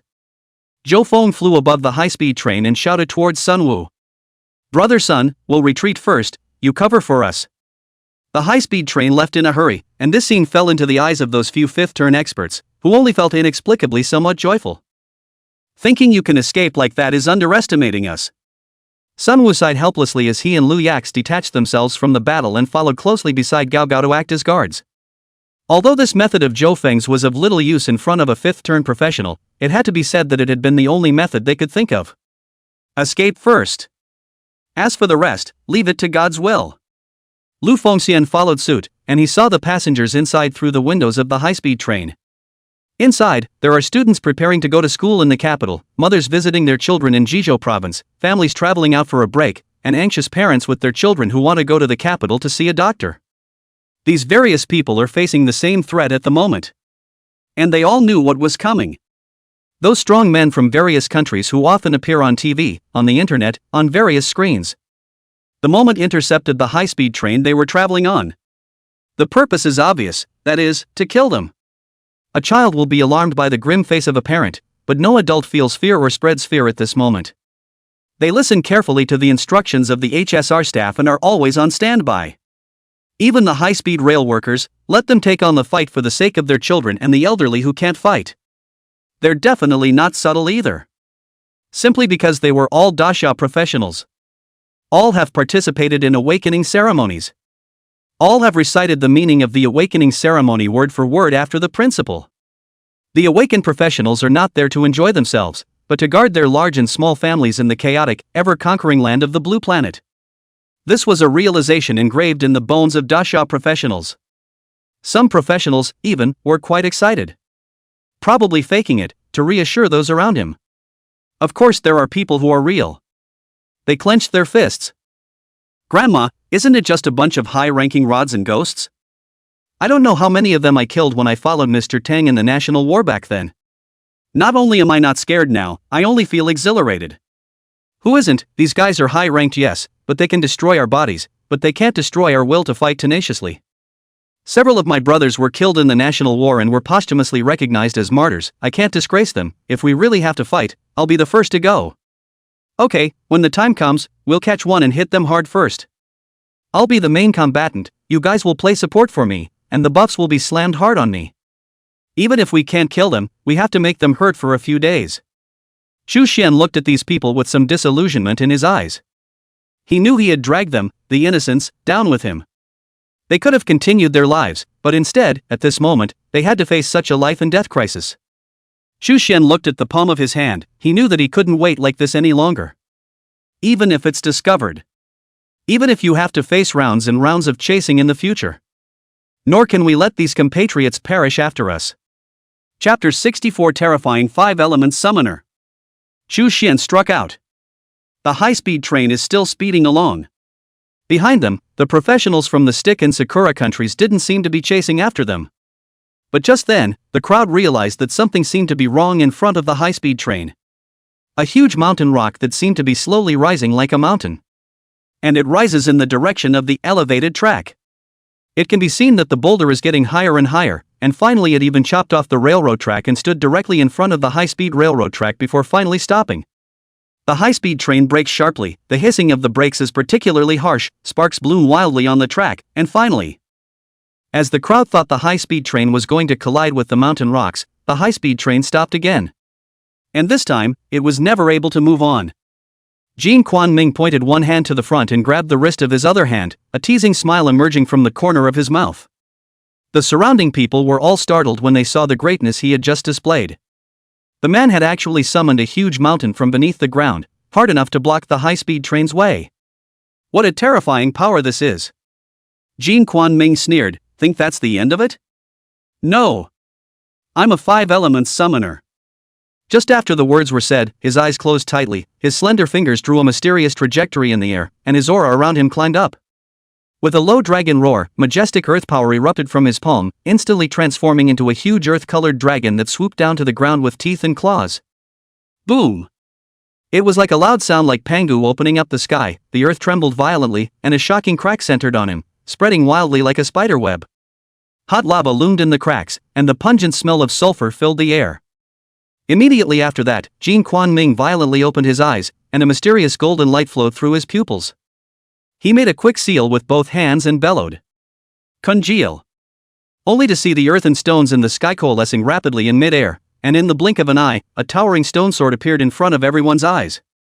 The stone sword's surface texture was ancient and simple, exuding a thick sense of oppression, with the tip of the sword pointing straight at the sky, as if it wanted to poke a hole in this canopy. Go! With a wave of his arm, the stone sword wrapped in a heaven-destroying aura, slicing through the sky. The air was cut by the razor-sharp sword chi, emitting a sharp whine and leaving behind a twisted ripple of space. Passengers on the high-speed train were also shocked by the scene before them. I've only seen such a sight in the middle of a national war. Seeing that the stone sword was about to collide with the high-speed train with a bang, just then, a figure appeared. Lve was holding a long sword, trying to break it with his sword. However, at that moment, Hyun Jin Hyuk suddenly appeared and stood in front of him. Brat, your opponent is me.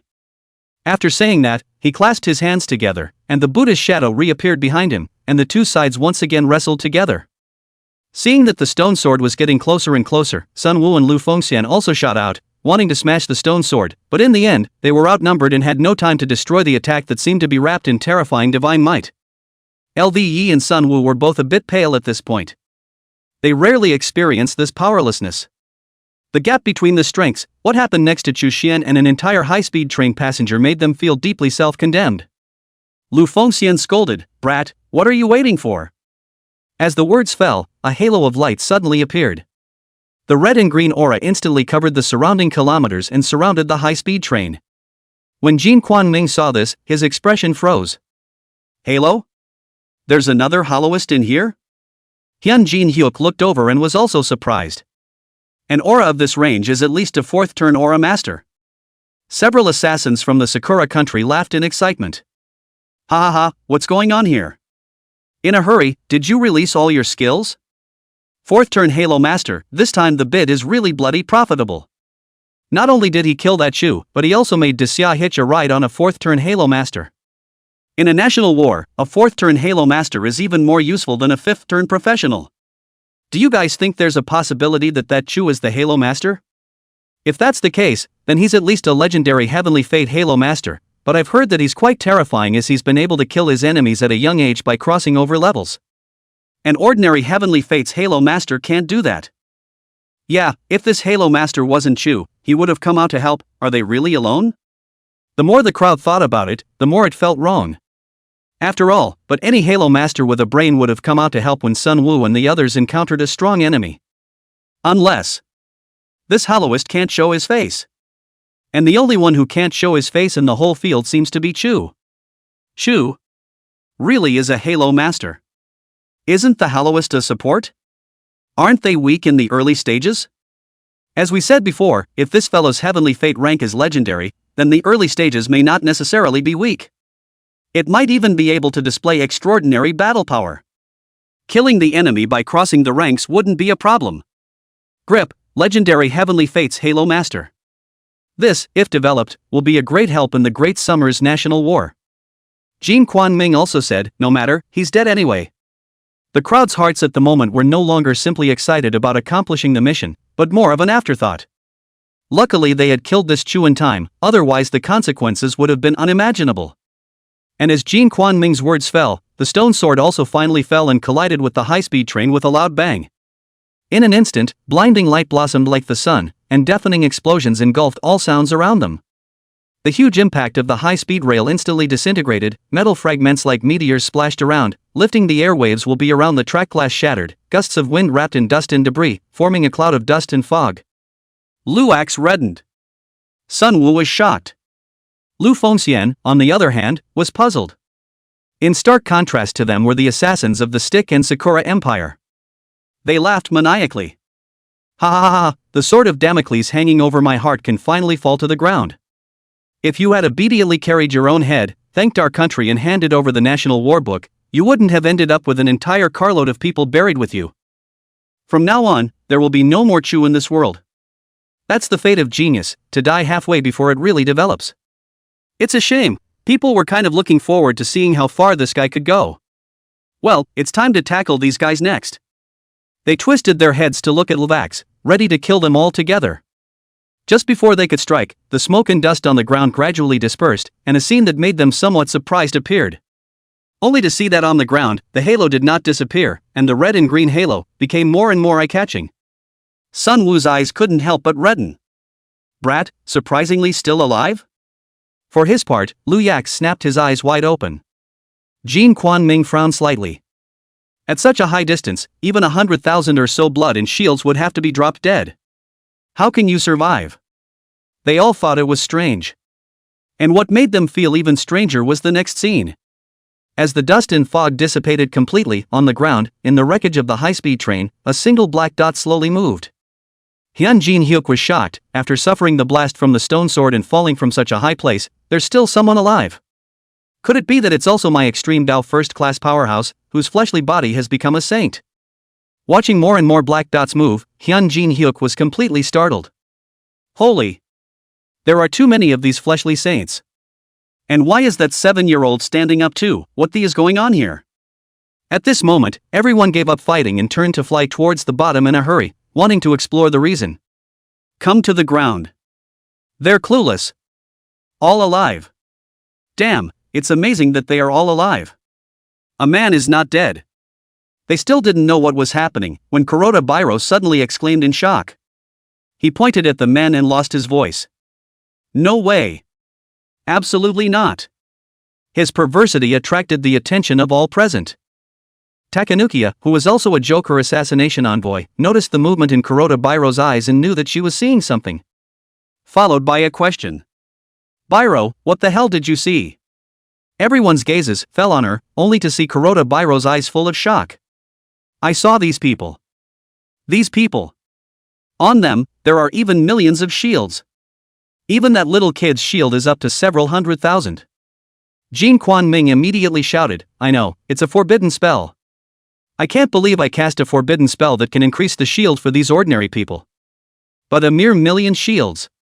If I can kill them once, I can kill them twice. After saying that, Jin Quanming stretched out his hand and prepared to exert that grand greatness once again, and right at that moment, a voice suddenly rang out. Enough! The gazes of the crowd followed the voice and quickly passed through the crowd above the halo, eventually landing on Chu Xian in the center of the halo. He was seen grimacing as he slowly rose from the mud-covered ground. What did you say, brat? Do you know who you're talking to? You didn't die just now, and you want to die again, right? Fine, then I'll kill you again. The veins on Jin Xuanming's palms once again rippled, and grand greatness was about to descend once again, yet at that moment, Chu Xian once again erupted with a cold shout. I said enough. The voice resounded through the sky, shocking the people. I don't know why. At this moment, in the face of Chu Xian's voice that was wrapped in anger, even those Fifth Revolution professionals were all confused by the whole thing. You guys really like bullying the little guy, don't you? Then let me show you the wrath of the little people. Chu Xian's eyes glowed red, only to see him slowly raise his hand. One skill term after another came out of his mouth. Divine Healing. God Devour. God Void Mime Theater. Already existing skills refreshed. The Void Pantomime Theater descends. The gray aura instantly appeared at the feet of the fifth turn professional. Huge theaters covering kilometers, like the castles of giants in a fairy tale world, suddenly appeared. Chapter 65 The Beheader. East City Chu Xian. The grandiose vision that arose was as if it was some great power that had cast a terrifying forbidden spell. At the same time, Sun Wu and LVE were approaching his side. At this moment, they noticed their information panel. Millions of shields shocked and puzzled them. Chu Xian's voice rang in their ears. It's my skill. The green aura is divine healing, capable of instantly replenishing your blood, with the excess being able to be converted into your shield. As soon as these words came out, Sun Wu and Lu Yi were both wide-eyed. They had initially thought, like Jin Quanming, that it was the above that had given Chu Xian the forbidden spell to protect himself in times of crisis. As a result, I now realize that this is actually his skill. And the whole bus survived because of this skill of his. And that's not all. The red aura is divine devouring. Within the aura, all of your combat power is transformed into true injuries, while the damage is doubled tenfold. They were even more confused by this statement. Sun Wu couldn't help but exclaim in a small voice, 10 times true injury, are you kids serious? I'm your counterpart, how did I not know your skills were so exaggerated? LVE was also confused, this is a forbidden spell, isn't it? The two of them twisted their heads to look at the masters of Sakura Nation and Stick. It was found that they now seemed to be frozen in place, not moving a muscle. Chu Xian's voice sounded again, the gray aura is a skill that can control the opponent. A fifth turn professional, able to control it for about 60 seconds. You can re-release the skill and refresh the control time. Then with your current mana value, how many times will you be able to refresh it? Lu Yax immediately inquired. Chu Xian. I have a lot of holy pills to restore mana value inside my ring, given by the state. Theoretically it can be refreshed indefinitely, it doesn't matter if I hard control them for 100 years. LVE, so strong, then why didn't you make a move earlier? Sun Wu's eyes flickered for a moment, a detail that was captured by LVE. 2 seconds later, Lu Ax added. It's not too late for. After saying that, he twisted his head to look at those fifth turn professionals. 10 times true damage against a hard controlled enemy, isn't that letting us just kill them? No. You guys just don't do it. Sun Wu and Lu Yi looked at Chu Xian with surprised expressions. At this time, Lu Fengxian walked next to him and waved his halberd. Kid, I'll do it. Brother Lu, don't make a move. Lu Fengxian was also confused.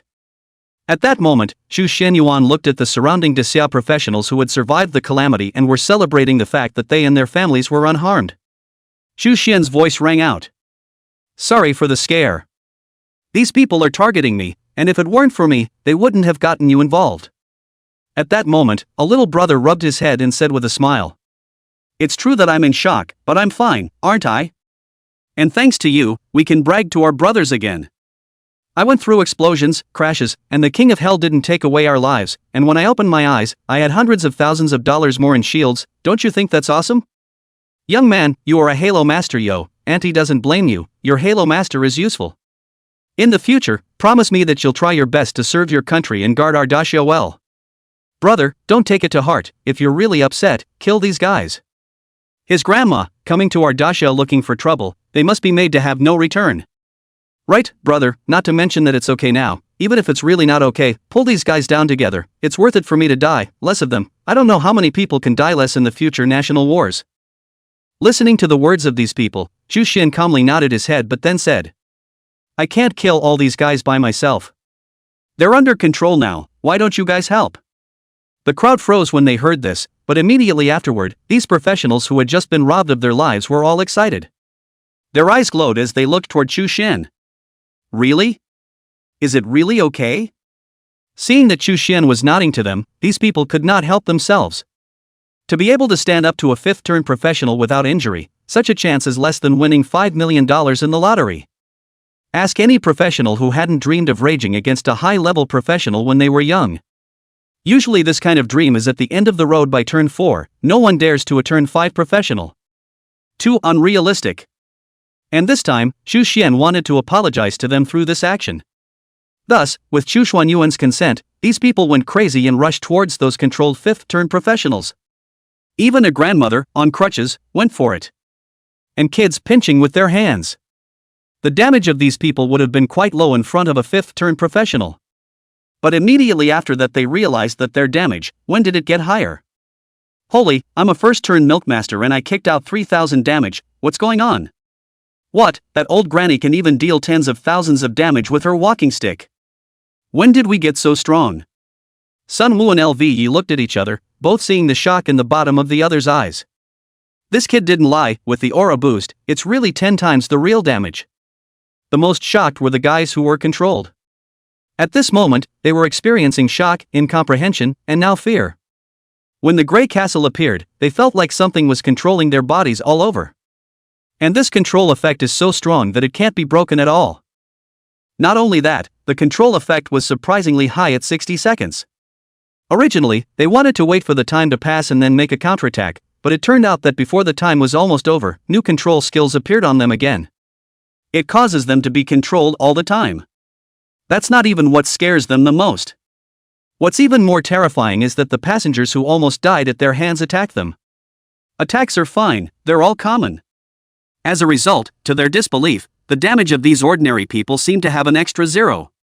A second-turn old lady's cane can do tens of thousands of points of damage. A child's slap could explode into thousands of real injuries, and the shocked Hyun Jin Hyuk thought that he had discovered a child genius from the extreme downstream. Later, in hindsight, they realized that it seemed to be the aura under their feet that provided them with the increase effect. They couldn't believe it though, because it was too overwhelming. An aura that covered an area of several kilometers, if it could provide a tenfold damage gain effect to those on the aura, this national war was fought with the equivalent of 10 times more troops. It's scary to think about. Jin Quan Ming, who had previously been arrogantly incomparable and ready to resolve them in a few dozen seconds, was at this moment as well behaved as a kitten, and his gaze kept falling on Chu Xian. Aren't you going to kill me? I'm coming over. Chu Xian's voice was calm as he walked towards him step by step. Jin Quan Ming knew that this halo, the fact that these people were able to survive under the might of the stone sword was all due to the means of this teenager in front of him. And he guessed that he was Chu. But he still wanted to know. Who the hell are you? Can you tell me who you really are? Jin Quan Ming saw Chu Xian and took out a dagger from inside his ring. He became more agitated and asked at the top of his voice. Who the hell are you? To have such tactics at such a young age, throughout the history of Blue Star, there is no existence crazier than you. Chu. Answer me. Who the hell are you? Jin Quan Ming didn't wait for his answer as the soul-devouring small knife stabbed into his body. 740-9899. Pull out the next second. Over 7 million damage, shocking everyone present. Even Lu Yashue, who had just learned of Chu Xuanyuan's identity and was eager to try and compete with Chu Shenyuan, was also confused and completely dismissed his thoughts at this moment.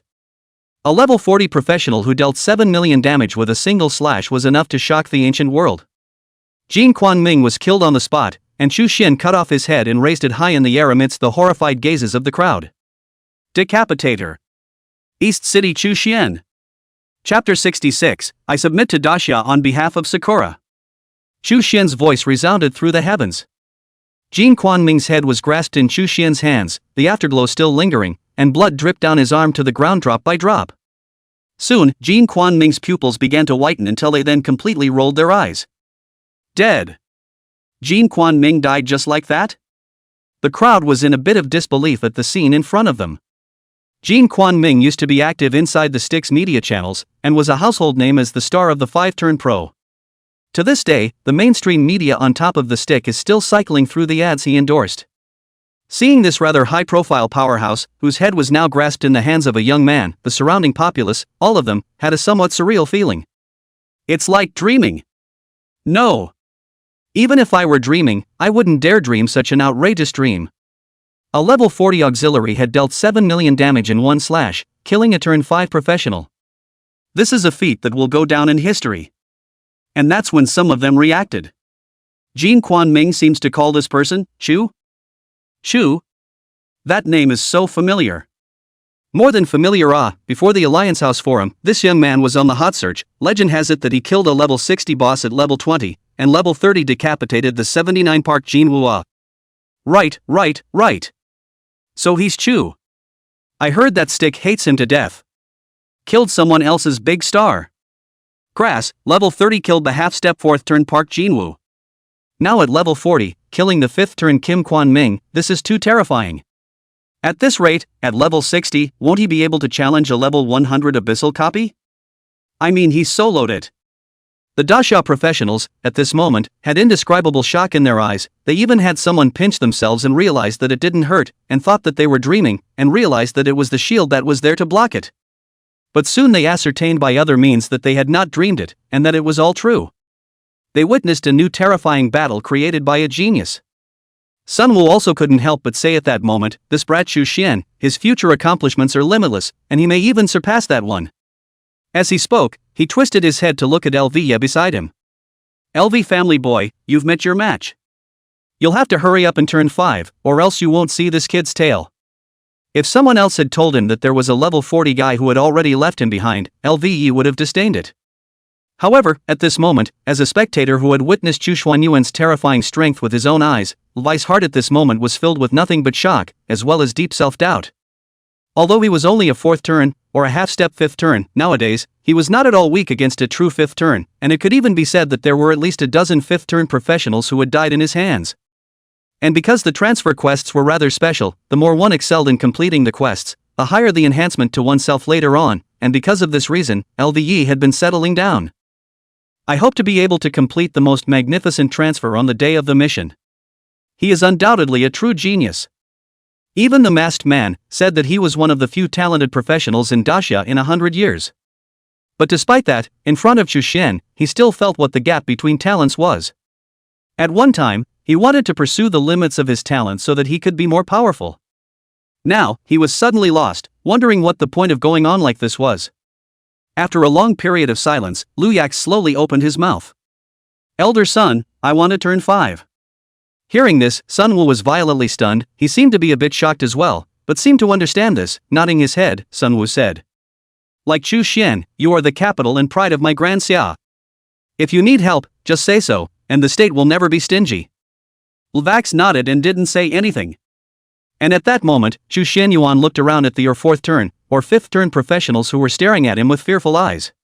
These professionals, being strongly controlled and unable to leave, were left with only some bloody skin after some attacks from those ordinary professionals. When Chu Xian saw this, his lips moved slightly and his voice rang out. Please, gentlemen, leave the last blow to me, I'll be useful with their heads.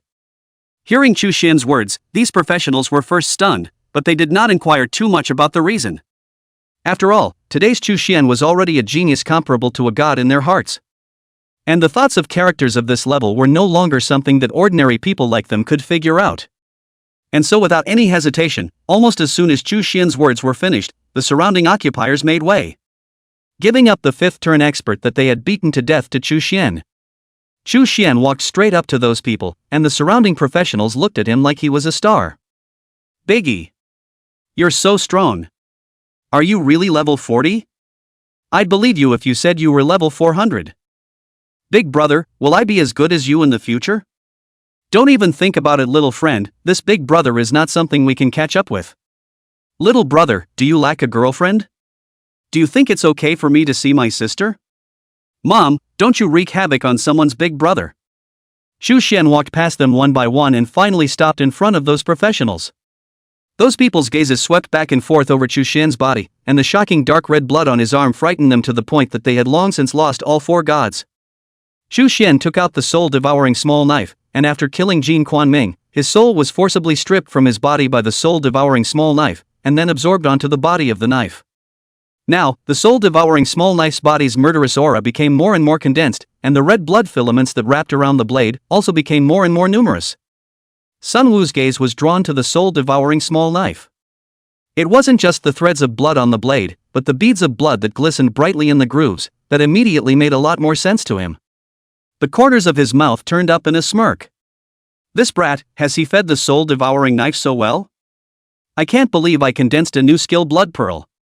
How many days have passed, and how many people has this killed? When he thought about how he was worried before that Xu Xian had not killed anyone with his own hands and could not practice true guts, he felt amused. The person who died at the hands of this kid is not something that can be compared to an ordinary person.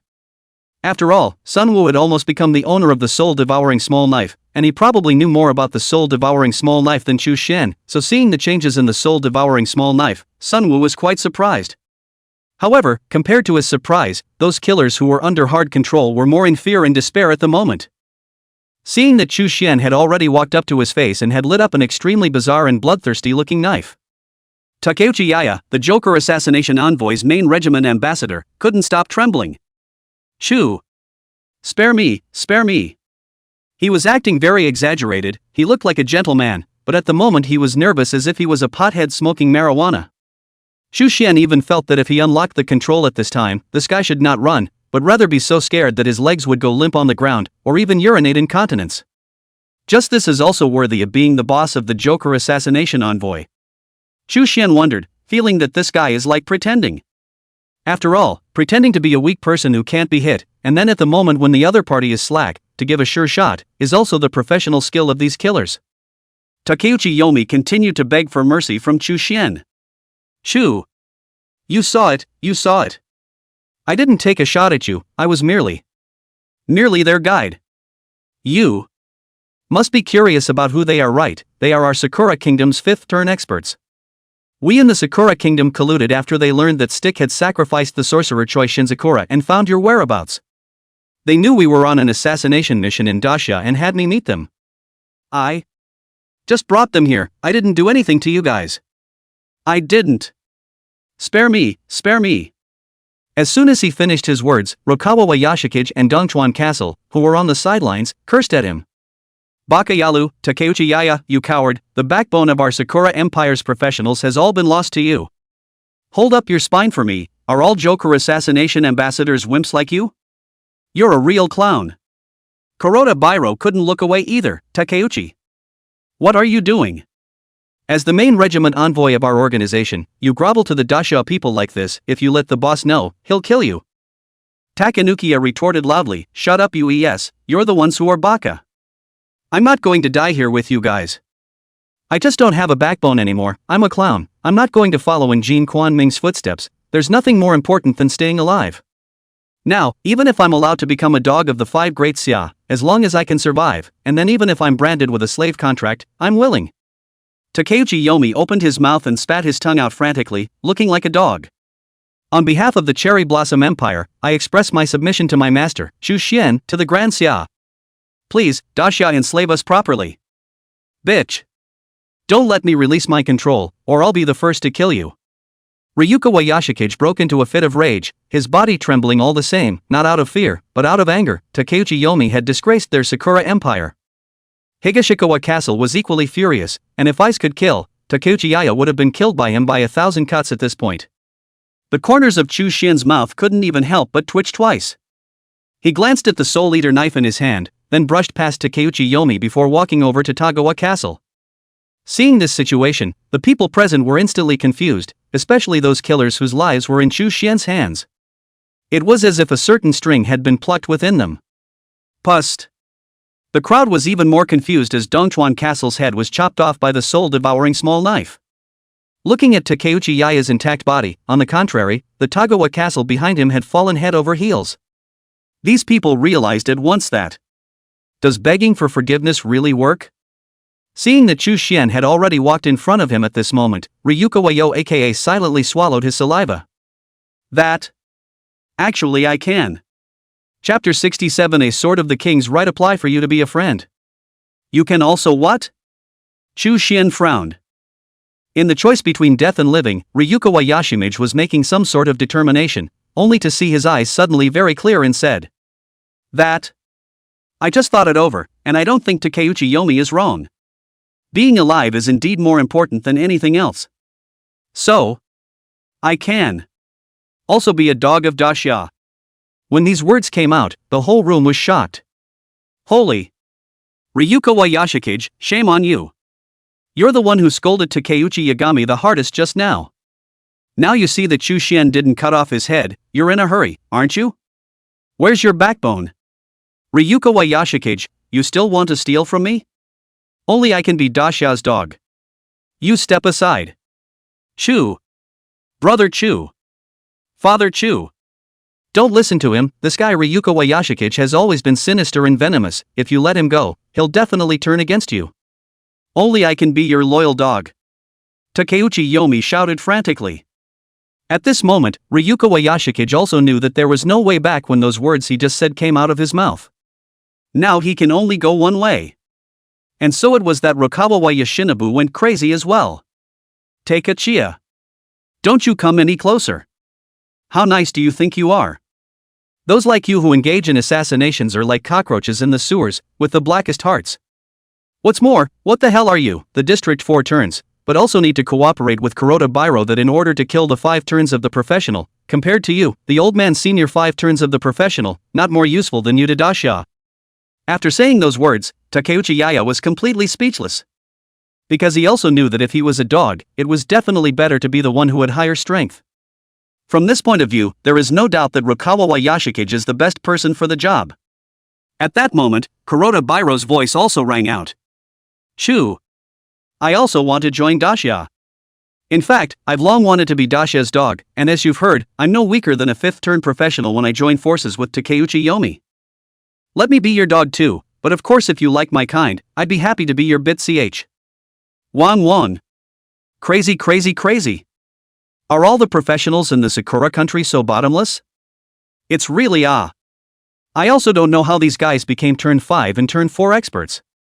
No wonder it's so powerful, it must be all licked all the way. The crowd muttered in their hearts. And at that moment, Ryukin Yashikage came to a general realization. By the way, our Chu father didn't say he only needed one dog, we'll all just be his dogs. Takeuchi Yomi nodded frantically, yeah. Papa Chu, let us all be your dogs. If you like my number, I can. Wang Wang call it for you too. Chu Xian was confused. Do these people really have no bottom line? Chu Xian, kill them all. Sunwoo was also unable to look on as he suddenly opened his mouth and reminded Chu Xian. The hands of these guys from the Sakura country are each stained with the blood of our compatriots in Daxia. They don't deserve to be our dogs and they don't deserve to live. Hearing those words, the Sakura country's group of fellows were instantly anxious, and they just wanted to make a sophomoric defense, but before the words could even come out of their mouths, they were interrupted by Chu Shen Yuan. I know. I wasn't going to let them live in the first place. The crowd felt a sudden twinge of surprise as their eyes fell on Takeuchi Yomi. So just now, you weren't prepared to let Takeuchi Yaya go? Louis Yax also asked. Chu Xian said without the slightest hesitation. That's for sure. The guys who dared to offend my great Xia, how could I possibly spare them? The reason why they didn't kill him just now. He subconsciously glanced at the soul-devouring small knife in his hand, glanced sideways at Takeuchi Yomi again, and said with a vicious chill running through his body. It's because this guy's bones are too soft. I'm afraid I'll die my knives limp. How will I ever be able to kill my enemies with my hands? When these words came out, the crowd reacted instantly and then laughed out loud. So that's what happened. They really thought that Chu Shenyuan had shown kindness. This is not good. After all, to be merciful to your enemies is to be cruel to yourself and your own people. Just now, Sunwoo was afraid that Chu Shen would let them go, and was already ventriloquizing inside his head on how to persuade Chu Shen to discard his motherly heart and face the enemy squarely. Now it seems that they were overthinking it. Chu Shen was not a saintly mother at all. Since that's the case, then I'll help you behead them. Xu Xian originally wanted to ask the others to help, but at that moment, Lu Fengxian suddenly opened his mouth. Xu Xian was still somewhat hesitant. After all, Lu Fengxian now temporarily exists inside the soul-devouring small knife, and the souls of those he kills can be devoured by the soul-devouring small knife just as well. It would be really disgusting if these soft bone souls really got inside their soul-devouring small knives. Xu Xian was still thinking about how to politely refuse Lu Fengxian, and right at that moment, a gust of wind suddenly blew past them. A fierce wind rose up, flying sand and stones, and the crowd only felt a blur before their eyes. Lu Fengxian let out an explosive cry, blowing away the smoke around him. The crowd looked up at that moment, only to see that at some point, the dome of the sky above their heads had been torn apart by a blood-colored vortex. The clouds were like ink churned by a giant hand, churning wildly at the edge of the vortex. The pressure from the depths of the vortex was like a Tarzan pressing down on the crowd, causing them to almost gasp for air.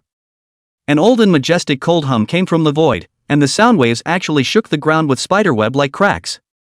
Immediately afterward, a giant head that covered the sky poked out from the vortex. It was a giant python that was 300 feet long. The greenish-black scales were glowing with cold light, and each piece was engraved with mysterious patterns like the scale armor of an ancient god of war.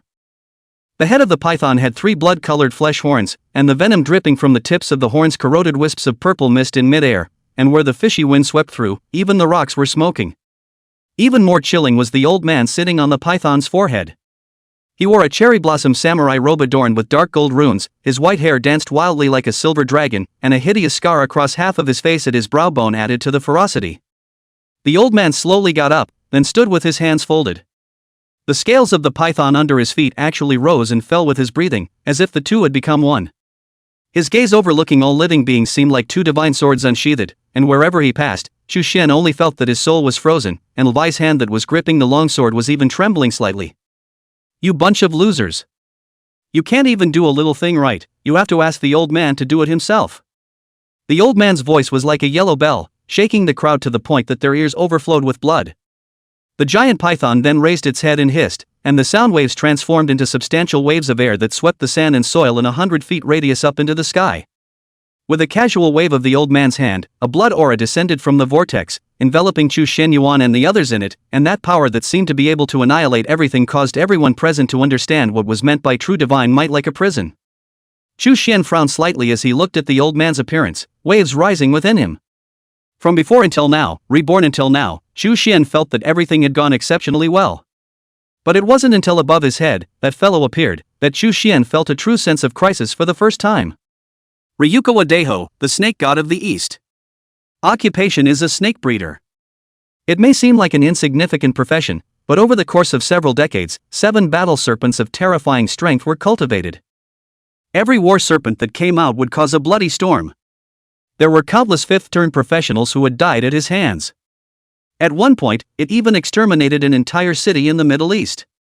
Strangely enough, not a single person could be seen in that decimated city. Because all of it was fed to those war snakes by him. It was said that he was cultivating the 8th snake, and once the 8th war snake was successfully cultivated, through some secret method, he would be able to synthesize the legendary creature, the Orochi Orochi. LVE frowned and felt bad at the same time. This old man has even come out. Looks like we're doomed. Sun Wu didn't say anything, his eyes flickered and he looked as if he was pondering something. And as he did, Takechiya began to laugh maniacally. Ryukin Yashikage couldn't contain his laughter. Ha ha ha ha. Ha ha ha ha. Ha ha ha ha ha. At last we've waited for Uncle. We have finally waited for you. Takeuchi Yomi looked toward Chu Xian and laughed out maniacally. Chu-ah Chu. Do you really think I'll be willing to be your great Xia's dog? The reason I said that was actually because I was waiting for Ryukawa Deho. We agreed that if we didn't return after 10 minutes, we'd let Ryukawa Daho strike.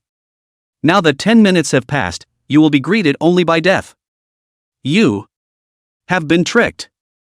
Ryukawa Yashikage then looked at Takeuchi Yaya. I didn't think you kid had some brains. I wouldn't have thought you were waiting for my uncle if I hadn't noticed you kept sneaking me glances. You've got some brains. Kuroda Bairo froze for a moment. Apparently Rukawa Daho's appearance was unexpected. She didn't realize that there was this awesome one big guy about to back them up. She laughed hard at this point. Ha ha ha ha. Although I don't know so much about it, I can see that the two of you are definitely not hardened men who will easily beg for mercy from Dasha. There's a devil in everything, so I've accompanied you in your drama too. We're pretty good together. Fooled them easily. The smile on Rakawa Yashiki's lips froze when he heard her words and glanced sideways at Kuroda Bairo. You don't think I can't see that you just want to be a dog for him?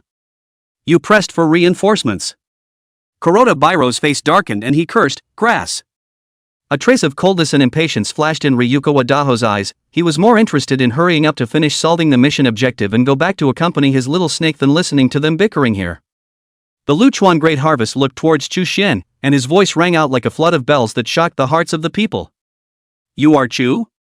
Seeing that Chu had trapped and killed several fifth-turn professionals with his own strength, Ryuko Wadaho couldn't help but show a hint of amazement in his eyes. More than anything else, of course, it's exciting. My great snake loves rare geniuses like you as food. Chu. Use your body to help me fulfill the grandeur of the Orochi Orochi. Ryuko Wadaho did not say anything more, as he immediately pranced up his body, and the giant python under his feet immediately blasted towards Chu Xian. The huge body covered the sky, and even Sun Wu and Lu Yashue, who had seen many grandiose scenes, could not help but suck in a breath of cool air at this moment. At this point in time, a really strong person, a fifth-turn expert, was nothing more than scum in front of him.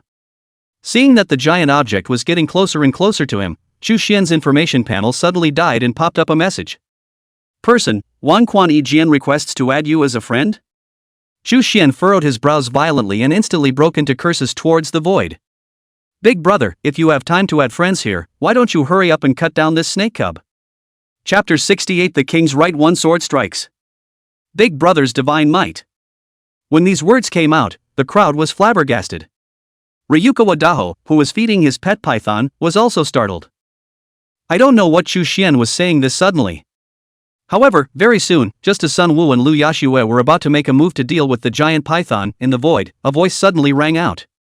Don't be in a hurry, young man, I'll make my move. Steady as she goes. Yikes. I've got another drink. The void collapsed with a roar, and a blood-colored rift that was 1,000 feet long was like Pango's battle axe that opened up the heavens, splitting the firmament hard in half. A gigantic sword draped in chaotic red light broke through the boundary, and the ancient Tao patterns engraved on the sword's body sketched out star-like trajectories in the void, with each pattern gulping out a heaven-destroying aura. Lu Yi and Sun Wu felt their blood boiling under the sword's might. The giant sword was surrounded by a strange red light, and with a great momentum, it chopped towards the giant python. Flowing out of the great harvest was astonished, this sword. This aura. King Power One Sword. It's none other than me. Along with the wild and unruly laughter, Wang Quan's sword came with a foot in the void. He was dressed in a free robe embroidered with purple and gold cloud patterns, carrying milk tea in his left hand and sipping it lightly, while his right hand tapped his sword skill. King Power Sword Domain, all swords return to one. As the words fell, the giant sword even split thousands of blood-colored sword shadows in mid-air. Each sword shadow was as solid as a substance, forming a sword array that covered the sky, just like the ancient sword array diagram in the immortal novels. The pupil of Luchuan Daho suddenly shrinks, the green scale python feels the fatal threat, the snake letter wildly spits between the body of the black demonic mist. However, the sword momentum of Wang Quan's sword was like the Yangtze River flowing unceasingly, and the thousands of sword shadows transformed into the momentum of a wild dragon swallowing the sky, twisting the demonic mist into pieces. The green scale python realized that it couldn't be hard and just wanted to turn its head. The sword array was already enveloped like a dragnet, each blood sword emitted a dragon-like tremor, weaving a cage that imprisoned heaven and earth in the void. How dare the harridan! Luchuan Dahua shouted violently, his surrounding aura erupted like a volcano, attempting to recall the green scale python. Green, come back!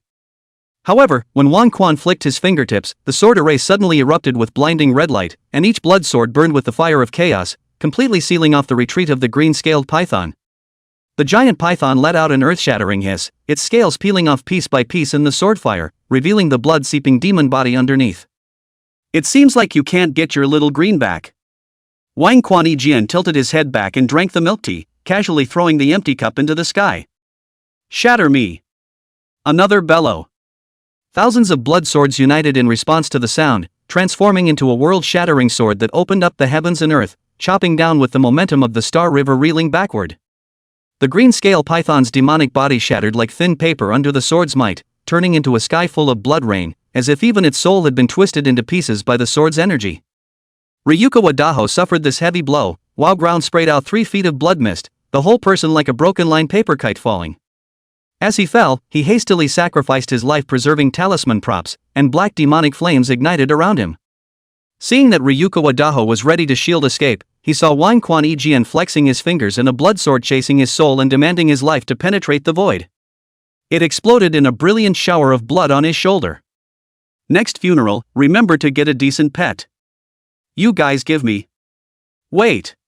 The spiteful roar of Ryuko Wadaho came from the void, and only a few pieces of broken samurai uniform remained where the demonic flames dissipated. The King Power 1 sword stood with his arms folded, and the blood-colored sword formation slowly merged into the void, and he was the only one with a fluttering robe, laughing softly amidst the roiling rain of blood. This milk tea is on you. Wang Quan Ejian looked down at the crowd at his feet as he touched his head in embarrassment. You guys are okay?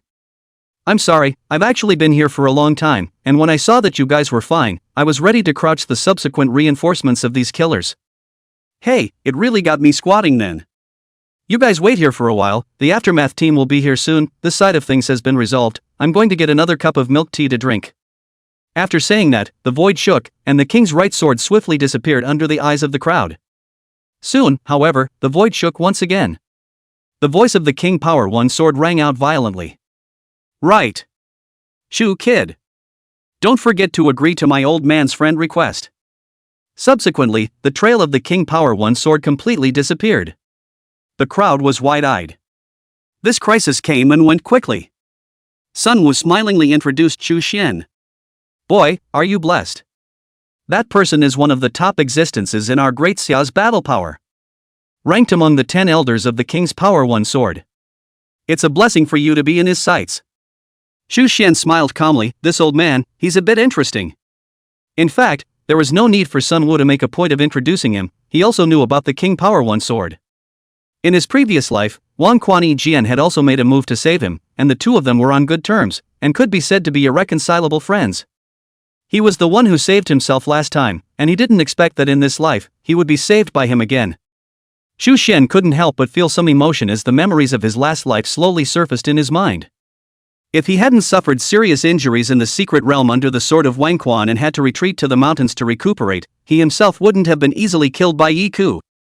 Or rather, even if he himself died, the King's Power 1 sword would definitely not let Yi Ku have a good time. Since in this life, we meet again. Old man, I'm sure I won't let the calamity you suffered in your previous life happen again. Shu brother. Now. What about these guys? Keep killing? A voice suddenly rang out, and Xu Xian inquired and looked to find that it was the 10 iron guards. These people were all of a higher rank than Xu Xian and were above him in age, but at this moment, they were calling him brother from the bottom of their hearts. At this moment, in their hearts, they no longer had the contempt they had for Xu Xian before, and what they had for him was only admiration from the bottom of their hearts. Zhou Feng saw that Xu Xian was a little surprised, not knowing why these people were calling themselves so enthusiastic, and then he spoke more. Shu, I am too much older than you. It would be too embarrassing to call you brother. I'll call you Team Chu directly. In case you didn't know, we received orders from our superiors to not only protect you, but to most likely also be your subordinates in the future. Xu Xian was even more confused. Aren't these guys their own bodyguards? When did he become his own man? He's right. These 10 iron guards are now your men. They were handpicked by Mr. Tang, and as for who Mr. Tang is, you don't need to know right now. Suddenly, another voice rang out, and as the crowd sniffed and looked, at some point, a teleportation portal suddenly appeared in the middle of the vast desert. Thousands of uniformed soldiers came out of it, led by an old man. Elder Qin, you're here. When Sun Wu saw the appearance of the visitor, he immediately opened his mouth. This person was none other than Qin Jingting. Qin Jingting nodded, then looked at Chu Xian and Lu Yi, who were on the side, and was relieved to see that they were unharmed. However, when his gaze once again looked elsewhere, it instantly became unusually grave. There were iron shavings from the crushed high-speed train everywhere, as well as the broken clothing and luggage of the passengers. Qin Jingting frowned. Didn't this old thing, Wang Quan Ejian, say that the passengers were fine as well? How can this high-speed train be okay when it fell from such a high elevation? Damn Sakura Nation and Big Stick, this revenge must be avenged. At that moment, the official in charge of the rescue, who had followed along, said in a surprised voice. What? A high-speed train crashes and none of the passengers on it are killed? How is this possible? Chapter 69. What? Are you a major general? Qin Jingting was also quite taken aback when he heard this, thinking that it was simply impossible. At that moment, Sun Wu walked to his side and whispered a few words in his ear, and Qin Jingting glanced at Chu Xian in surprise. Very good, very good. Well done. If those guys really dare to plague a caravan of my compatriots in Daxia, he will certainly be made to take a city against it. Qin Jingting once again looked at Chu Xian. Kid, well done. Old Qin. You flatter me. Chu Xian smiled calmly. This was another bigot. However, Chu Xian was more curious about those words of his earlier than dealing with the big brother. He glanced sideways at the group of Zhou Feng next to him and asked, Elder Qin, you're saying that these 10 iron guards will all be my men from now on? Qin Jingting nodded. That's right. However, the Iron Guard is, after all, a subordinate unit of my Daxia professional army. You're just an ordinary professional on state aid now. To really make these Iron Guards your men, you'll still need to join my Daxia professional army. Would you like to? Chu Xian thought about it. Anyway, now that he had decided to hug the country's thigh, adding or not joining the professional army didn't seem to make much of a difference. When the national war opens in the future, professional soldiers will enjoy more. It doesn't hurt to join. I'm in. Hearing Chu Xian's reply, Qin Jingting patted his shoulder in satisfaction. I knew you boys wouldn't let me down. Joining the Daxia professional army and defending Daxia should be the dream of every professional.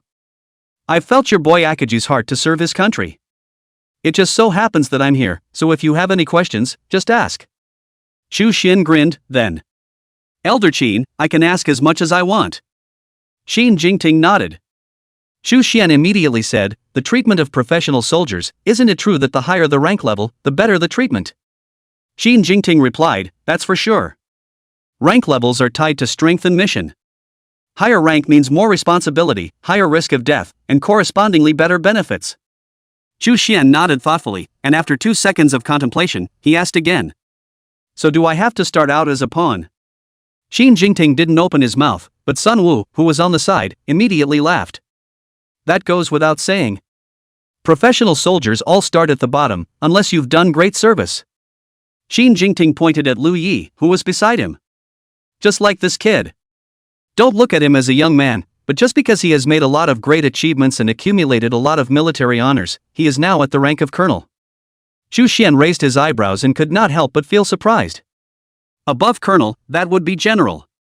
Worthy of LVE, it's just awesome. In the past, LVE would not feel anything about his rank, he looked at these things rather vain. But at this moment, feeling Chu Xian's envious gaze, he suddenly, from the bottom of his heart, felt an inexplicable sense of pleasure. The feeling was like being recognized by a great person you admire. Strange. Chu Xian is considered a big person, he is only a little bit more talented than me. Lu Yashua coughed lightly and said to Chu Xian. That is actually nothing more. With your ability, even though you're just a pawn now, sooner or later you'll make all kinds of achievements that won't defeat me. Sooner or later the rank will be higher than mine. Sun Wu on the side also spoke out in encouragement, that's right. You are still young now. Just turned 18 as well. The future holds great promise. I can guarantee that in at least 3 years, and at most 5 years, you will definitely be able to reach the rank of colonel. Work hard, and within 10 years, you might even be able to be crowned a general. The crowd could not help but exclaim in shock, lamenting that Sun Wu really looked up to Chu Xian Yuan. Chu Xian just wanted to say to borrow your good fortune, but the words have not yet been said. See, Qin Jingting suddenly opened his mouth. It's not necessary. The crowd froze for a moment. What didn't have to be? They don't understand. Eyes all fell on Qin Jingting, only to see the space ring in his hand suddenly flicker. Immediately after that, a ring and a warrant appeared in his hand. Qin Jingting continued, originally, I wanted to pay you a personal visit before handing these over to you, but after this, the country has a bit too much to deal with. I'm also very busy. Fortunately, by coincidence, I'll give these to you now. After saying that, he handed over all of the items in his hands to Chu Xian. Chu Xian was still suspicious at first, but immediately afterward, as those things fell into his hands, they then instantly disappeared. The appointment book disappeared and the ring took on a strange shape and bound itself to his finger. Congratulations to LV.42, for obtaining the title Major General Dasha. Effective Major General Dasha, able to obtain a 30% increase in all attributes. Seeing the title that appeared above Chu Xian's head, Sun Wu was dumbfounded, Lu Yu was dumbfounded, and the others present were also dumbfounded. The scene was quiet, pin drop quiet. Immediately afterward, though, about a few seconds later, a gush of shock rose from the ground. Holy! Did I read that right? Major General Dasha. Surprisingly, it's a Major General. Didn't we agree to start as a private? How come you start out as a Major General? Isn't Chu Xian only 18 this year? To worship a young general at 18, whose lifetime is this again? LVE thought he had blurred his eyes, but the words Major General of Dasha were extraordinarily eye-catching, and there was no possibility of misreading them. At this moment, he felt that his rank of colonel seemed a bit ridiculous. Originally, he didn't care about rank, but when he thought of the words he had just used to encourage Chu Xian, he felt his face burning hot and aching. What sooner or later surpasses itself. People appear ahead of themselves at the beginning, okay? And the distance isn't usually great. The difference between a major general and a colonel may seem to be only one rank, but the difference is huge. It's like a chasm. Chu Xian was also a bit confused. Eh? Is it the Major General? Didn't we have to start out as soldiers? He really doesn't know much about this, and it's not like Sun Wu said that it takes 3 to 5 years to become a school rank, and 10 years to become a general. Opening himself as a general. Noticing the surprise in everyone's eyes, or taking care of LV's emotions, Qin Jingting explained one more sentence. Chu Xian's rank of Major General was also ordered by Mr. Tang himself. After all, you all know what the War of Nations book means. When they heard the 3 words National War Book, all of them suddenly became clear. It doesn't seem too hard to understand. Things on Qin Lao's side were almost finished, and not long after, a brand new high-speed train was delivered, and the high-speed train track was also cleaned up. Chu Xian and the others boarded the high-speed train once again, and this time, Elder Qin personally sat in on the train and escorted him to the capital. As for those controlled fifth-turn assassins, they were also all resolved by Chu Xian Yuan, turning into ghosts inside the soul-devouring small knife in his hand. After absorbing all of their souls, the soul-devouring small knife also had a considerable change. The thick blood filaments around his body seemed to have materialized. Absorb up to 1 more turn 5 professional, no. A 4th turn professional would be enough, and then the 2nd skill slot could be ignited. Sun Wu and Qin Jingting sat together. Elder Qin. What's the reaction from Mr. Tang's side now? He's always been vindictive, especially since he can't see the Dasha nationals being threatened, so I guess he should be furious. Qin Jingting let out a helpless, bitter laugh. At the time of the incident, Mr. Tang was already in the 10 Slayers' mysterious realm, and we were unable to contact him. And he has an important matter to attend to, so I guess it'll be a month after he comes out from the 10 Slaughter Mysteries. Sun Wu nodded. If the Sakura Kingdom and the stick can be more peaceful during this time, that's fine. If they dare to act against Chu Xian again, even if Mr. Tang returns from the secret realm a month later, it's estimated that they won't end up well. Qin Jingting smiled calmly and didn't say anything else. Snowflakes drift. His cell phone rang suddenly. Qin Jingting picked up his cell phone and took a look. Pressing the answer button, Qin Jingting sounded a little surprised. Mr. Don. You. Out. Chapter 70 Passing on the Ceremony. The Empire of the Big Stick. The witch temple was shrouded in leaden gray gloom, and thousands of white streamers danced wildly in the wind like beckoning hands. Hundreds of white candles were brightly extinguished in the hall, casting a cold halo of light on the ice coffin. Choi Shenzakura was lying flat in the transparent coffin, her silver white hair congealed into frost, but her pale face glowed with an eerie serenity, as if she was just caught up in a lengthy dream. Family members kneeling around the ice coffin, tears in the candle flame broken into crystalline beads, soaked the floor full of silk. Li Taehyun stepped slowly into the funeral hall wearing a basque-colored gown. His fingertips brushed the thin frost on the lid of the coffin, and with downcast eyes he placed a bunch of snow-colored irises on the chest of the departed, and the dew rolled off the petals and... As he turned toward the oratorical podium, the light in his eyes behind his gold-rimmed glasses suddenly blazed like a knife.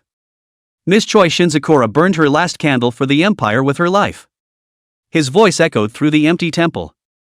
In order to pursue the whereabouts of the National War Book, she performed forbidden sorcery at an ancient age, but was tragically backfired by the vile forbidden system of Dasha. Next to the coffin, Choi Tsiyun was struck by lightning. This young girl dressed in plain linen morning clothes, her already pale face was almost transparent at the moment. She gripped the edge of the coffin with a death grip, her knuckles whitening from the force, tears burning in her eyes and eventually condensing into 2 lines of bloody tears that slid down. Your Excellency the President, are you telling the truth about everything you've said? Mother was really killed by Daxia? Lee Taehyun let out a long sigh, looking sad and sincere behind his lenses. I swear on the name of the President. You were at Miss Chui's side when she implored her to push through that day. She knew that this move would deplete her lifespan, but she was willing to drink hemlock for the survival of the empire. He suddenly clenched his fist and slammed it down on the oratory, jarring the microphone into a shrill whine. How insidious is the Great Xiao's prohibition? Miss Chui could have enjoyed her old age in peace, but Chui Ziyun's eyes were lost in thought, her body trembled, and a line of clear tears slid down her cheeks. The relatives beside her held her tightly, whispering in a comforting voice, fearing that the girl would faint out of anger, in the heat of the moment. Lee Taehyun pushed up his gold-rimmed glasses and wore a helpless but equally pained expression. Although your mother is old, it's unlikely that she would die because of this. It must be that Daxia used some kind of forbidden system that caused your mother to suffer a heavy backlash. Speaking of this, Lee Taehyun looked unusually angry as the veins on his forehead bulged. At that moment, at his side, an old man with white hair cleared his throat and asked, Miss Choi, you are also an adult now, and I've heard that you and your mother awakened to the same profession of witch? Chui Shinzura's daughter, Chui Siyun, nodded, yes. Lord State Master. My profession is Holy Witch. The same profession as my mother's. The man known as the State Master and Lee Taehyun exchanged a glance, and a trace of undetectable excitement flashed in his eyes. Lee Taehyun did the same, but he was more smug and had a touch of wryness than excitement. He didn't move and nodded slightly at the State Master, who looked at Chui Siyun and continued. Miss Choi, the experience of parents with the same occupation between them is able to be inherited through some special means. But, again, there is a price to pay. If you are willing, I can arrange it so that you can inherit your mother's experience and help you to become the female imperial witch of my great stick empire. Will you? Hearing this, Lee Taehyun suddenly said, State Master, this isn't right. The Empress witch is bound by her status buff and is not allowed to marry for the rest of her life. She must remain pure. Miss Choi is just a kid. It's still too cruel to let her make such a choice after all. Chui Ziyun's voice suddenly rang out, only to see her slowly stand up, her eyes becoming unusually determined. I want to know, if I become an imperial witch, can I avenge my mother's death? The State Master nodded. The Holy Sorceress is a hidden profession just like other professions similar to the Heavenly Performer. As far as I know, there are no successors to the Heavenly Performers in all countries today. It's difficult to recultivate them, without 30 or 40 years of cultivation, to be of great use. An existence like yours where your parents are Heavenly Performers is rare. If you are able to inherit Chui Shenzura's experience, you will be able to become an emperor witch very soon, and at that time, there is no need for you to make a move. My big stick empire will naturally take revenge for you. Without any further hesitation, Chui Ziyun immediately nodded her head, and from her eyes that seemed to be burning up she was able to see that at this moment she was completely dominated by hatred. Mr. State Master, Mr. President, please help my little daughter's mother to avenge her death. Chui Ziyun abruptly knelt on the ground, her eyes blurring with tears. I also know that it's hard for us to take revenge on him when the great summer is flourishing. I also don't seek to be able to conquer the Grand Xia. I only hope that you can help my daughter and kill that Shu. If he hadn't snatched our national war book, my mother wouldn't have made the deduction, and she wouldn't have suffered the backlash of the Great Xia prohibition. The State Master nodded slightly, and with that, he glanced sideways at Lee Taehyun, who was off to the side. What do you think, Mr. President? Lee Taehyun lamented helplessly and looked at Chui Ji-yoon with pity inside his eyes. Little Miss Chui, to be able to have such filial piety and determination to avenge your mother's death, I have no reason or qualification to stop it. And it just so happens that my big stick empire is in need of a new imperial wizard as well. In that case, it's a done deal. Chui Ziyun once again knelt down towards the two of them with tears in her voice. Thank you both for making it happen. After the funeral, Chui Ziyun was taken away from the witch temple by a special person to the residence specially prepared for imperial witches in the Big Stick Empire, called the Stargazing Pavilion. The 9 flying eaves on the Stargazer Pavilion pierced through the clouds, and the glazed tiles glowed with a cold green-gray light in the daylight. The cast bronze Star Trek disc extends from the top of the pavilion to the ground, and the silver nails of the 28 constellations are deeply embedded in the ink and jade base. like the spine of a giant beast creeping across the surface of a building 100 feet high. The name and shape of the stargazing pavilion were all built according to the buildings in the ancient books of Daxia. Although it was only restored by less than half, it was still considered a cultural theft. At first they were reviled by their own people, but they gradually became numb because they stole so much. Some even believe that the Stargazers' Pavilion in the ancient books of Daxia is actually something that they, the Daxians, stole from within their culture, and they're just taking it over now. Such ludicrous remarks are not lethal, but rather somewhat amusing. Inside the Stargazers' Pavilion, inside the brilliantly decorated hall, the State Master and Lee Taehyun were sipping hot tea and waiting for the Imperial Witch Choi Chi-yoon after bathing and dressing. Good planning, Lord Master of the State. Lee Taehyun sipped a cup of hot tea and just felt unusually refreshed. The State Master did not move, similarly drinking a cup of hot tea with a faint smile at the corner of his mouth. Without your bold support, I can't scheme as well as I can. In fact, my scheming is still secondary, but it mainly needs an ambitious and daring emperor to recognize and execute it. These words made Lee Taehyun's heart flutter. He sipped a cup of hot tea again, a smug smile spreading from the corner of his mouth. That old man, Choi Shenzakura, actually deserves to die a long time ago. Obviously there is a much younger heir, but he always hangs on to his breath, unwilling to pass the mantle to her daughter. It also keeps my big stick empire from ever being able to use a better heavenly performer. Well now, not only did we get Choi Shenzakura killed and make her use her life to find out the details and location of the guy who took the National War Book, but we can also make her daughter accept her inheritance as a matter of course. We don't even need to help him go through all the trouble of taking revenge. Anyway, our top assassins have already made their move, and the Sakura countryside has also joined forces with us, and I heard that they have also sent out a strong person of Ryuko Wadaho's level, so the assassination operation is absolutely foolproof. In other words, we solved the crisis of the National War Book with minimal losses and gained a new young witch. It's like killing two birds with one stone.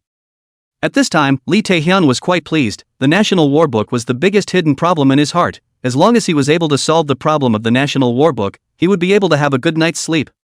Moreover, in his opinion, the National War Book crisis could certainly be resolved. After all, the Jin bodyguards had all been sent out, with 4 whole fifth-turn professionals and more than a dozen fifth turns. This configuration is already quite strong. Not to mention that the Sakura countryside would also send a 5th rotation professional to help, and most importantly, there was still Ryuko Wadaho, an existence that could kill a 5th rotation professional with the lift of a hand. The National Master couldn't help but smile when he heard Lee Taehyun's words, especially when he heard that Ryuki Wandaho had even stepped in. This guy, Ryuko Wadaho, I didn't realize that he would also work for their country. But I can see that the Sakura Kingdom is also in a hurry, fearing that Daxia will be the first to find them when they get the National War Book. That's why they found Ryuko Wadaho. This is also more stable. Lee Taehyun nodded. It's understandable that the two sides are world enemies. If I were Daxia, I'd be the first to take action against them as well. The hatred that once existed cannot be forgotten. As the two were talking, footsteps sounded outside. They sniffed and looked over, and 2 seconds later, their eyes couldn't help but widen slightly as a flash of surprise appeared on their faces. The person who came was no other than Choi Si-yoon, who came in style after bathing and dressing in a witch's robe. Her eyebrows like a crescent moon slightly knit, the hall-glazed lamp shadow and the pearl veil flow, startled the tassel of the sideburns of the pearl hairpin lightly trembling. When the line of sight swept over the two Lee Taehyun behind the coiled dragon gold pillar, the girl's eyes suddenly rippled with spring water like ripples at the end of her eyes. Mr. State Master, Mr. President. When will the inheritance succession ceremony be able to take place? The two of them, Lee Taehyun, who had returned to their senses, couldn't help but marvel. Ms. Rushing really did give birth to a beautiful daughter. It's really a pity to be an imperial witch with this stunning face. Lord State Master, please start the ceremony. Choi Si-yoon added. The Lord Master of the State ho laughed. Good. Take it easy. This will initiate the ceremony. Come here, you. Chapter 71 Legendary Level Heavenly Performer is born. The legacy ceremony begins. The Great Stick Kingdom Master threw out a scroll, and the moment it landed, it transformed into a huge light formation. He wrapped a strand of Choi Shenzakura's hair around the top of a doll and placed it in the center of the large formation. Soon the general silhouette of Choi Shenzura's dead soul appeared in the middle of the large formation. Come here. The State Master said to Choi Si-yoon. Choi Si-yoon's gaze gazed repeatedly at her mother, Choi Shinzwa, as she forced herself to hold back the emotions that could break down at any moment, and walked into the large formation as the State Master had instructed earlier. The Great Stick Kingdom Master recited an incantation, and in a short while, the formation once again released an even grander light. The light illuminated the entire stargazing pavilion abruptly, becoming the most dazzling presence in the capital city, and countless people's gazes were attracted by this scene. What's going on in the stargazing pavilion? It's been years since I've seen such a shocking sight. Such pomp and circumstance, could it be that some powerful person has upgraded again? No, it's also possible that someone is casting some kind of forbidden spell. The crowd looked at the stargazers' pavilion and talked. Chui Ziyun, get ready, your mother's inheritance is going to be extracted by us. The state master said. As his words fell, he only saw countless spirit-like substances being extracted from the shadow of Chui Shincheri's dead soul above the shadow. Chui Ziyun looked at those substances and slowly closed her eyes, clenched her fists, held her breath, and allowed those things to enter her body. LV.10.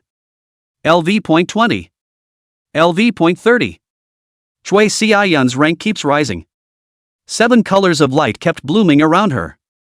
Wrapped in these strange rays of light, Chui Ziyun was like an elf in the midst of the immortal trail's green wilderness. Originally, he thought that this process would be painful, but at this moment, Chui Ziyun only felt warmth all over her body. It's like a mother's embrace. During the process of receiving the baptism of inheritance, tears seemed to be welling up in Chui Ziyun's eyes. She murmured a small cry for her mother, but her rank was growing. Li Taehyun, who was on the sidelines, witnessed the scene and was only amazed. Since ancient times, only between hidden professionals with the same profession in their direct line, they are able to pass down their parents' professions to their own direct bloodline. Hidden professions are already few and far between, let alone 2 identical hidden professions in one discipline. Despite the fact that there are too many of them throughout the blue planet, there are very few examples that can verify this claim. I didn't expect that nowadays, a double hidden profession happens to appear in my Big Stick Empire, and moreover, the experience inheritance has actually become a reality. Li Taehyun had clenched his fists in excitement at the moment. The inherited holy light reflected above his eyes, and a shadowy gaze flickered out, as if a sleeping dragon had opened its greedy eyes. Chui Ziyun's realm continued to rise. LV.80. LV.90. LV.100. LV.110. LV.120. Until level 120 is reached. Only then did the inheritance ceremony end, and Chui Ziyun was surrounded by a cloud of holy light. At this moment, after the baptism of her inheritance, she seemed to have receded her previous youthfulness, and her entire person seemed to have transformed into a mature witch. The eyes were bright and deep, as if the entire universe was set in her sockets, and within them were endless rivers of stars.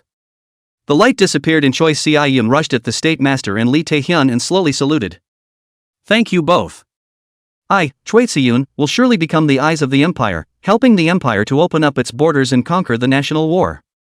The state master's gaze shot a deep glance at Chui Ziyun's body, and even though he personally presided over the inheritance ceremony, it was difficult for him to hide the shock in his heart at this moment.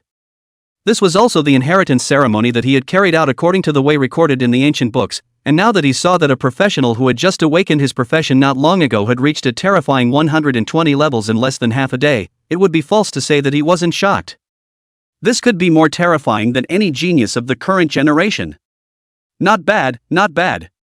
The ceremony was a great success. It seems that what was recorded in the ancient books is true. Experience levels can really be passed down from one clan of identical professionals with bloodline inheritance. Unfortunately, this is extremely rare, and it's hard to have 2 identical hidden professions in one door. However, we don't need to think that much, it's enough for us that Chui Ziyun was able to succeed in her inheritance. The state master kept nodding his head, quite satisfied with today's Chui Ziyun. And as his words fell, suddenly a vision occurred. A holy light inexplicably appeared around Chui Ziyun, like the Milky Way shooting down from the sky, and it abruptly fell on her body. It was able to see that a peculiar mark appeared in the center of her brow, if nothing else, as if it was a rune, making it impossible to figure out the situation. The holy light ended up being all swallowed up by that mark as well. Li Taehyun didn't know why this mark suddenly appeared, and he hadn't seen such a mark on the dead Choi Shin Sakura. It stands to reason that 2 people with the same profession shouldn't be special. At that moment, the laughter of the state master suddenly rang out. No way! No way! Such marks are the symbol of a gifted person. Only an existence with a rank of at least a terrifying 6th turn and a Heaven's Destiny rank of king would have such a mark appear. After saying this, the state master suddenly inquired about Chui Ziyun. Xiao Chui, can you reveal to us what level your heavenly fate rank is? Lee Taehyun's interest was also piqued, but he said, after all, it's your privacy, and if you don't want to talk about it, you can keep it a secret. Choi Si-yoon pondered for a moment and nodded, deciding to tell the two of them the truth about his situation. Only slowly did he speak. My destiny level is legendary. Boom. The two of them were stunned when these words came out. Legendary. Legendary ranked heavenly performer. My god, we've found a treasure here. Choi Shenzakura surprisingly never told us that her daughter's heavenly fate level is so high. It's even if she's a hidden profession holy sorceress herself, but she's even a legendary heavenly fate. Could it be that my big stick empire is going to rise, is it? The gold content of hidden professions was well known, and now that this hidden profession player's heavenly fate rank was still a legendary heavenly fate that was 1 in a million, it was normal for these two to be excited.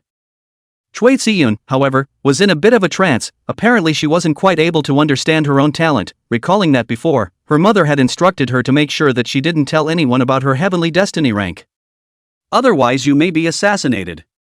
But at this moment, the two people in front of him had already promised him that they would help her avenge the death of her mother, Choi Shinzakura, by completely wiping out the trigger Chu. So in front of them, Choi Si-yoon didn't hide and told them everything. And at that moment, the state master looked serious and told Choi Si-yoon. Choi Si-yoon, if you listen to us, your heavenly fate rank and your occupation either alone would surprise the world, but it's just that when these two collide together, they'll produce some bad effects. Choi Ji-yoon didn't understand and Lee Taehyun added, looking equally serious. Your heavenly fate rank and your hidden profession together will produce a huge and terrifying effect, and it can be said that you are the only terrifying existence in the entire world nowadays. Hidden professions plus the king's heavenly fate are all enough to go down in history, while you are the one destined to splendor this era. And the nations will surely not allow a being like you to remain in this world, they will go crazy assassinating you. Choi Si-yoon seemed to understand, just like when we assassinated that Chu? The state master immediately responded, no. That's different, we assassinated Chu because he got the National War Book, and the National War Book is a bigger threat to us. And Chu himself, although I haven't seen him with my own eyes, I can also assert that he's far inferior to you in both occupation and heavenly destiny level. Only because geniuses like you are too rare.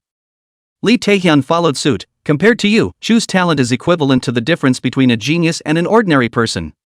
And we're not saying this to make you proud, but to make you realize that you must hold on to our country because only we can protect you. In the future, you'll live within the Stargaze Pavilion, don't worry, I'll send Jinwoo guards to protect you. Definitely won't put you in any danger. After saying that, he was ready to have someone notify the Jinwoo Wei and send someone over to protect Choi Si-yoon now. Choi Si-yoon understood what he meant, but compared to that, she had more important and more concerned things. Mr. President, if I stay at Stargazer's court, my mother's revenge. The state master laughed, you can rest assured of this, we will definitely help avenge your mother's death. We will certainly not rest in death with Chu. Lee Taehyun reacted as he looked at the time. At this time, things should be pretty much taken care of. Chu Xian's head should already be in the hands of our assassin. The state master also felt that it was almost time, and he said at once, I'll get someone to ask. Lee Taehyun suddenly stopped him, and his gaze fell on Choi Si-yoon's body as he grouped his voice. Why bother? We now have the youngest, most accessible, and best used precision satellite. Let Choi Si-yoon pass the Heaven's Eye skill and we'll know the result of the assassination immediately. The state master slapped his head, yes. Why didn't I think of that? We've got Choi Chi-yoon now. Just tell him the location, and immediately he will be able to seduce heaven and earth to construct an image of the scene at that location. The two hit it off. Lee Taehyun then whispered with Choi Ji-yoon. Oh Trey, do you want to see your enemy's head cut off by our hands? Choi Si-yoon's eyes reddened slightly. He was only the fuse that led to my mother's death, and it wasn't her hand that killed my mother. I don't think it's necessary to be abusive, just let me know he's dead and that's enough. Kokeshi, you're quite a kind girl. He exchanged a glance with Lee Taehyun and added. However, those killers are extraordinarily cruel, and Chu's end will be absolutely miserable. It's just as well we want to know how Chu is doing now. And you happen to have inherited your mother's experience and abilities, so why don't you help us see what happened to Chu today? Choi Si-yoon pondered for 2 seconds and calmly nodded, good. Lee Taehyun and the state master smiled at each other. The state master then told Choi Si-yoon the location of the assassination. Choi Si-yoon slowly raised her hand, the seal on her brow began to emit an eerie silver light, and within her hands, the void began to distort. And just as the image was about to appear, the void suddenly shook. Chapter 72, Assassination Organization, Destroyed. Boom boom boom. Inside the Stargazer Pavilion's main hall, space shook. The State Master realized the difference and was about to strike at the distorted space immediately. At the same time, more than 10 black shadows appeared, escorting around Lee Tae-hyun, facing the shattered void, also ready to strike. But it was stopped by Lee Tae-hyun. He narrowed his eyes slightly. Your Excellency Pure Water, show yourself when you're here. Ha ha ha. How did you know it was me? The void was torn open with a large gash, and the Prime Minister of the Sakura Kingdom, Junsui Kawakami, stepped out of the torn space. He was not at all polite, and sat down casually, as if he had come to his own home, and poured himself a glass of water. I don't know, what brings His Excellency Pure Water here? Lee Tae-hyun asked in a calm tone. Kawakami Junsui ignored him. Instead, his gaze fell on Choi Siyun, who was on the side, and he looked around with some surprise.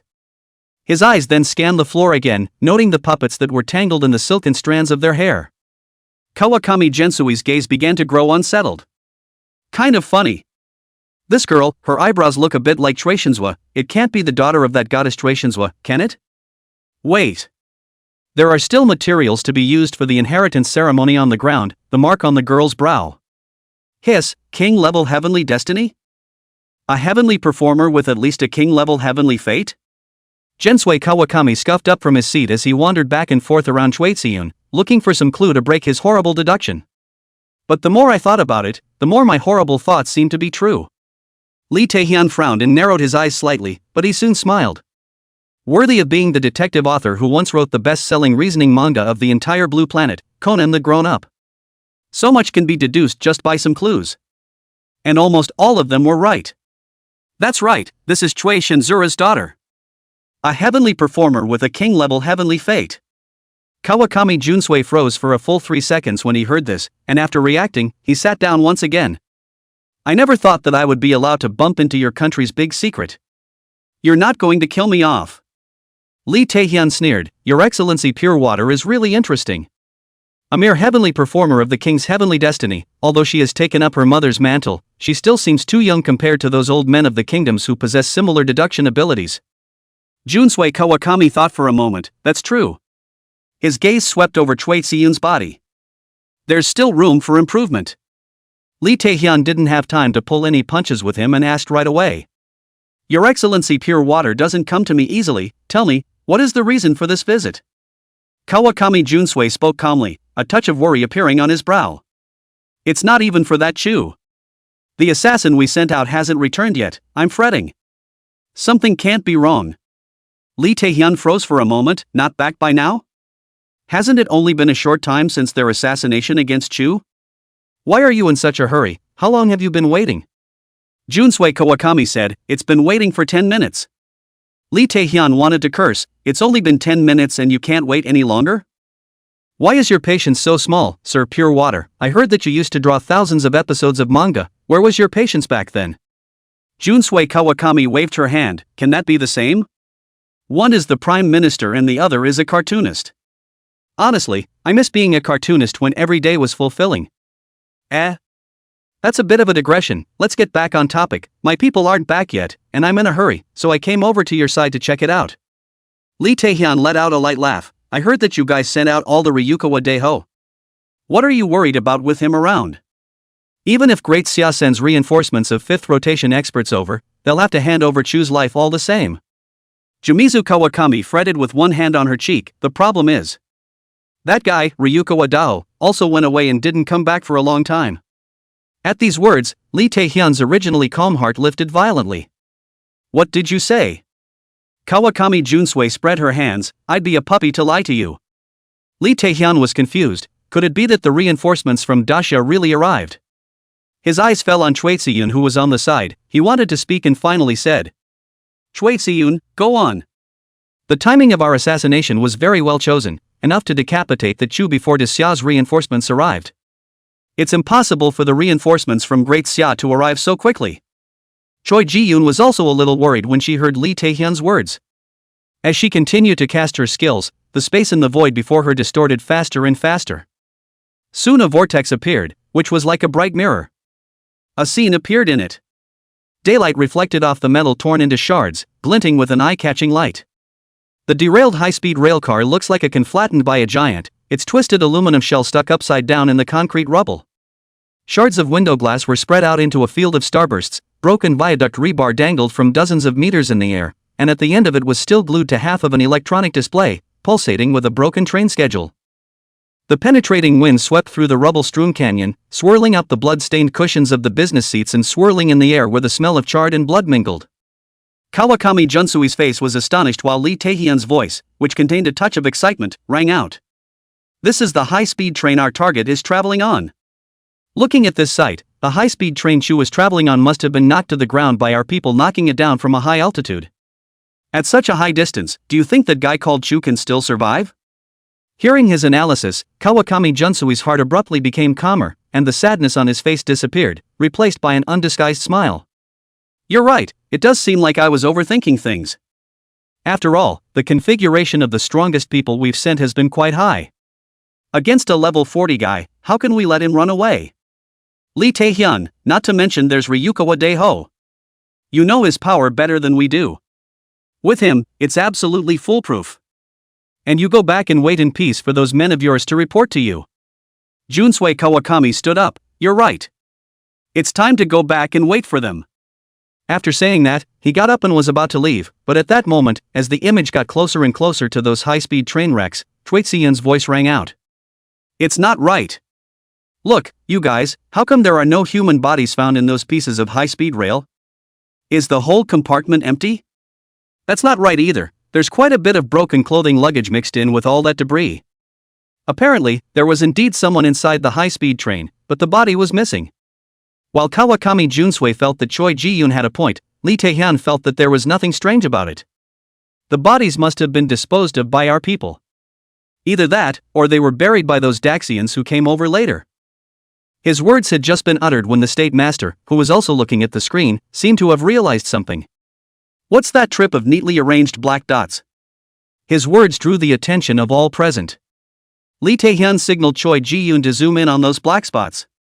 As the black dots were magnified, the crowd could vaguely make out what the objects were. Heads. It appears to be a single decapitated head. Neatly arranged. Lee Taehyun immediately burst out laughing. Ha, look what's there, it must be the head of the bodyguard that Chu and Daeha arranged for him. Whose handiwork is this, and is this a provocation to Daxia? In contrast to Lee Taehyun's arrogance, Kawakami Junsui didn't feel the need. Just kill them, but also neatly arrange their heads. This is afraid of not being able to anger Daxia, is it? If we piss off that guy from Daxia, we're all going to be in for a rude awakening. Choi Si-yoon also noticed the heads at that moment, and she, who hadn't seen many corpses, had her stomach churning with nausea. Want to zoom in? Junsui Kawakami waved her hand. There's no need for that. Nothing to see here. Lee Taehyun, on the other hand, was amused. Why don't you watch it? He pulled his cell phone from inside his pocket and turned on the camera. Not only am I going to watch it, I'm going to record him and forward it inside the Daxia Alliance house for him.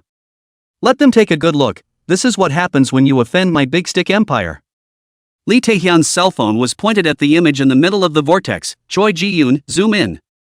Take those guys' faces and zoom in on all of them. Especially that Chu's face, make sure you give me a close-up. Although Choi Si-yoon was a bit resistant, she eventually did as she was told. And at that moment, as the picture zoomed in, the State Master seemed to think of something and suddenly laughed. This can't be Jin Kwan-ming's handiwork. This guy has always been ruthless and perverted. He could certainly do something like lining up the heads of his enemies. His words came out, but to his feeling of surprise, they didn't hit him. The State Master froze slightly, then looked at the crowd, realizing that everyone else's eyes were on the screen except for him. They seemed to look dumbfounded, and the whole group stood there, motionless. There was also something strange about the eyes, which seemed to contain a hint of horror. Not only Lee Taehyun, but also Kawakami Junsui and even Choi Ji-yoon. He wondered a bit what was wrong with these guys, and then his eyes fell on the screen as well. Just after taking a look, his eyes shook violently, his body trembled, and his pupils began to dilate uncontrollably out of fear or shock. The State Master rubbed his eyes furiously. Couldn't help but exclaim out in shock, Jin Kwan-ming? How come it's Jin Kwan-ming's head? And are the others? His eyes swept above the other decapitated heads. Hyun Jin Hyuk, Takeuchi Yayoi, Kuroda Bairo, Higashikawa Castle. The heads of these guys are all responsible for decapitating Chu's killers. Even, next to these heads, there was a huge snake head. It was Kawakami Junsui and Lee Taehyun's turn to feel shocked. Even Rukawa Wadeho planted it? Chapter 73 Prying. Mr. Tang of Daxia. The crystal chandelier cast a cold white halo of light on the dome, reflecting Lee Taehyun's face in an increasingly ironic manner. The swirling mirrors drawn by the celestial performer's skill were like high-definition lenses in which every piece of broken flesh was visible. Jensui Kawakami's katana mindlessly cut deep marks into the carpet, the sharp edge chopping the wool fibers into tiny grains of snow. The National Master's Buddhist beads spun like flies between his fingers, and the sandalwood scent mixed with the musty smell of the air conditioning vents fermented into a suffocating depression in the confined space. I'm afraid to open my eyes, I hope it's just me. The lyrics of this song could not be more appropriate to describe the emotions of Lee Taehyun's group at this time. They were, at this moment, really hoping that what they were seeing in front of them was an illusion, yet when they repeatedly determined it they realized that it wasn't an illusion at all. It's true. The group of experts they had sent to kill Chu Shenyuan had all fallen. Even the head of one of his pet snakes, Ryuko Wadaho, the snake breeder that Sakura Nation used for touting, was lying equally cold on the ground. From the broken flesh and blood that could be seen on the ground around them, it could be deduced that this snake's death was most tragic. The body exploded all over the place. Kawakami Junsui put away that cynical look, and a hint of sinister venom flashed in his eyes. Even Rukawa Wadaho was defeated. Did the mission fail? Lee Taehyun's face was equally dark at this time, and he was silent for a while, not knowing what to say. The State Master nodded helplessly. It should have failed, or else it would be impossible for Great Xia to be so provocative and arrogant. Look, you guys. The State Master pointed to a wooden plaque next to the heads that were neatly arranged, and there were several words written on it. As if they were afraid that the other party would not be able to understand, they were written in the language of the Sakura country and the language of the Big Stick, respectively. But the total meaning, in 2 words. That's it? That's enough to assassinate me? Dreaming? Next to it was a string of small print. Murderer, Chu. Lee Taehyun and Kawakami Junsui, who were still calm, were not calm when they saw these words. Wouldn't it be a good idea to fix it? Wasn't it just a fluke that he survived us? Starting to fool around now, aren't you? Chu it is. You wait for me. Kawakami Junsui hissed in his mind as he held back his anger. Lee Taehyun, on the other hand, was clenching his fists, the veins on his forehead bulging high, and it was clear that he was not a little less angry than Kawakami Junsui. The State Master said at this time, Mr. President, this Chu is really a bit arrogant. Killed our man and dared to leave his name on purpose, afraid that we wouldn't know him. This kind of arrogant person, I suggest a sustained pursuit without end. Lee Taehyun snorted coldly, that's for sure, it's just a pity that we didn't solve him. The National War Book will inevitably fall into the hands of Daxia if we continue to pursue Chu. Once we anger Daxia, the consequences will be unimaginable. It's even if the National War Book doesn't reach the hands of Daxia, once it falls into their hands, I'm afraid that our assassination operation will have to be terminated, or else provoke Daxia, once the other side declares war on US. Even if the national war is won, in case of failure, a large amount of domestic resources will become the other side's booty. When that happens, their country is likely to be in danger of extinction. So now, even if he was angry, he couldn't touch Daxia's scales. They only had that one chance to make a move before, and having already played their cards, Sakura Nation and the stick, it was now only up to Daxia, holding the bomb card, to play the cards they themselves held. Choi Siyun's voice suddenly sounded at this time. Mr. President, are we going to give up on Chu? In that case, how can my mother's revenge be avenged? Why don't I personally go to Daxia and kill Chu with my own hands? When Lee Taehyun heard this, he frowned, but soon, his brows spread and he smiled reassuringly. Miss Choi Siyun, don't worry, that guy called Chu, we will definitely seek revenge on him. Moreover, after this, we've lost so many strong people at their hands, this account is all on Chu's body, sooner or later we'll avenge the new hatred plus the old, together. Choi Siyun nodded thoughtfully, she didn't say anything else, she just continued to act as a satellite, maintaining the picture in her hands.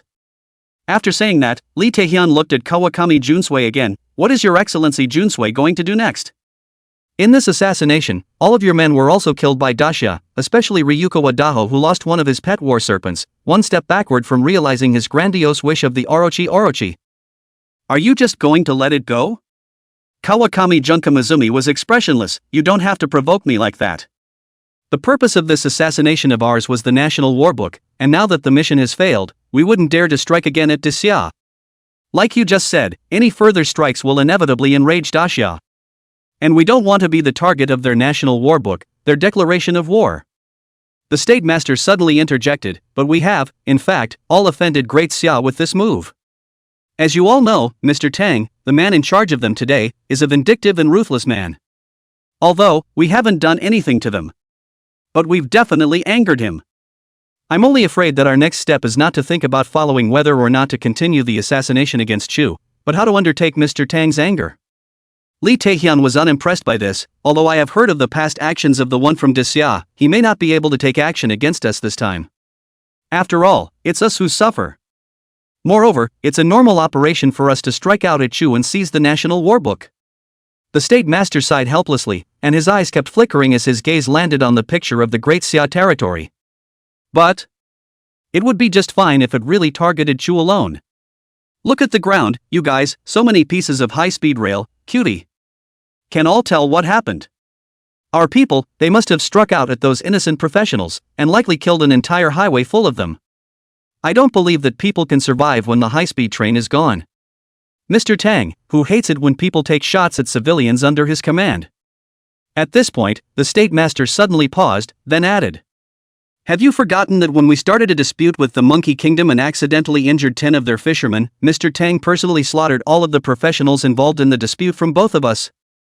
At that time, it directly dyed a piece of water red, and the ruthlessness of the means was evident. Now this entire high-speed rail of professionals, all killed by our killers. Do you think Mr. Tang will not do something? His words jolted the duo of Lee Taehyun and Kawakami Junsui awake, and their eyes abruptly became more serious. Lee Taehyun slowly twisted his head at that moment to look at Choi Si-yoon, who was at the side.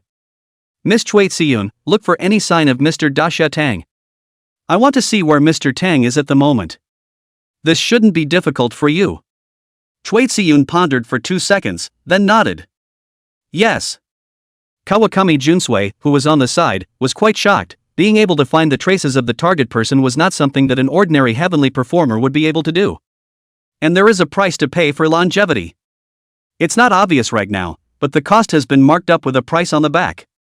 Obviously, at this moment, Choi Si-yoon did not know this. Kawakami Junsui didn't reveal it. In fact, he was curious to know where Mr. Tang was. After all, this was a great opportunity to be able to whore out information about Daxia. It's just that as good as his idea is, it's already been seen through by Lee Taehyun. As Choi Ji-yoon prepares to cast her skill, Lee Taehyun stops her and looks aside to Kawakami Junsui.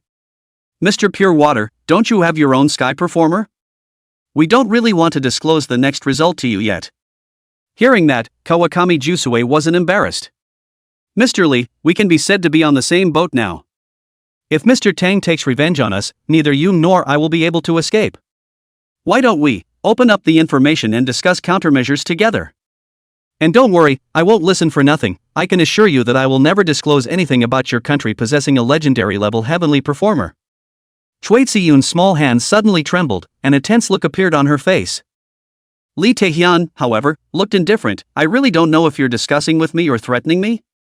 And Miss Choi Si-yoon's heavenly fate rank is not legendary. Don't lead a blind rhythm. Kawakami Junsui covered her mouth for a moment. Oh. Right. Not a legendary level divine order, but of the king's level. Look at my head. It's so old.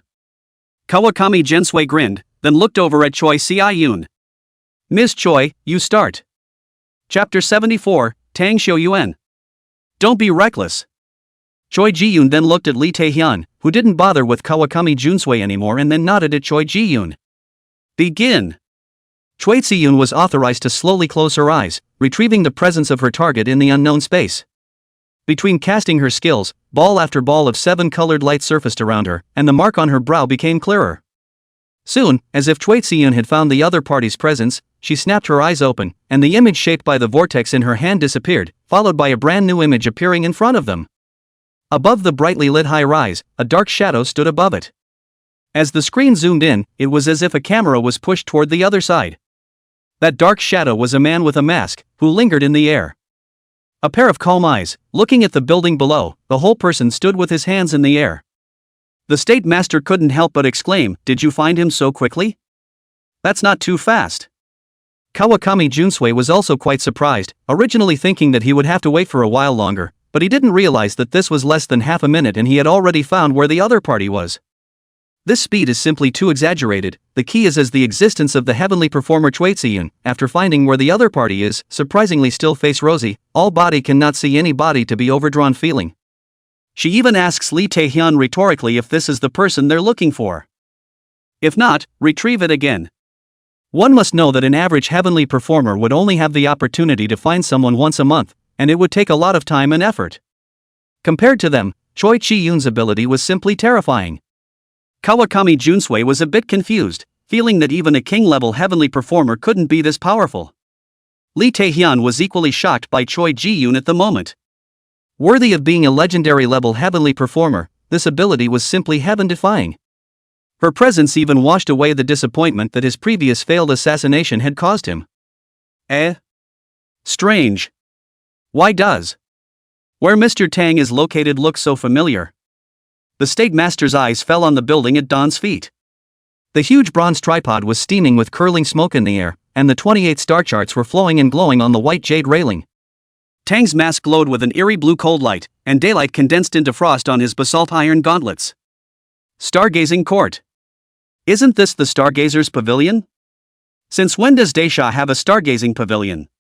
Lee Tae-hyun reacted. Soon, however, Choi Si-yoon's voice rang out. This is not the Stargazer's Pavilion in Daisha. This seems to be our Stargazer's Pavilion. When these words came out, the crowd's faces flinched, and almost instantly, they all tilted their heads up to look above their heads. Same time. A harsh roar sounded above them. Lee Tae-hyun, get out here. 800 meters below his feet, the scene of the first marine is the Milky Way pouring, neon traffic weaving into a spider web of light, but could not illuminate the thunderclouds churning in the bottom of his eyes. When that thunderous roar rang out, the 36 coiled dragon pillars of the Stargazer Pavilion simultaneously emitted a dragon roar. The bronze wind chimes shattered into pieces in the night wind, startling a white dove to sweep across the blood-colored moon.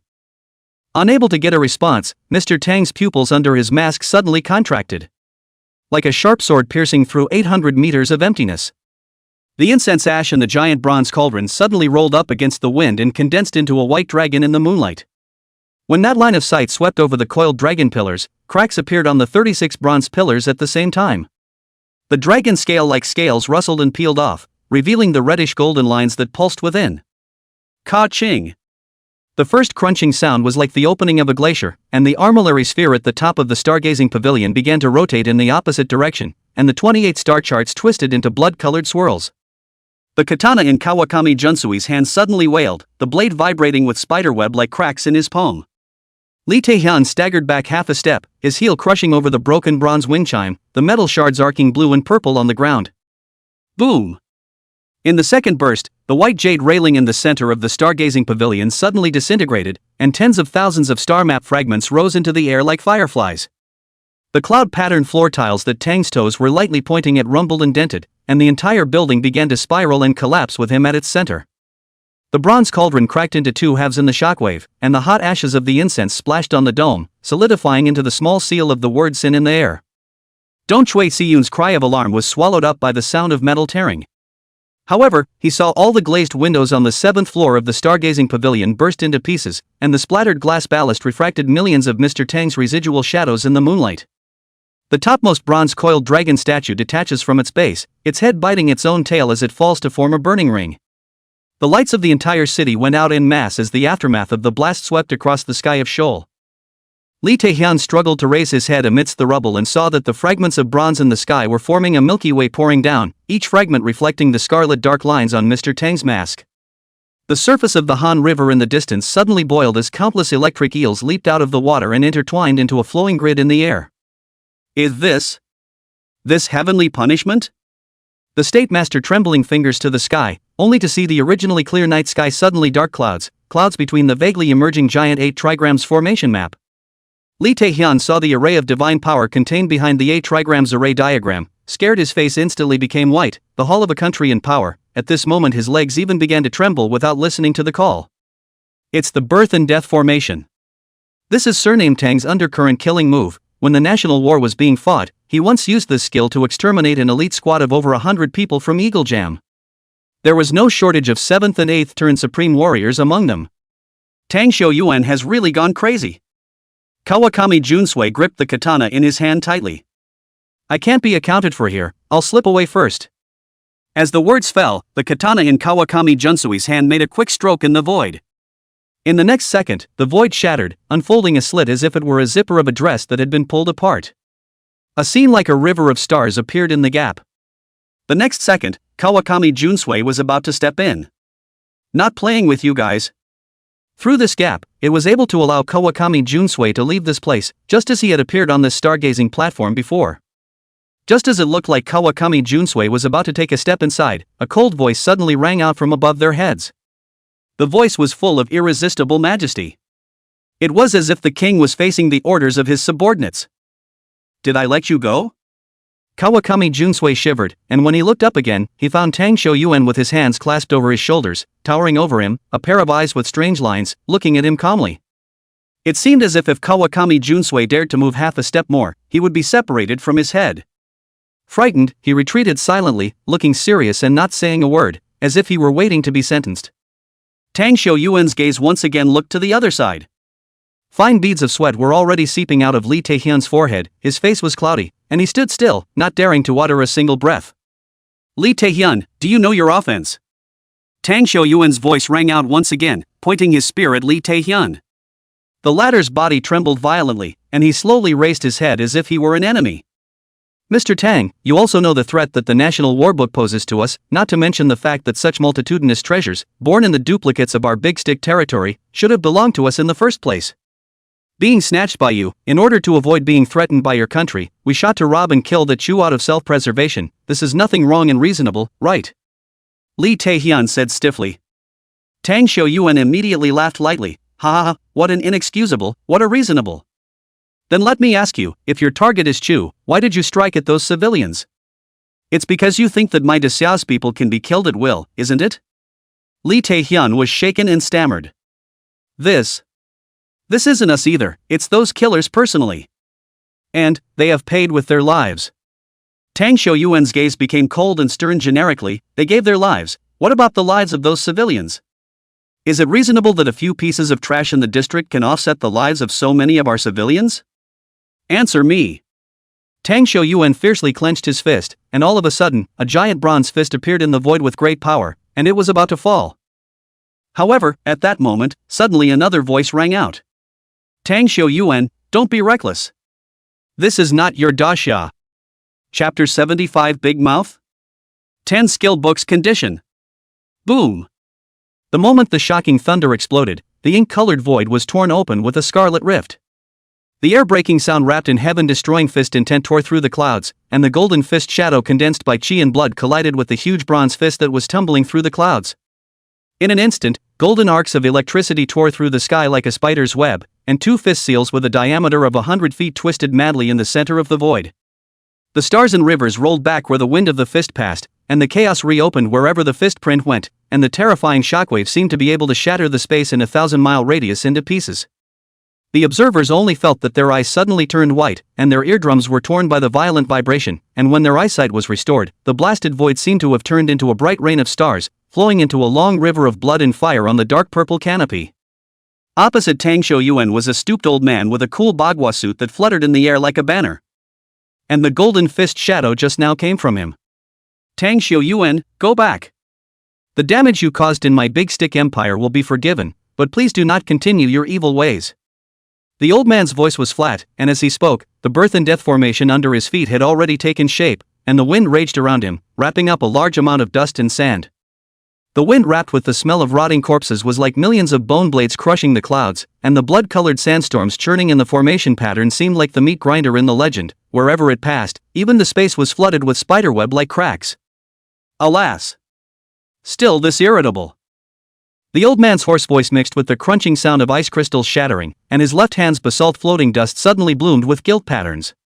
The magic weapon prop adorned with the 9 orifices Linglong jade pendant lightly swept through the void, and actually cut a clear light through heaven and earth and the blood clouds.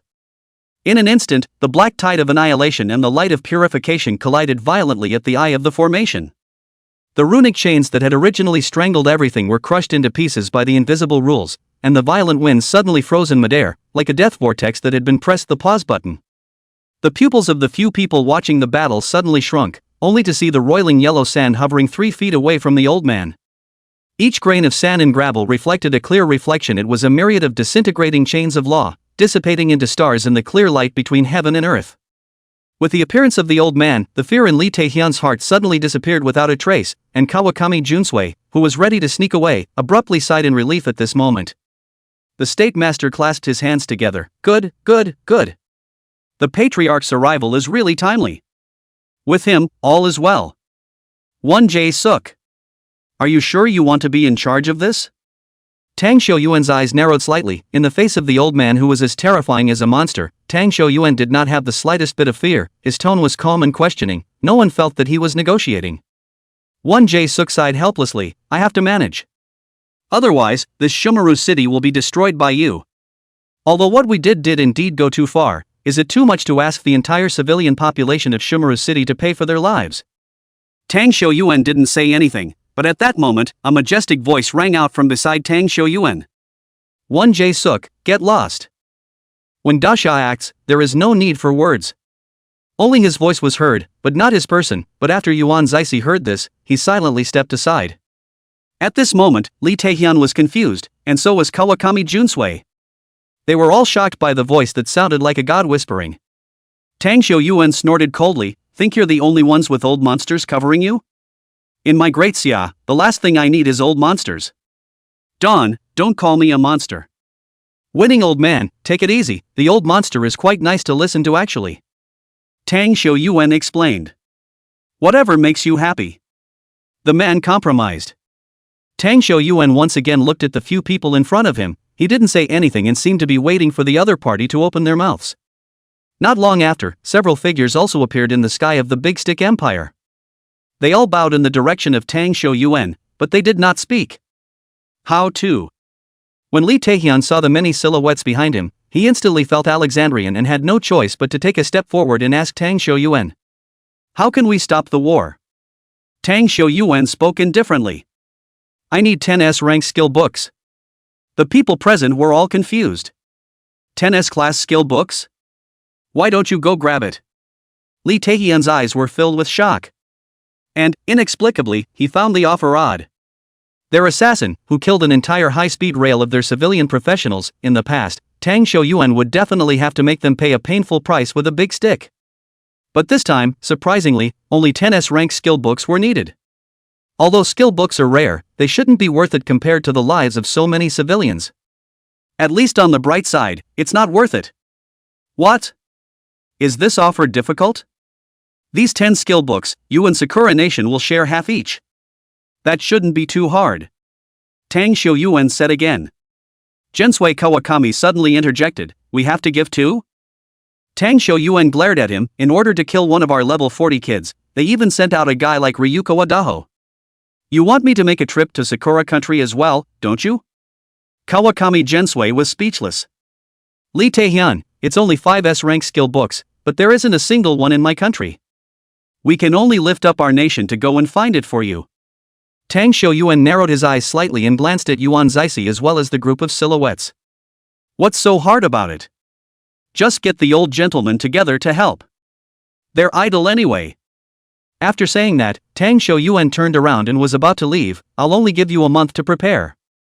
As you know, we already have the National War Book, and after a month, if we don't collect all the skill books we need, I can't guarantee that this won't be the trigger for our war. After saying that, Tang Shoyuan transformed into a shadow and disappeared into the void, and along with his departure, the terrifying pressure brought about by an unknown person disappeared in the void. Lee Tae-hyun let out a sharp gasp. A drop of sweat slid down the katana of Junsui Kawakami and onto the ground. 1J Suk's voice rang out, Lee Tae-hyun, why didn't you discuss this with us when acting? Where do us old guys have the energy to go down to the secret realm to help you fight for skill books? If you don't want to do it, you can give way to someone else. When Lee Tae-hyun heard this, he became anxious and he looked at 1J Suk, helpless to explain. Genji, the situation is urgent. We were afraid that if we were one step too late, the National War Book would fall into the hands of the Daxia authorities, and when we sent out the whereabouts of the National War Book, we launched a siege at the first opportunity. Originally thought that the victory was assured. Who would have thought that in the end, the mission not only failed, but also left Tang Shouyuan with a handle? Alas, I should have known that I would have let a 6th rotation bigwig be invited to make a move. Thinking of this, Lee Taehyun snapped to look at Kawakami Junsui at the side, his eyes flashing reproachfully. Lord Pure Water, didn't you say it was foolproof? Kawakami Junsui was also confused. We can't be blamed for this. We did invite Ryuko Wadaho, and it's reasonable to say that if Ryuko Wadaho strikes, it's absolutely impossible for them to fail. Unless they were slow to strike and waited for Daxia's reinforcements. Lee Taehyun clenched his fists. We calculated at the time that even if Daeha arrived at his fastest speed, he couldn't possibly arrive within 10 minutes, and 10 minutes is enough time for us to kill that guy called Chu. Where the hell did it go wrong? 1 Jae-suk, there's no need to dig deeper. Honestly, put together 10 S-rank skill books and give them to the others. This matter is closed. Kawakami Pure Water suddenly spoke up at this time. Skill books are difficult, but they're not a problem. But why do I feel something strange? Although the 10 skill books are precious, but to extinguish Tang Shouyuan's anger so easily, I always feel there's something odd. After all, that's a whole trainload of professionals, enough to become explosive news in Daxia. At this time, Choi Si-yoon suddenly spoke up and voiced her thoughts. Is it possible, then, that the people on the highway are not, in fact, dead? Or rather, very little dead? When these words came out, the crowd fell silent. Because, it seems, there is only one possibility. However, they could not determine exactly how many people had died. But they were certain that not many should have died, perhaps not even more than 10. Otherwise, according to Tang Shouyuan's temperament, Daxia's request might not be as simple as just 10 skill books. Damn it, this treacherous guy Tang Shouyuan, after a few deaths, he made us hand over 10 skill books, still S-ranked. This is simply too deceitful. Clearly we're the ones who lost the most. Lee Taehyun was furious. Yuan Jae-suk snorted coldly, then left without looking back, and along with him, there were also those shadows that disappeared. The person is not there, but 1 Jae-suk's voice is still echoing. Lee Taehyun, we're tolerating you making this one mistake, and if there's another mistake, you won't be abdicating as simple as that. When Lee Taehyun heard this, he almost fell to the ground as his legs went weak. Kawakami Jusui saw him and a helpless bitter smile crossed her lips. We're really puppets of the same disease. I wonder how those old guys will scold me when I go back. A touch of bitterness flashed across his complexion as his body probed straight into the void cut out in the samurai sword, before disappearing into thin air.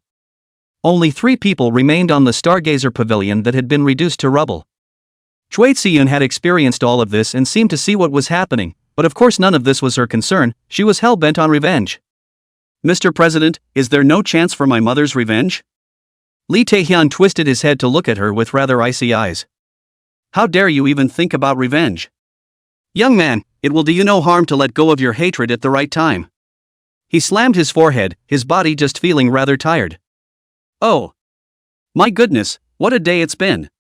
State Master, I'll leave the rest to you, as well as rebuilding the Stargazer Pavilion. I'm very headstrong right now. I'm going to take a rest and relax. By the way, call me a girl group for a foot massage. After saying that, Lee Taehyun left without looking back. The State Master folded his hands and bowed slightly at his back. After Lee Taehyun left, he called one of his men. Mr. President told you to get him 2 girl groups to play with. One to the presidential palace and one to my mansion. Yes. Mr. State Master. After saying that, the State Master also called for a car and left without looking back.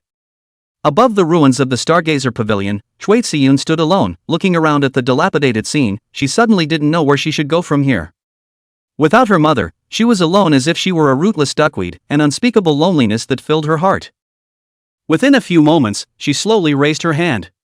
In her mind's eye, she recalled the appearance of the young man who had appeared in the mirror when her mother had first searched for the one called Chu. In the mirror, there were 2 young men. One was a plain-clothed youth carrying a long sword. There was another boy about his age and size. Her thoughts wandered over the 2 men. In the end, she felt that the youth carrying a long sword seemed a bit more powerful. This man must be Chu. Chapter 76, Super Plus Generation. You're my ancestor too. She memorized the young man's appearance and shook her palm slightly as space twisted and a vortex appeared. Not long after, the vortex gradually turned into a clear mirror, and a shadow slowly emerged. The ancient pavilions were surrounded by tourists outside, and in the center of the ancient building was a huge statue, as if it were a landmark building, which was admired by many people. Below the statue, the man with the sword on his back indifferently squeezed in the crowd, as if he was a fish following the waves, and he couldn't see any semblance of pleasure on his face. So, it's in the Daxia capital. Choi Siyun retrieved the void image and raised her head, staring blankly at the sky, and after about 10 seconds or so, as if she had made some sort of determination, there was a certain determination in her eyes. Day 2. Big Stick Senior Shakeup. Their new imperial witch, the holy witch Choi Siyun, is missing. One Jae-suk walks out of Lee Tae-hyun's room with a knife in his hand, blood staining the private room, and naked bodies lying on a big red bed sprinkled with roses. Day 3. The new president of the Big Stick Empire, Kim Sang-yeol, takes office. Daxia, on the outskirts of the capital. The moment the bronze square sky painting halberd tore through the morning mist, the wine gourd on Lu Ye's chest suddenly burst into pieces. The splashing amber liquor condensed into ice prisms in mid-air, only to be crushed into pieces by the halberd wind, and this was the 13th time he had been shaken off his weapon. You're hitting like a pussy. The way of the god of war is about going forward, yet you always leave 3 points behind. Lu Yue swung his halberd, evaluating without mercy.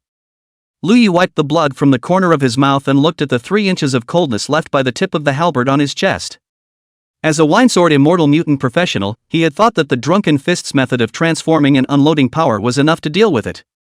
But I didn't expect the old ancestors' halberd wind to be wrapped in the overlord's power that suppresses the ancient world. The words of the old ancestors are longer than the shroud of Chang'an City. The youth suddenly grinned, biting his tongue and spraying out his essence blood. As his fingers paralleled the sword technique, the broken fragments of the wine gourd actually reorganized in the blood mist, turning into a gilt wine pot suspended in the void. Fight again! The lid of the pot exploded, and 72 wine springs rose up to the sky. Lu Ye tilted his head back and drank the heavenly river backwards, the wine flowing down his neck and into his plain clothes. A dark golden taotai pattern burned across the back. His pupils suddenly turned into red gold vertical pupils, and the sword intent around him was like 10,000 horses galloping, which was what Lu Fengxian said just now, potential. Yes. Lu Fengxian looked up to the sky and laughed, and his square sky painting halberd suddenly flew out of his hand. The blood-stained weapon transformed into a 1,000-foot shadow in the air, and wherever the halberd blade passed, it seemed as if even the laws could be chopped in two. LVE advances instead of retreating, his plain clothes bulging like a sail. The moment he slapped out both palms, the roiling wine springs actually condensed into 9 great swords. Different runes flowed on each sword, the sharpness of gold, the softness of water, and the fierceness of fire, eventually condensing in the palm into a chaotic sword energy that seemed to be able to open up the sky and the earth. When the chaotic sword chi and the square heavenly painted halberd collided in the clouds, the entire sky seemed to be torn into a Taiji yin-yang diagram. At this moment, it seems that there are 2 kinds of potential pulling.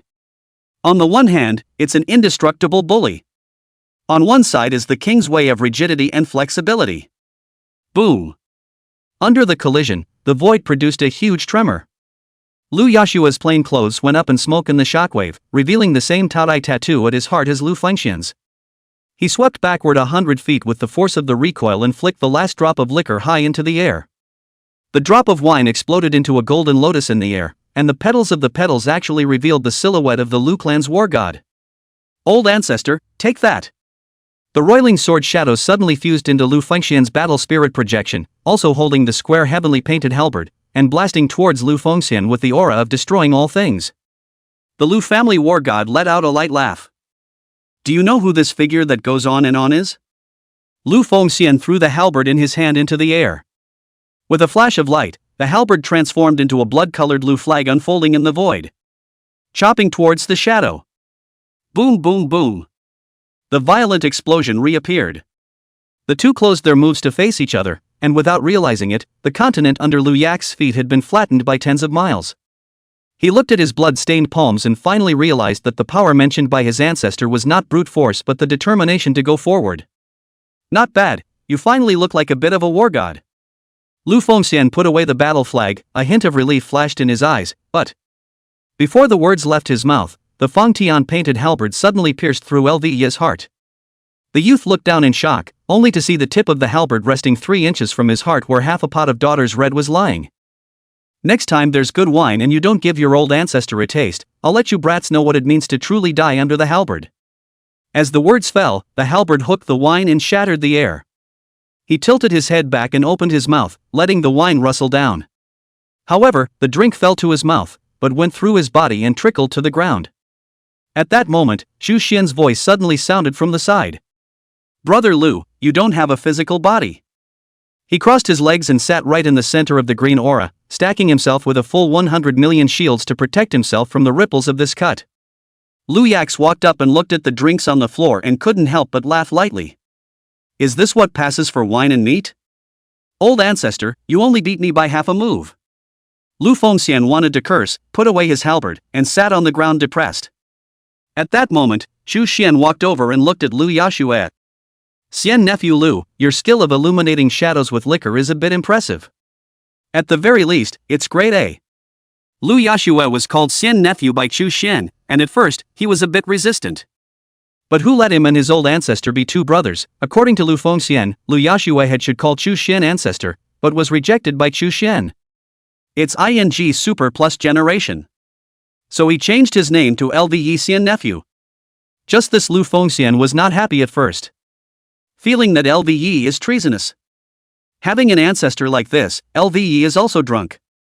That skill is called Big Dipper Drunken Shadow, capable of transforming moves into the shadows of powerful characters for battle, and is my strongest skill. As for the grade, it's actually S grade. It was my Lu family that spent a high price to get it.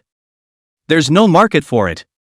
Speaking of which, Lu Yax whispered, "Please help me keep it a secret. After all, S-rank skills are too scary and I don't want to be too high profile." Xu Xian nodded. One should indeed keep a low profile. S-rank skills are quite valuable, and I've heard that there are some dark organizations in the European domain that are able to kill professionals and extract each other's souls and skills. With such a powerful skill, it's better to keep a low profile. Exactly. Lve nodded his head, then he seemed to have thought of something and said at once, "By the way, didn't you just turn 40 and lack advanced skills? If needed, I can utilize the resources of our Lu family to help you collect some advanced skill books. Maybe, even get an A grade." Xu Xian didn't expect Lu Yashue to be so kind to himself. This guy seemed cold, but he was quite a friend enough when he was enthusiastic. Xu Xian waved his hand. "If it's a skill book, there's no need for the time being. The stateside will help me figure it out." Lvax nodded. "It's fine if it's a country. It's got to be AB grade at worst." As he was talking, a figure suddenly appeared. It was Sun Wu. He walked towards Xu Xian in large strides, and as he did so, he said, "Xu Xian, the 2S rank skill books you wanted have arrived. Come back with me." Speaking of this, Sun Wu grinned, and was actually a bit envious. "You're good, kid. With these 2 books, you'll have 4 whole S rank skills. No one has ever done that before." Lve, who was on the side, was shaken. The eyes froze violently. "Wait. What? What did you just say? 4 S rank skills? Waltz Law? Chapter 77 New S rank skill." Xu Xian was ecstatic. Lve was stunned. He thought he had heard wrong, but these words came out of Sun Wu's mouth without the slightest hint of a joke. In other words, Xu Xian was about to possess 4 S rank skills. His previous skills were S rank, and now he was about to have 2 new S rank skills again. That's too much. All skills S rank configuration. This was in his impression. Only some legendary existences only have A. In fact, if Lu Yax knew that all of these skills had been strengthened by Xu Xian's divine heavenly fate into the divine level, he would definitely be even more shocked. After strengthening the skill, it is comparable to a forbidden spell. No wonder the effects of your skills are so powerful that they are comparable to forbidden spells, so the skill levels are also high. Lve suddenly thought of something, and he jerked his head around to look at Sun Wu. "Old Sun, isn't the country too biased? You also used to be my counterpart as well, and the country also said that they wanted to configure skills for me at first, but the skill books were generally just B ranked, and it was only because I couldn't see it that I used my family's power to find a ranked skill books. Why, is the country giving Xu Xian S rank skill books? Could it be that S rank skill books have become cabbage nowadays?" Sun Wu smiled calmly. "What are you thinking? How can an S rank skill book become a crappy thing? This is something that Mr. Tang himself went down to the secret realm to get his hands on.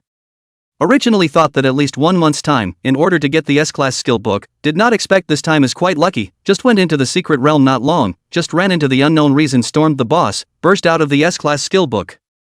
When Lu Yax heard these words, the look of shock in his eyes grew even more, simply because he had heard one thing, that this S-rank skill book, surprisingly, was still the one that Mr. Tang had personally fought out for Chu Xian under the secret realm. To be able to make a big brother step in to help fight extreme props, it was probably only Chu Xian who could do it. Hiss. Lu Yashue couldn't help but suck in a breath of cool air. He thought darkly for a moment as he realized that there was something wrong with what he had said earlier. Chu Xian's skills were comparable to forbidden spells, but he himself also possessed S-rank skills, and although S-rank skills were indeed powerful, they were far from being comparable to forbidden spells, so what was the reason for Chu Xian's skills to be so furious and unreasonable? When one thought about the fact that the country was so generous to Chu Xian and was able to make Mr. Tang personally go down to the secret realm to play props for him, then there seemed to be only one reason. Chu Xian. Are you the illegitimate son of Mr. Tang? Put. Hearing Lu Ya's words, Sun Wu, who was in a hurry to come here and was drinking water because he was a bit thirsty, almost choked and spat out all the water in his mouth. Luax, what are you babbling about? Don't speculate on Mr. Tang. Be careful, he'll lock you in the small dark room. LVE realized that he had said the wrong thing, and he then added. Actually, I would like to say that Chu Xian's destiny. Isn't it legendary? When he said these words, LVE also cautiously surveyed the surroundings, fearing that he would be overheard as if by someone else. Sun Wu smiled calmly. What are you thinking? Louis family boy, why haven't I seen you talk so much before? You're usually a man of few words, but now you've become a chatterbox. Seeing that Sun Wu didn't answer his question positively, Lu Yashue didn't rush to pursue his question, and he seemed to have an answer in his heart. No wonder. No wonder. It turned out to be a legendary level fate of heaven. This kind of millions of people barely out of a destiny is rare, the country vigorously cultivate, can also understand. Thinking of this, Lu Yashue gazed deeply at Chu Xian, and in his heart, he could not help but pray for Chu Xian. Must be growing up in peace and quiet. I can be your sword if necessary. The great summer professionals had considerable respect for the powerful professionals within their own country, mainly related to the current status quo of the Blue Planet, where there was constant strife between the countries within the planet, as well as the need to deal with monster invasions that would appear from time to time. This led to a group of powerful professionals stepping forward to hold up the great summer human race. Many were even willing to give their lives so that the strong could survive and be of greater value. In fact, many people have this realization. It was only that once, when Lu Yue was a genius in the eyes of the people, many people were willing to become his dead soldiers and dedicate their lives for his growth, but at this moment, the one who was willing to dedicate his life had become the present-day Lu Yue. To be able to generate such an idea, even LVE Axe himself found it incredible. Lu Axe, what's that look in your eyes? I'll give you that, I'm a straight man, and I'd rather have a knife in my back. Chu Xian noticed that LVE's eyes were staring intently at himself. You can just look at it, the point is, the eyes are gradually getting a bit strange. When LVE heard this, he immediately reacted, and he let out a sarcastic smile. What a thing to say. I'm straight too. Just as straight as this sword of mine. Lu Yax pulled out his own exclusive weapon, the Divine Beheading Sword, which was said to have a sword spirit present within it, and was itself an extremely rare king-level weapon. Just as soon as the Divine Beheading Sword came out, it was suddenly absent, limp and powerless, like a melted green tongue ice cream. Soft. Grip the grass. LVE was directly confused. Wake up. Wake up, Chopper. Chu Xian had a vicious chill and subconsciously moved his feet 3 meters away from LVE. LVE was even more anxious. Sun Wu cried and laughed when he saw this. Okay. That's the end of the joke. Lu family brat, it's time for your Divine Beheading Sword to take a break. When you fought against the Devil Muscle King Xianjina before, your Divine Beheading Sword put out too much force. If it was an unusual sword, it would have shattered long ago. Yours is still just weak, put it inside the scabbard and rest for a while. Hearing this, LVE immediately withdrew the Divine Beheading Sword. Chu Xian also took a step forward at this time and patted LVE's shoulder. Nephew LVE, don't take it to heart, just now I was joking with you. After saying that, he looked at Sun Wu. Brother Sun, take us back. I'm ready. Sun Wu nodded. Even though it's an S-rank skill, don't be psychologically pressured. Skill activation is off, or you can keep it, it might come in handy in the future. Previously, when Chu Xian had activated the S rank skill, there hadn't been any pressure, there was only excitement. But now, knowing that the countryside had very few reserves of S rank skill books, Chu Xian was worried that in case he activated a skill with a deviation and gained a skill that didn't suit him, not to mention wasting a skill book for nothing, the main thing was that it might slow down his progress in leveling up. There was still a year left before the Divine Moon Mysterious Realm opened, and according to today's progress, after a year, he would definitely be able to reach level 80. Hugging the country's thigh and leveling up ridiculously fast made the ambition in Chu Xian's heart begin to expand along with it. Mainly, the 2S rank skill books given by the state as well as the soul-devouring small knife had greatly improved one's combat ability to challenge the strongest people over the ranks. At this rate, one might be able to challenge the Black Knight Frenzy Grotto in a week's time. 2 weeks later, on the day of the Great Summer's Mid-Year Festival, the O domain would suddenly descend on a new grotto.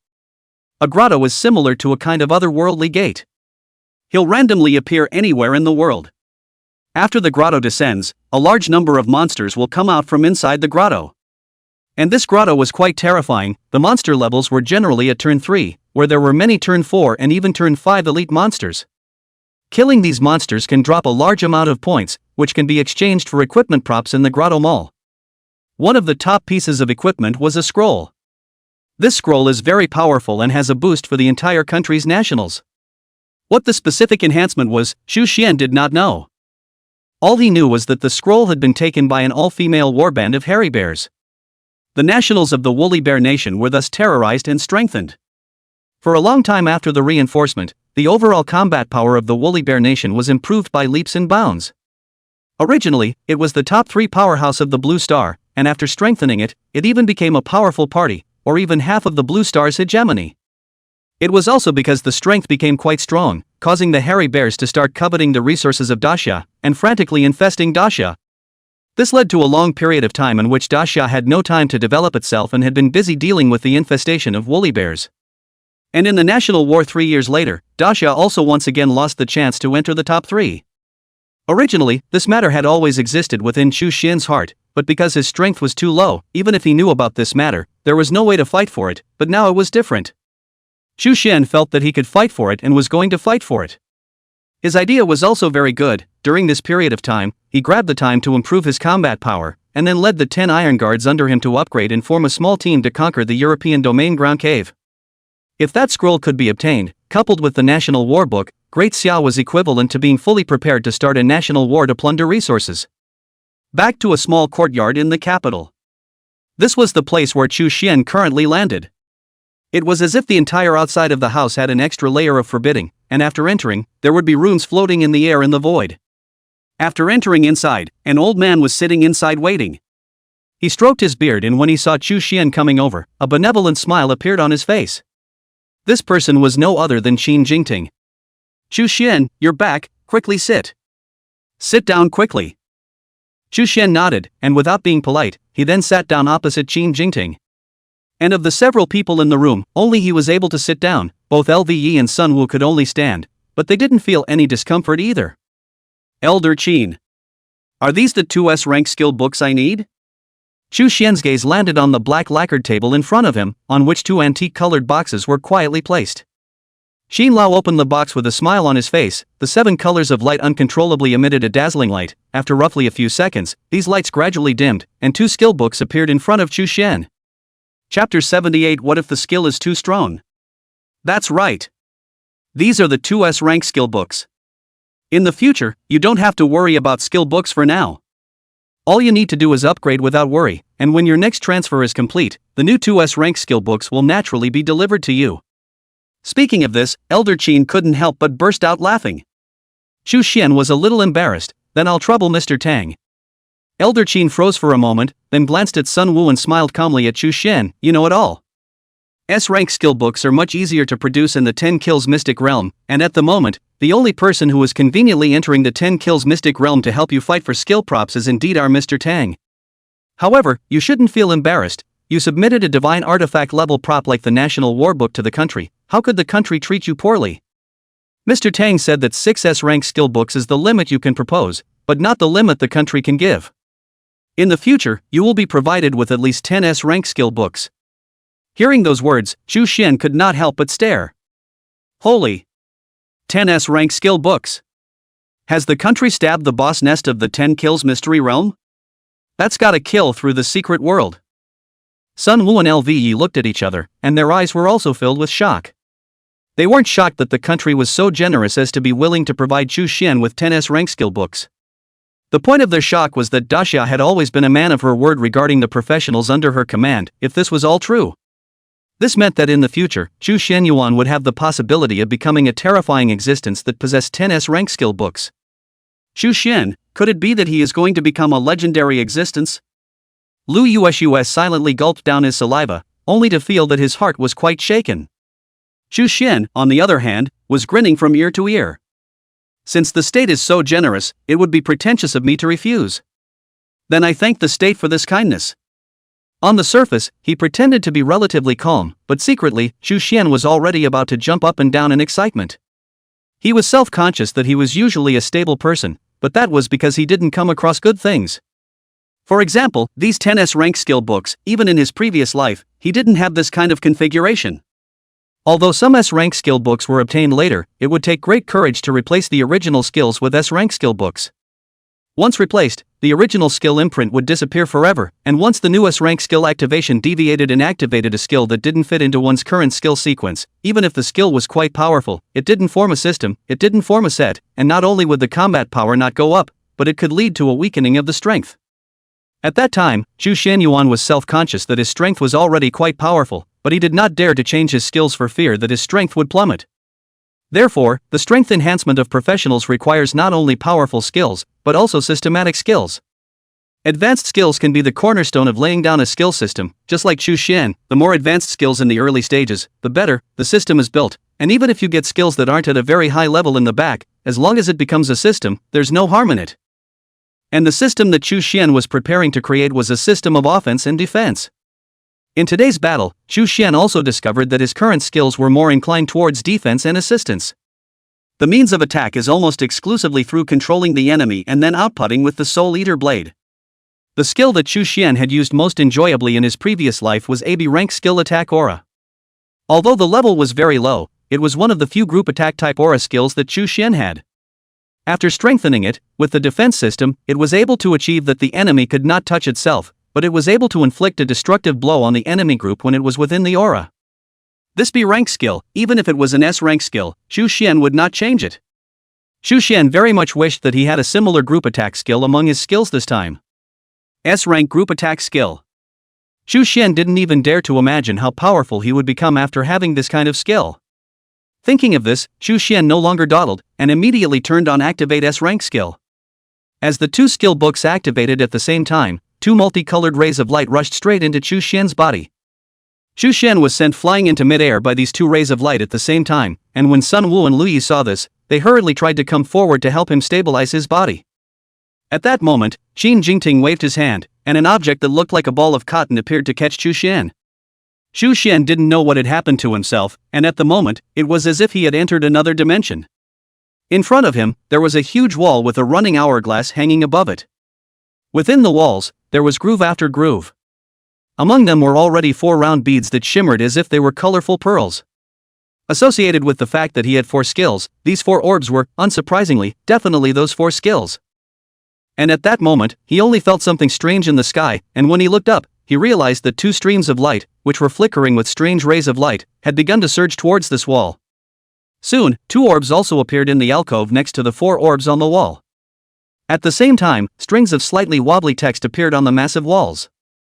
Active skill, Sneaky Sage Hand. Active skill, Eye of God Craving. God Eye of Greed, releases an aura with a diameter of 500 meters. Enemies within the aura will randomly drop a piece of equipment on their body every 10 seconds, while becoming bound by default to your assumed bound state. If you give up picking it up, the item will become unbound. Lasts for 12 hours, consumes 1000 points of spiritual energy. Active skill, Stigmata Revival. Passive skill, God Grievance Spell Nirvana. God Spiteful Spell Nirvana. Within your aura, after you are killed, you will be turned into a curse mark that will remain on the enemy who killed you, and that enemy will always suffer from the remorseful resentment that comes from killing you and lose the ability to fight. This lasts for 10 minutes.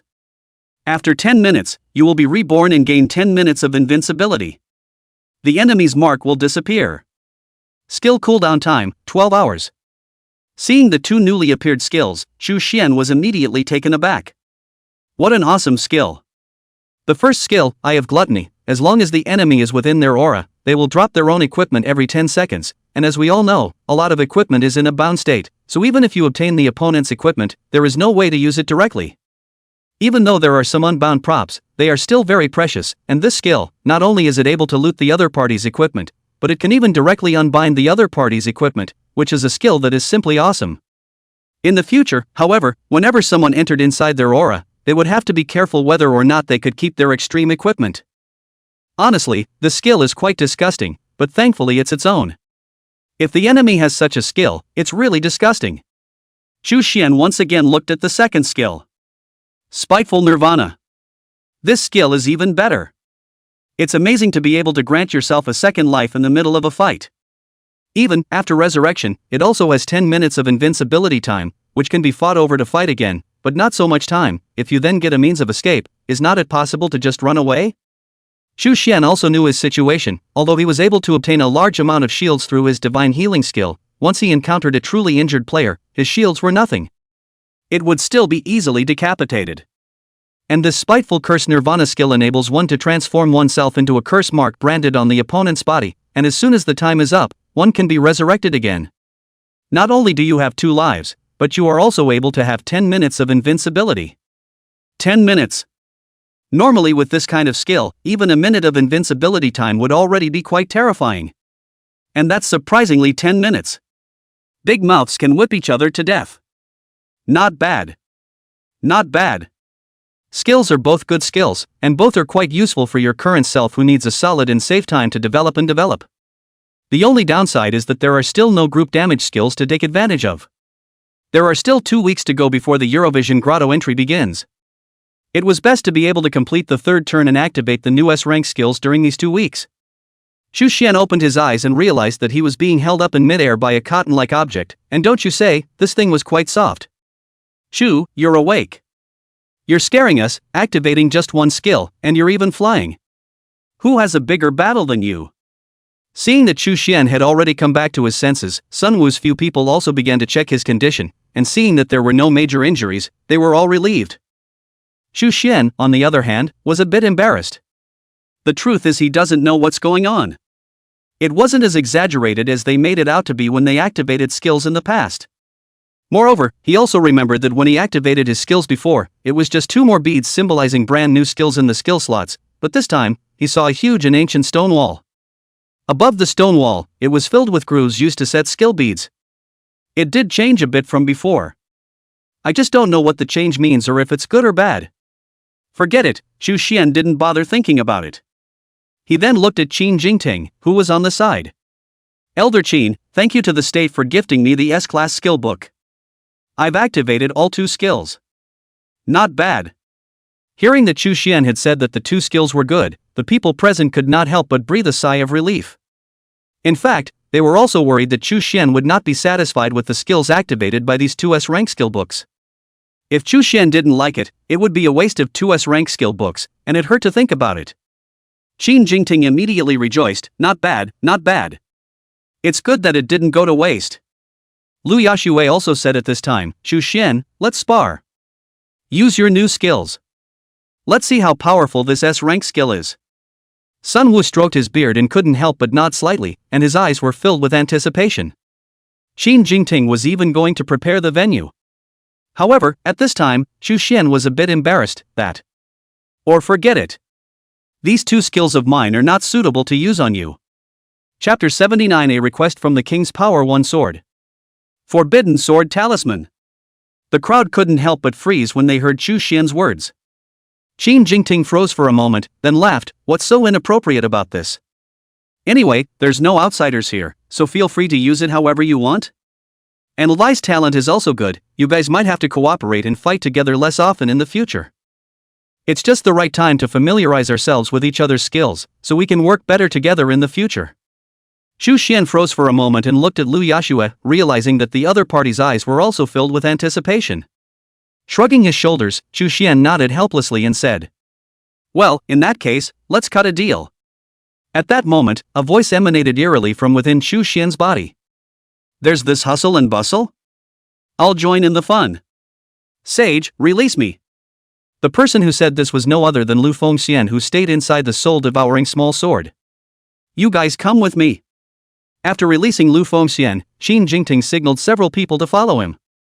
He was seen walking over to the big tree next to the yard. Suddenly he roared at the tree. Penis, open the door. The crowd felt surprised at once, not understanding why Qin Jingting was talking to a tree. Just the next second, a voice came out of the big tree. Muzzle. It's me, Qin Jingting, what more passwords do you need? Qin Jingting frowned. The other party said, I'm sorry old Qin, you've got so many people with you, for safety's sake, I have to be more serious. Qin Jingting shook his head helplessly, but still said. Open sesame. Big tree, open what door? Qin Jingting, Heaven's Gate. Big tree, drive. As the words fell, as if a switch had been flicked, a pathway to the bottom appeared beneath the large tree. Qin Jingting explained as he walked inside. I didn't set up this middle-of-the-road gag. It's that old fellow, King Power One Sword. Speaking of the King Power One Sword, Qin Jingting seemed to have thought of something as he turned his head to look at Chu Xian behind him. Little Chu, you should have already met that old fellow, King Power One Sword. Chu Xian nodded his head, and at the mention of the King Power One Sword, for some reason, Chu Xian always felt as if he had forgotten something important. At this time, Qin Jingting coughed lightly, that. Just now when I came over, old Wang seemed to be very angry, he asked me to remind you of one thing. Let's get you through his friend request. Chu Xian reacted violently. Holy, I said something seems to have slipped my mind. He had added himself as a friend before, but it turned out that he was rather busy at the time and accidentally forgot about it. After Qin Jingting reminded him of this, he finally reacted. Hurriedly opening the Alliance House forums, with a flurry of work, he passed the friend request of King's Power One Sword. Tink. I had just gone through the big guy's friend request when I saw a message from the other side. Brat, adding you as a friend is harder than a ing sword opening the gates of heaven.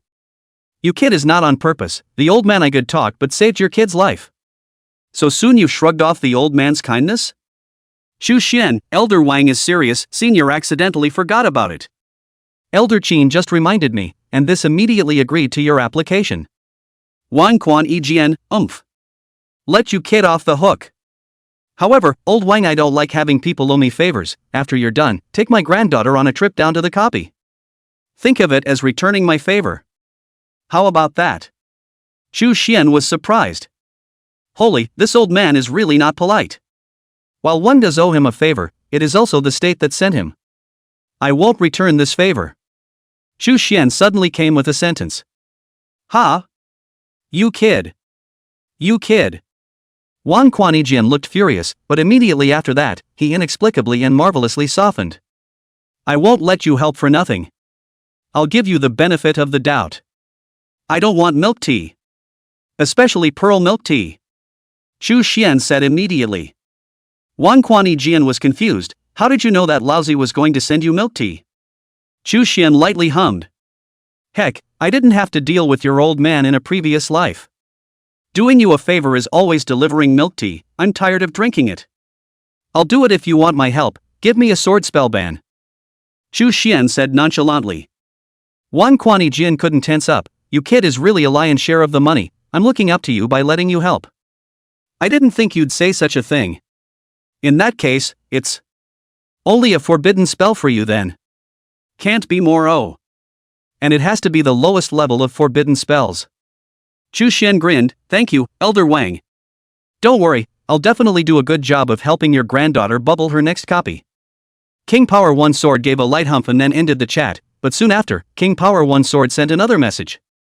How do you know my granddaughter's name is Bubbles Wang? Chu Xian smiled without replying again. Let the old man guess. In fact, Chu Xian was also curious as to why this old fellow named himself to go down with her granddaughter. After all, in the land of the capital, there was a lack of everything, just not a lack of geniuses. Pulling a random person, they were all 4th and 5th turn powerhouses, not better than themselves? Chu Xian didn't think much about it, he knew that Wang Quanijian didn't have a bad heart and wouldn't intentionally trap himself. After Chu Xian's side finished chatting, they had already entered an underground space. This space was very spacious, and the surrounding area was also built with special materials, which seemed to be a natural training ground. It's perfect for cutting. Xin Jingting looked around and introduced to Chu Xian, "This is a place that was specially created by our officials to be used as a place of refuge. The material chosen is the magic crystal produced in the secret realm, very solid and durable. It's hard to destroy a fifth-turn combat profession without exerting full power. Just what you guys need to cut your teeth." Chu Xian had wanted to say that he didn't need to go through that much trouble, his new skills didn't do much damage. But now that we're all here, it seems a bit redundant to say that. Once the duo who had been dicing stood in the center of the field, Xin Jingting and Sun Wu also retreated to the edge of the field and waited for the battle to begin. "Little Sun, who do you think will be the final victor in this duel?" Xin Jingting suddenly spoke. Sun Wu pondered for a moment, then said, "Before the battle, Chu Xian said that he wouldn't use any of his previous skills, and would only use his new skills and his other attacks. In that case, it's really hard to judge the winner. After all, Chu Xian's terror lies in that high and terrifying shield, and then the unavoidable control skill that can't be dodged, that's something that can control even a fifth-turn professional. So, for this duel, Chu Xian can be said to have cut off his own arms right at the beginning." Xin Jingting nodded, feeling that there was some truth in what Sun Wu had said.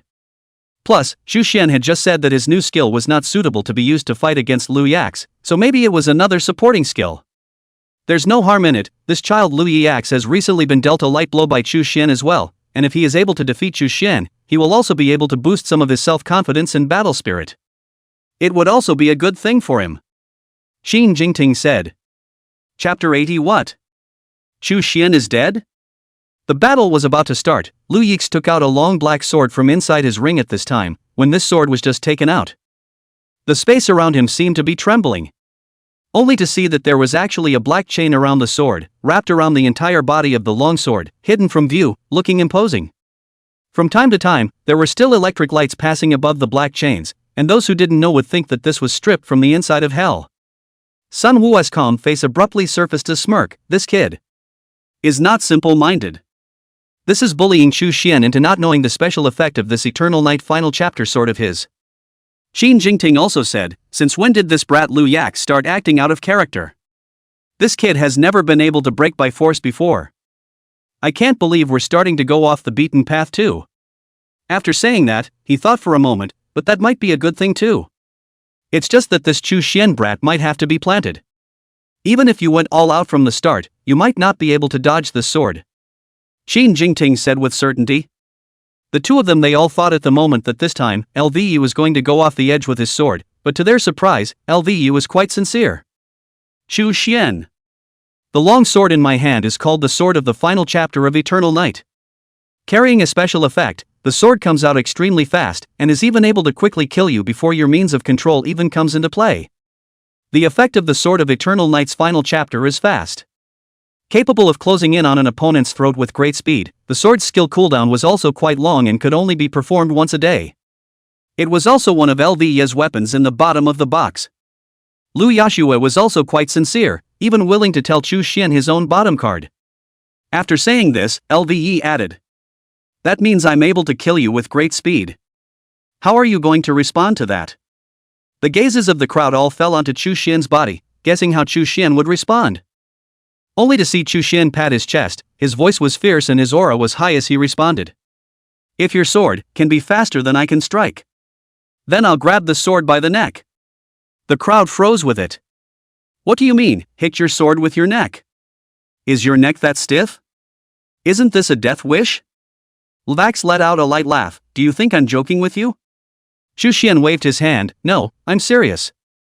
Liu Yashua felt that Chu Xian was still joking with himself, and he no longer said anything more, immediately gripping his longsword and preparing to strike. "Get ready, I'm going to make a move." Before Liu Yashua's words fell, his entire body had already transformed into a residual shadow. The Sword of Eternal Night's final chapter traced a silver-blue trajectory in an instant. The annihilation laws on the surface of the sword body materialized into flowing chain patterns, and before the blade arrived, an oppressive aura had already caused the hair on Chu Xian's temples to stand up. How fast is this sword? The people present only felt a cloud of silver on suddenly explode before their eyes. The sharp whistling sound of air being torn apart reached his ears half a beat late. Liu Yashua's figure left 3 residual images in place, while his main body had instantly moved to 3 feet to Chu Xian's left. This was the optimal angle of attack that he had predetermined based on the frequency of Chu Xian's heartbeat. By the time the crowd reacted, the tip of the sword was only an inch away from Chu Xian's throat. Quick! Too fast. So fast that it was hard to catch the opponent's attack, and then it was too late to react. The opponent's long sword had already reached his throat. Lu Fengxian couldn't help but clap his hands in praise. As much as I hate it when descendants learn swordsmanship, who made your profession the wine sword immortal, there's no way to change that. But I have to say, this sword has 1/10 of the aura of your old ancestor me at my peak. Sage brother Chu, you've lost. Ha ha ha ha ha.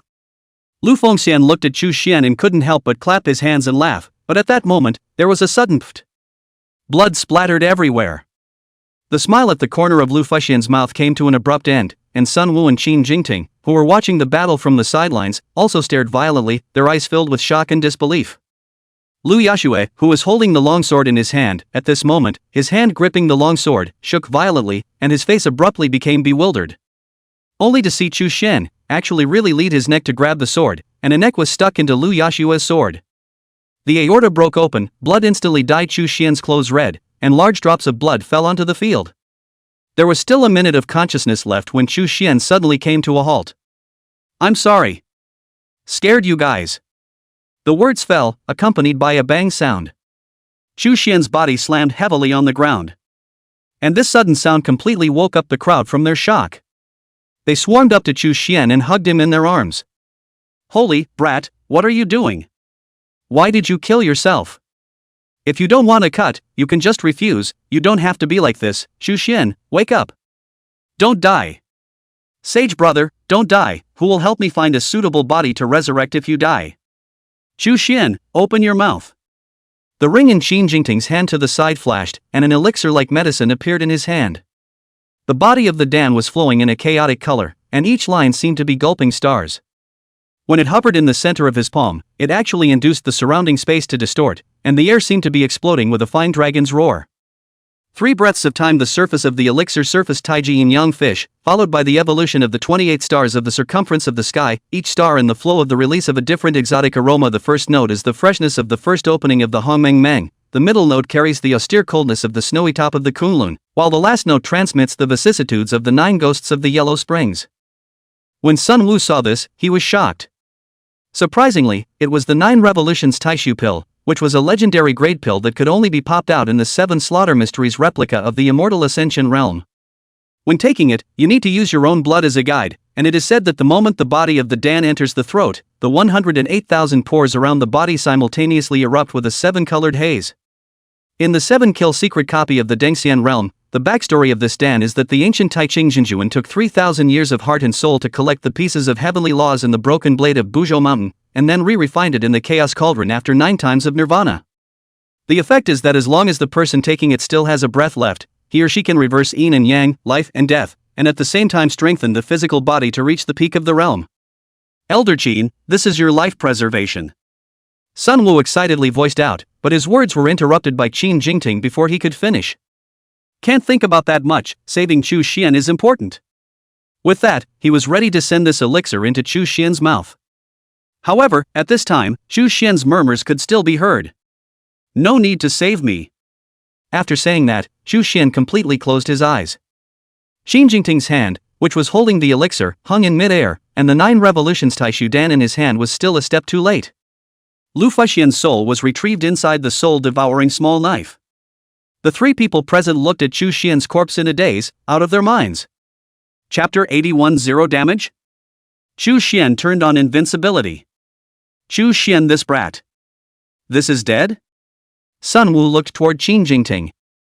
The latter was likewise a little bewildered, but he did not settle on that. Maybe this kid has something in mind. Sun Wu, then we.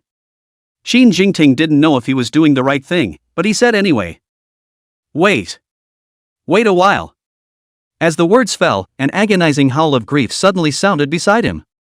Me. I actually killed Chu Xian. I actually killed Chu Xian. I am a sinner, I am a sinner. I'm sorry Chu Xian, I'll thank you with my death. Thank you with my death. Qin Jingting twisted his head to look and realized that Lu Yax was about to wipe his own neck while holding the sword of the final chapter in his hand. This sudden scene once again shocked the crowd. Sun Wu was very fast, seeing that the sword of the final chapter was about to touch his neck, Sunwoo rushed over with a healthy step, gently raised his hand, and a soul body emerged outside his arm. The moment the soul body touched Liu Yax, it knocked the longsword out of his hand. Sunwoo pressed down on Liu Yax and yelled at him. Liu Yax, get your head out of your ass. Do you realize what you're doing? Have you forgotten the oath you and I made before as your counterpart when you were on the pile of Sakura Pro corpses? Didn't you say you could only die on the battlefield of Wei? Wake thee up. Sunwoo hated him and was about to punch him hard in the face, his fists clenched and creaking, and he was about to land on his head when Sunwoo suddenly stopped. He was surprised that LVE didn't resist at all. Not even a slight struggle. It's all my fault. If only I hadn't mentioned cutting. I'm just too arrogant. I'm clearly not Chu Xian's opponent, yet I want to seize even the slightest opportunity to defeat him and prove myself. Why would I do that? I'm just a selfish person. Chu Xian, I'm sorry. LVE lay on the ground, eyes lost in thought, muttering. Xin Lao. This. Sunwoo also had no way out, turning his head to look at Qin Jingting on the side. The latter frowned slightly as he looked at Liu Yax's appearance. His eyes swept back and forth over his body, eventually landing on top of the black mark on Liu Yax's forehead. This sudden appearance of the mark caused Qin Jingting to be somewhat surprised, and he had a certain idea hidden in his mind. Just as he was about to think a little deeper, a loud voice suddenly rang out from outside. Chu Xian, brat. Where are you? Old Wang, I've brought you a treasure. Day. King Power One's sword comes off the ground. His gaze casually scanned the area and instantly noticed Qin Jingting. Egu, old Qin is here too. It's really lively. His gaze fell back on Chu Xian, who was lying on the ground. What's the brat doing on the floor? Isn't the ground cold? Wang Quanyijian took a step and came to Chu Xian's side, finding that this kid was lying on the ground, his back turned to himself, not saying a word. Brat, I've come over here, you don't even look at me, lying on the ground pretending to be dead, is that it? I'm sending you a baby. Saying that, he gently kicked Chu Xian with his foot and flipped him over. The blood stains all over his body were particularly striking. This scene directly stunned Wang Quanyijian, only to see him tremble violently, and then look at Qin Jingting, asking in shock. Old Qin, what's wrong with this brat? Cool. Is it really cold? What's wrong? Wasn't it fine just now? Qin Jingting frowned tightly, not knowing how to answer him, and he looked at Sunwoo again, only to find that he was holding down LVE. Liu Yax was found to be lost in thought, muttering something. What's wrong with him again? How does it feel to be crazy? His gaze swept over Chu Xianyuan and Liu Yashue. One cool, one crazy. As the words fell, Liu Yax suddenly trembled, and the mark in the center of his eyebrows abruptly detached itself from his body, then flew towards Chu Xian. And as the imprint left, Liu Yax's eyes gradually cleared, and soon, he looked towards Sunwoo, who was riding on top of him, and asked. Old son, what are you doing? What are you doing riding me? Sunwoo was so confused that he wanted to curse. How dare you ask me what I'm doing sitting on you? Would I be if you weren't dying? What? You're figuring it out now, aren't you?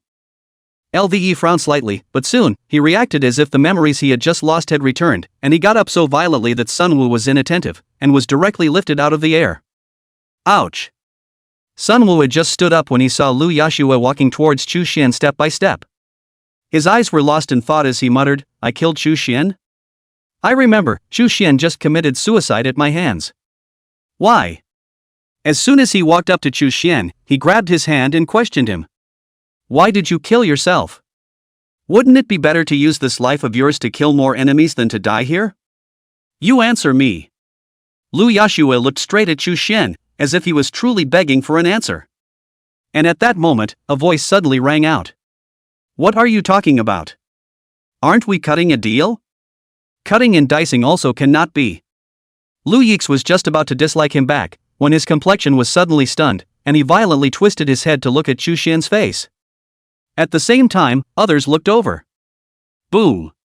A few people were shaken, only to feel as if thunder was rolling in their minds, splitting them on the outside. Liu Yax snapped his hands loose and dodged back to the side.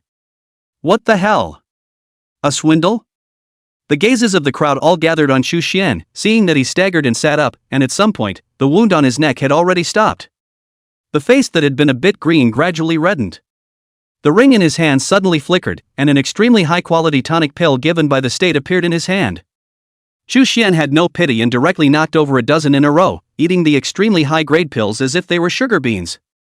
Soon, his qi and blood were restored to their peak state. He stood up and jumped, feeling nothing but inexhaustible strength. Come on, Lu Axe. Fight again. With that said, Chu Xian violently struck out before anyone could figure out the situation, and Lu Yak's subconsciously counterattacked. Chu Xian's combat skills were really average as a support, and he directly ate a Lu Yak strike hard. However, probably because he was worried about injuring Chu Xian, this sword only gently landed on Chu Xian's body, and under Lu Yashua's control of the force, he could at most deal hundreds of damage, and could not kill Chu Xian at all. And he was worried that after Chu Xian took the initiative to bump into his sword and strike a blow, he would immediately retract it. 0. A sword strike that landed on Chu Xian's body, accompanied by a flash of red light, surprisingly only dealt 0 points of damage. The crowd was stunned at the sight. LVE was also surprised, but he only felt that his force just now was too small and he didn't use his full strength, and he didn't think much about it. Wait and use slightly more power. Lvax thought like this. However, Chu Xian's voice sounded at that moment, Nephew Lu, if that's all you're capable of, I'm afraid you won't survive more than 10 seconds in my hands. Might as well use your full strength. LVE snapped and was about to say something when Qin Jingting's voice rang out. Lu Yue, use your full strength. Don't worry, I'm watching. I promise, I won't let the accident that just happened happen again. With Qin Jingting's assurance, Lu Yaya was instantly free of worries, and immediately began the actual battle at full strength. He retrieved the sword of the final chapter, took out the 3-foot green peak from inside his ring, and made a stroke in the void, and 9 shocking waves appeared. 9 sword chi attacked towards Chu Xian, and each sword chi seemed to be wrapped in a might that was like a landslide. In the face of such an attack, Chu Xian stood with his arms folded and used his body to confront it. When Qin Jingting saw this, he was startled, again? He thought that Chu Xian couldn't think straight again and was just about to strike when he suddenly heard Chu Xian's voice. Elder Qin, no need to make a move. A mere sword power, I have no fear. Elder Qin was confused, and for a moment, he didn't know whether Chu Xian was pretending, or if he was truly unafraid. Lu Fengxian was released again at this time at an unknown time. He said with some surprise, this kid was really dead just now. How come it's alive again? And I remember that his blood skin is very thin without stacking shields, so he can't even carry this hit at all right. Does he have a new card? When Sun Wu heard his words, he immediately reacted, could it be that? Is a new skill. As he was saying that, the 9 shocking sword chi had already arrived in front of Chu Xian. Even if a big brother level character was faced with these sword chi, he would surely be able to dodge them. However, Chu Xian still stood with his hands folded, allowing the sword awnings that seemed to be able to cut through everything to cleave down over his eyebrows. And the moment it touched his skin, the surface of Chu Xian's body suddenly exploded with reddish golden strange patterns. 0. 0. 0. 0. 0. 0 points of damage. 9 stunning sword chi, all of which dealt 0 damage. When the crowd saw this, they only felt incredible and thought they had misread it, but the series of zeros were extraordinarily striking, so how could they be mistaken? Sun Wu was shocked, it shall not be. Unbelievable. Originally, it was even if the shield was thick, but now, even without stacking the shield, the attack was unexpectedly unable to break even a little bit of Chu Xian's defense. What the hell kind of skill is that? Wang Quan Yijian and Qin Jingting exchanged glances, and already had conjectures in their hearts. Qin Jingting said, it's the invincible state. Chu Xian is most likely in a state of invincibility right now. So it's immune to Vi's attacks. Good boy, there's even this hand. Wang Quan Yijian stroked his beard and looked at Chu Xian's performance with satisfaction, but of course Lu Ye's offense was also noteworthy. The invincible state won't last much longer, as long as LVEE circles around Chu Xian, in at most a minute, Chu Xian's invincible state will be lifted. Sun Wu froze for a moment, somewhat unable to believe his ears. 1 minute? Elder Wang, what you mean is that Chu Xian's invincible state can last for 1 minute. That's too long. You don't know, his damage is extremely terrifying. He once dealt a terrifying 7 million bludgeons. If he had another minute of invincibility, he would be able to go brush the advanced secret realm. The King Power One Sword smiled calmly. I was looking up to Chu Xian before I said that his invincible state could last for a minute. If it was an ordinary professional, I would have waited for him for mid 10 seconds at most and given him a sword. Chapter 82. Chu Xian was silent. Just a single strike. Elder Qin also said, I've seen the existence with the longest invincibility time so far, and that's still the legendary hammer Saint Zhao Woji, whose still invincible cloak is said to be able to superimpose a 1 minute and 20 seconds of invincibility on itself. Of course, even this 1 minute and 20 seconds is just a legend. How true it really is not known. Just as a few people were discussing, Lu Yax's attack seemed to have stopped. It seemed to have also realized that Chu Xianyuan had an invincible state on him at the moment, which was why he stopped and waited for his invincible state to fade. Even waited for Chu Xian for 2 minutes just to be on the safe side. Wang Quan Yijian laughed, this kid LVE is really cautious, he even waited for 2 minutes. You really think too highly of Chu Xian. Lu Yashua laughed at this time, who let him be Chu Xian, he had to be cautious. Elder Wang. After saying that, he looked at Qin Jingting again. Elder Qin, I'm going to offer my bottom card later. Previously, this undercard had been in cooling down because it was used on top of eradicating the Sea Beast riots, and it only cooled down successfully yesterday. Now I've decided to use that move on Chu Xian. I hope you'll make it in time. Qin Jingting nodded slightly, just let go and come. As he spoke, Qin Jingting also seemed to realize that the power of his strike was rather terrifying and made an early defense. As he raised his hand, above the heads of several people, the void was torn apart, and a dozen or so chains that looked like swimming dragons could be seen flashing with lightning, poking out. This was Qin Jingting's guarding skill. The 18 chains were able to form a damage-isolating defense array in a very short period of time. Lu Yashua had obviously seen this skill of Qin Jingting's and was now relieved. Chu Xian, be careful. The ring in Lu Ye's hand flashed, and a huge sword appeared in his hand, its body tempered from a variety of materials in the ancient mysterious realm replica. There is a 10,000-year-old meteorite iron cast from the top of the Buzhou mountain. The spine of the sword is embedded with the fire essence jade, which was condensed from the essence blood dripped by Quafu chasing the sun in the Daxia mythological replica. Every time Lu Yak swung his sword, red flames that seemed to be able to burn out everything would erupt from the scabbard. These red flames condensed in the void to form the silhouette of the ancient god of war, Interceptor. In the face of such an overwhelming attack, Chu Xian still stood with his hands folded, only unlike before, the corners of Chu Xian's mouth this time overflowed with an inexplicable smile. Good fellow, it's actually a legendary level weapon, the 9 Changes Interdictor. This strike has a power of at least 100,000. The sword of the 9 Changes of Interdictor was not a weapon that dropped out directly from among the copies, but rather it was crafted by a renowned sword-forging master of Dixia using top-quality materials from the high-level copies. I haven't seen you have such a powerful weapon before? Chu Xian curiously inquired. Lu Yashua patiently explained, this was built a long time ago by old Mr. Lu Changkong, the sword-forging master that my family entrusted to him. It took nearly half a year to collect the materials alone. It took Master Lu another year to build it. Built only yesterday. Saying that, Lu Yashua glanced at Wang Quan Yijian, although Elder Wang once taught me that the highest state of a swordsman is to treat everything as a sword. But I haven't reached that realm yet, so I'll just have to make some transition with a good sword. One could tell from Lu Ye's eyes that he really liked the sword. Qin Jingting stroked his beard at this time and reminded with a smile, another minute has passed while we were talking. When are you guys going to duke it out instead? LVE responded, this is a showdown. Chu Xian, you have to be careful. If you have any tricks, just use them. As the words fell, Lu Yax then struck out towards Chu Xian, the 3-foot green peak in his hand making a strong stroke in the void. Space instantly became extremely distorted, and a ripple of power so massive that it could not be ignored came towards Chu Xian. Lu Yashua stared tightly at the top of Chu Xian's head, expecting to set a record for the highest damage he had done. This kid, what other methods are there to deal with it? The King Power 1 sword was very curious. However, what they did not expect was that when that power came towards his side, Chu Xian remained lofty and unmoving, with the aura of a mountain collapsing in front of him without changing his face.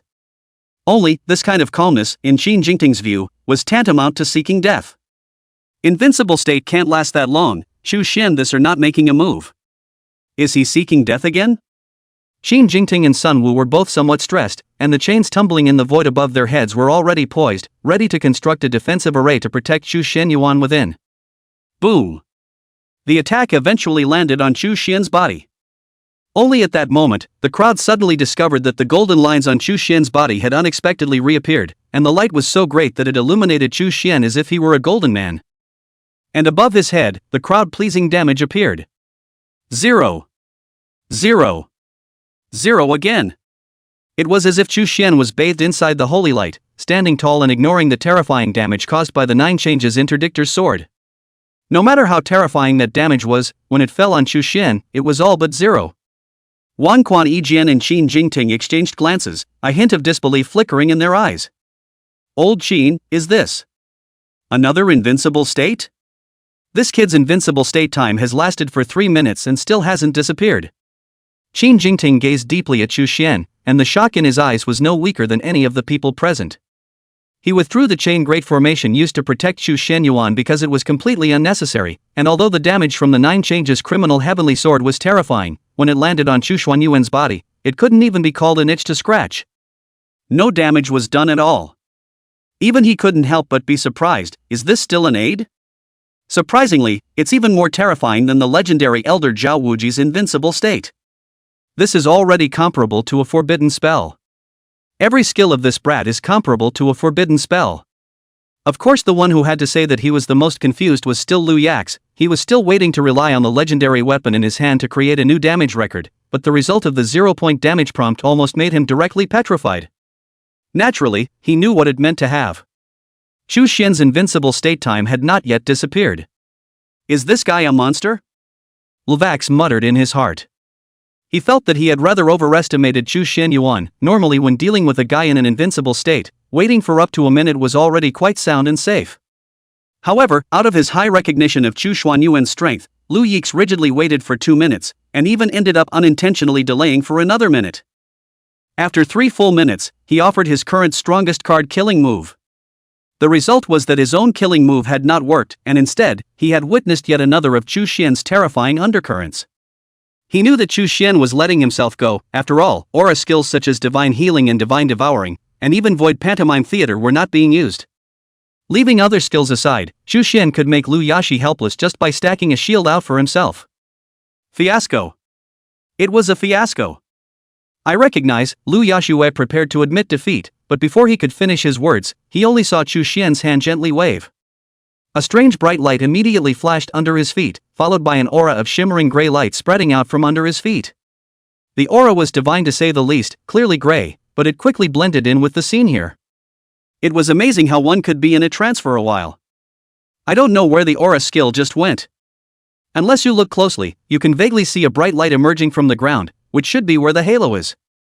Qin Jingting looked toward the halo in surprise, a touch of curiosity surprisingly surfacing in his heart once again. Kind of funny. This should be another new skill of a Chu Xian. I wonder what's so amazing about this skill. Originally, LVE was still thinking of admitting defeat, but seeing Chu Xian's new skill appear, LVE could not help but become curious. Looking at the aura at his feet, LVE wanted to try to attack it. Let's see if there's any reaction. He gripped the 9 transformations sword of interdiction tightly and blasted towards the ground. The ground constructed with special materials was incredibly hard, but under this attack that was comparable to that of a 5th-turn professional, the ground actually showed a crack. The cracks kept spreading, and with a loud bang, the ground actually crumbled. Seeing this, King Power One Sword calmly smiled. It seems that this sword is indeed quite impressive. To be able to destroy this ground like this, that random strike is enough to be comparable to a 5th-turn professional, and a combat professional at that. Not bad for a little Luax. Only, the aura that faintly surfaced with a glimmer of light did not respond at all. Luvax let out a light laugh. I'm so stupid to attack Chu Xian's aura skill for good reason. It's a wonder this is responsive. He had just wanted to ask Chu Xian what was so magical about this skill. However, before the words were even uttered, the 9 changes sword of interdiction in his hand suddenly fell off the ground from his own hand. Wang Quan Yijian had just been praising Lu Yashue, when he was suddenly stunned and confused. Lu Yax, you kid is a swordsman, but you can't even hold the sword in your hand, can you? Have you been neglecting your practice again lately? Luvax was also a bit confused. He looked at the sword of the 9 changes of the criminal heaven that fell to the ground, and also somewhat puzzled, he just grabbed it tightly. How to inexplicably drop it? Could it be that I got a little too caught up in analyzing this new aura, and as a result, I accidentally overlooked the sword of the 9 transformations of interdiction, and just didn't have to accidentally let go of my hand? Right. That must be it. He had only just gotten this sword from Lu Changkong, probably because he hadn't gotten used to using it yet. Saying that, LVE was about to prepare to pick up the 9 changes interdictor sword that had fallen on the ground. But at that moment, a dark shadow suddenly appeared in front of him, bending down to pick up the sword. Lu Yashue saw that the silhouette was Chu Xian, and he immediately shouted, "Don't!" Beware of the backlash of this sword's recognition.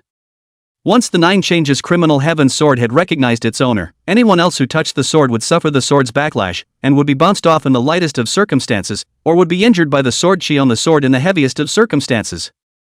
This was common knowledge for swordsmen, and King Power One Sword naturally knew it. However, he didn't remind, thinking that if he let Chu Xianyuan learn a lesson, next time he might learn from his mistakes and not pick up someone else's sword after recognizing it. Only to see that Chu Xian had already picked up the 9 transformations interdictor sword and placed it in his hands to carefully examine it, even giving a thumbs up and praising, "This sword is very good." However, the backlash of recognizing the master that they had in mind never happened. LVE was now directly petrified on the spot. Without waiting for him to inquire about the cause, Chu Xian at that moment suddenly gripped the 9 transformations interdictor sword and aimed it at LVE. "Xian nephew Lu, look at the sword." Lu Yashue reacted, "Chu Xian, you want to use my sword and attack me?" A weapon after recognizing its owner, no matter what, cannot do any harm to his master. It's common sense, you know? Chu Xianyuan did not say anything, and only made a single sword strike. Buzz off! Several sword chimes rose above the longsword. Lu Yax heard this sword sound and his complexion was suddenly stunned, suspicion rising in his heart. Just before he could ponder on the reason for the sword's sound, the 9 changes criminal heaven sword was already in Chu Xian's hands, slashing out a number of sword chi and blasting straight at Lu Yashi. What? Chapter 83 Big Brother's Gift. Sword Charm Forbidden Spell. Lu Yashue leaped and easily dodged those sword chi. Although the sword chi did not harm him, what made him feel more solid compared to that was that he did not understand his own sword and why Chu Xian was able to use it. It's fine that other people can use it, but why is it still attacking them? Luax inwardly exclaimed, "I don't understand." However, there was more to it that he didn't understand. Only to hear a bang, the sword of the final chapter of the Eternal Night, which was carried behind Lu Yu, unexpectedly also fell to the ground. Lu Fengxian couldn't even tense up. He held his halberd in one hand and pointed at Lu Yax with the other, shouting angrily, "Luax, what's wrong with you, kid? The sword in your hand can fall out of your hand, and even the sword you carry behind you can fall to the ground. You can't even look at a weapon, and this is genius? I think you're just an idiot. Don't say you're my Lu Fengxian's descendant when you go out." As the words fell, another sound rang out beside Lu Fengxian. He frowned slightly and looked for the sound, realizing that his halberd had disappeared. Looking down again, the hack dropped to the floor. Lu Fengxian was directly stunned on the spot. "Ha ha ha ha ha." King Power One Sword couldn't help but laugh. "Your old Louis family is really interesting, born with a slippery hand, isn't it? The old ancestor can't even hold a weapon, and he's talking about his descendants." Lu Fengxian glared at Wang Quan Yijian. Only in the next second, along with a clatter, Wang Quan Yijian's smile came to an abrupt end. He only felt a coldness all over his body, and when he jerked his head down to look, the king-level equipment on his body, the purple gold sword robe, inexplicably fell to the ground. Wang Quan Yijian was covered in only a pair of pink bottoms, and his entire body was in disarray. Immediately after that, Qin Jingting's spatial ring, and Sun Wu's boots, all fell down. Then it was Lu Yashue again, and the sword robe on his body fell off, and then, another sword from Wang Quan. In short, LVE dropped, LVE dropped, LVE dropped, after LVE dropped, Wang Quan Yijian dropped, after Wang Quan Yijian dropped, Sun Wu and Qin Jingting dropped again. Within moments, their feet were filled with a pile of their own equipment. Among these people, Chu Xian was the only one who stood in place, not doing anything at all. And at that moment, a cry of alarm rang out with it. Wang Quan Yijian, who only had his bottoms left, reacted and immediately went to put on his clothes. That's when he was surprised to find that his purple and gold sword robe, which he had been wearing for years and had become his abebe, was unbound. The master should not be him, but become Chu Xian. The others then noticed the oddity that appeared on top of the equipment. All of the equipment became bound to Chu Xian's state. Now, they completely understood what was going on. Wang Quan Yijian shouted, "Brat, collect your divine power. If this keeps up, the old man will be yours." Chu Xian then grinned. "Ha, you guys caught me, don't worry old Wang, I'll take back my skills." Subsequently, with a wave of Chu Xian's hand, the Eye of Greed skill disappeared, and at the same time, Chu Xian cancelled the assumed binding status, and those equipment directly became masterless mode. Chu Xian returned the 9 transformations criminal heavenly sword to LVE. These people said nothing and grabbed the rebind. Fearing that if they were one step late, all the weapons and equipment in their hands would be snatched by others. After they finished binding the props, when they looked at Chu Xian again, the inside of their eyes was no longer the calmness from before, but had turned into a deep shock. Sun Wu couldn't help but laugh and curse. "Brat, this skill of yours is really disgusting. Whoever fights against you will really end up losing their pants." The old man is envious, not all fear. "Fear you." Chu Xian smiled calmly. "I've said it before, it's not suitable for us to spar." Wang Quanyi walked over to Chu Xian's side with a smile at this time. "Kid did a good job of causing my old man's bare ass to be on display. You have no regard for my old face." He then reached out and heavily slapped his hand on Chu Xuanyuan's body, preparing to sneakily give Chu Xianyuan a little bit of a small sense of oppression. A little more force was applied to the hands. The kind that can drop a drop of blood. Chu Xian cried and laughed as he explained, "The drop is random, and I didn't expect to be able to get rid of your old man's clothes." Having just finished explaining, Chu Xian suddenly realized that Wang Quanyi was not speaking. Thinking that he was really angry, Chu Xian looked at his face and suddenly realized that there was not the slightest bit of anger or impatience in the old man's eyes, all there was a deep shock. Not only him, the expressions of the others looking at Chu Xian at that moment were all filled with shock as well. Chu Xian probably didn't find out himself, with Wang Quan's sword that hand falling just now. The 0-point blood deduction prompt follows. That's not the most important thing.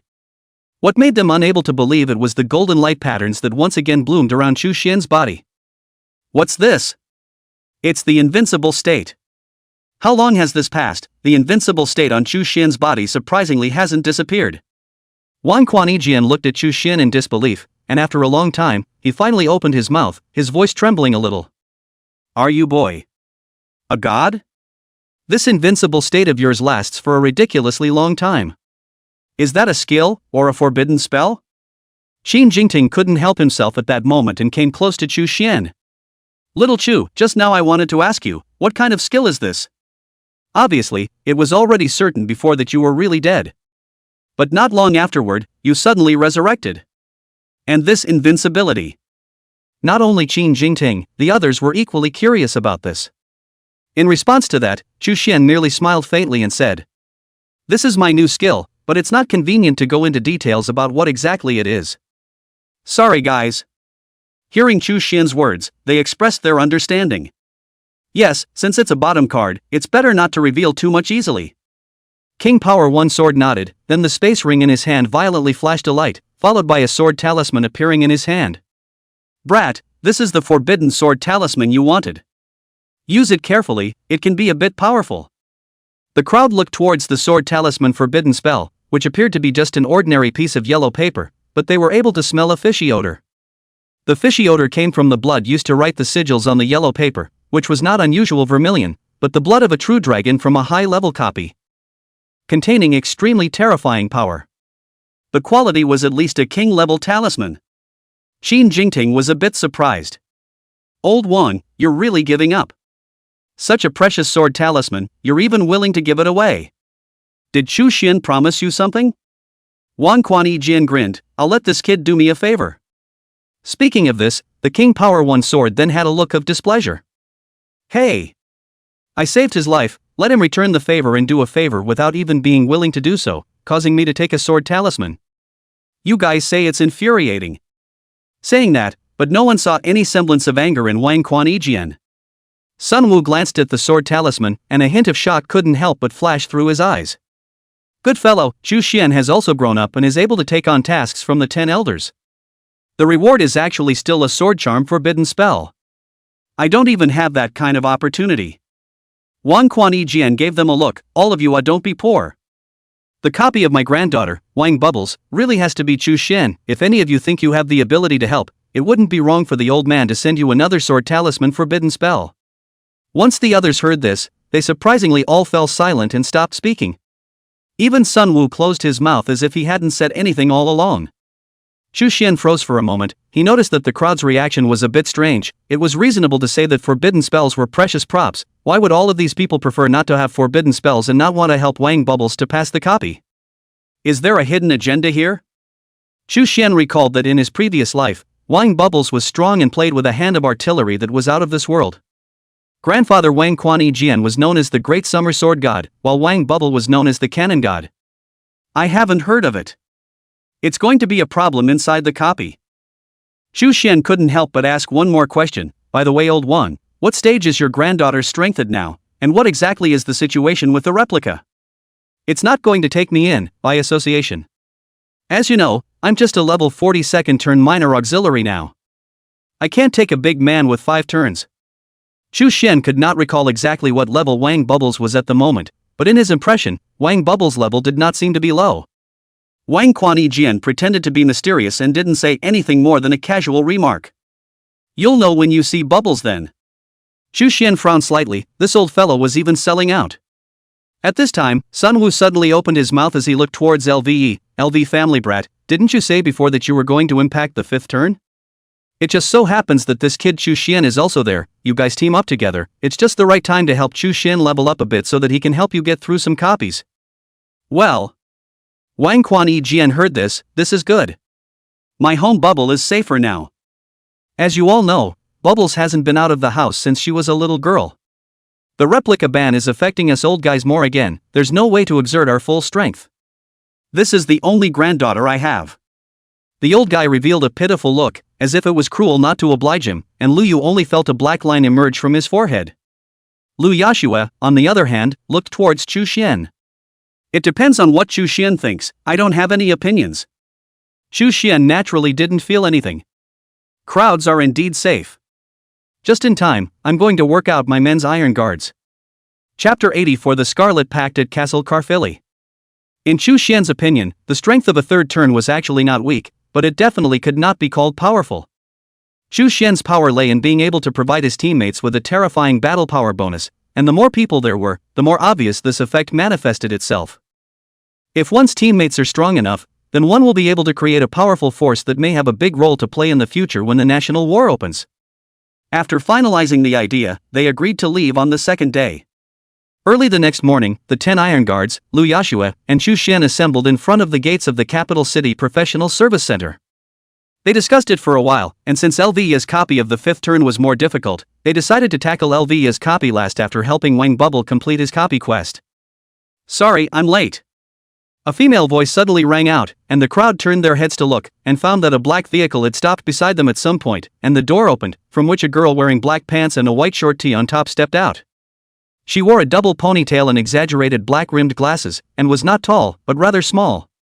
But the capital is strong, and when it pops up, the capital churns like crazy, as if it's not wearing a mask. Battle Axe. Whoa! You're really here, huh? I thought Grandpa tricked me into coming over? I'll have no problem getting my copy with you. Oi! Brother Battle Axe, are able to take a picture?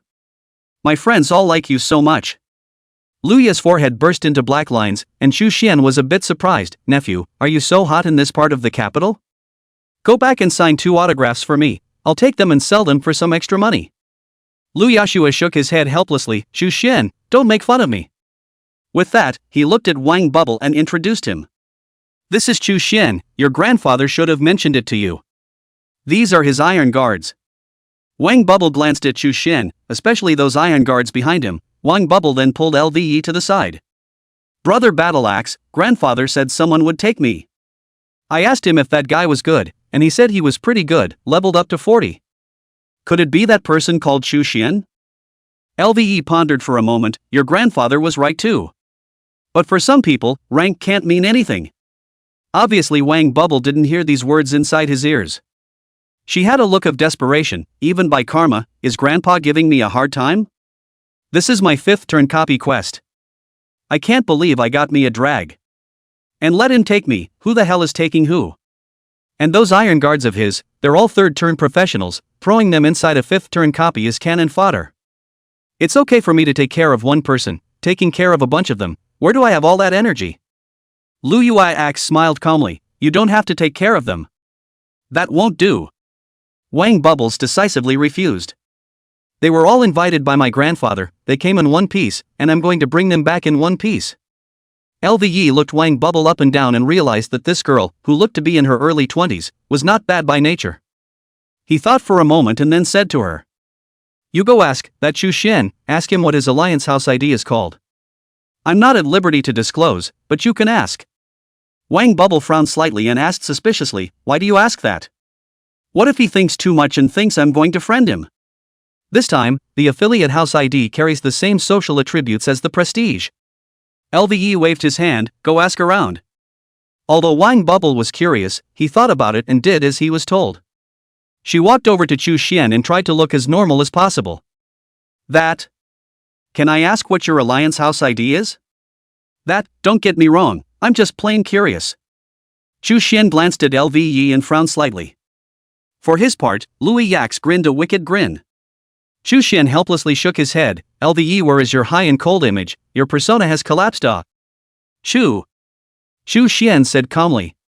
Wang Bubble's expression froze. "Which Chu?" "Chu Xian's Chu." Chu Xian said calmly. Wang Bubble's eyes gradually widened, and 2 seconds later, the young girl's shocked voice sounded. "Your ID is Chu?" Surprisingly, the ID is exactly the same as the one who took the war book of the Big Stick Country A. Luax was almost amused. "And what a stupid woman." Chu Xian held his forehead, as if there was a black line on top of his head. "Is there a possibility that I'm the Chu?" Boom. Hearing those words, Wang Bubbles directly froze on the spot, looking at Chu Xian with eyes filled with indescribable shock and disbelief. It was as if she had heard something similar to her grandfather, Wang Quanijin, no longer drinking milk tea, that had shocked her. "Hey! Bubble Wang, are you alright?" Chu Xian's hand waved in front of him. Wang Bubbles reacted violently as she grabbed Chu Xian's hand, agitated to the point that it was hard to add to her excitement. "Chu Xian, you really are Chu. My gosh, you're my idol. You know, I've wanted to see what you look like every day, and I've even tried to get Grandpa to use his connections so that you and I could meet. I didn't realize that you just appeared before my eyes so watery." She turned to look at the sky, folded her hands, and kept worshipping. Lunar Elder, you old man are finally serious for a while." Wang Bubbles turned around again, his tone agitated inexplicably. "Chu, you know what?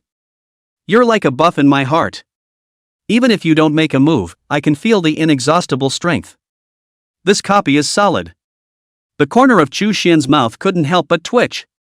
Wang Bubbles, this girl is also too exaggerated, right? The previous life also did not see her so obsessed with a person. Lu Yashua's voice rang in his ears. "I didn't expect you to be so famous in the capital as well. Chu Xian, when we come out from inside the copy, don't forget to sign a few autographs for me, I'll take them to earn extra money." After saying that, Lu Yashua smiled smugly, but gave Chu Xian a whole speechless. "Good.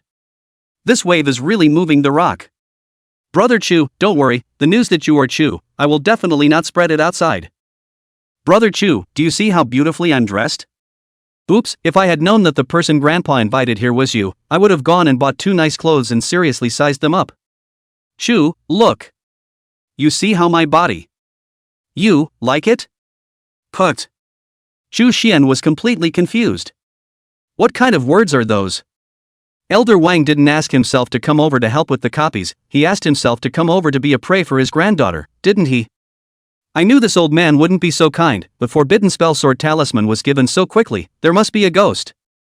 Chu Xian gently pushed away Wang Bubbles, who was leaning closer and closer. "Alright, enough with the small talk, let's hurry up and enter the copy. By the way, Bubble King, which is your copy?" Wang Bubbles looked at Chu Xian with affection and said with a smiling face. "Chu, my copy is a bit far away, it's in Ikoku in the EU domain." "A copy of Eurovision?" Hearing Wang Bubbles' reply, Chu Xian's expression was stunned. This copy was indeed a bit far away. But it's just a matter of taking a few steps through the portal. But the main problem is that the professionals in the countries of the European domain are quite xenophobic. In fact, this is true of professionals in all countries, who see their domestic copies as private. If they see professionals from other countries in, they will take the initiative to attack, lightly injuring and driving them out, or killing them.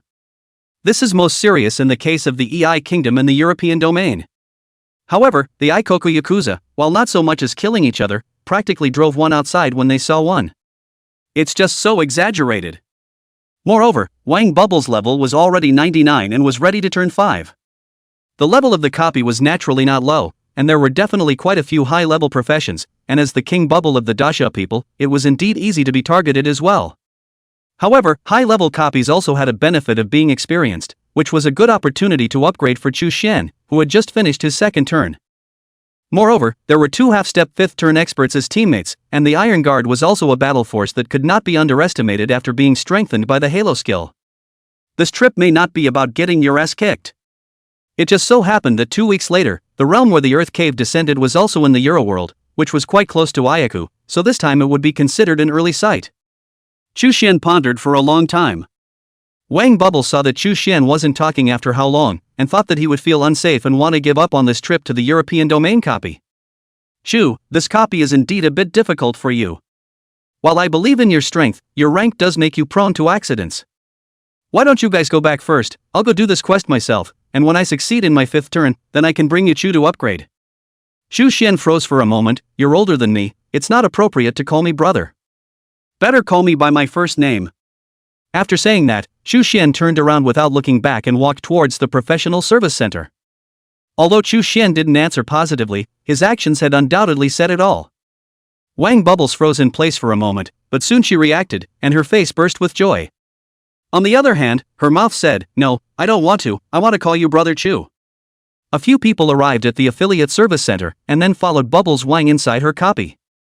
Welcome challengers to the replica The Scarlet Pact at Castle Carfilly. Copy, The Scarlet Pact of Castle Carfilly. Recommended level, 100. Difficulty, Hell.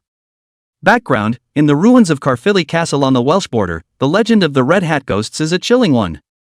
These diminutive elves wear blood-soaked hats and use the blood of their victims to keep their magic alive. 13th century documents record that a knight encountered the Red Hat in the castle cellar, where he was stabbed in the throat with a rusty dagger, only to suddenly disappear in the moonlight, leaving behind a hat dripping blood. Today, castle keepers often find fresh bloodstains on the stone steps early in the morning, and surveillance footage shows blurry red figures often leaping from battlements to battlements at 3 a.m. Suggestion: the red figure at 3 a.m. is the source of the nightmares, find him. Chapter 85, New Type of Copy. Survival Declassified. Reminder, invaded by an inexplicable force, the copy has changed out of control, the main world has adjusted the copy. As a brand new copy, those who pass the copy for the first time will be rewarded with unknown rewards. The moment everyone stepped into the replica, they only felt a wave of dizziness all over their bodies, and the entire world changed as if the sky was spinning. As he opened his eyes, the sky became cloudy and a blood moon hung high in the sky, and underneath the blood moon, a pitch-black castle appeared in front of him. Wang Bubble was confused. This isn't my transfer copy. How did it change? Chu Xian walked up to her, his gaze looking towards the dark castle in the distance, a strange color emerging in his eyes. The copy has changed again. It could be that the main world sensed that we were too familiar with the original copies, so it has been consciously creating new copies. Increase the difficulty of the challenge. Chu Xian looked sideways at Wang Bubbles and comforted him. After the new copy is cleared, you'll be able to complete the transfer quest just the same. By the way, what type of copy was your original copy? Bubbles Wang looks desperate, survival demystified. As soon as these words came out, a flash of shock appeared on the faces of Liu Yax and the crowd of Iron Guards. Iron Guard Captain Zhou Feng looked at the group of men. Do any of you specialize in these types of copies? The crowd looked to each other, and no one made a sound. Zhou Feng helplessly lamented, "This is the end of the line." Survival decryption copies are generally the easiest copies, as the hardest decryption content has already been completed by the top group of challengers. Just follow the guide step by step. The only difficult point is at the end, where you may have to face a boss that is more difficult. And in fact, it's the easy copies of this difficulty that are the most difficult. Especially for the first challengers. If it is not possible to follow the conditions of the copy and complete the decryption, the lesser case is being trapped inside for the rest of your life, or being strangled by a copy. Therefore, generally these types of replicas have an extremely high level of internal resentment, and some say that they are the wandering dead souls of those who have failed previous challenges. Especially, the difficulty of this copy they were going to face nowadays, hell level. Ordinary decryption copies require people with very strong decryption abilities to be able to pass the level, while the hell level not only requires the person who decrypts the level to have strong abilities, but at the same time, it also requires a certain amount of luck. Without luck, even a genius would have to be trapped for half a year or a year or two if he came. The people who realized the situation today couldn't help but gulp. Wang Bubble was quite self-conscious at the moment. I'm sorry. I didn't know my copy would turn out like this. LVE waved his hand with a serious expression. A lot has changed in today's copy, you don't need to blame yourself. The top priority now is how to pass this copy. Chu Xian, do you have any ideas? Lu Yashua looked towards Chu Xian, who at this moment was completely caught up in a kind of contemplation. Just see him frowning tightly as if he was thinking about something? The Scarlet Pact at Castle Carfilli. How did I come across this copy? Chu Xian's expression became equally serious. This copy is too troublesome and requires many steps to decrypt. I just want to level up. Why is it so much work? In his previous life, Chu Xian had cleared a lot of copies, and at the same time, in order to raid new copies, he had also read a large number of copies of the strategy, trying to find the design laws. This includes a copy of the Scarlet Pact at Castle Carfilli. Chu Xian was quite impressed with this copy, mainly because it was, well, too complicated. An element of luck is required, and without it, it's simply impossible to raid this copy. When he had initially researched this copy, Chu Xian had many times been rendered unusually speechless by the designer of this copy, the will of the world. A really good copy should require extreme logical reasoning skills to push through the copy step by step to find the final answer. A really bad copy, on the other hand, will ditch all of that and instead rely on an extremely strong luck component, and a little bit of bad luck will make it impossible to pass the copy. Chu Xian thought of the cheat log about this copy. This copy lasted almost 10 years from the time it appeared subsequently to being rated. Over the past 10 years, a large portion of Aiguos turned 5 professionals whose transfer quests required them to clear that replica had either fallen in battle on the way to clear this replica or had never challenged this replica, ultimately stopping short of turn 5 because of this replica. This copy was later considered a curse for a time, cursing those professionals who were chosen by this copy to never become a 5th turn professional. Aigo later even spent a lot of money on deciphering geniuses from other countries to challenge this copy. It also ended up taking a long time to raid this copy. The foreign man who had raided that copy was also once hailed as a hero by the professionals of Ikoku. Chu Xian thought a lot for a while, causing him to not hear LV's question. Chu Xian. Seeing that Chu Xian seemed to be thinking about something, Lu Yashua once again called out his name. Chu Xian returned to his senses. What's wrong? Lu Yashua didn't expect Chu Xian to give them some useful suggestions. After all, survival deciphering type of copies were something that would only appear after the 4th turn. According to Chu Xian's current level, he hadn't come into contact with this type of copy yet, let alone having any experience. LVE took a glance around. It was dark, and being in the middle of the forest, the surroundings were extraordinarily dark. And the castle, in the distance, was lit up. Louis Yax proposed. Let's just get into the castle first. It's dark out here, I'm worried that someone is secretly making a move on us. The others looked around as well, and without any objections, they endorsed Levi's proposal. Chu Xian also gazed deeply at the castle at that moment, and he did not say anything as he followed towards the inside of the castle. The moment you step into the castle, the smell of damp mold mixed with rust hits you. The rotting wooden floorboards creaked in protest underfoot, each step raising tiny specks of dust that formed a silvery haze in the moonlight. The 12-meter-high dome suspended 3 pieces of mutilated armor, their empty eye sockets facing the entrance, rusty swords in their hands pointing in different directions, forming some kind of obscure symbol. Once inside, the first floor was able to reveal a cloister and a staircase leading to the second floor. The moment they stepped into the castle, the duplicate will send a prompt. When the first rays of sunlight penetrate the spire, the curse will be lifted. The crowd looked at each other, confused. What does this mean? Wang Bubble looked at the crowd. Everyone was wide-eyed, and none of them understood the meaning. At that moment, Chu Xian suddenly opened his mouth as he surveyed the interior of the castle and calmly said, "Perhaps, when we entered the castle, we were already under some sort of curse. Only when we see the next day's sun, the curse on us will automatically disappear. That means something will attack us this night." Lu Yashua nodded. I agree with Chu Xian's analysis, everyone be cautious and don't break away from the group. As soon as his words fell, Wang Bubble's voice suddenly rang out. Look, guys, what's this? Chapter 86 First Collaboration with Belting. The crowd looked in search of the sound and realized that at some point, Wang Bubble had already walked up the steps leading to the second floor. At this moment, she was pouting and was staring at a step with a look of surprise in her eyes. Lu Yashue and a few iron guards walked up, and as they fixed their eyes on the 13th step of the spiral staircase, they found dark red bloodstains slowly writhing like living creatures, forming a spiral trajectory along the counterclockwise direction. Just when the crowd was observing a bit obsessively, the blood beads suddenly splashed up and came towards LVE. Fortunately, LVE reacted quickly and easily dodged it with a dodge. The blood beads finally landed on a somewhat dilapidated wall to the side, and then actually cast countless distorted shadows on it. The crowd looked stunned. Lu Yashue thought of Chu Xian at this time, and his intuition told him that this blood trail that would move must not be simple. The first time Chu Xian experienced a decrypted copy, he hoped to get Chu Xian more involved so that in the future, when he entered this type of copy, he wouldn't be like a headless fly, not knowing what to do. His gaze traced Chu Xian's trail, and he saw that Chu Xian was currently standing in front of a moldy bookshelf. This bookshelf is very old looking at first glance and presents the same age as the rest of the wooden furniture around it. But the collection of books up there is not much, 3 by 3, only the 13th shelf is a bit more, there is a 4 or 5 books. Chu Xian took down the 13th floor's collection of books, flipped through it a few times, and picked out a green book from it. Chu Xian, come over and take a look, there's something strange about this bloodstain. Lu Yi said. Wang Bubble followed suit, Brother Chu, this bloodstain must be a clue to pass the level, it's surprisingly moving on its own. Chu Xian nodded, I noticed it just now. Saying that, but in truth, Chu Xian hadn't looked at it at all, but even if he didn't look at it, with his memories of his previous life, he knew what it was. At that moment, Bubble Wang also noticed the green book in Chu Xian's hand, and she couldn't help but ask curiously. Chu, what's that in your hand? The crowd all looked over, and Chu Xian said at that moment. Remember the backgrounder when we entered the copy? In this castle, there was a janitor, but now it's gone for some willingness, probably scared off. My guess is that this administrator might have a log or something.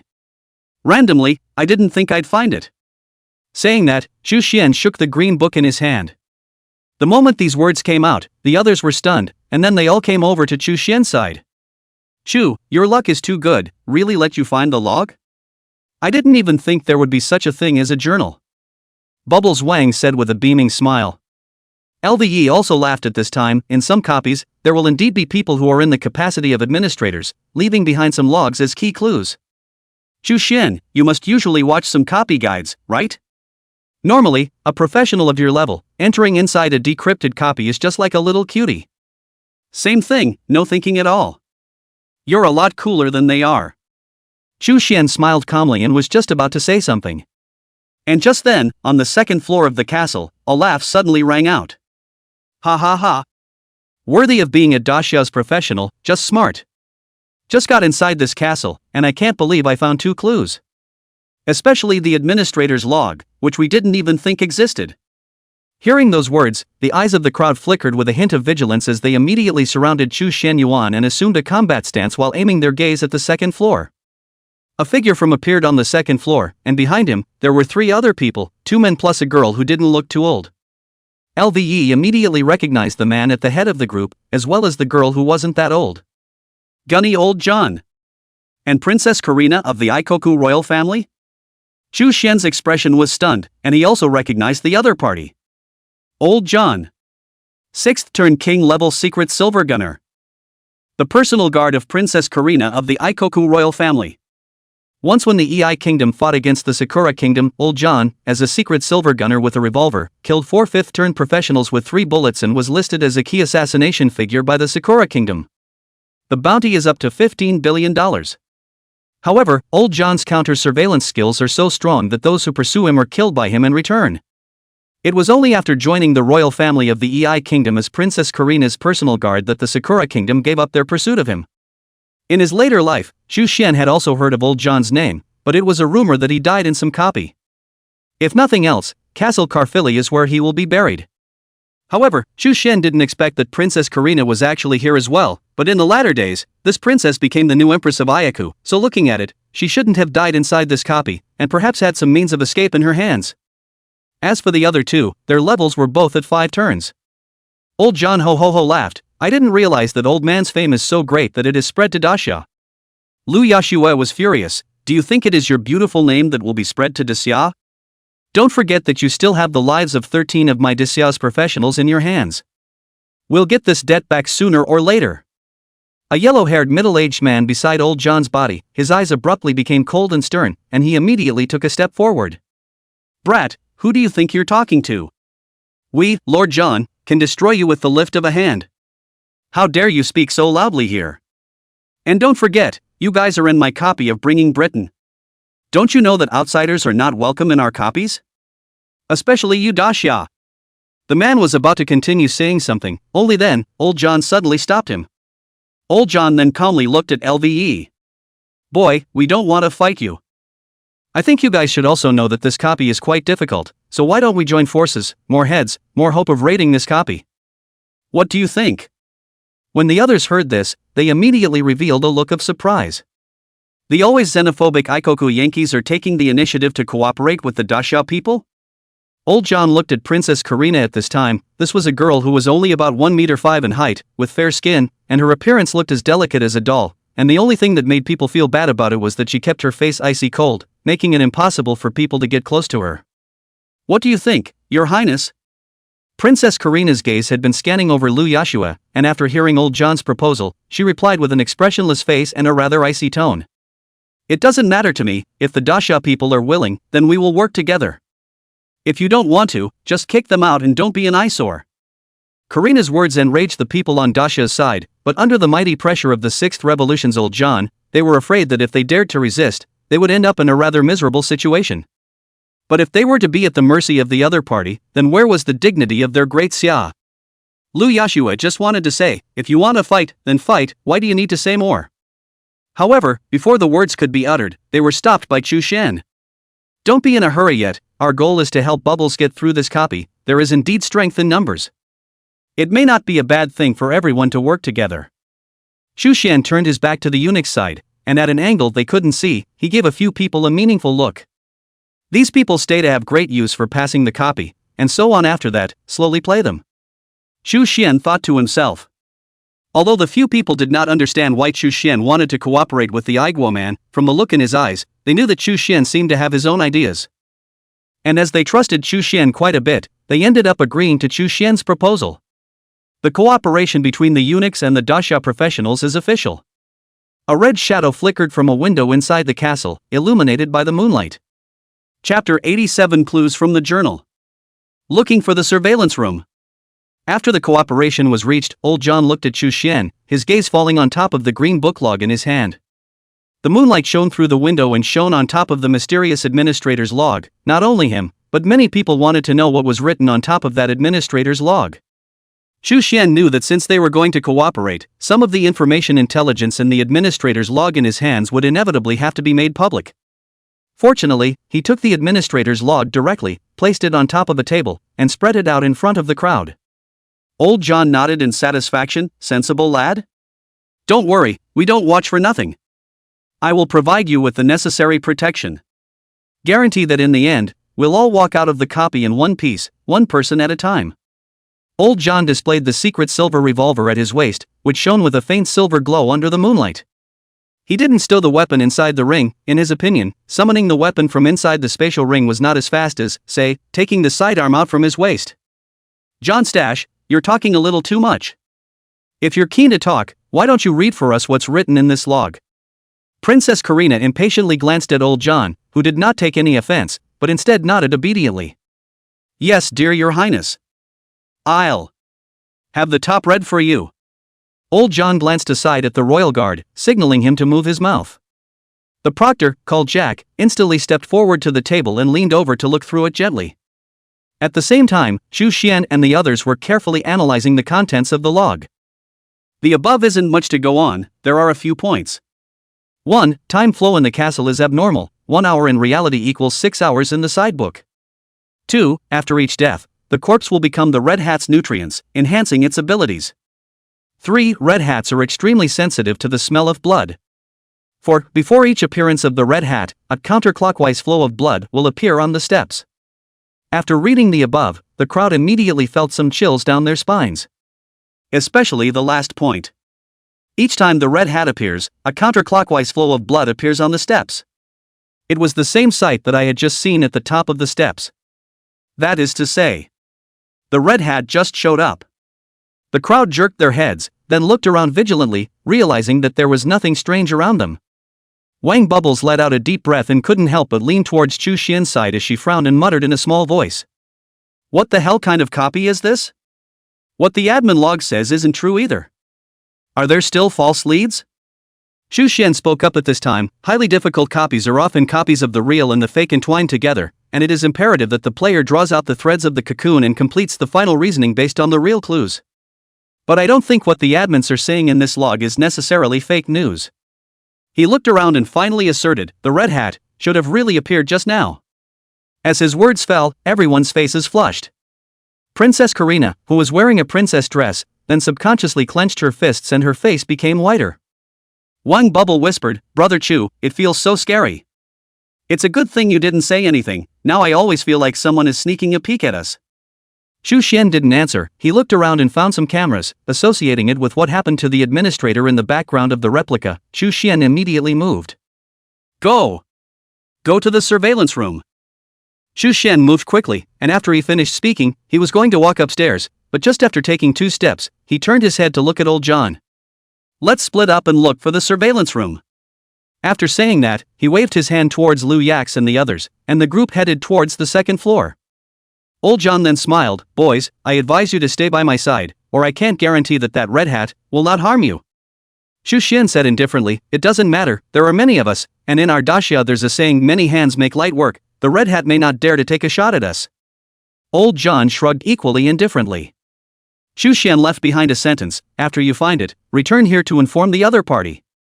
At that moment, however, Old John said, Since we've already announced our cooperation, why don't we team up together?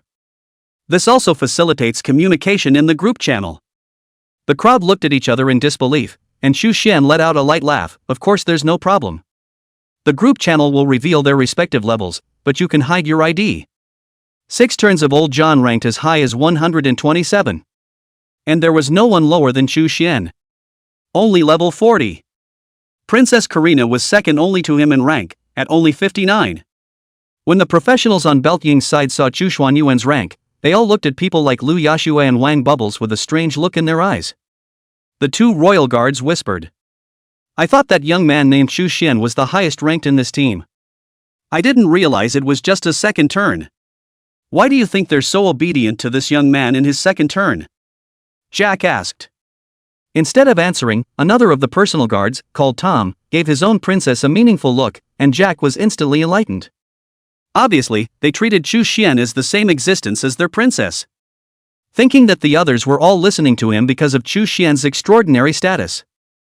Jack grinned, Chu Xian, at this level, hasn't even entered a decrypted copy that's only available at higher levels. Keeping on listening to him will only harm these people.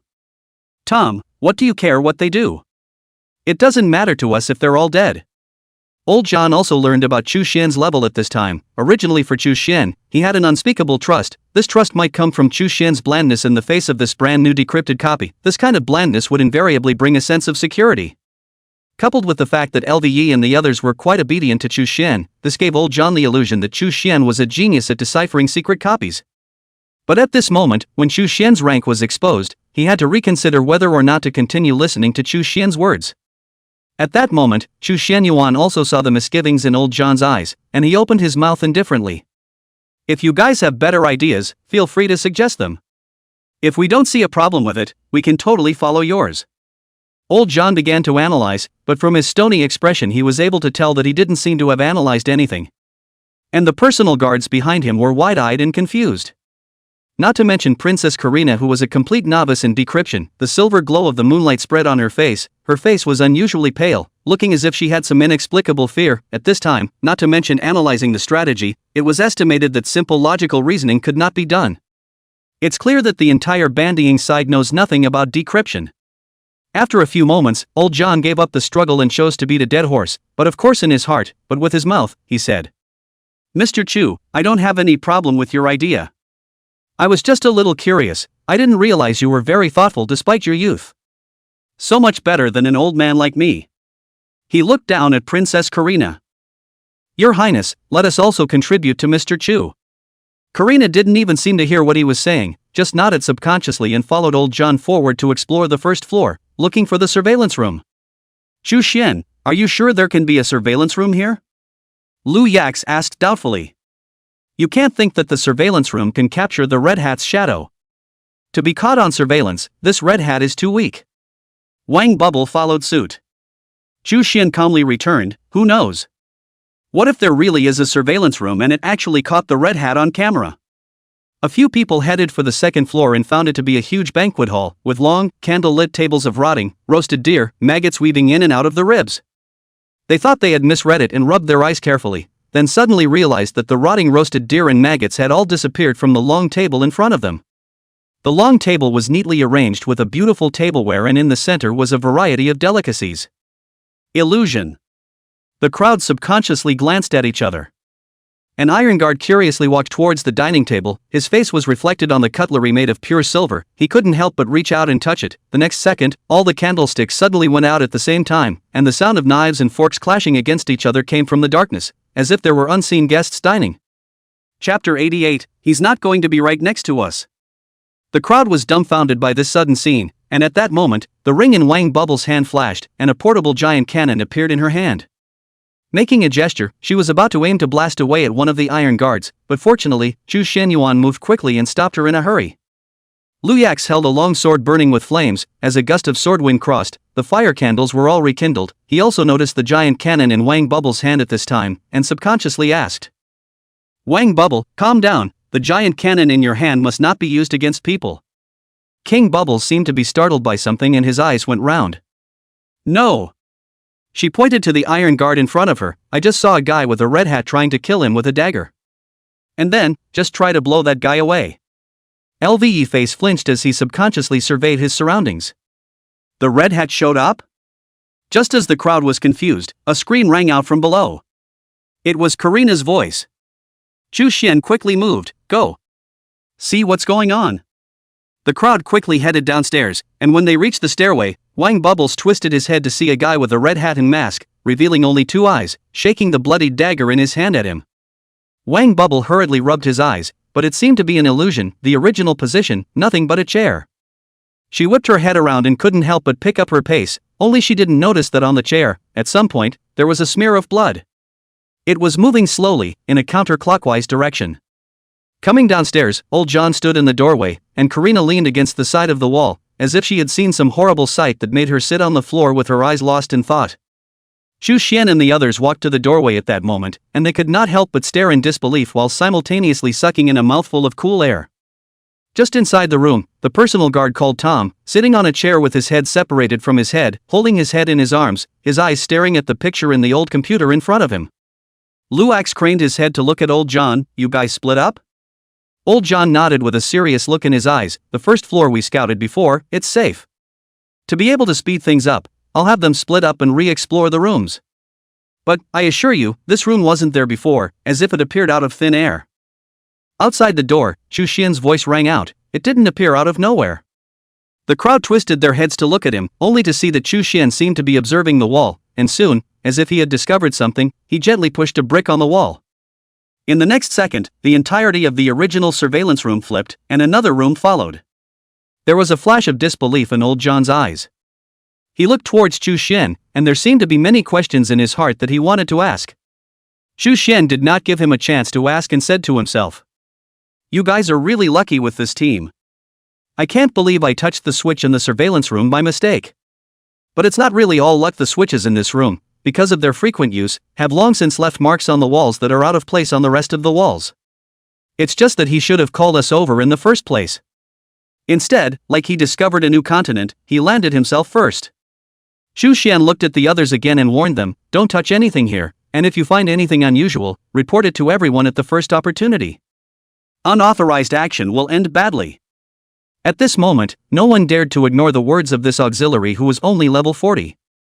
However, saying that, but the actual situation was only known to Chu Xian, who had seen that copy of the guide.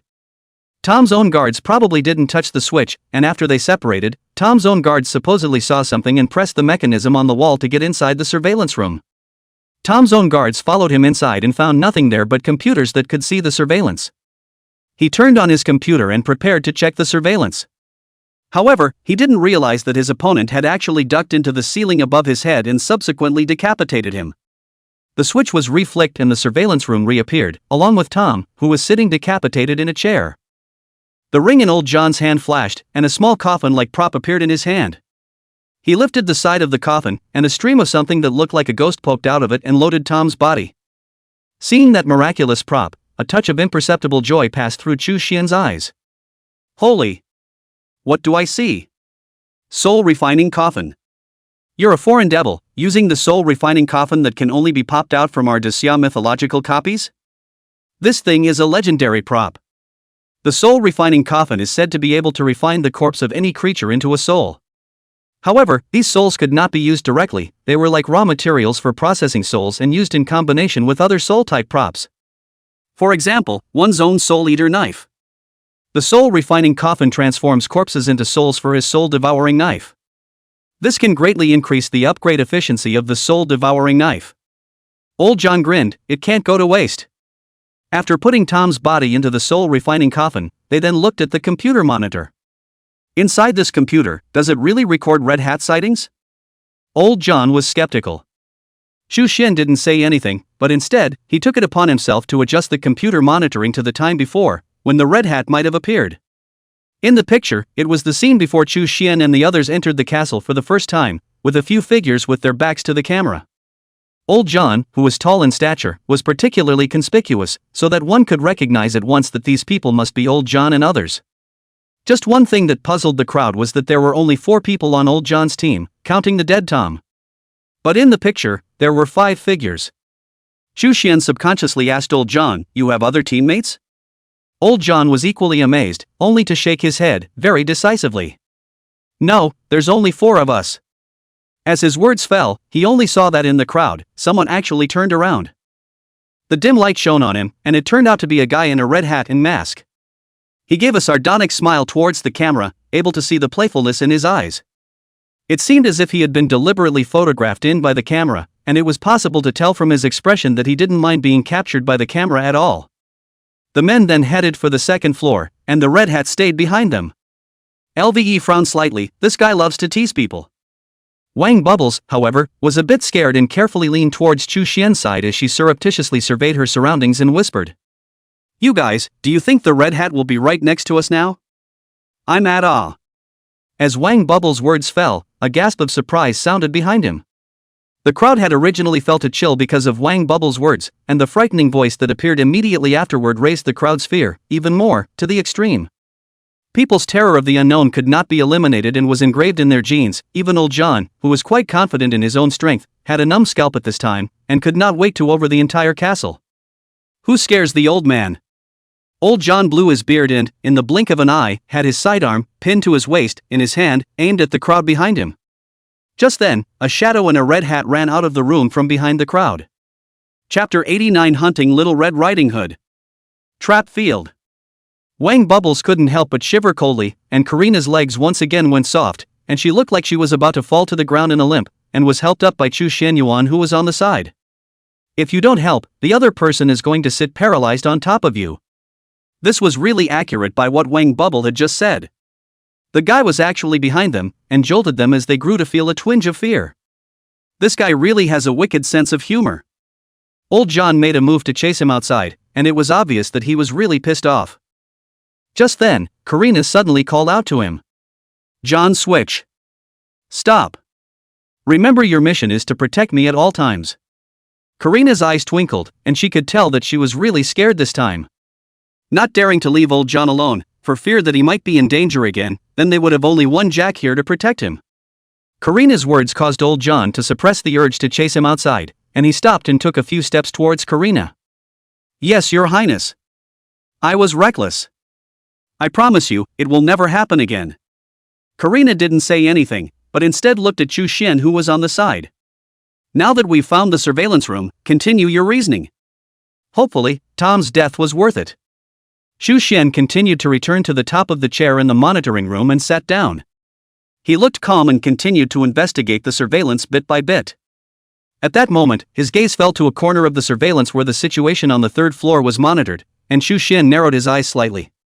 The others discovered this bit of oddity in Chu Xianyuan, and they followed Chu Xuanyuan's gaze.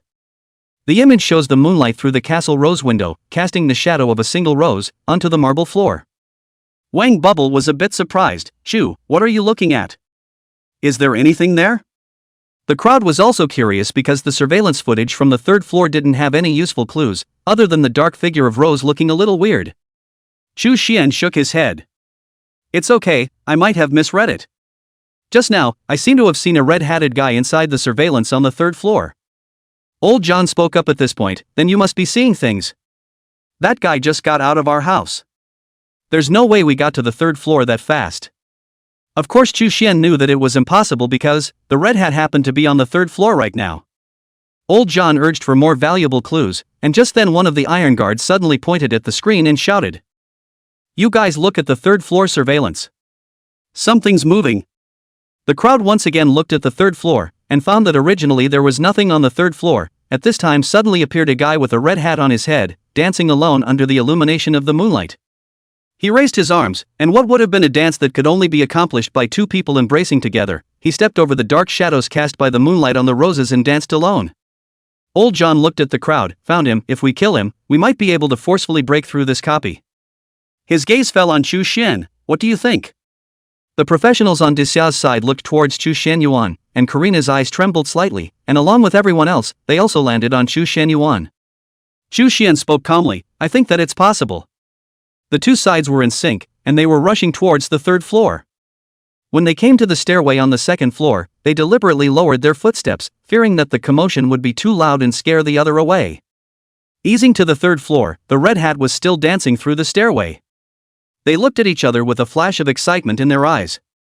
But he didn't notice the hint of teasing that flashed across the corners of the mouth of the red hat, who was immersed in the dance. Still. He's still there. What do we do? Wang Bubbles spoke in a small voice. Lu Yashue, who was on the side, proposed, as we agreed earlier, let's strike together and finish him off. Chu Xian's voice rang out, our power is too weak. He looked to old John. At this point, it has to be a 1-2 punch, and based on previous clues, this red hat could be a ghost or a dwarf elf. It takes a professional who can deal damage to a ghost to step in. Old John smiled calmly. Why don't you just yell at me to make a move? I'm a secret silver revolver, specializing in these types of guys. Old John took out the revolver pinned to his belt, opened the magazine, and saw that there were 6 rounds left. He then took a long leap and took aim at the red hat before immediately pulling the trigger. Boo! A light smoke drifted out of the revolver, and inside the chamber, a secret silver bullet approached towards the red hat, and this dexterous bullet was wrapped with a layer of eerie red light on the outside, which was particularly clear and eye-catching under the moonlight. Normally, this was fairly easy to spot, nay the secret silver bullets were too fast to dodge. Even LVE and Wang Bubble both had a scowl on their faces at this time, asking themselves that they couldn't dodge this shot. The sneak-attacked red hat was solidly hit by this bullet shot to the body. There was a mist of blood. Bravo, worthy of Mr. Ghost Hunter Johnswitch, with you here, this copy is really easier than expected. Jack's rainbow fart made old John quite pleased, but now is not the time to fool around. The red hat was hit by the shot, and did not die on the spot, immediately ran towards the depths of the third floor. Seeing this, old John immediately said, after them. Hit by my secret silver bullet, he won't be able to run far at all. Go after him and kill him, and this copy will be over. Jack seemed to have transformed into old John's loyal bloodhound at the moment, and as soon as his command was given, Jack sprang forward. Lu Yashue also wanted to chase after him, but he was stopped by Chu Xian. Lu Yashue didn't understand. Chu Xian? Why aren't you chasing after him? If this copy is cleared by them, there'll be nothing left for us to do, and then we'll have to go through the copy all over again. Chu Xian reacted calmly, you guys are overthinking it, this is a hell-level copy. Do you guys think you're going to get through this so easily? A few people were a bit confused, recalling that just now, wasn't it Chu Xian who had asked them to come over? How come they stopped them again when it mattered? Just as they were feeling a bit strange, suddenly, a miserable scream rang out not far ahead. Only to see that Jack didn't know what mechanism he stepped on, the walls on both sides suddenly emitted a strange light, while transforming into an inaccessible field, deadlocking Jack inside. That wasn't all. In the middle of the field, the moonlight seemed to be distorted by some strange force, and a huge silhouette of the red hat was cast on the wall, and immediately afterward, the silhouette left the wall and materialized into a gallows. The rope stretched quickly, like a swimming snake, and found Jack's neck with precision and lassoed it. Hiss. The ropes contracted violently, hoisting Jack up alive. Jack was obviously stunned and frantically cast various skills. He himself was a 5th turn Holy Shield Knight, summoning a shield sword and slashing towards the ropes. However, the gallows itself was an illusion, and the longsword fell onto it as if it had scratched through the air, unable to cause any substantial damage at all. Help me! Help me! Help me!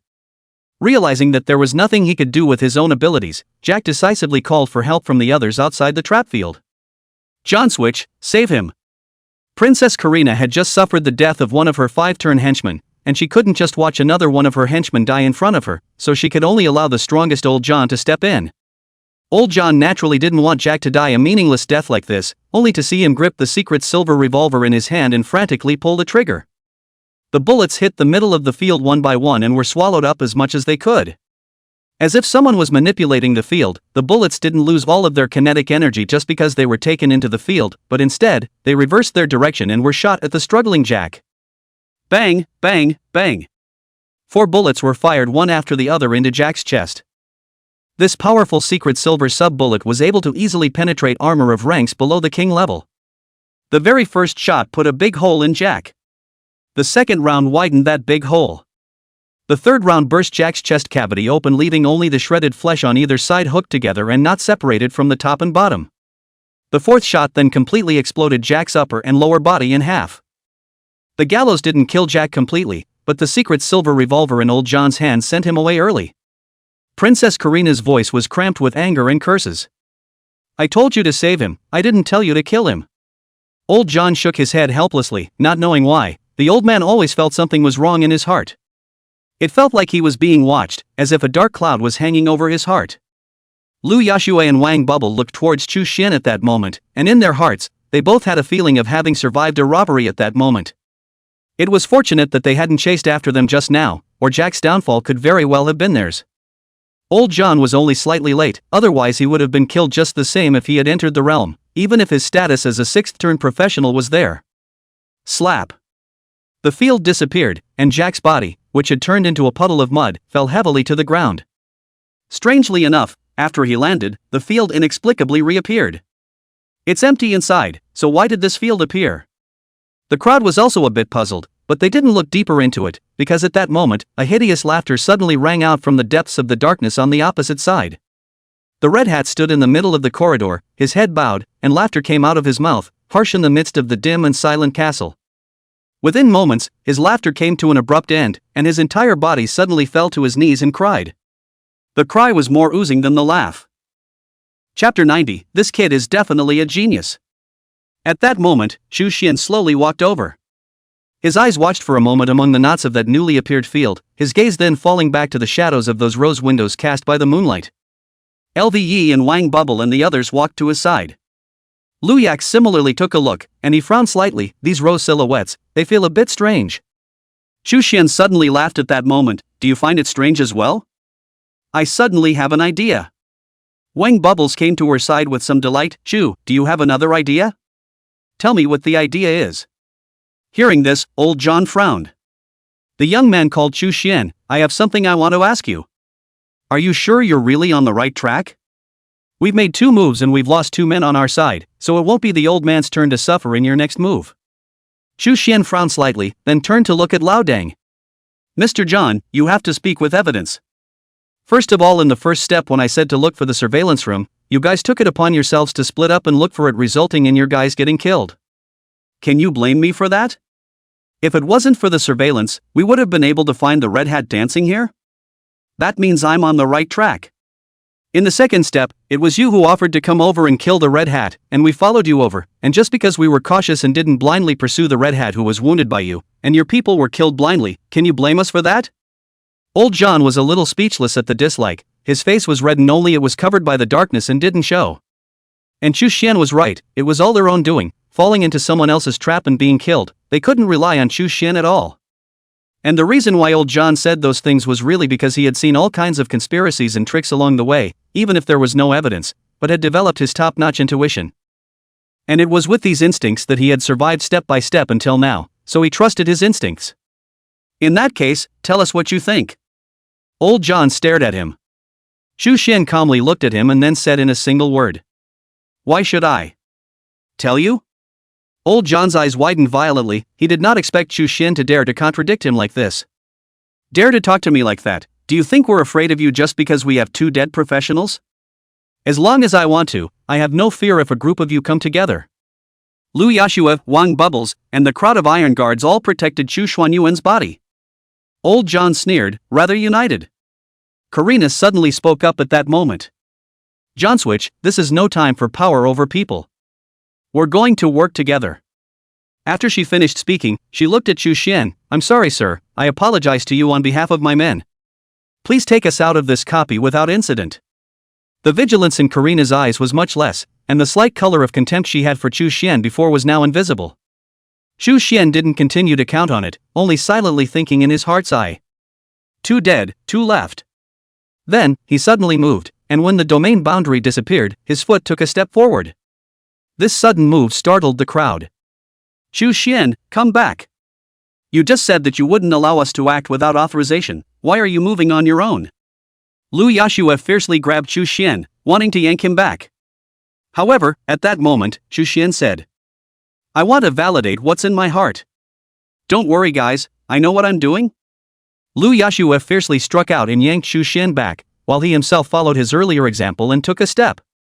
Just let me do something so dangerous. You command me.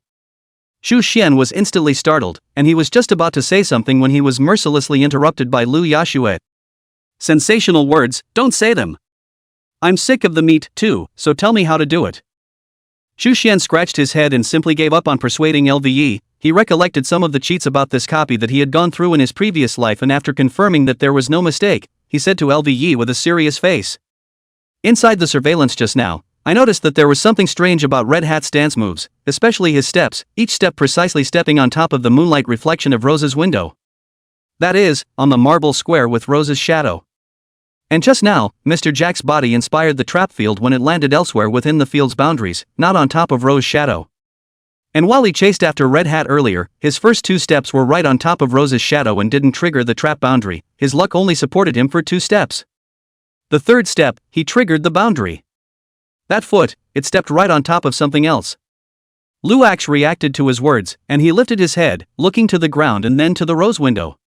So, what you're saying is that stepping on top of a marble square with a rose's shadow on it won't set off the trap? Chu Xian nodded, that's right. Hearing this, Lu Yaya took a deep breath, then jumped up in a long leap. He was like a golden chicken standing on his own, one foot stepping on the marble block that had the shadow of a rose. 1 step, 2 steps. 3 steps, 4 steps. He was gaining confidence in his stride. Taking a dozen consecutive steps, he was about to reach the opposite side of the room, and none of the trap fields had been triggered. The more the crowd watched, the more incredible it became. What made them feel outrageous wasn't Lu Yashua, but Chu Xian. His thoughts, it seemed, were validated. Look at the red hats, you guys. Wang Bubble's shocked voice rang out. The crowd sniffed and looked, and realized that the red hat on the opposite side of the room, who had put away his odd weeping, was now staring at LVE with a shocked face. It was as if he didn't expect his opponent to be able to pass the trap in front of him. And along with the fall of Wang Bubble's voice, the red hat really jumped and went to the depths of the darkness until his figure completely disappeared. Is this seeing that we cracked the trap, so we're afraid to run away? An iron guard said incredulously. At the same time, Lu Yi managed to reach the opposite side. Along the way, no traps were inspired at all. Chu Xian, your judgment is correct, that rose window's reflection is truly the key to cracking this trap boundary. Lu Yashua was incomparably excited, and his eyes were filled with admiration as he looked at Chu Xian. Brother Chu is awesome. Wang Bubbles hugged Chu Xian's arm and praised as if she was pampered. Chu Xian, on the other hand, retreated back vigorously. Having been single for 18 years, he couldn't bear the thought of a girl suddenly leaning so close to him. Especially since he also felt the impact of the massive capital. Karina looked towards Chu Xian, a trace of surprise flashing through her eyes in the same way, along with a wisp of complexity. The young princess, who had always been wrapped in fear, seemed to see a bright light in the darkness at this moment. Old John on the side, on the other hand, seemed to have forgotten about the argument he had just had with Chu Xian Yuan as he said with a smile. Mr. Chu, forgive me for my previous rashness, I didn't expect you to be really thoughtful. Please don't worry, I'll listen to you next, for the sake of us all getting through perfectly. Chu Xian smiled calmly. It's alright, you old man didn't kick us out in the first place, but instead gave us the opportunity to go through the duplicate together. We're already very grateful. On his lips, but in Chu Xian's heart, he had already figured out how to make old John die. The several people followed the thoughts provided by Chu Xianyuan just now and all arrived safely on the opposite side. Old John looked at the field of traps behind him and seemed to have something in mind. He took out his revolver, loaded it, and fired a sharp shot toward the marble floor not projected by the rose window. Boom! The moment the gunshot rang out, the trap field reappeared. Now, old John completely believed in Chu Xian's judgment. This kid is definitely a genius. Old John thought to himself. Chapter 91, Experience Level. Upgrade like crazy. Several people continued to walk deeper. The dark corridor seemed to swallow them completely. They had taken out their respective weapons, evening out.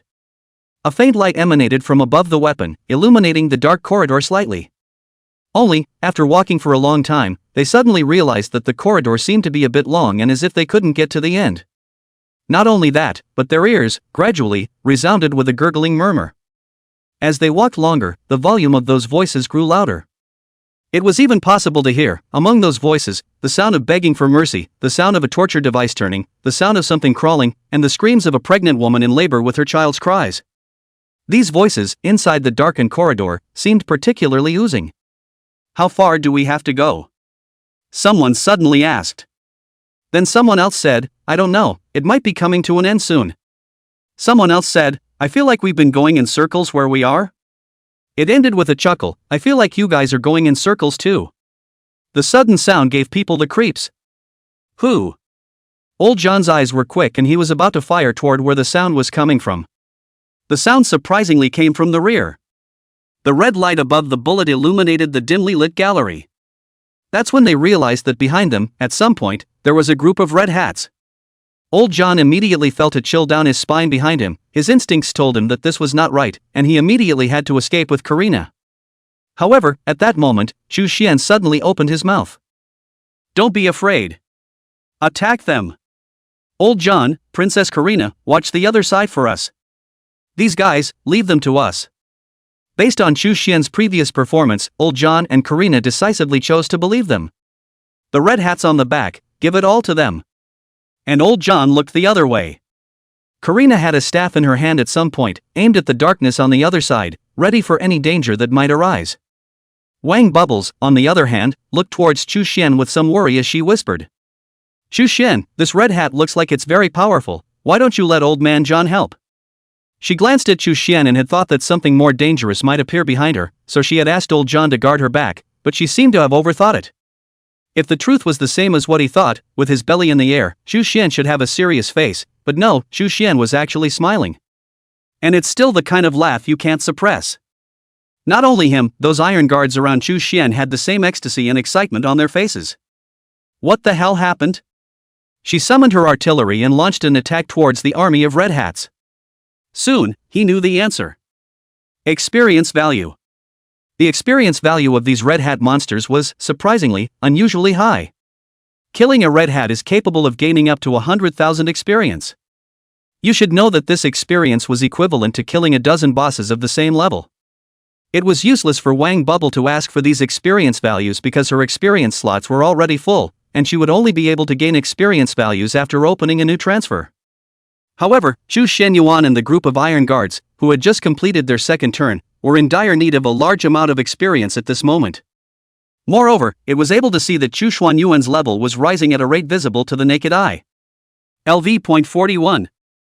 LV.42. LV.43. LV.49. LV.50. Not only was Chu Xianyuan himself, the levels of those iron guards under his command likewise rubbed upwards. Soon, there were iron guards whose level reached 79, touching the threshold of the fourth turn. Chu Xian, you guys are alright, can you hold up? John Switch sensed a hint of something strange and then asked a question. Chu Xian was going to eat cool, gasping for air, he said, it's fine, it's fine. Just guard your asses. Saying so, he continued to output towards the monster. Not forgetting to order his men to output ruthlessly. The subtext is of course for them to get together this wave of opportunities and level up hard. However, the levels of these red hats were also quite high, everyone was around LV.100. With high damage and high defense, the small wave at the front was eliminated under the intensive attack, but there were still a lot of red hats pouring in from behind. John Switch saw this and didn't have time to think about why their levels were rubbing off on them. Right now, he was most worried about whether Chu Xian and the others could withstand it or not. What if it doesn't hold up? He looked at the dark void in front of him, nothing monsters appeared, instead Chu Xian and the others were facing a large number of monsters. John Switch gripped the secret silver revolver in his hand and prepared to output a wave of output on the monsters to alleviate Chu Xian's pressure. But right at that moment, Chu Xian also seemed to realize that the pressure was a bit too much. In desperation, he unleashed the Divine Healing Aura, the Divine Devouring Aura, and the Void Pantomime Theater. The three major undercurrent auras appeared in unison, instantly controlling all the monsters in front of them. The green light swept over Wang Bubble's body, causing her to go limp and nearly sit on her, but because it was so comfortable. Whose skill is this? Get it off me. Before the words were finished, I saw the prompt coming out of the channel ID Chu, cast a Divine Healing Aura effect on you. Wang Bubbles instantly reacted, so it turned out that this crunchy feeling was brought about by Chu Xian. A blush appeared on her face, and she immediately retracted what she had just said and said instead. It's not enough. Chu, go on. Chu Xian had already killed Red-Eyed at that moment, crazily plundering experience values. Only he knew how unattainable this opportunity was. In a previous guide I read, someone mentioned the experience level at Castle Carfilly. Upon entering the Dark Gallery, a large number of Red Hat's doppelgangers will appear to attack the intruders. And these Red Hats were like experience monsters in some game levels that could gain a lot of experience after killing them. Chu Xian didn't expect to be able to encounter the experience level because there was also a condition for the triggering of this experience level that no one knew about. It can only be triggered by chance and cannot be forced. Of course, when the average person encountered this kind of benefit, without absolute ability, they could only be devoured by the Red Hat's doppelgangers, and even if they encountered it, they would have to be able to catch it. The current Chu Xian just happened to have the ability to take it down. So, it's normal to kill Red Eyes. Lu Yashua's voice suddenly rang out, Bubbles, grind the monster's blood strip into a bloody skin, and give the final kill to Chu Xian and his Iron Guard. This way they can gain the most experience value. Wang Bubbles immediately understood what LVE meant. Copy that battle axe. Neither she nor LVE needed experience, and Jedi's experience was the highest, leaving it to Chu Xian and his Iron Guard to maximize the final gain. King Bubbles then violently blasted out a cannon towards the back. 900,000. A staggering 900,000 points of damage were dealt, blasting the blood bars of the hordes of Red Hat doppelgangers behind them down to just a little bit of blood skin. This damage directly stunned King Bubbles. Holy! When did my damage get so high? Of course Lvax knew why, it all came from that level 40 man. Just get used to it. Go on. Chapter 92, 7 million wounds with 1 slash. You're telling me you're an assist? The more Wang Bubble fought, the more excited he became, facing the high-level Red Hat split. With their combat power, killing one was not a problem, but facing a large group, there was nothing they could do. But at this moment, with Chu Xian's assistance, their combat power was frighteningly high. Wang Bubble was then even more taken aback when he saw his shield. And she finally understood why Chu Xianyuan was able to become famous at a young age, creating one terrifying battle record after another. He was really strong. His skills were comparable to forbidden spells, like a god descending from the heavens. At the same time, the scene in which they annihilated the Red Hat's doppelganger fell into the eyes of John Switch and Princess Karina. Just now, they were worried about whether Chu Xian and the others would be able to cope with these Red Hat splitters, but very quickly, their worries disappeared. What replaced it was a deep shock. Princess Karina looked towards Chu Xian, her eyes flashing with disbelief. John Switch, do you recognize what that circle of skill is? John Switch gulped and replied, yes. Is a Halo Master. Your Highness. His eyes fell to the damage alert above the Red Hat doppelganger's head, and the terrifying numbers staggered him. An ordinary third-turn professional was able to deal 200,000 to 300,000 damage. The damage erupted from a fifth-turn professional was surprisingly close to 1 million. That wasn't what struck him the most. He couldn't understand how a level 40 Halo Master managed to hard control dozens of LV.100 monsters. Are all his skills S-ranked? S-class can't be that strong. Could it be the Divine Order level? Associating it with Lu Ye's actions of preferring to risk his life rather than wanting Chu Xian to risk his own, John Switch realized that Chu Xian had by no means been embraced by these Daxia professionals because of his superb status. He must be a genius of Daxia. The heavenly fate rank, at least at the king level or above, might even be legendary. Just as he was thinking, he suddenly saw that Chu Xianyuan seemed to feel that killing was not enjoyable, and even took out a dagger and killed towards those controlled Red Hat doppelgangers. Then a blast of 7,500,000. 7.5 million. Hiss. John Switch couldn't tense up. It's a ING monster. An auxiliary rushing out to swipe monsters with a knife was already out of the ordinary, and he damn well hit more than 7 million points of damage with one knife. This is a joke? Karina was even more shocked because as a combat mage, her level was one turn higher than Chu Xian's, but that was exactly why she understood even more, the gold content of that one hit of 7 million. It's a war monster. 40 levels are already so powerful, if it's 400 levels, old monsters with thousands of ranks would probably have to be scared. Could it be a god-ranked Heaven's Destiny who possesses a hidden profession? Karina's words caused a sinister flash in John Switch's eyes. Karina added at this point. John Switch, from now on, don't offend Chu Xian and his men. John Switch nodded, but what was on his mind was something else. Yeah. Definitely no offense, but if we can get out, we must find a chance to kill that Chu Xian. Definitely not a womanizer, this kind of guy must be strangled in the cradle. After making up his mind, John Switch decided not to strike out at those Red Hat splitters anymore, allowing them to attack Chu Xian's squad. However, even if he sat on the wall and watched, Chu Xian and the others ended up wiping out the Red Hat split. A large amount of experience value raised the level of 5 of the 10 Iron Guards to half-step 4 turns. As long as they went out and completed the turn 4 quest, they would be able to level up to turn 4. That's the equivalent of a gold guard in the army.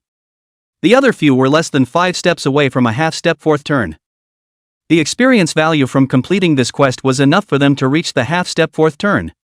Don't think that they upgraded too quickly, after all, they were only at turn 3, and this was a turn 5 copy of an experience monster. The experience provided was bound to be substantial. Of course, because Chu Xian was there, it was easy and enjoyable for them to brush up, while without Chu Xian, they were bound to be devoured by the Red Hat split. Dead can't be dead. And at that moment, Chu Xian's level had also reached 53 levels. Obviously just a moment ago there was only level 40, it hadn't even been a long time, the level seemed to be soaring like a rocket. John Switch looked in his eyes, and his killing heart grew even stronger. Of course, he didn't show it and even complimented it politely. Mr. Chu, you're really impressive. This is the first time I've seen someone like you, a professional whose upgrades are as simple as drinking water. Chu Xian smiled calmly, it's all because my teammates are powerful. If it wasn't for them, I'm sure it would have taken me quite a while. John Switch laughed darkly and softly. You think I'm going to believe your bull? When we get out of the copy, we'll let you stay here forever. At that moment, Her Highness Karina said. Mr. Chu, we've been walking here for a long time. But it's as if they're going in circles, they can't get out at all, and now suddenly there are a lot of red hats behind them. Do you have any ideas about that? This was not only Karina's question, but the others were equally puzzled in their minds. Chu Xian waved his hand, I don't know. Keep going, maybe some guys are feeling bored, maybe they'll take the initiative to reveal the cracks and let us out. John Switch shrugged, Mr. Chu, you must be joking. According to you, we're going to go all the way, which is impossible when you think about it. Chu Xian said indifferently, if you have a better method, we can all listen to you. If not, do as I say. Saying that, Chu Xianyuan led the professionals on Disya's side to continue walking. John Switch didn't want to move, but he saw Karina follow, and had no choice but to end up following in order to protect this princess. The group continued to walk for a long time. Subsequently, more and more people felt that this was not going to work, it was definitely not going to work. However, just when they couldn't hold on, a red dress appeared in front of them. The road, which had been going on indefinitely, suddenly appeared to take a fork in the road. The crowd was stunned, and they all looked at Chu Xian. Have we come to the end of the line? Or did that guy finally get impatient? What the hell, hurry up and follow it. Don't worry first, have you forgotten how that Aiguo guy hung up before? Let's see what Boss Chu says first. The crowd looked at Chu Xian. Now, even Karina and John Switch looked at Chu Xian with an attitude of incomparable trust. Waiting for his next instructions. Chu Xian looked in the direction where the red hat had disappeared, and a smile appeared at the corner of his mouth. It's time for the showdown to begin. Chapter 93 It's done. The underground passage surged. Follow it up, it shouldn't be possible to repeat the same trap trick. Xu Xian gazed deeply at the direction where the red hat had disappeared, the long corridor engulfed in darkness, extending to nowhere. He didn't bother to think about that and directly chased after it. If it was someone else's reasoning, the others might not believe it or would even be skeptical, but who let Xu Xianyuan display an extraordinary talent for reasoning inside this copy? Seeing that he had already acted, the others also followed. They headed deeper into the dark corridor, and soon, light appeared in front of them, and a long corridor with candle fires on both sides appeared not far away. It was only a little strange that this was the third floor, yet they seemed to hear the sound of water, as if it were a waterfall. The crowd couldn't help but be surprised, but their footsteps didn't stop because of this and they continued to follow. It wasn't until they'd gone about 100 meters or so that the source of the watery sound appeared in the middle of the long corridor in front of them. Only to see that in front of them, the dark red liquid was actually flowing from below upwards in a direction that violated the laws of physics. It was as if a cube constructed of liquid was completely blocking their path. LVE frowned slightly as he glanced at Xu Xian. Are we going to go through? It always feels like there's something weird about this liquid. It can't be another trap. Wang Bubble walked to the upside-down waterfall in front of him, and took out some daily necessities from his spatial ring and threw them in. It was found that those things, after entering inside, completely levitated and did not suffer any damage. Can't this liquid do us any harm? John Switch laughed softly. Surely you can't measure anything with those things of yours. It still has to be real. I've experienced it in some copies, and some traps are only for people. It still has to be tested with someone to test the results. Wang Bubbles looked stunned as she looked around. Of course I know this, but what if something happens? John Switch didn't say anything, but instead walked himself over to the liquid. The ring in his hand flashed violently, and the soul-refining coffin, which emitted a black aura, appeared in his hand.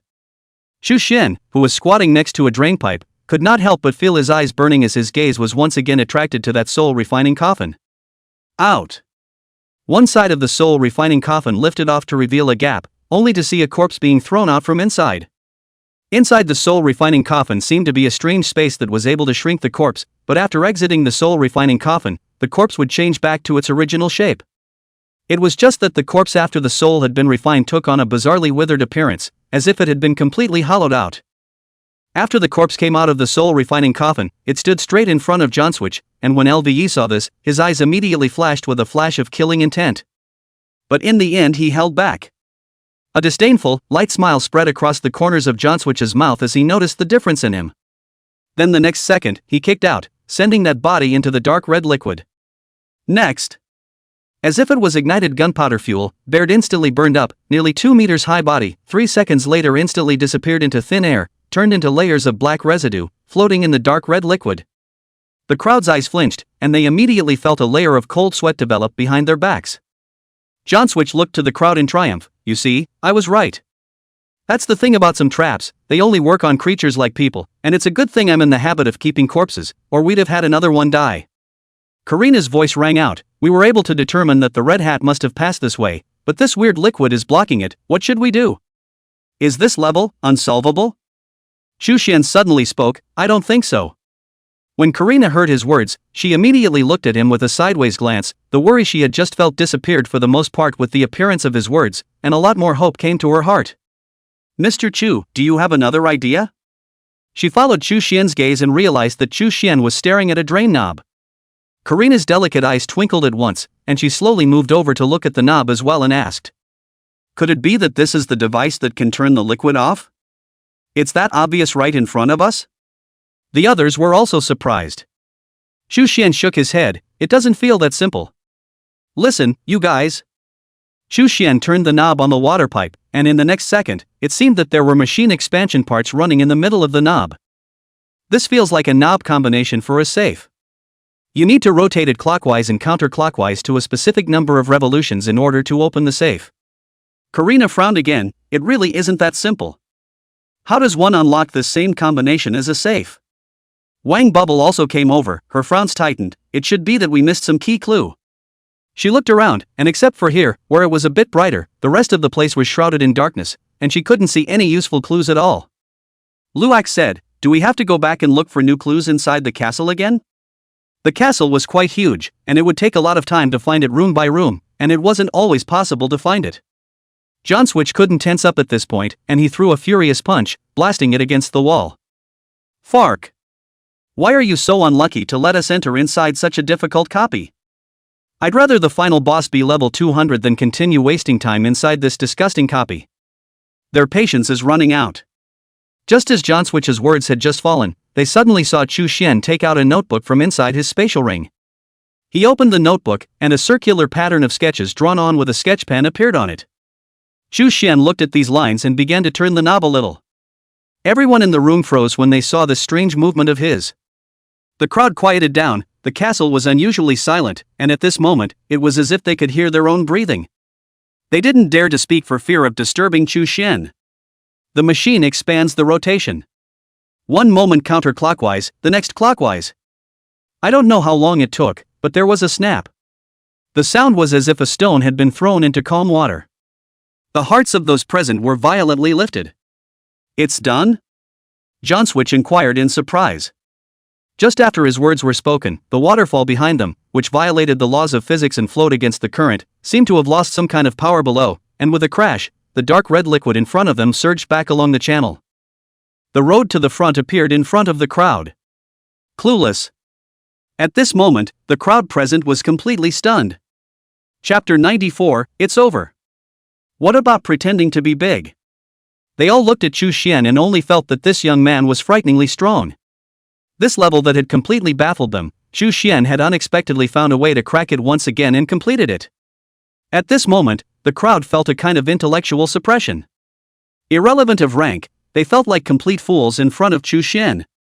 Karina glanced at the new passageway that had reappeared with a strange color in her eyes. She once again turned her head to look at Chu Xian and could not help but inquire. Chu Xian, how did you know the password to this device? Obviously you're with us all the time. Why do we look like tourists in this castle and you look like a tour guide?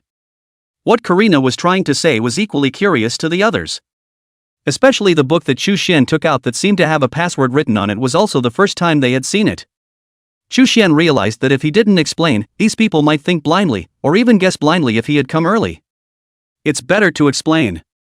Sure enough, as soon as Karina's words were finished, Wang Bubbles came in a very big way. Brother Chu, have you been here before?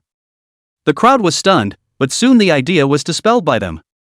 After all, this was a new copy, how could anyone have been here beforehand? Chu Xian opened his mouth as he shook the small book in his hand and explained. Actually, after entering the castle, I've been watching for all the useful clues in this castle. I've recorded all the clues I thought would be useful in this book. Maybe you guys weren't paying attention before. As for this password. Chu Xian paused for a moment and continued. Don't you guys think this pattern very familiar? Seems to have seen it somewhere? The crowd looked at each other, and from the confusion in their eyes they were able to tell that none of them had the slightest impression. Chu Xian froze for a moment, deciphering the answer. Don't you guys notice that the circles of code and the lines on top of the hat worn by the red hat are similar? Wang Bubble touched his head. Does the hat on the red hat's head have a tattoo? Karina was still confused. It's pitch black, this princess didn't see clearly. LVE seemed somewhat impressed. There are indeed some lines, but who would have thought that those lines were the key clues? John Switch honestly said, it would have been poking the red hat's hat in front of my face, and I couldn't have guessed that that would be the key clue. While several people were discussing, Iron Guard Zhou Feng's voice suddenly rang out, look across the street. The crowd immediately turned their heads to look, only to see that across the street, the figure of the red hat reappeared. It stood a short distance away, seemingly frozen in place, the lines on its hat clearly visible in the candlelight. It suddenly dawned on the crowd that there were indeed lines, and they were identical to the ones drawn by Chu Xian Yuan. What a meticulous observation, what a wise brain, this is a deciphering genius. Karina secretly looked at Chu Xian, and found that this young man from Daxia, surprisingly some handsome, he stood there, it seems that there is a light sprinkled on his body, and it is even some. Fascinating? Chu Xian seemed to have sensed Karina's gaze and then turned his head to look over, a move that startled Karina. She didn't know why she had the feeling of being a thief, but her face still blushed uncontrollably. At the moment even she herself didn't realize that she didn't seem to feel as scared and fearful as she did before. Look! He's running away again. The red-hatted figure appeared for less than 3 seconds, then disappeared around the corner of the promenade once again. The gazes of the crowd looked toward Chu Xian, waiting for him to give the order to pursue. At the moment, among these people, Chu Xianyuan had just become a commander-like role. Even the 6th turn professionals were just swords in his hands, pointing and hitting wherever he wanted. However, as the red hat figure disappeared, Chu Xian's reaction was very flat, and LVE was a bit puzzled. Wasn't this time the best opportunity to pursue the red hat? Chu Xian, aren't we going to chase after them? Lu Yi asked. Chu Xian nodded, chase. But he walked to the underground passage where the dark red liquid had just spewed out, and it was black and blue below. Chu Xian continued, but if I chase directly, I'm afraid there's a fraud. The crowd was dumbfounded by Chu Xian's words. Where did you see that there was a fraud? Such a good opportunity. If we don't continue to chase him and let him run far away, it's not going to be easy to chase him. John Switch questioned. Chu Xian didn't know how to make up a reason. He thought for a moment and said, but if the red hat was really afraid of us chasing him, why did he come back just now?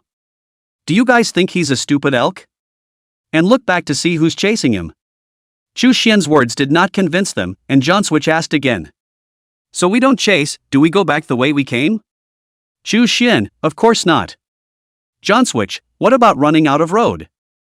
Chu Xian looked down to the dark liquid channel below. Who said that? Isn't there a path here? The moment Chu Xian's words came out, the people present were all confused. They walked over to Chu Xian's side and looked towards the bottom, the deep bottomless passageway. Just letting them take a look at it made them feel a vicious chill. LVE threw a stone towards the bottom. I don't know if it was too deep. There was no sound feedback at all, and there were still odd sounds coming out from below from time to time, but any individual would feel that there was something down there. Karina also looked at the crow's nest of tunnels. She gulped and asked Chu Xian once again. Mr. Chu, are you really sure? It feels like there are monsters down here. Chu Xian smiled calmly. It's right to have monsters. When you think about playing a game, do copy designers set up monsters in useless places? The fact that there are monsters down here means that this should be an important location down here. Saying that, Chu Xian glanced at John Switch. Of course, that's just my speculation. However, I'm not sure about my own speculation, so why don't we split up and Mr. John continue to pursue the red hat while we go below? Well, a few eyes fell on John Switch and Princess Karina. John Switch took another look at the deep, bottomless tunnels, and he looked at the road in front of him again, and for a moment he hesitated. What do you think, Your Highness? Princess Karina did not hesitate in the slightest. She glanced at Chu Xian and smiled calmly. I'll go down, I choose to believe Mr. Chu. Hearing this, John Switch no longer hesitated. Then I'll choose Mr. Chu's as well. Let's go down together. Chu Xian. Holy. You're such a wimp? It's over, the front is playing a little too big, these guys won't take the bait. Chapter 95, What Baby? It's a ING curse. The group took a leap down the underground plumbing channel. I don't know how long it took to finally reach the bottom. With the darkness enveloping her, she couldn't reach out and Karina cast her magic, and the space suddenly became suddenly bright. To one side of where they were was a wide aqueduct with a dark red river trickling down, not knowing where it came from or where it went to. On one side of the aqueduct was a flat marble floor, and on top of the marble was a bizarre circular altar. When the crowd saw that altar, the doubts in their hearts disappeared without a trace. Intuition told them that this altar must be a key clue, which also meant that Chu Xian's deduction was right again. This place is a must-see. Daxia is actually able to cultivate such a genius. Karina murmured. On the side, a hint of sinister flashed in John Yevich's eyes. This son must not be retained. This should be the bone blood altar mentioned in the guide. Chu Xian's group walked to the front of the altar, and in the center was a flat stone platform, on top of which was placed a rusty crown. Moving closer for a closer look, he was able to see that there was still remnants of the already air-dried brain matter on the inside of the crown, and the 7 black pearls already had a luster that shimmered under the light. Wang Bubble's hand couldn't help but want to touch that golden crown, but her hand was just about to touch the top. Then she thought of Chu Xuanyuan's original instruction that she should not touch any of the items within the replica indiscriminately, so she stopped her inner impulse and then looked at Chu Xianyuan and asked. Brother Chu, this golden crown doesn't feel simple. Can we touch? Maybe it's an unbound artifact. Chu Xian said in mock contemplation, it shouldn't be a trap. But I'm not sure, which one of you is going to try? Maybe this is a key step to unlocking some important clue. Chu Xian looked around, his gaze sweeping through the crowd and finally landing on John Switch's body. Mr. John, you're the strongest among all of us, why don't you give it a try? John Switch froze for a moment. He was just about to refuse, who knew that Princess Karina had actually spoken up as well, singling him out for a try. Mr. John, we owe it to Mr. Chu and his team for taking care of us along the way. We have to do something, don't we?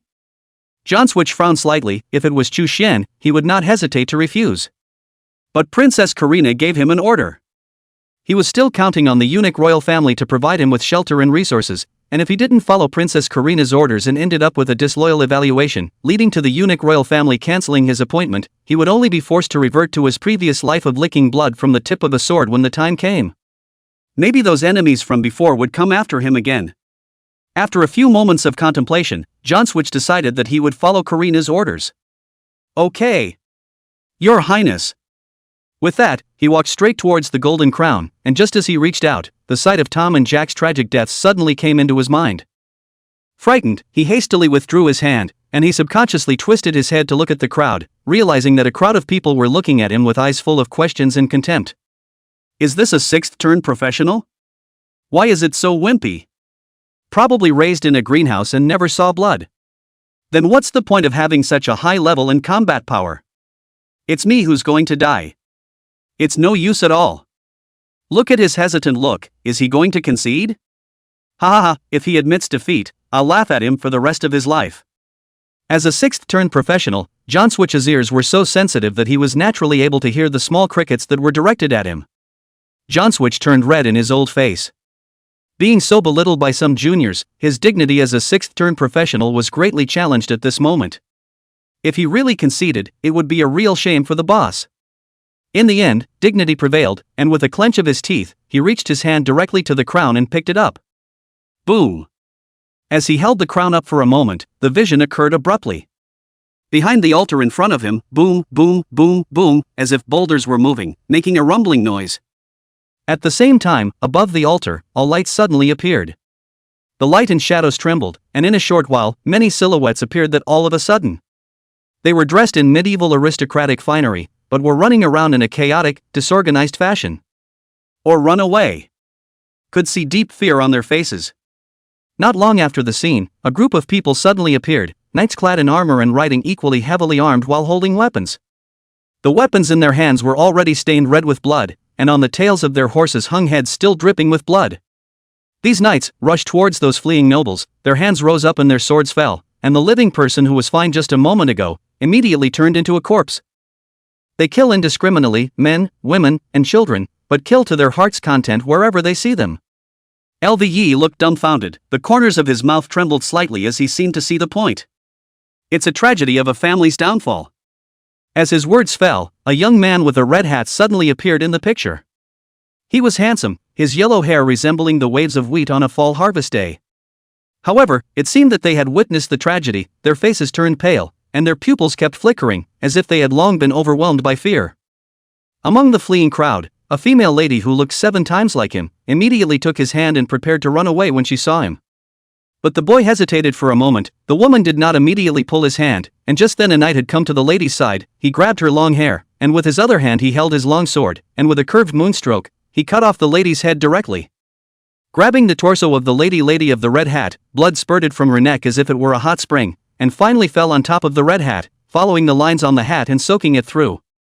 The original bright red cap had an extra touch of eerie dark red. The knight stabbed the red cap again, and the red cap fell straight down, amidst the mass of corpses, staring up at the ceiling with his eyes lost in thought. This image played for a long time, and after watching it, everyone had a feeling of suffocation. Karina's eyes flickered as she looked at the body of the red hat, her eyes a little lost in thought, and after an unknown amount of time, she came back to her senses and spoke slowly. The family coat of arms on the wall is that of the Cadwaladers, the Welsh nobility who were exterminated in the 13th century. The first noble family in the history of Wales to fall as a result of aristocratic rivalry. 7 generations of the Dwalat family, none of whom were spared in this massacre. Karina, as the Princess of Ikoku, understood the history of the Welsh nobility better than anyone else. No one questioned his words. Wang Bubble spoke up at this time. In that case, this red hat is quite miserable. That woman, who I don't know if she's his mom or his sister, died horribly in front of him, and I couldn't stand that scene. No wonder it can transform into an evil spirit. Wang Bubbles wanted to say something, but finally sighed helplessly. And that's when Johnswitch realized that nothing had happened to him at all by touching the crown. As a matter of fact, he had long had chills running down his spine, frightened by the sudden vision that had just appeared, and thought that he had triggered some kind of deadly trap again. However, he had just breathed a sigh of relief on his side when suddenly the crown in his hand changed. Under the crown, a skull suddenly appeared, and the hand that was originally grasping the crown was now grasping on top of the skull. This scene fell in the eyes of the crowd, and they were all dumbfounded by this sudden scene, but the next scene was what dumbfounded them the most. Only to see that the skeleton suddenly broke free from Johnswitch's hand and climbed crazily upwards along his shoulders, finally climbing to his brain, abruptly turning into a ray of light that surged into his brain and turned into a seal. The crown also fell on his head. Johnswitch, who wore a crown on his head, at this point looked like a well-traveled ruler of a princely family. The aura of the body changed as a result. A flash of surprise appeared on Karina's face. "Johnswitch, what do you feel now? Oh my god.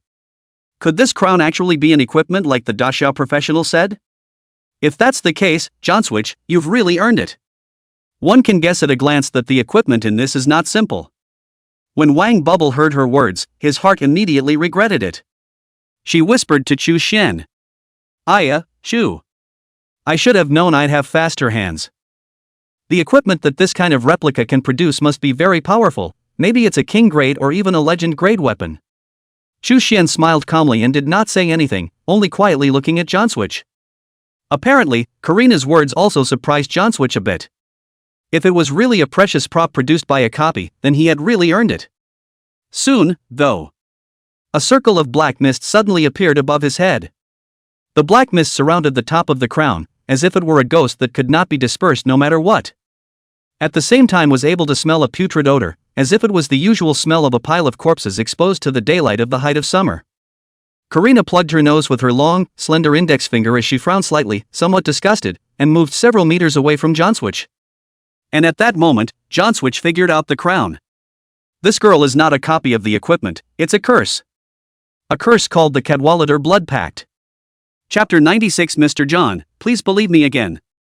This curse was condensed from the resentment of 7 generations of the entire family, specifically targeting those who coveted the power of the Cadwallader family, and although they had captured the substantial crown, they had also invariably endured a curse from the entire family. Those who are cursed will always have their blood reduced, and this reduction is irreversible. Reduced along with the life cap. Reduces blood by 1% per minute. It seemed to be decreasing slowly, but it really wasn't that slow for a 6th turn professional's nearly 1 million bloodstains. Johnswitch was completely flustered. The resentment in his heart was yet no less than the curse on the crown. He wanted to curse at the moment, he clearly felt that the crown was not simple, and that there might be some sort of trap or mechanism behind it. But resisting the fact that it was Princess Karina's order, while being cricked by the Dashao professionals, made his head spin and he grabbed on. It was too late for regrets, and reprimanding Princess Karina was not an option. You can only hold back and suffer on your own. In the meantime, hurry up and leave the copy and find someone to lift the curse from your body.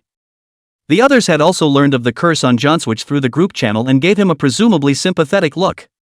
Princess Karina said at this point, "Johnswitch, you can rest assured as much as you want, when we get out of the copy, I'll be sure to ask the world's best healer to help you lift the curse. Guaranteed to keep you safe and sound." Johnswitch nodded, "Then thank you in advance, Your Highness." With Karina's reassurance, Johnswitch wasn't as worried. The Ikoku royals were still quite powerful. Helping him find a powerful healer to lift the curse is not difficult. However, one size did not fit all. The pot of suffering a curse was dumped onto Chu Xian's head by him. If he hadn't offered to let himself touch the crown, the curse certainly wouldn't have fallen on his head. This son must not be kept. Johnswitch thought to himself once again. Chu Xian didn't realize that he had been targeted by John Yevich as he walked behind the altar on his own. At this moment, Chu Xian had just become the core of the entire team. Where he goes, others follow. As he came behind the altar, the others came up. The huge sarcophagus behind the altar, the top of the coffin has been opened, revealing a corpse. The rumbling sound just now is no accident, it is this sarcophagus issued. The crown was removed and the sarcophagus opened. Above the inside of the sarcophagus, medieval writing is written. This sudden appearance of a corpse attracted the attention of everyone present. The writing above the interior walls in particular makes one suspect that those above are also quite important clues. The texts, however, are obscure. The professionals on Dashia's side were also wide-eyed, and no one seemed to recognize them. At that moment, though, Karina leaned over, her eyes falling on top of the words, her eyebrows furrowing slightly, and after about a few seconds, her lips twitched slightly. Words that felt foreign were slowly deciphered by this princess. The name of this sleeping corpse is inscribed on the inside of the sarcophagus, Marek the eldest. One of the major reasons for the downfall of the Cadwallader family was the result of a family rebellion, which Marek used the power of the crown to put down, but it ended in failure and he was eventually beheaded. On the inside of the sarcophagus, there is also this sentence: "Crown of blood to be repaid in bone and blood." It's a very puzzling statement. A crown of blood they might have thought was the crown on John Switch's head, but what did bone and blood mean? There are no clues at all pointing to information about bone and blood. The crowd frowned and fell silent again. At this time, Chu Xian suddenly spoke, "Mr. John, can I use a bit of your blood?" John Switch. Catch me griping? Not. Why do you need my blood? I'm not half related to this family. Everyone looked at Chu Xian, only to see Chu Xian suddenly grinning. Although you were not halfway related to this family before, now you have become a traitor to this family by taking the crown. Perhaps it will be recognized as a clan member by the will of the copy. Of course, that's my speculation, so why don't you give it a try? John Switch wanted to directly refuse this time. Just now it felt like he was being punked by Chu Xian. What if he was still being punked this time? But before the words could be said, Chu Xian suddenly took a step ahead and added, "If Mr. John doesn't want to, then there's nothing I can do about it, so let's all just wait to be trapped inside this copy." When these words came out, the crowd was directly confused. Even Chu Xian didn't have a solution, they even didn't know anything. John Switch, you might as well sacrifice a little more for us to get out of the copy alive. Princess Karina's voice sounded again. It's just a little blood anyway, it won't kill you. And I promise that when we get out, the sacrifices you've made will be doubly repaid by my royal family. John Switch was once again in a state of indecision. In fact, he wanted to get out in a hurry more than anyone else. After all, the others didn't have the curse on them, and the longer he dragged it out, the closer he was to death. After hearing Chu Xian say that there was nothing he could do, John Switch had already taken out his pocket knife from inside his pocket. "I know, my subordinate is willing to go through fire and water for Her Highness." As the words fell, John Switch took out the knife in his hand and made a decisive cut on his hand, and immediately bright red blood gushed out, which looked particularly eerie in the dimly lit basement. What else is there to do? John Switch looked at Chu Xian. Chu Xian looked down at the altar's surroundings. "You guys, look, a big bright red formation appeared around here at some point. Could it have something to do with this bone and blood? Mr. John, I suggest you use your own blood to redraw this grand formation." Looking at the intricate array, John Switch was directly confused. "Are you sure? The scale of this grand formation isn't small. What if I don't have enough plasma?" Chu Xian grinned. "How come? You're a 6th turn professional, your body's ability to create blood is super strong, don't worry, it won't take your life. Of course, if you don't want to, then we'll spend it." John Switch's veins rippled on his forehead as he helplessly shook his head, deciding to trust Chu Xianyuan for once. He took out his pocket knife and, using the blood from his hands, redrew the complex array at his feet until all of it was stained with John Switch's blood. The scarlet large formation was particularly eye-catching in the dimly lit basement, but for some reason, the crowd felt a vague uneasiness in their hearts when they saw this large formation. This uneasy feeling even made John Switch forget to condemn Chu Xian. Why the condemnation? Because of the large amount of blood consumed, the result was that the large formation under his feet did not change halfway at all. Obviously, Chu Xian's speculation had been wrong. After reacting, John Switch wanted to question Chu Xian what the hell was going on. He had expended so much blood himself. And it turned out to be halfway decent? But before his words of condemnation could be uttered, Karina's voice suddenly rang out. "It's okay, Mr. Chu, although your speculation has made some mistakes, please don't be anxious. Please continue your judgment." Chu Xian heard these consolations from Karina and then laughed. "Oh. Your Highness, thank you for your confidence. With this support from you, I won't give up so easily and will fight to get all of us out of here." Karina nodded solemnly. "Aha." John Switch is confused. "Excuse me, no one really cares if I live or die, do they?" Chu Xian suddenly thought of something at that moment. He looked to one side of the coffin and suddenly said, "Is it the blood of Mr. John that is to fill this coffin?" John Switch. Chu Xian grinned. "Don't be nervous, Mr. John, I'm just kidding." John Switch was completely taut. "Mr. Chu, this joke is not funny. I don't think my blood is even bone blood as the inscription says above. Chu Xian, no. I think so. Since this inscription comes from the coffin's inscription, why don't you, Mr. John, put some of your blood inside the coffin some? When the crowd heard this, they couldn't help but nod. Lu Yashue said, it seems to be the case. Bubble Wang followed suit, I remember many TV movies where blood is dripped inside the coffin and then various reactions can occur. Karina, really? Mr. John, just try it. John Switch wanted to subconsciously decline, but felt that the idea seemed somewhat plausible. Gritting his teeth, he decided to trust Chu Xian once more. Walking over to the sarcophagus, John Switch pinched the wound on his hand, and instantly a drop of blood dripped down onto the top of the sarcophagus. Chu Xian commanded from the side. Try dropping it on top of a corpse's head. However, there was no response. It's dripping on top of the chest. Half a reaction. Feet. Try the feet. Still no response. John Switch, a sixth-turn professional, had become unusually pale at this moment due to the loss of blood. Originally, his blood bar was dwindling, and as he took a sharp look, he had unknowingly lost a third of his blood bar. Now he was completely numb. The anger of a sixth-turn professional was about to explode at this moment. It was only at that moment that Chu Xian slammed his head. Oops, how could I have forgotten such an important clue? The inscription says that the blood crown needs to be repaid in bone and blood. The crown. Mr. John, trust me one last time, take the blood from your hand and drop it on top of the crown. Chapter 97 Merrick's Confession. Well, he's still a kid. Although John Switch was in a fit of anger and was already somewhat out of his mind, but at this moment, seeing Chu Xian's incomparably certain appearance, he couldn't help but quell some of his anger, or was building up an even greater anger. If it didn't work this time, he would absolutely have to kill Chu Xian. In order to leave the copy alive, John Switch held back his anger and dripped blood onto the crown above his head one last time. Buzz.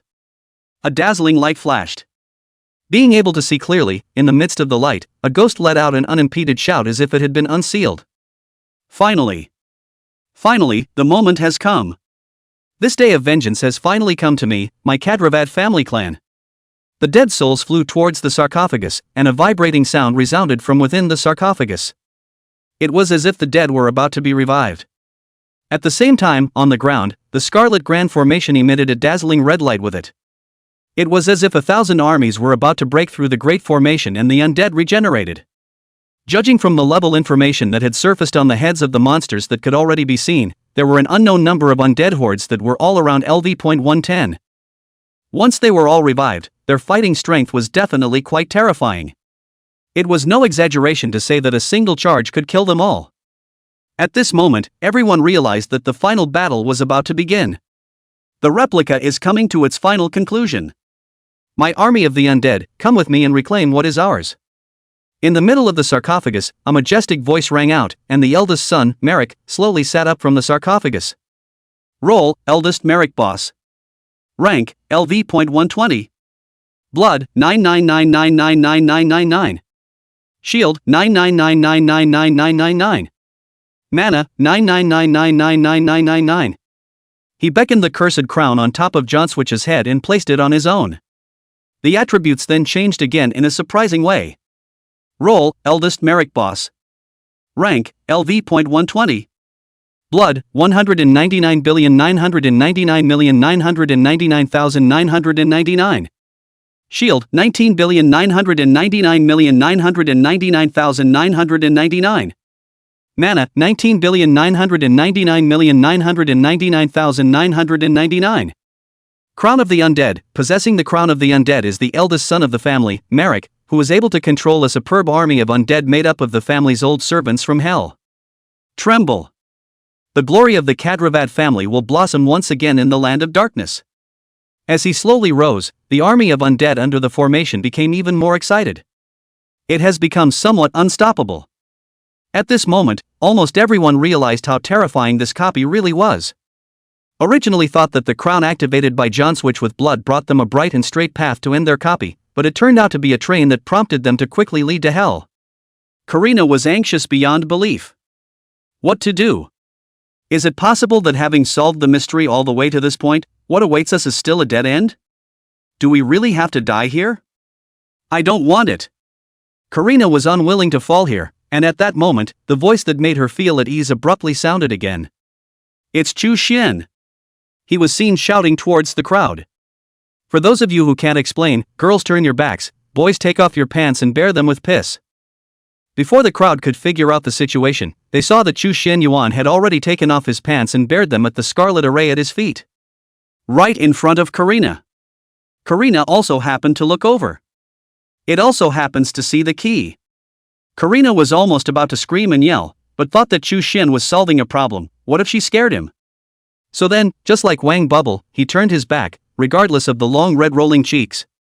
Seeing Chu Xianyuan do so, out of his strong trust in Chu Xianyuan, the other men also took off their pants, even the old man Johnswich, who likewise disregarded his dignity. Holy, what's that smell up here? It stinks. Grass. It's piss, it's too gross to go up there. No martial virtues up there, pure nausea, right? Let's go, this wave is too much of an asshole, let's wait for the next wave. Murmurs of the undead army came from under the formation, and in a short while, the light on the scarlet formation was surprisingly doused as if it were a candle flame. The hissing of the undead below disappeared, and their figures were all but invisible, the ground returning to its previous basement appearance, as if those undead had never appeared. Surprisingly, it works. Chu Xian, you are. How did you know that urine can stop the undead from reviving? If it wasn't our first time going through this replica together, I'd think you weren't reading the guide ahead of time. Brother Xian, you are the god of deciphering. You're really great. Wang Bubbles was so excited that he directly hugged Chu Xian. Karina was once again stunned. Previously, he had thought that Chu Xianyuan was just a genius, but now that he had seen that he had stopped the undead from reviving with a single bubble of urine, it seemed that this was no longer something that a genius could do.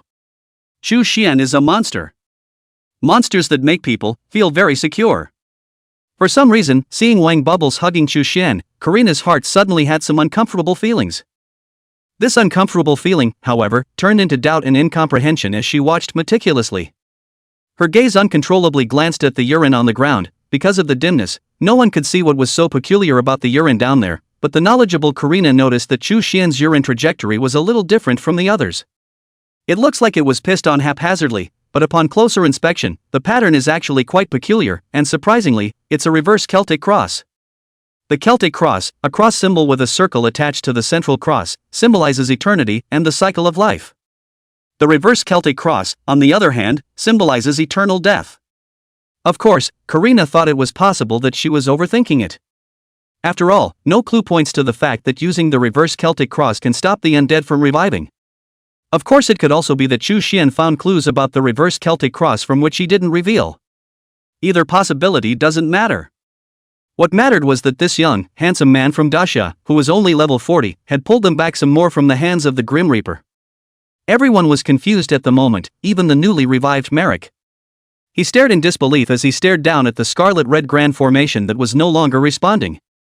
Where is my army of undead? What have you done to my undead army? Merrick picked up the crown above his head and tried to resummon his army of undead, yet no matter how many times he held it up, the undead array didn't even half respond. At the same time, Chu Xian's voice rang out. The final boss has appeared, take out our strength and decimate this final boss. If there are no accidents, we will be able to pass the copy. As the words fell, the divine healing aura, divine devouring aura, and void mime theater appeared at the same time. After Merrick learned that he couldn't summon an army of undead, an uncontrollable rage filled the inside of his head. Merrick loudly questioned, why? Why is everyone targeting us, the Kadravads? In that case, kill you all and become my new undead army. Many mime actor specters surged around Merrick. They tried to bring Merrick under control, however, the level of those specters was too low after all, only level 40 was the same as Chu Xian, it was still difficult to use them in the face of a level 120 boss. There was no way to control it in the slightest. Chu Xian, it's better to leave it to us. You protect yourself. Levi's words fell, and then he was about to kill towards Merrick. However, at that moment, a ghostly green light, as if a speeding arrow, shot out. Chapter 98 Red Hat failed to pretend. Brother, save me. The arrow shot towards Chu Xian. This attack was extremely fast, aiming for Chu Xian's center of the eyebrow with a single shot. Chu Xian instantly lay straight down, and a staggering 1 million points of damage erupted from the top of his head. Merrick shocked everyone in the room by hitting 1,000,000 points of damage with one blow. Chu Xian. Hen. Boss.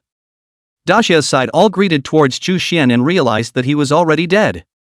But the aura hadn't disappeared yet, and everyone except LVA panicked. Boss, is this dead? Don't be ridiculous, how could the boss just die like that? Absolutely impossible. Brother Xian, don't die, didn't you promise me to take me through this copy? Boss, it's all my fault that we were bad and didn't protect you properly. Lu Yashua associated the previous sparring session with Chu Xian and wanted to say something, but the words reached his mouth and he ultimately did not say anything. Karina's eyes instantly became disoriented as she staggered towards Chu Xian Yuan, seeing that he was completely devoid of life breath all over his body. Karina could not believe her eyes. Dead? That's dead? How can this be dead? Ever since her father died, she felt like no one had ever been able to touch her cold heart, but at the moment, for some reason, seeing Chu Xian die, she suddenly felt her heart ache a little. It was clear that she had only met the boy for less than a day, and yet she felt a little hard done by. John Switch, on my command, kill this boss. At all costs. John Switch was still thinking about going out to the copy and how to kill Chu Xian. Now that he saw that he had been killed by the boss, he was relieved. Although he didn't know why the aura was still there after Chu Xian's death, the terrifying bonus also doubled his confidence, and he wasn't afraid in the slightest even when facing Merrick. Annoying guy, finally solved. Merrick's eyes flashed with a hint of viciousness. He remembered clearly that it was this guy who organized these people that caused his undead army to fail to undead revive and eventually return to hell. That was why, at the first moment, he decapitated Chu Xian. Over here, just as he was about to deal with the remaining ones, a light suddenly rushed into his brow and inscribed itself into a bizarre brand on it. As this brand was inscribed on his brow, he suddenly felt a wave of sadness swaying his mind. Strange. Why I want to cry so much? Why, is it me who feels weepy for the dead clansmen? Nope. I'm not feeling sad for them. I was aching for the boy I killed. I can't believe I just killed a child with my own hands. He looked so young, as if he were my brother. I actually killed him brutally. How am I different from those traitors who slaughtered my people? I'm sorry, you kid, I'm sorry. Why did I have to take action against you, a flower boy? It's not like there's any hatred between us, you're just a person trying to pass a copy, we have no grudges. You were supposed to have a good life, you were just getting started in life, and I was cruel enough to snuff you out. No. Wang Bubble and the others, who had witnessed Chu Xian's death, had originally wanted to turn their hatred into power and seek revenge on Merrick. But now, they couldn't believe their eyes and ears. They saw that Merrick had actually dropped to his knees on both legs to hold his head and cry. Inside the words, they were filled with guilt and self-blame towards Chu Xian. And by the looks of it, it doesn't even look like a show. They looked at each other in disbelief and were a bit confused for a while. LVE frowned slightly, for some reason, from above Merrick's reaction at this moment, he felt as if he saw a familiar figure. Damn it! It feels so familiar. But I don't know who it is. Forget it, it was still important to avenge Chu Xian's death. He looked to the left and right, preparing to take this opportunity to kill the boss and avenge Chu Xian. However, at that moment, a figure quickly appeared in front of the crowd, heading straight towards Merrick. Exactly, the red hat. Role, Second Son Simple Boss. Rank, LV.119. Blood, 899999999. Shield, 899999999. Mana, 999,999,999. Haha, you guys are so smart to jump into the water pipe and revive my brother instead of following me. But alas, you guys are really smart but not smart enough. Originally, you only had to take on my wrath alone, but now you have to take on the two of us brothers and an army of undead. Eh? Where's my brother's army of undead? Why didn't they show up? Forget it, without an army of undead, dealing with you guys will be easy and enjoyable. Next, get ready for the two of US brothers. The Red Hat obviously didn't know what was going on and thought everything was going his way.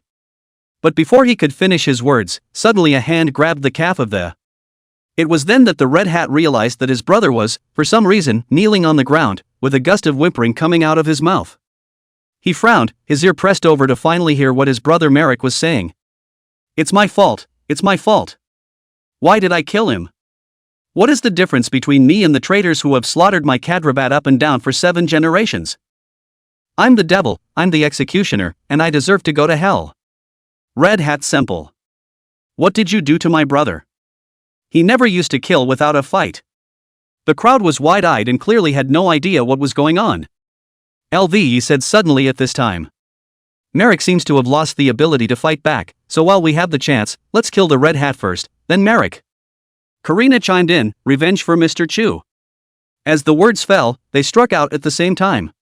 Countless skills surged towards the Red Hat like a tidal wave. The Red Hat snorted coldly, with your strength, it's just delusional to want to deal with me. He cast his skills at the same time, advancing instead of retreating.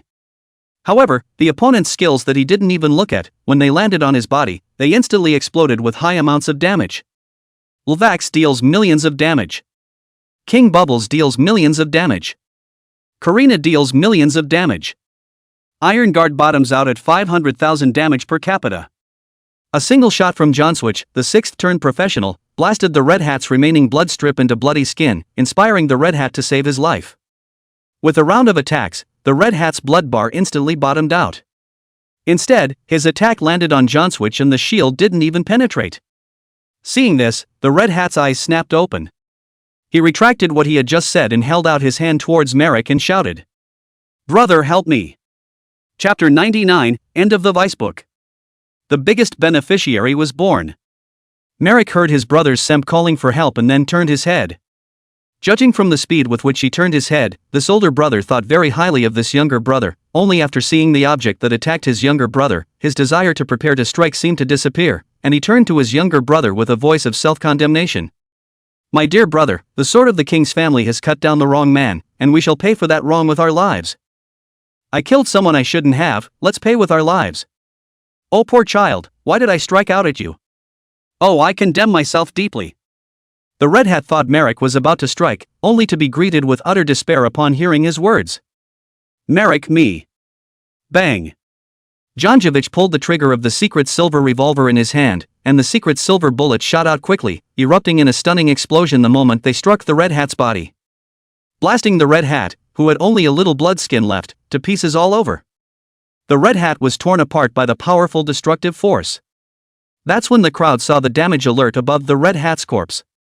Heck, it reached over 7 million.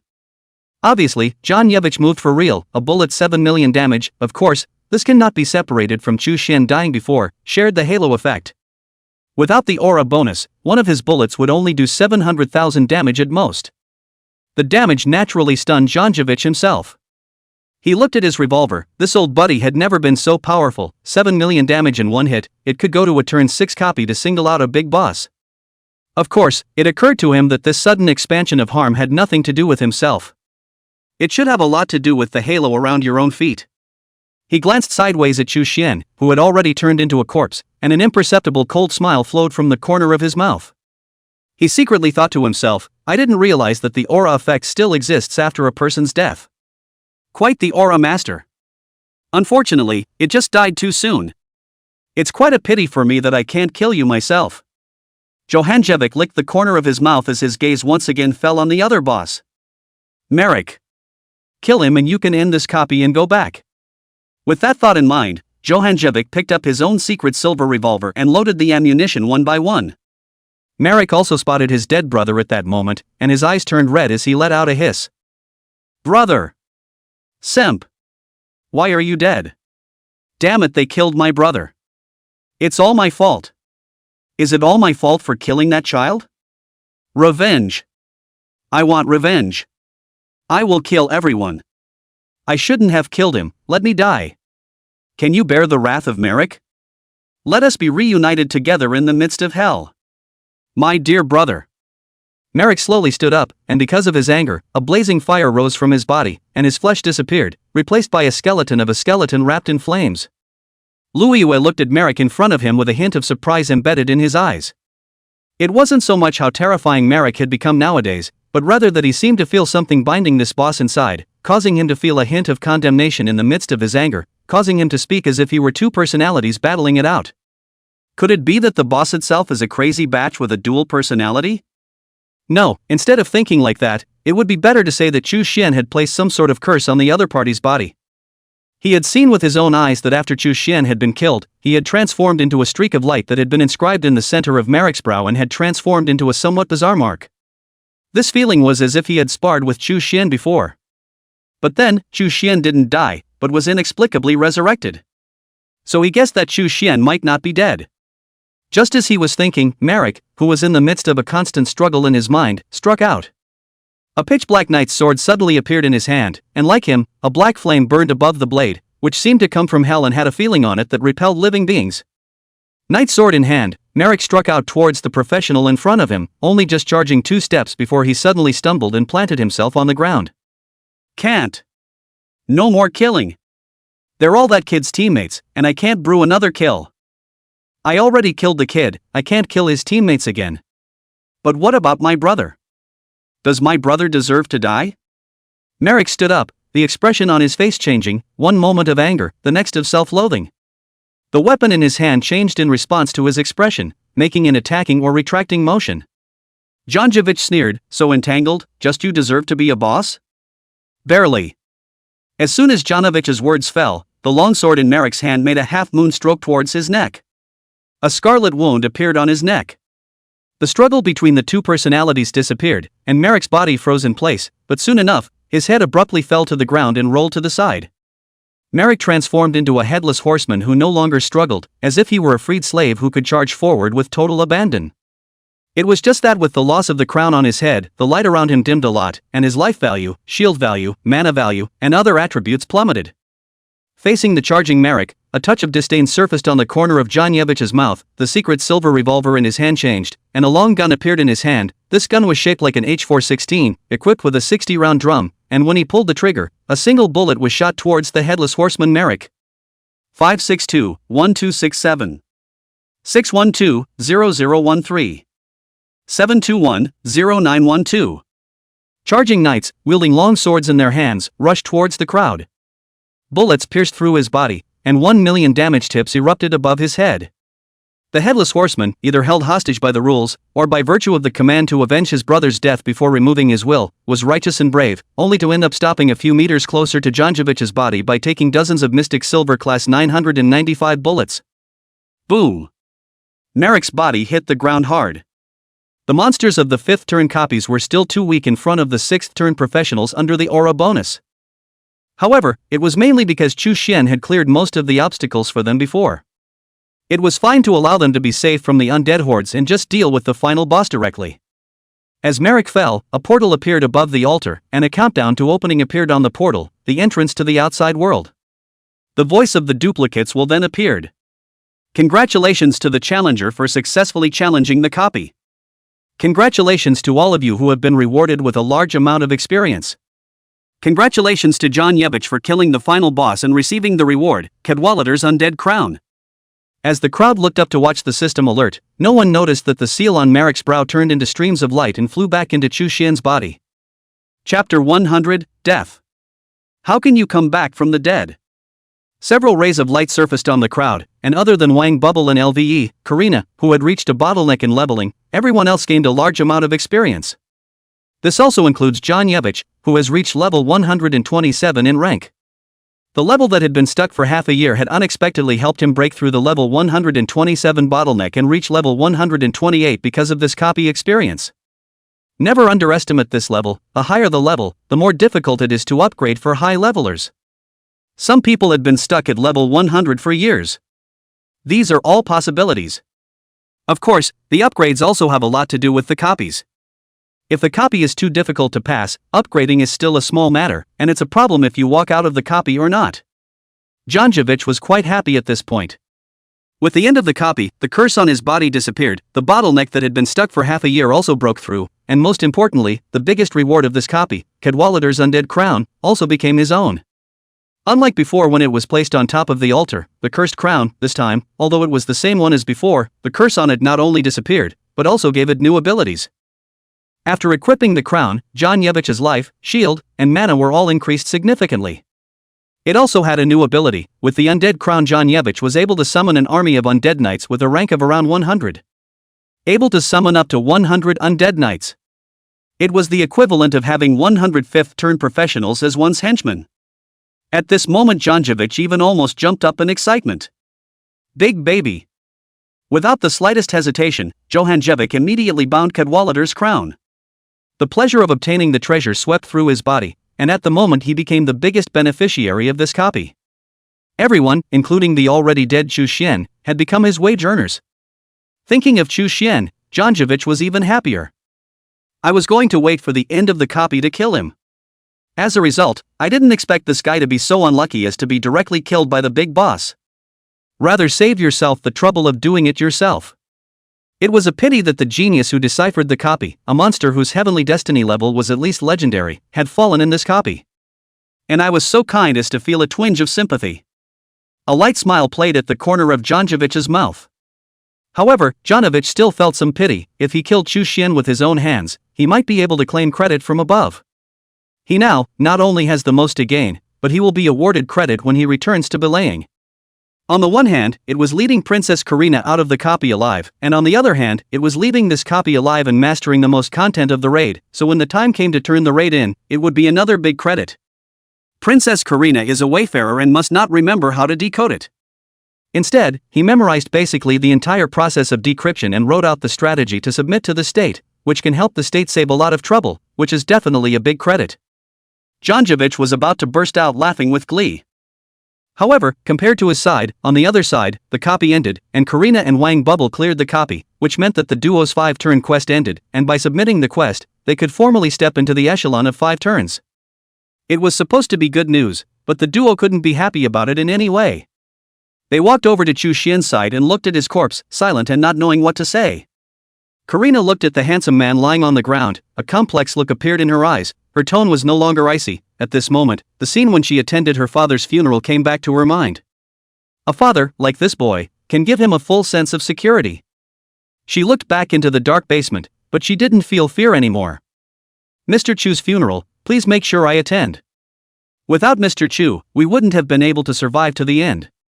When the time comes, I'll be dressed up for his funeral. On the side of the Disya professionals, there were no words spoken, only Wang Bubble nodded. Janjevich leaned in at that moment, too, with a faint smile on his face that made no effort to hide his delight. However, on his lips, he still said, "What a pity, Mr. Chu is so majestic and talented that he possesses such talent in decrypting survival copies at such a young age. And it's a hidden profession, Halo Master. Such a talent, which can no longer be described as a genius, but can be completely called a monster of the great Xiangjia, unexpectedly died at such a young age. If he can grow up, he will definitely be able to splendor the entire Blue Star in the future. Unfortunately, it's no longer a rare occurrence for geniuses to die young. I can only wish Mr. Chu to be more careful next time." Janjevich finished this and looked to the portal. The countdown to opening was less than 5 minutes away, and reminded Karina. "Your Highness, we should go." Karina finally gazed deeply at Chu Xian, nodded, and turned to leave. Only she had just taken 2 steps when a light cough resounded from the ground behind her. She stopped and realized that Chu Xian was lying on the ground, not much different from before. She shook her head, a bitter smile like a self-deprecating smile appearing on her face, and turned around again, ready to leave. However, once again, just 2 steps away, that coughing sound rang out again. She came to a violent stop, and at the same time, the exclamations of Wang Bubble's crowd suddenly resounded behind her. "Chu! Chu, you're okay? Chu! You live!" This cry of alarm caused Karina and Janjevich to stop in their tracks at once and turn around to look at Chu Xian in a daze. Only to see that in Wang Bubble's arms, Chu Xian really opened his eyes were still a bit disoriented, but soon his pupils glowed to regain his sanity. Where the original injury was, the wound had healed without realizing it. "I've got you guys worried, I'm actually fine." Chu Xian left from Wang Bubble's somewhat warm embrace as he stood up and jumped, his body full of strength. His face was flushed, and he was a complete different person from his previous miserable appearance. Alive! Really live! Karina looked toward Chu Xian with eyes filled with astonishment and disbelief. She stood with her head cocked, her white sari framing her shapely figure. Small fists clenched tightly, eyes slightly red, but the corners of his mouth couldn't stop smiling. "That's great! That's great!"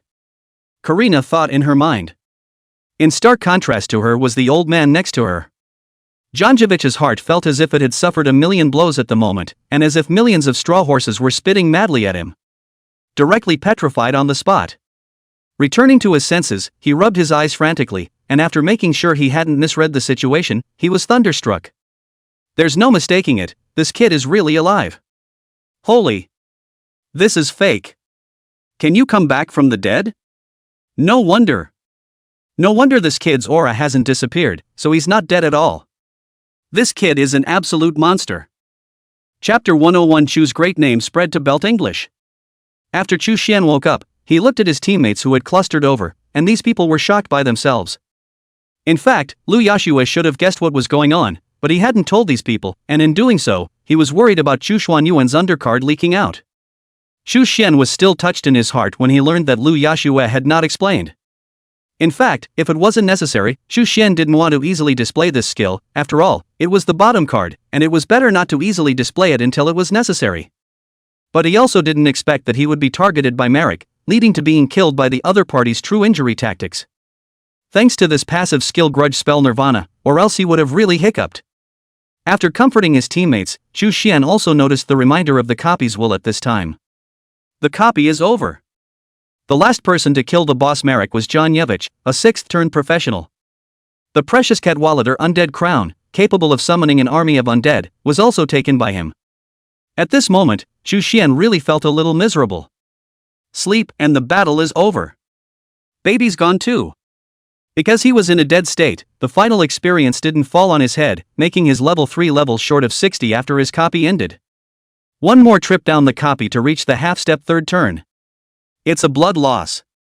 The only thing that could be consoled was the iron guards under his command, all 80 levels. Half a step to the 4th turn, go out and complete the transfer quest and you'll be able to reach the 4th turn.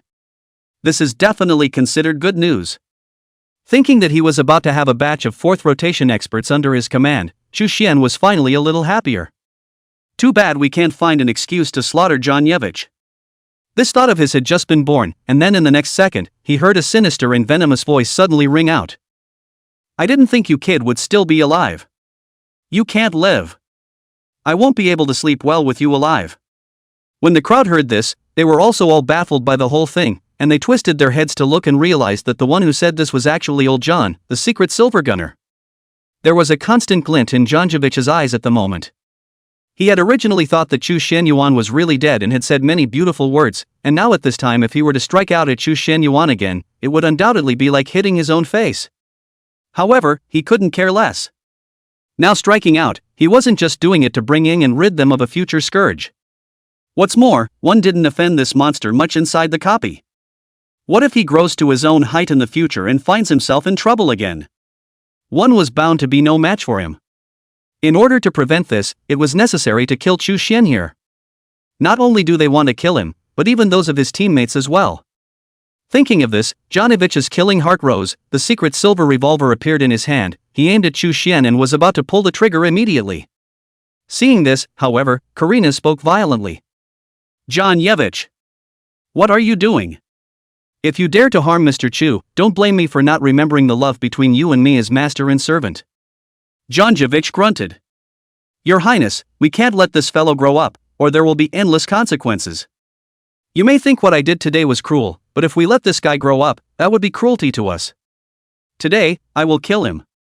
Karina's eyes snapped wide open, her eyes filled with surprise and disbelief as she subconsciously took 2 steps back, unable to believe that Janjevich would dare to disobey her. Johanjevic, I order you to put your gun away. If you dare to shoot, I will definitely report to Mother and break the master-servant contract with you. At that time, what will be waiting for you will be the endless pursuit of you by those enemies. Think about it. A coldness came into Janjevich's eyes. Good. Karina. I've been your loyal dog for so long, and you say these things to me. Well then, no one will be able to walk out of this copy today. With that said, the spatial ring in Janjevich's hand flickered and a cage-like pendulum appeared in his hand. He threw the trinket into the air and it instantly transformed into a giant cage law that rushed towards the portal that was about to open. This is a cage of imprisonment comparable to a forbidden spell, and once it is released, all of us will be trapped in the copy for an hour. Let's see how I'll slaughter you all in this hour. Saying that, he looked at Karina, especially you, see how I'll ravage you viciously when the time comes. Janjovic has licked his tongue, a lecherous smile appearing at the corners of his mouth. This action scared Karina out of her wits. She shielded herself and subconsciously took several steps back, standing on the side of the DCA professionals. A cold glint flickered in Karina's eyes. I declare that I bring the British Empire to dissolve the master-servant contract with Janjovic. All his actions have nothing to do with me, bringing Young. And for disobeying his master's orders, issue a decree of execution against him. Whoever can kill him, this princess can grant him a wish. Janjovic sneered, what a stupid woman, to think of provoking me and executing me at this time. With you people? Not too delusional. As soon as his words fell, a voice suddenly rang out again from the crowd. Is what Her Highness just said true? Chu Xian stepped out from the crowd as he glanced sideways at Princess Karina, the corners of his mouth greasy. Ing into a smile. Karina froze for a moment. She didn't expect Chu Xian to dare to stand up to Janjovic. To know that was a 6th turn professional, even if Chu Xian was now level 57, there was no way he could be Janjovic's opponent. After all, Janjovic was a being who had easily disposed of even Merrick, who had killed him. Chu Xian. You. Karina was just about to say something, but she was ruthlessly interrupted by Chu Xian. Just tell me, does what you just said count? Karina froze for a second, then nodded, it counts. Chu Xian smiled calmly. Lu Yashui and Wang Bubble, as well as a group of iron guards behind them, also followed at this moment. Wanted to work with him. Chu Xian saw what they meant, but said, you don't have to follow me. He twisted his neck arm, cackling sounds rang out, and Chu Xian added, isn't it just an old guy who's half in the ground? Against him, I alone am enough. The crowd snapped to attention. King Bubbles. Brother Chu, are you going to challenge yourself again? I've heard, however, that when you were level 40, you killed several 5th turn experts. You haven't even reached the 5th turn, are you going to challenge a 6th turn expert? Karina's eyes flashed with surprise when she heard her words. What? She killed several 5th turn experts when she was level 40? Wang Bubble was proud. Not only that, our Chu brother killed a level 60 boss at level 20. He killed level 79 Park Jinwoo at level 30. At level 40, he killed through a copy of the stick, and all the old turn 5 monsters ran away in fear. A boom in Karina's head at first sounded as if a gust of scorching thunder had rolled through it. Her petite body shook and she immediately reacted. Mr. Chu is the one who took the National War Book from the Big Stick Empire. Chu? Oops, did I say that? I didn't say that. Wang Bubble realized that he had said the wrong thing and immediately prepared to weasel out. I didn't say Chu was whatever you call Chu. Karina frowned and looked at Wang Bubble with some suspicion. Janjovic hadn't heard their conversation at all. There was only one thing on his mind at the moment. That is, Chu Xian actually want to challenge himself. He, a 3-turner less than a guy, actually dare to challenge himself as a senior 6-turn professional. He's crazy, isn't he? Mr. Chu, I'm the one who wants to kill you. Why are you making it sound as if you're the one who wants to kill me? You're just a mere fellow with less than 3 revolutions, challenging me. Do you think you're qualified? Or are you buying time for your gang of teammates?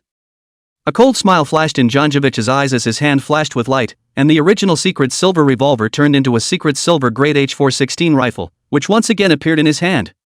The 60-round drum magazine was filled again by him. He knew that Chu Xian's shield was thick, but when he touched himself, even a thicker shield would be useless. Karina noticed the killing in Janjovic's eyes, and he hurriedly opened his mouth, reminding Chu Xian. Beware of Chu Xian. Janjovic's own profession is a secret silver gunner. He is able to supply his weapons with powerful secret silver bullets. These bullets are self-inflicted with real damage. I know your aura provides a horrible shield bonus, but shields are useless in front of his secret silver bullet. When these words came out, the hearts of the DCA professionals also tightened violently. They looked warily at Janjovic, and then at Chu Xian's side, who they had some confidence in before, but now those confidence were much less again. It's over. The boss's specialty is to trade wounds with the other side with his high shield. His weapon blaster is strong, but the other side is a long-range weapon and comes with true wounds. If this goes on, the boss's advantage is not obvious. He might be killed by their secret silver bullets before he even touches the other side. Before, the boss was still able to control his opponent through his control skill, but now it seems that this control skill is ineffective against a 6th-turn professional who is upwards of 120 levels? No, the boss is too calm. Does the boss still have some bottom card that he's not using? He's going to shoot. Quickly dodge a Chu. Seeing that Janjevich had already pulled the trigger, Bubble Wang hurriedly shouted at Chu Xian. The secret silver bullets did do a lot of damage, and they had all witnessed Janjevich kill Marek without using up a single clip. Although at that time there was also the addition of Chu Xian's divine devouring skill, which caused an explosion of damage, without the addition of Chu Xian's skill, that would be at least hundreds of thousands of damage. Even if there was only a 10% true damage conversion, tens of thousands of points of damage was not something that Chu Xian Yuan, a professional with less than 3 turns, could resist. Eyes on the other side really pulled the trigger. With the sound of a gunshot, everyone's heart tightened. They saw with their own eyes the bullet that hit Chu Xian. Finished. It doesn't seem right. They realized that after Chu Xian had taken a solid shot, he actually stood still without changing his face, and his face did not even undergo a half change. In looking at the damage alert above the head. 0. Chapter 102, Blasted Lonely. Unable to inflict damage. Karina subconsciously covered her mouth, her eyes flashing with brilliance. Ground 0. How is it possible to take a shot from Janjevich and only have 0 damage? This is a 6th turn professional. Could it be that Chu Xian is wearing a powerful armor? Able to harden against true injuries? Janjevich, likewise, could not believe his eyes, and he preferred to believe that his bullet had missed, rather than that it had not done substantial damage to his opponent. Looks like God kinda favors you. I can't believe he took a bullet for you. But it's only 1 round, and the last thing I need is bullets. The words fell out of his mouth as Janjevich continued to pull the trigger. A dozen rounds were fired in quick succession. Thinking that these bullets would be able to completely harvest Chu Xian, he had even confidently closed his gun and even blew the muzzle in detail. It's as if the Eagle Sauce Western Cowboys had an easy-peasy fight. However, when those bullets were shot at Chu Xian one after another, a golden-colored pattern kept flickering on his body. Just now a bullet wasn't very clear to see, but this time, they definitely saw it clearly. That golden-colored pattern was like an impenetrable shield, tightly affixed to his body, isolating all attacks to the outside. In the meantime, the damage caused by those dozen bullets also surfaced above Chu Xian's head. 0. 0. 0. 0. 0. 0. Still 0. A dozen rounds of bullets hit Chu Xian's body, causing all 0 points of damage. Janjevich looked confused, he couldn't believe his eyes, it seemed to him an impossible sight.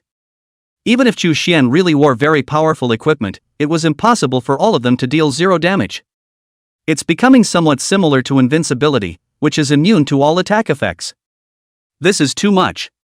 Chu Xian scratched at his body, then dusted the dust on it and laughed with a teasing look. Just this. You're no good as a 6-turn shooter. And what a secret silver bullet, how it hits me like a game. You're trying to tickle me, and I'm not having any of it. The veins on Janjevich's forehead rippled. Damn kid, you're too arrogant. How dare you refer to my secret silver bullet as a tickler? You dare to challenge my dignity, you're really looking for death. Chu Xian raised his hand, and a halo of light was cast out without a trace, fusing with the ground. Chu Xian added, just you still have the nerve to mention dignity? Are you worthy? I raided all the way to get you out of the copy alive, and you're trying to kill me. Without me, you can kill the boss. Get the final reward? You think I didn't hear your false comfort when I was lying on the floor just now?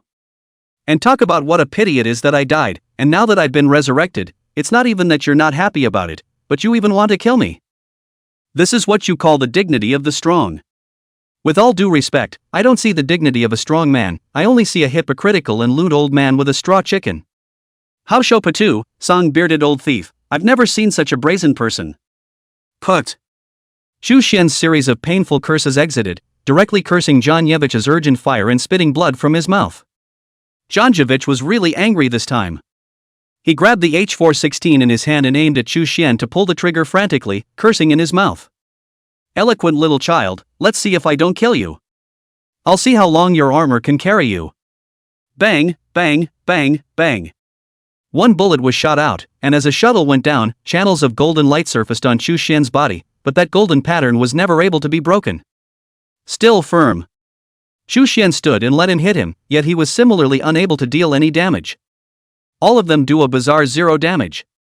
Johanjevic hit the rush, probably feeling that the H416 wasn't doing as much damage as he expected, and simply dropped it. A golden light flashed in his hand, and a giant Gatling appeared in his hand. It was as if he had transformed, and behind him appeared what seemed to be a steel-framed container filled with bullets. Seeing the appearance of this weapon, the crowd was immediately startled. This kind of strong heavy weapon, once activated, can beat people into a sieve. This should be John Yevich's secret weapon. If he had just taken this weapon out directly at the beginning, Merrick certainly wouldn't even have survived for 2 seconds. It is capable of evaporating in an instant. Karina couldn't help but get anxious as well. Chu Xian, run. This is John Yevich's undercard. It's called the Battlefield Meat Grinder. Capable of instantly vaporizing millions of bloodstains. In front of it, a level 120 dragon boss with hundreds of millions of blood strips wouldn't last half a minute.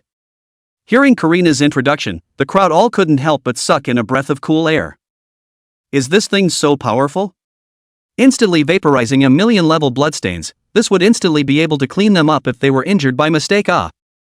Is this the terror of a sixth-turned big brother? John Yevich grunted, now you know you're afraid? Late. Watch me kill all of you. Kill them all. With that, John Yevich was about to pull the trigger. At that moment, Chu Xian barked out an order, all hide behind me. As the words fell, everyone neatly lined up and ran behind Chu Xian, and at the same time, John Yevich pulled the trigger, aiming at the crowd with a wild blast of general output. However, everyone was hiding behind Chu Xianyuan at the moment, and he alone stood hard against the meat grinder's frenzied killing. 900 rounds of secret silver bullets per minute, that's the terror of the giant Gatling. Da-did-day-day-day-day. Da-did-day-day-day-day. Da-did-day-day-day-day. A crowd of people hid behind Chu Xianyuan, and all the damage was taken by Chu Xianyuan alone. Behind him, Karina tightly grabbed his clothes, and somehow, she believed Chu Xian's words and hid behind him. The meat grinder was terrifying, but Chu Xian helped her block all the attacks. Raising her head again, she saw a single jumping damage alert above Chu Xian's head. 0. 0. 0. 0. 0. The damage prompts jumped around wildly, all of them 0 points. Even though the opponent's bottom card had been used, or a Gatling with a firing rate of up to 900 per minute, the damage dealt was still 0 points. A sense of security. Full of security. Karina clung to Chu Xian's back, and the teenager's masculine scent broke uncontrollably into Karina's nostrils, rolling down her windpipe to her heart. Then a hard kick towards her heart. Oh, ah. Karina felt her heart skip a beat and let out a strange sound in comfort, but thankfully it was all muffled by the sound of gunfire. Though she didn't make a public spectacle of herself, Karina realized that she had lost her temper. Her face abruptly turned blushing as she raised her head and stole a glance at Chu Xian's side face, the scarlet redness on her face spreading to the roots of her ears. What a handsome Dasha boy. Karina thought this in her mind. And just then, the sound of the Gatling surge suddenly came to a screeching halt, and the crowd poked their heads out in some confusion, realizing that they didn't know if their hands had slipped or not, and they saw John Yevich staring at them with wide eyes, gasping for air, and his eyes seemed to be filled with shock and disbelief. The Gatling suit, which was originally in his hand, was now on the ground. John Yevich's chest kept rising and falling, his eyes were dead set on Chu Xian, only he knew what he had just experienced. The young man called Chu Xian in front of him had actually blocked all of the ammunition that he had shot out, one by one. Originally seeing that he couldn't penetrate Chu Xian, in a rush, he aimed his output at those teammates behind him, but it was as if his attacks were completely caught in Chu Xian's eyes, and those bullets that were shot at his teammates behind him were all carried off by him. That is to say, after fighting for so long, Chu Xian will all the bullets carry it all. The point is that no damage was done at all. It was as if his entire body was made of the strongest metal in the world. Originally he didn't know what was going on. But now he reacted. Invincibility. You turned on invincibility without my knowledge. Kid, I still underestimated you. John Yevich's reminded the crowd, and they looked at Chu Xian, wanting to see how he would answer. However, he saw Chu Xian calmly smile, just you are still a sixth-turn professional? Old me's invincibility is about to disappear before you react. And I don't know how this brain of yours has sustained you this long. John Yevich was stunned. It's really invincible, isn't it? Not only that, but he heard a key point. Chu Xian's invincibility was about to disappear. Seizing this opportunity, John Yevich was ready to continue exporting Chu Xian. All of his secret silver bullets were converted into mana anyway, and with the bonus of Cadwallader's crown, his mana was boosted a lot. There was no fear of secret silver bullets draining one's mana. Young man, you are too arrogant. You shouldn't have told me that your invincibility was going away. This will only turn me on more. Chu Xian smiled calmly. Is there a possibility? I'm telling you because I'm not even afraid of you knowing it. Chapter 103, Change of Master. I'm the one who owns it. Chu Xian's words ruthlessly poked the heart of Karina behind her. This boy is too manly. These arrogant words, in other people's mouths would just be arrogance, while coming from Chu Xian's mouth, they had the windy and hairy intentions of a teenager. Karina couldn't help but ask King Bubbles behind her. Please ask. She peeked at Chu Xian, and when she saw that she wasn't paying attention to her, she lowered her voice. May I ask? Does Chu Xian have a girlfriend? Wang Bubble froze for a moment and glanced at Karina with some surprise. A million questions in her mind at the moment. It was not clear why this woman, Karina, was asking this question at such a life-threatening time. But she answered truthfully. No. But with Chu's skill, there must be someone who adores him. Karina didn't get the answer she wanted, but she wasn't in a hurry. If she could go back alive, she must invite Chu Xianyuan to make a trip to the royal palace, and then she would know all about it if she asked some side questions. Arrogant. Janjevich snorted coldly. I'll see just how long you can be arrogant. I'm not worried about you guys being able to escape the copy anyway. When your invincibility is gone, I'll have plenty of means to kill you. Johanjevic reached down to reload the giant Gatling, which had presumably slipped to the ground. But just then, he suddenly realized that he couldn't pick the Gatling up. He checked the message and was shocked to see that a message suddenly appeared above the Gatling weapon. Assumed binding object, Chu Xian. What do you mean? Assumed bound object will only appear in some special copies. In this copy, the weapon and equipment is who burst out, who is the assumed bound object of the weapon and equipment. The other party has the power to dispose of it, either bound or unbound. Others have no right to interfere. Janjevich was confused. This is my weapon, how Chu Xian became a binding object. My weapon, how did it fall to the ground and become his? No. Something must be wrong somewhere. The moment he retracted his gaze, he suddenly realized again that around the Gatling, not only was the giant Gatling dropping, but even the secret silver revolver, secret silver H416, and some of his other equipment had inexplicably fallen to the ground.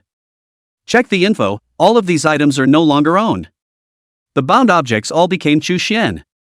There was even gear dropping down on the body when you saw this scene. Janjevich is going crazy.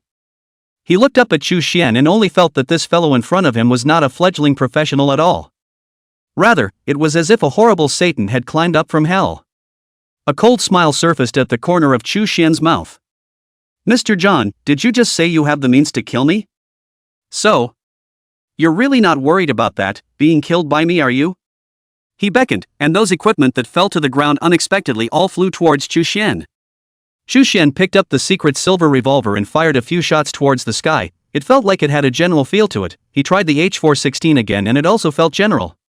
There's also the rest of the miscellaneous gear, all firearms, but they're pretty much useless on their own. Casually, he threw it to Zhou Feng. Divide it up for the brothers. Look who cares about these rags. Just take it. Janjevich couldn't tense up. Those were weapons that he had painstakingly gathered materials to have built, and the best quality was king level. Surprisingly, it's all rags in the other side's mouth.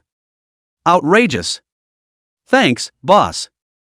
The team's gunmen obtained these weapons and were incredibly grateful to Chu Xian. Chu Xian took one last look at Gatling. There are 1,000 secret silver bullets left. After using up the 1,000 bullets, one could only consume one's mana value to transform normal bullets. That's right, regular bullets. The secret silver submunition can only be made by Janjevich, the professional secret silver gunner. Forget it, let's finish the 1,000 bullets first. Saying that, Chu Xian aimed at Janjevich. Old dang, today you also taste what this Gatling is like? Chu Xian was ready to pull the trigger, and right at that moment, dozens of ghosts appeared in front of Janjevich. Old John is seen wearing a crown, and in his right hand, holding a soul-refining casket. I didn't realize that Kadravad's undead crown could control souls. It just so happens that inside my soul-refining coffin, there are many souls. As Chu Xian looked at the specter before him, a touch of disdain surfaced at the corner of his mouth. Just this. Don't you know that your secret silver sub-bullets specialize in soul types? Chuksan raised the muzzle of his gun, but Janjevich was unimpressed. "You're right, but what about this?" He waved the soul-refining coffin in his hand, and one side of the coffin opened, and several ghosts scurried out of it. They landed at the very front of those soul puppets. As they appeared, Liu Yax and the other group of Dixia professionals, whose eyes were originally grave, abruptly became angry. Even Xu Xian was no exception. Only the soul summoned behind Janjevich was clearly a Daxia professional. From their language, clothing, and faces, it could be seen that they were all, without exception, Daxia people. And it seems to be a soldier of Daxia. Their faces were hideous, as if they had suffered inhuman abuse inside the soul-refining coffin, and their tones were weak, dying, and full of despair. "Kill me! Kill me! I don't want to live anymore, please kill me and let me die forever. I don't want to go back. Somebody kill me!" Wails begging for death came out of the mouths of the Dixia professionals, watching the crowd's rage. Xu Xian silently put down the Gatling in his hand as Lva's voice rang out. Janjevich, before he was recruited by the bringing of the British, used to be a notorious assassin. As long as there are enough resources, the strike is decisive and ruthless. He used to work for an assassin organization in the Cherry Blossom Kingdom, and during a secret mission in our Dixia army, he assassinated 11 of our soldiers by virtue of being tens of levels above them. The matter ended by bringing the Queen of England to compensate the families of the fighters and apologize on his behalf, but the hatred lives on. I originally thought that those warriors could rest a little in peace, but I didn't realize that they had been staying inside the soul-refining coffin and suffering torture. Janjevich, you have violated the scales of my Daxia soldiers. Liu Yashua's eyes were red. Not only him, Wang Bubbles and those iron guards, they all came out from Xu Xian's shelter. At this moment, they didn't want to keep hiding behind Xu Xian. Karina was no exception. Her eyes were slightly red as she looked at the wailing Daxia warriors. Her emotions were complicated to the extreme. "Janjevich, you're inhumane." Janjevich suddenly sneered, "Humanity. Humanity is worth a few dollars, and in this day and age, the strongest man is the best. What is humanity as long as it is strong enough?" He once again turned his head to look at Xu Xian. "Shoot at me if you can. If you don't shoot, I'm going to do it." As the words fell, he only saw the soul-refining coffin in his hand suddenly fall to the ground from his own hands. Janjevich. He seemed to realize something, and despair instantly crept into his eyes. Janjevich hastily reached for the soul-refining coffin. However, the moment his hand touched the soul-refining coffin, a message surfaced on it that made him completely despair. Assumed binding object, Xu Xian. Boom. Janjevich only felt a thunderclap in the middle of his head. Numerous scorching thunderbolts rolled, splitting him on the outside. Even his own soul-refining coffin was bound by Xu Xian. "Don't!" He cried out in shock, and then in the next second, he saw Xu Xian raise his hand and beckon the soul-refining coffin into his hand. At the same time, the spirits that were facing themselves all turned around and faced Janjevich. The latter was now completely confused. It can still be played like this. What an outfit for an old man. How come it's yours? He suddenly thought of when he had gotten his hands on the soul-refining coffin under heavy siege from a group of people. Although this equipment was not very useful for the time being, but being able to strip the soul from the top of the corpse, he believed that this baby would definitely be of great use in the future. It was as if now, through Cadwallader's crown, one was able to control the souls inside the soul-refining coffin. Such a treasure had always been the love of his heart, and every time he killed an opponent, he would put him inside the soul-refining coffin. However, now that his own heart's love had fallen into Xu Xian's hands, this feeling of being swept away by a sword made Janjevich feel indescribable pain. "Give it back to me. Quickly give me back the soul-refining coffin. Xu Xian, I've decided not to kill you, so untie the soul-refining coffin and return it to me. Me. I beg you." Janjevich surprisingly went soft.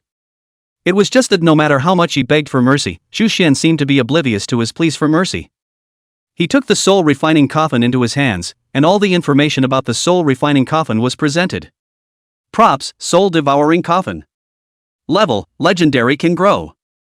Exclusive ability, the ability to strip the soul from a corpse, causing the soul to live forever within the space of the soul-refining coffin, in which the possessor is able to dominate all souls. Number of souls stored, 7610W. Seeing the item introduction, Xu Xian realized that this soul-refining coffin was really something. Surprisingly, it was able to store up to 100,000 fresh souls. And the possessor can dominate these souls, such as torturing or torturing them. With him, the dead can speak and the dead can continue to suffer. Thankfully, it fell into his hands, or else this thing would have been circulating in the world and would have definitely jeopardized the party. And there's one other thing that's great about this thing, and that's that it works with the Soul Eater knife.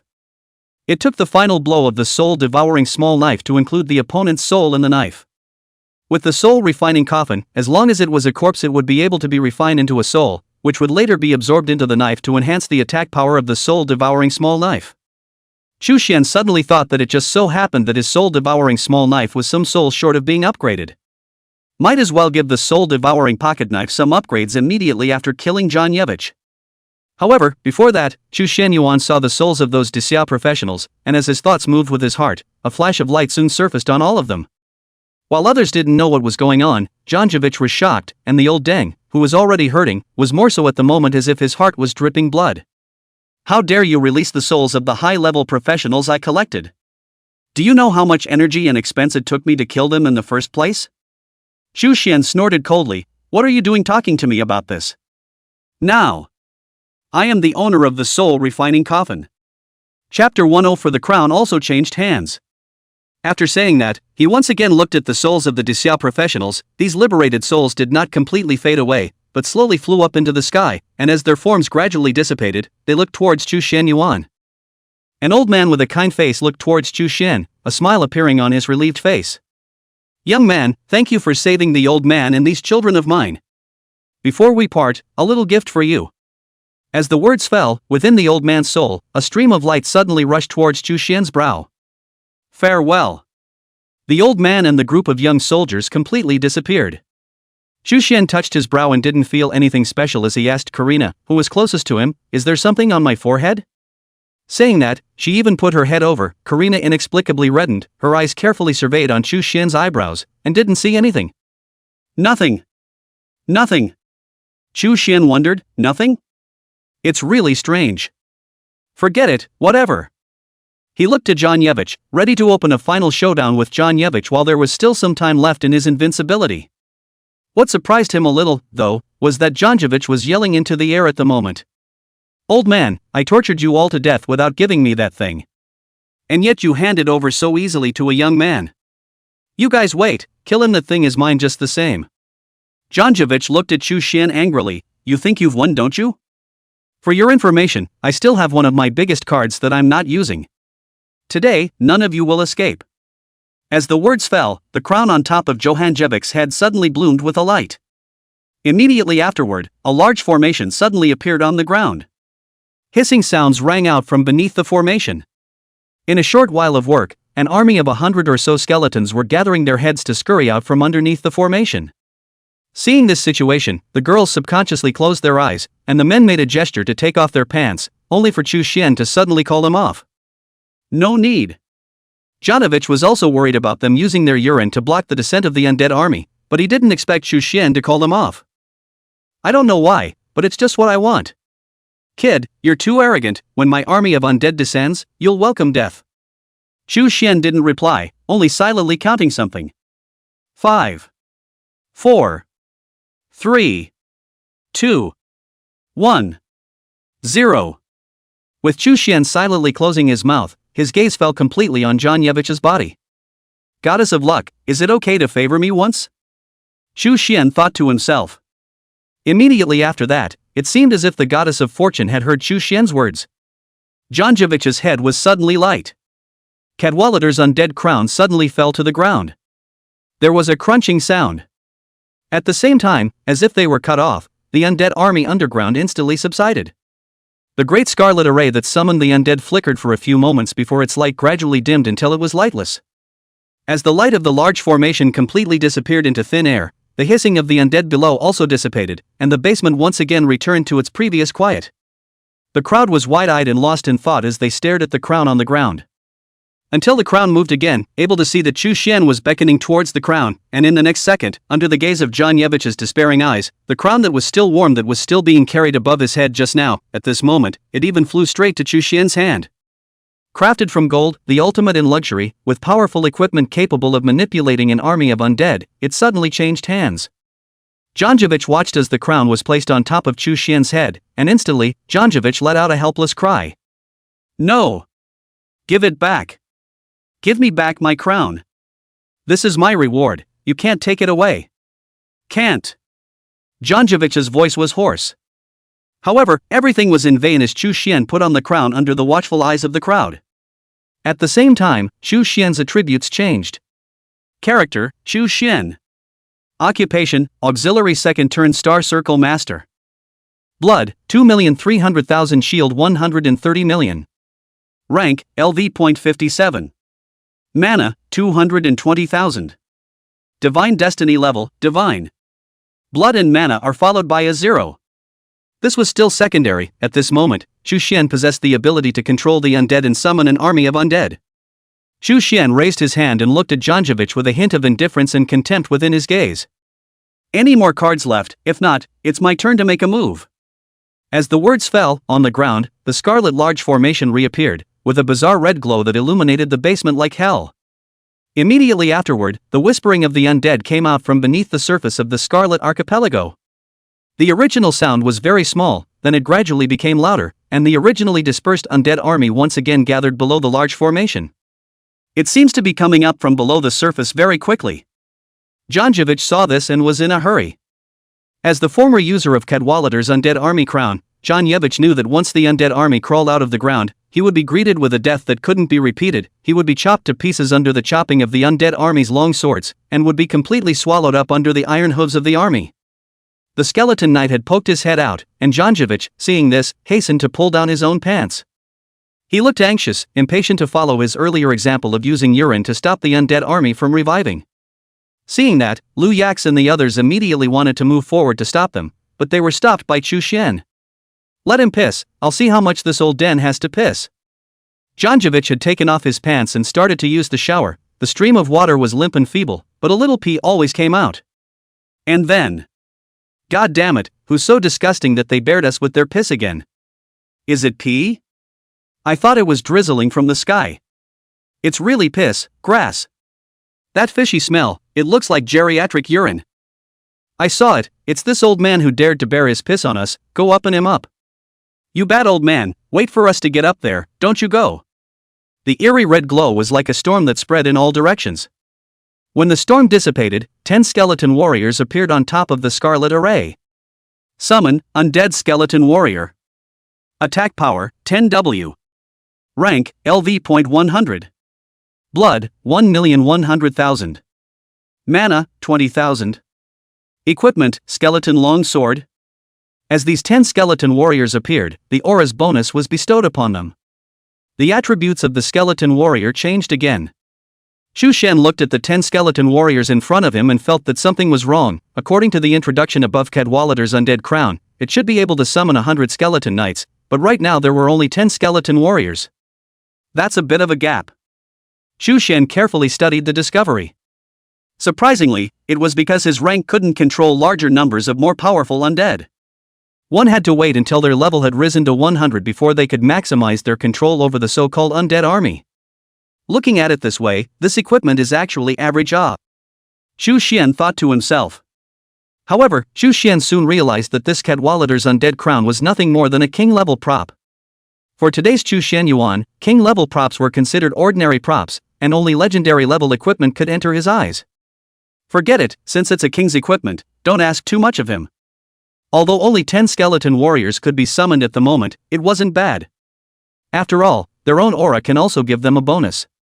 The skeleton warrior, after obtaining the effect of the aura, was able to reach 1 million attacks in one turn. 10 skeleton warriors together is $10 million. It's been pretty good. However, the slightly thin army of undead fell in Janjevich's eyes, causing this old den, who had been feeling unusually worried just a moment ago, to breathe a real sigh of relief. Only the corners of his mouth rose, revealing a disdainful light smile. That's it? I thought how many undead armies you could summon, a mere 10 little skeletons. You guys are too delusional if you want to kill me. After saying that, Janjevich suddenly exploded back hundreds of meters and retreated directly to the outside of the greedy eye ring. 10 seconds later, without any more equipment falling off of him, Janjevich sneered disdainfully. I said, why did my equipment props drop for no reason? So it's because of your aura at work. Now that I'm out of range of your aura, what can you do to me? Chu Xian was unimpressed. Can you really leave? As the words fell, Xu Xian then summoned the Void Mind Theater. The gray aura spread in all directions like an unstoppable flood. Immediately after, a grand mime theater appeared in the basement, and the sounds of instruments being played could be faintly heard coming from inside the theater. Soon out of it ran a dozen or so voiceless specters, which then locked onto Janjevich. Janjevich grimaced at the sight. "You're afraid you've forgotten my profession. Secret Silver Gunner. I'm the nemesis of souls." The space ring in Janovich's hand suddenly flickered, followed by a small pocket-sized pistol appearing in his hand. Don't look at the pistol as small, but when he pulled the trigger, it instantly seemed to shoot thousands of rounds, wiping out as many of the phantom players that were charging towards him as possible. The aura shattered with it. The crowd was energized by the sight, especially LVE and the group of Iron Guards. They had seen with their own eyes the powerful to insurmountable control of the Void Mime Theater. As long as they were able to control the opponent for a second, but through Xu Xian's infinite repeat skill, they were able to extend that second indefinitely. However, now, facing a 6th turn professional who was 70 levels and ranks higher than him, the control effect of this Void Mime Theater unexpectedly failed. That's not a good thing. If this continued, when Xu Xian's invincibility completely disappeared, what awaited them might be a one-sided slaughter. Merely, at this moment of crisis, they looked at Xu Xianyuan and realized that Xu Xianyuan did not seem to be in a hurry at this moment. Not only are they not in a hurry, they seem to be blasé about it. The shattered Void Mime Theater refreshed, and another dozen or so silent players rushed toward Janjevich. Janjevich let out a disdainful light laugh, still coming, "Huh. I'm in this to the end. As many as you come, watch me kill." The words fell out of his mouth and Janjevich pulled the trigger in his hand again. At this time the oncoming ghosts seemed to have learned their lesson. They spread out and no longer attacked from a single angle, but flew to all sides and started attacking from Janjevich's front and back. Chapter 105, Killing Old John. New thread. A little trick. "You underestimate me, Secret Silver Gunner," Janjevich said, and the ring in his hand flashed again, and another small, pocket-sized pistol appeared in his hand. With 2 pistols in his hands, his body began to shake rapidly, and immediately afterward, he even turned directly into a spinning gyroscope. Shots were also fired in all directions, hitting the spectral players coming at them from all angles. Bang, bang, bang. As the specter was killed again, another aura shattered. Xu Xian was not in a hurry and released a new aura, and at this moment, Janjevich no longer had the calmness he had before. Fark. Is it over yet? He didn't dare to take it lightly anymore because not only did Xu Xian unleash a brand new skill, he also ordered those 10 skeleton warriors and charged at him. In fact, at this time, Liu Yax and the others were completely capable of making a move. They also have a very strong lineup. Swordsmen, gunners, wizards, and gunslingers among many other professionals who can perform long-range output. As soon as they attacked, sword formations, cannonballs, magic, and gunfire were enough to give Janjevich a drink. However, they also understood that the reason why Xu Xian had singled out Janjevich was actually not because he wanted to challenge himself, but because he wanted to gain experience after killing him. So they could only choose to believe Xu Xian. You think I'm cowed by a few more skeletal stragglers? I'll kill them all. Old John once again transformed into a spinning gyroscope, and at the moment, his attention was highly concentrated, not only on guarding against the ghosts that might take control of him at any time, but also those skeletal warriors that might strike at any time. Bang, bang, bang. Several shots were fired and the player was once again killed and the aura shattered. Xu Xian took out a bottle of blue restoring potion from inside his space ring, ton after drinking it down in a few mouthfuls, once again casting Void Mime Theater. The Grand Theater descended once again, the silent player, once again killing towards Janjevich. Old John was completely numb this time. There's no end to it, is there? Kill me if you can. Don't play these underhanded tricks. As his words fell, suddenly a red dancing shoe appeared in front of him. A voice rang out. Excuse me, can you dance with me? Janjevich frowned. What the? Just as his words were finished, the red dancing shoes were put directly on his feet. At the same time, a countdown appeared on his forehead. 3, 2. Johanjevich's face turned white instantly as he realized that he was actually being controlled. The body couldn't move an inch. Looking at the more than 10 specters that rushed him, Janovich's eyes were filled with despair. Although the control time of the red dancing shoes facing the 6th turn professionals was only a short 3 seconds, but these 3 seconds were enough to fight for enough control time for the voiceless player. As the red dancing shoes countdown went to 0, more than a dozen specters took complete control of Janjevich. The control time is 5 seconds. However, with the large amount of resources provided by the country, Chu Xianyuan did not worry about blue depletion at all, which meant that the 5 seconds could actually be refreshed indefinitely, resulting in an infinite refreshing effect.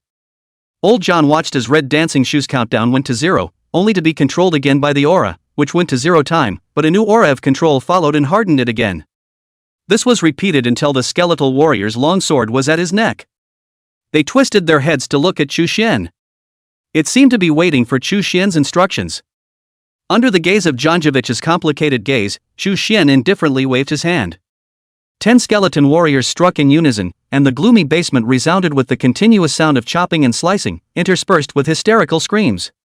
Eventually, Johanjevich's bloodstain was cut to bloody skin. One of the skeleton warrior's big sword, on Janjevich's neck, hand up and down, the head as if rolling down the watermelon from the shelf, Janjevich's head had separated. Finally another skeletal warrior raised his head high in the air. Johanjevich was killed on the spot. Seeing this, the scene was dead silent. Inside the basement, there was a pin-drop silence, but soon, with that, a ray of light flickered on Chu Xian's body. The crowd returned to find out. Chu Xian, who was originally level 57, had his level continuously increased. Reached level 60. Already half a step to the third turn. Chu Xian clenched his fists, and a smile appeared at the corner of his mouth. Sure enough, it's still the old guy who gives more experience. As his words fell, the crowd burst into laughter. The laughter was also mixed with deep shock and disbelief. Chu Xianyuan, who was less than 3 turns old, single-handedly challenged the big brother of a 6-turn professional and was actually able to behead him. Even the other party was powerless in front of Chu Xianyuan. Such a shocking achievement, once it was spread out, it would definitely be able to shock the entire Blue Star. Generally speaking, killing an opponent across levels was already a rarity, and it was not possible for a genius to do so. But to kill an opponent by crossing several levels in a row, I'm afraid that only monsters can do it. Many of those here are geniuses. But the light in them was particularly dim at this moment. I can't believe this is true, Chu Xian actually did it. Chu is so bombastic, you've added another colorful stroke above your resume. Worthy of being a boss, we didn't even help out and single-handedly killed a 6th-turn professional. Awesome, awesome. It was so dreamy, if I hadn't seen it with my own eyes, I would have thought I was dreaming. Karina walked over to Chu Xian's side, she lowered her eyebrows and nodded her head, wanting to say something, and in the end, she seemed to have summoned up a great deal of courage and said to Chu Xian, "Mr. Chu, you killed Janjevich. What I promised you, I will do. You can make a wish to this princess, any condition you want, as long as I can do it." Chu Xian gave him a sideways glance, then waved his hand. "This will come later. I'm not done with my business." The crowd was a bit puzzled, not knowing what else Chu Xianyuan was going to do. Only to see him take out the soul refining coffin, and then he collected the entire body of Janjevich inside the soul refining coffin. Within moments, Janjevich's soul was stripped from the body. Damn kid, you're hiding really deep. To have that kind of strength and yet hide yourself with a tie rank. Gullible, I'm gullible.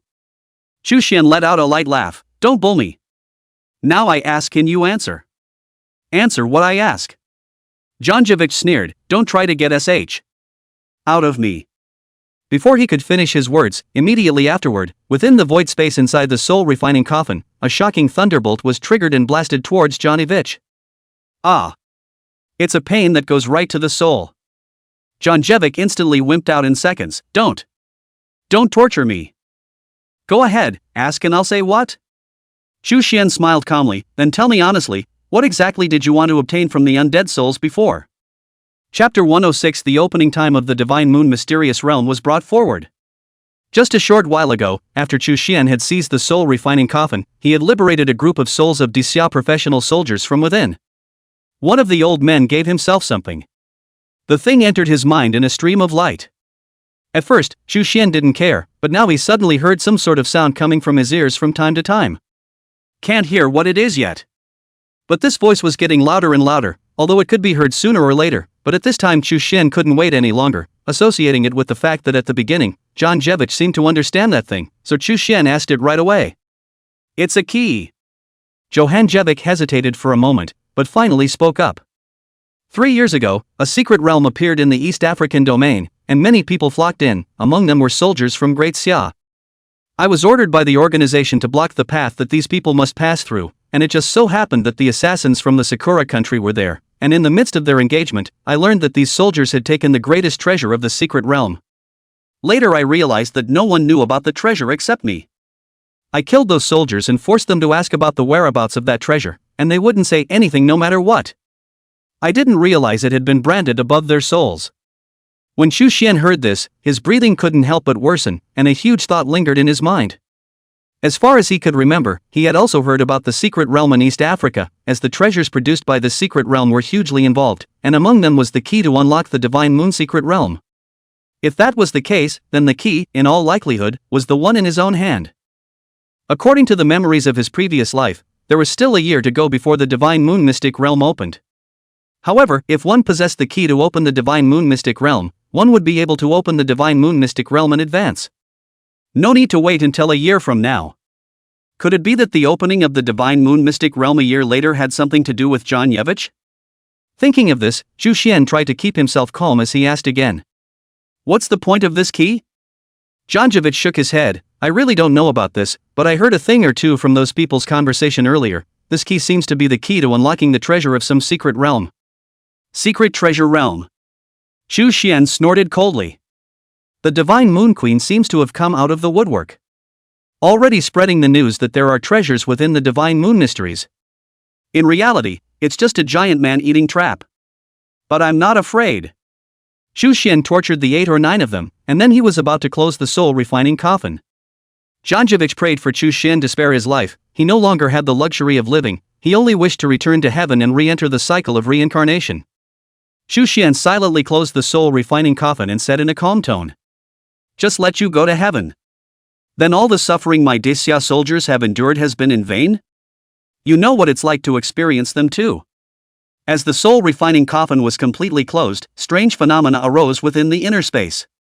Rolling heavenly thunder began to crazily bombard John Yevich's body as Xu Xianyuan had designed it.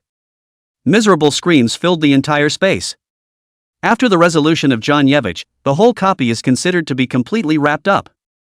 Xu Xian's current level had already come to level 60, and after going out to the copy he could prepare to receive the 3rd turn quest. Wang Bubble had already completed the 5th turn quest and had now officially stepped into the ranks of a 5th turn professional. Next up is the task of LVE. The accompanying Iron Guards had all reached level 80 as well, and by going back and completing the 4th turn quest, they would be able to become true 4th turn professionals. That's the military equivalent of a gold guard. Because the time of the props for the sealed copy released by John Yevich hadn't ended yet, they couldn't leave the copy either, and taking advantage of this opportunity, they combined their efforts, and the Iron Guards teamed up with each other, and then rendezvoused after completing the 4th turn quest. If anyone's transfer quest was difficult, they could apply for assistance, and Xu Xian, the 3rd turn big brother, would lead them through the 4th turn quest. Wang Bubble then joined Xu Xian in helping Liu Yax continue to complete the 5th turn quest while helping Xu Xian complete the 3rd turn quest. After determining the next plan, it didn't take long to wait before the entrance to the replica was finally ready to go out properly. As Xu Xian and the others were about to leave, Karina suddenly stopped him. "Xu Xian, I hope you don't mind me calling you that. Thanks to you, I was able to successfully complete the transfer quest. I would like you to accompany me on a trip home, and I will absolutely entertain you with the highest royal welcome. Don't get me wrong, I just wanted to thank you and your teammates a little." When Xu Xian heard those words, he immediately waved his hand. "I'm sorry, I'm afraid I don't have time." Xu Xian had already planned to hurry up and complete the quest, and in 2 weeks, he was going to hunt the secret realm of the European domain, so he had to upgrade as soon as possible now. And now that he might already have the key to open the Divine Moon Mystic Realm in his hand, as soon as possible, after ascending to level 80, open the Divine Moon Mystic Realm and get the Divine Moon Mystic Realm's treasures in his hands, the subsequent upgrades would be even faster. So, he didn't want to waste his time on useless things.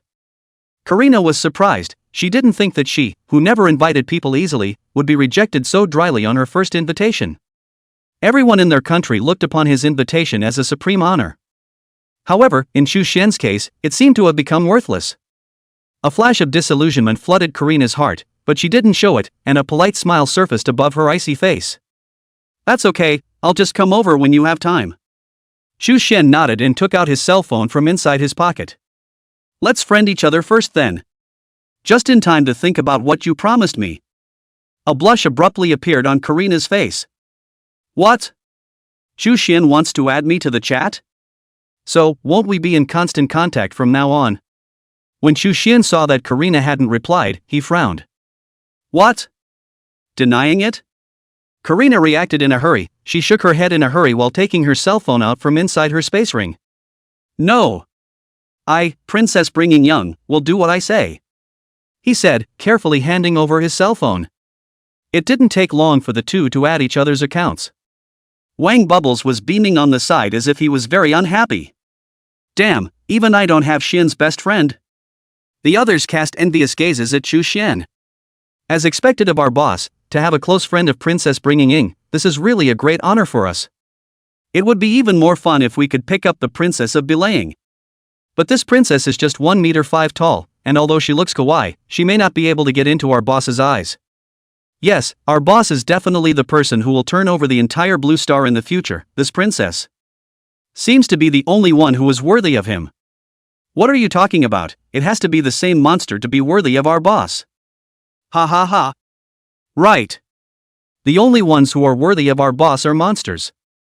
Chu Xian glared at the iron guards under him, and they were instantly silent. Although Chu Xian was younger than them, the majesty of a boss was not weak at all. After everything was over, Chu Xian was about to rush the portal entrance and leave, but just after taking 2 steps, suddenly a man dressed in gorgeous clothes walked in from outside. Chapter 107. Karina angrily gangs up on her own brother. Apologized to Chu Xian. Inside the royal hall of the Kingdom of Ei, Queen Elizabeth II sits on the throne, and although she is the mother of several children, Elizabeth II does not look old. The years have gently crossed her face, leaving behind not vicissitudes, but the elegant flavor that belongs only to mature women. Her face is fair and delicate, through the luster of pampering, although there are a few wisps of fine lines at the corners of her eyes, but it seems to be carefully carved decorations, adding a few minutes of experience and precipitation of the charm for her. That pair of eyes, bright and deep, as if hiding endless stories, unintentionally revealing the gaze, with the sharpness of scrutinizing everything, so that people do not dare to easily look directly at, showing the majesty of the superior. At this moment, Elizabeth II was looking at the magic mirror in front of her that could map the situation of the outside copy. A group of ministers surrounded the magic mirror, equally concerned about the replica. This copy is none other than the Scarlet Pact of Caffrey Castle, that changed a short while ago and became a hell-level copy. Originally, this copy was still just a common 5-turn copy, so she ordered 2 5-turn professionals, John Yevich and Tom and Jack, to lead Princess Karina into the copy to practice. The royal heirs' upgrades never picked high-level copies, so that they could hone the resilience of princes and princesses under strong pressure and enhance their potential. Of course, the efficiency of upgrading was one aspect, and they had no shortage of experts anyway. Karina, for example, had already reached level 59 at the age of 19 after being honed by such high-level copies. Touching the threshold of the 3rd turn. This is already among the top group of talent among the world's top giants. This is a tradition that has survived in the Ikoku royal family from ancient times. Of course, within the copies sometimes, there could be some changes, and there had been cases where members of the royal family had died tragically in the copies, but bringing British did not cancel such a tradition because of this. This has also produced many capable royal children for generations of Ikoku. Among them, there are also a number of great beings who have left their names in history. That doesn't mean, however, that these royal elders are cold and uncaring people. They may also worry about their children being in danger in their copies. No, after Elizabeth learned that the copy her daughter Karina was in had changed, from being a normal copy of the original 100 levels, to a hellish copy, she immediately ended her court and called her ministers together to think of a way to deal with it. But helplessly, they could only see the copy changing, but they had no way of knowing what was going on inside the copy. They could only look for some clues from the copy hints. However, what the copy suggests at the beginning only grips them. Challenger Tom dies. Challenger Jack dies. The appearance of these 2 pieces of news caused Elizabeth to lose her face in terror a few times. She clearly knew that Tom and Jack were the 2 5th-turn professionals who led Karina's leveling.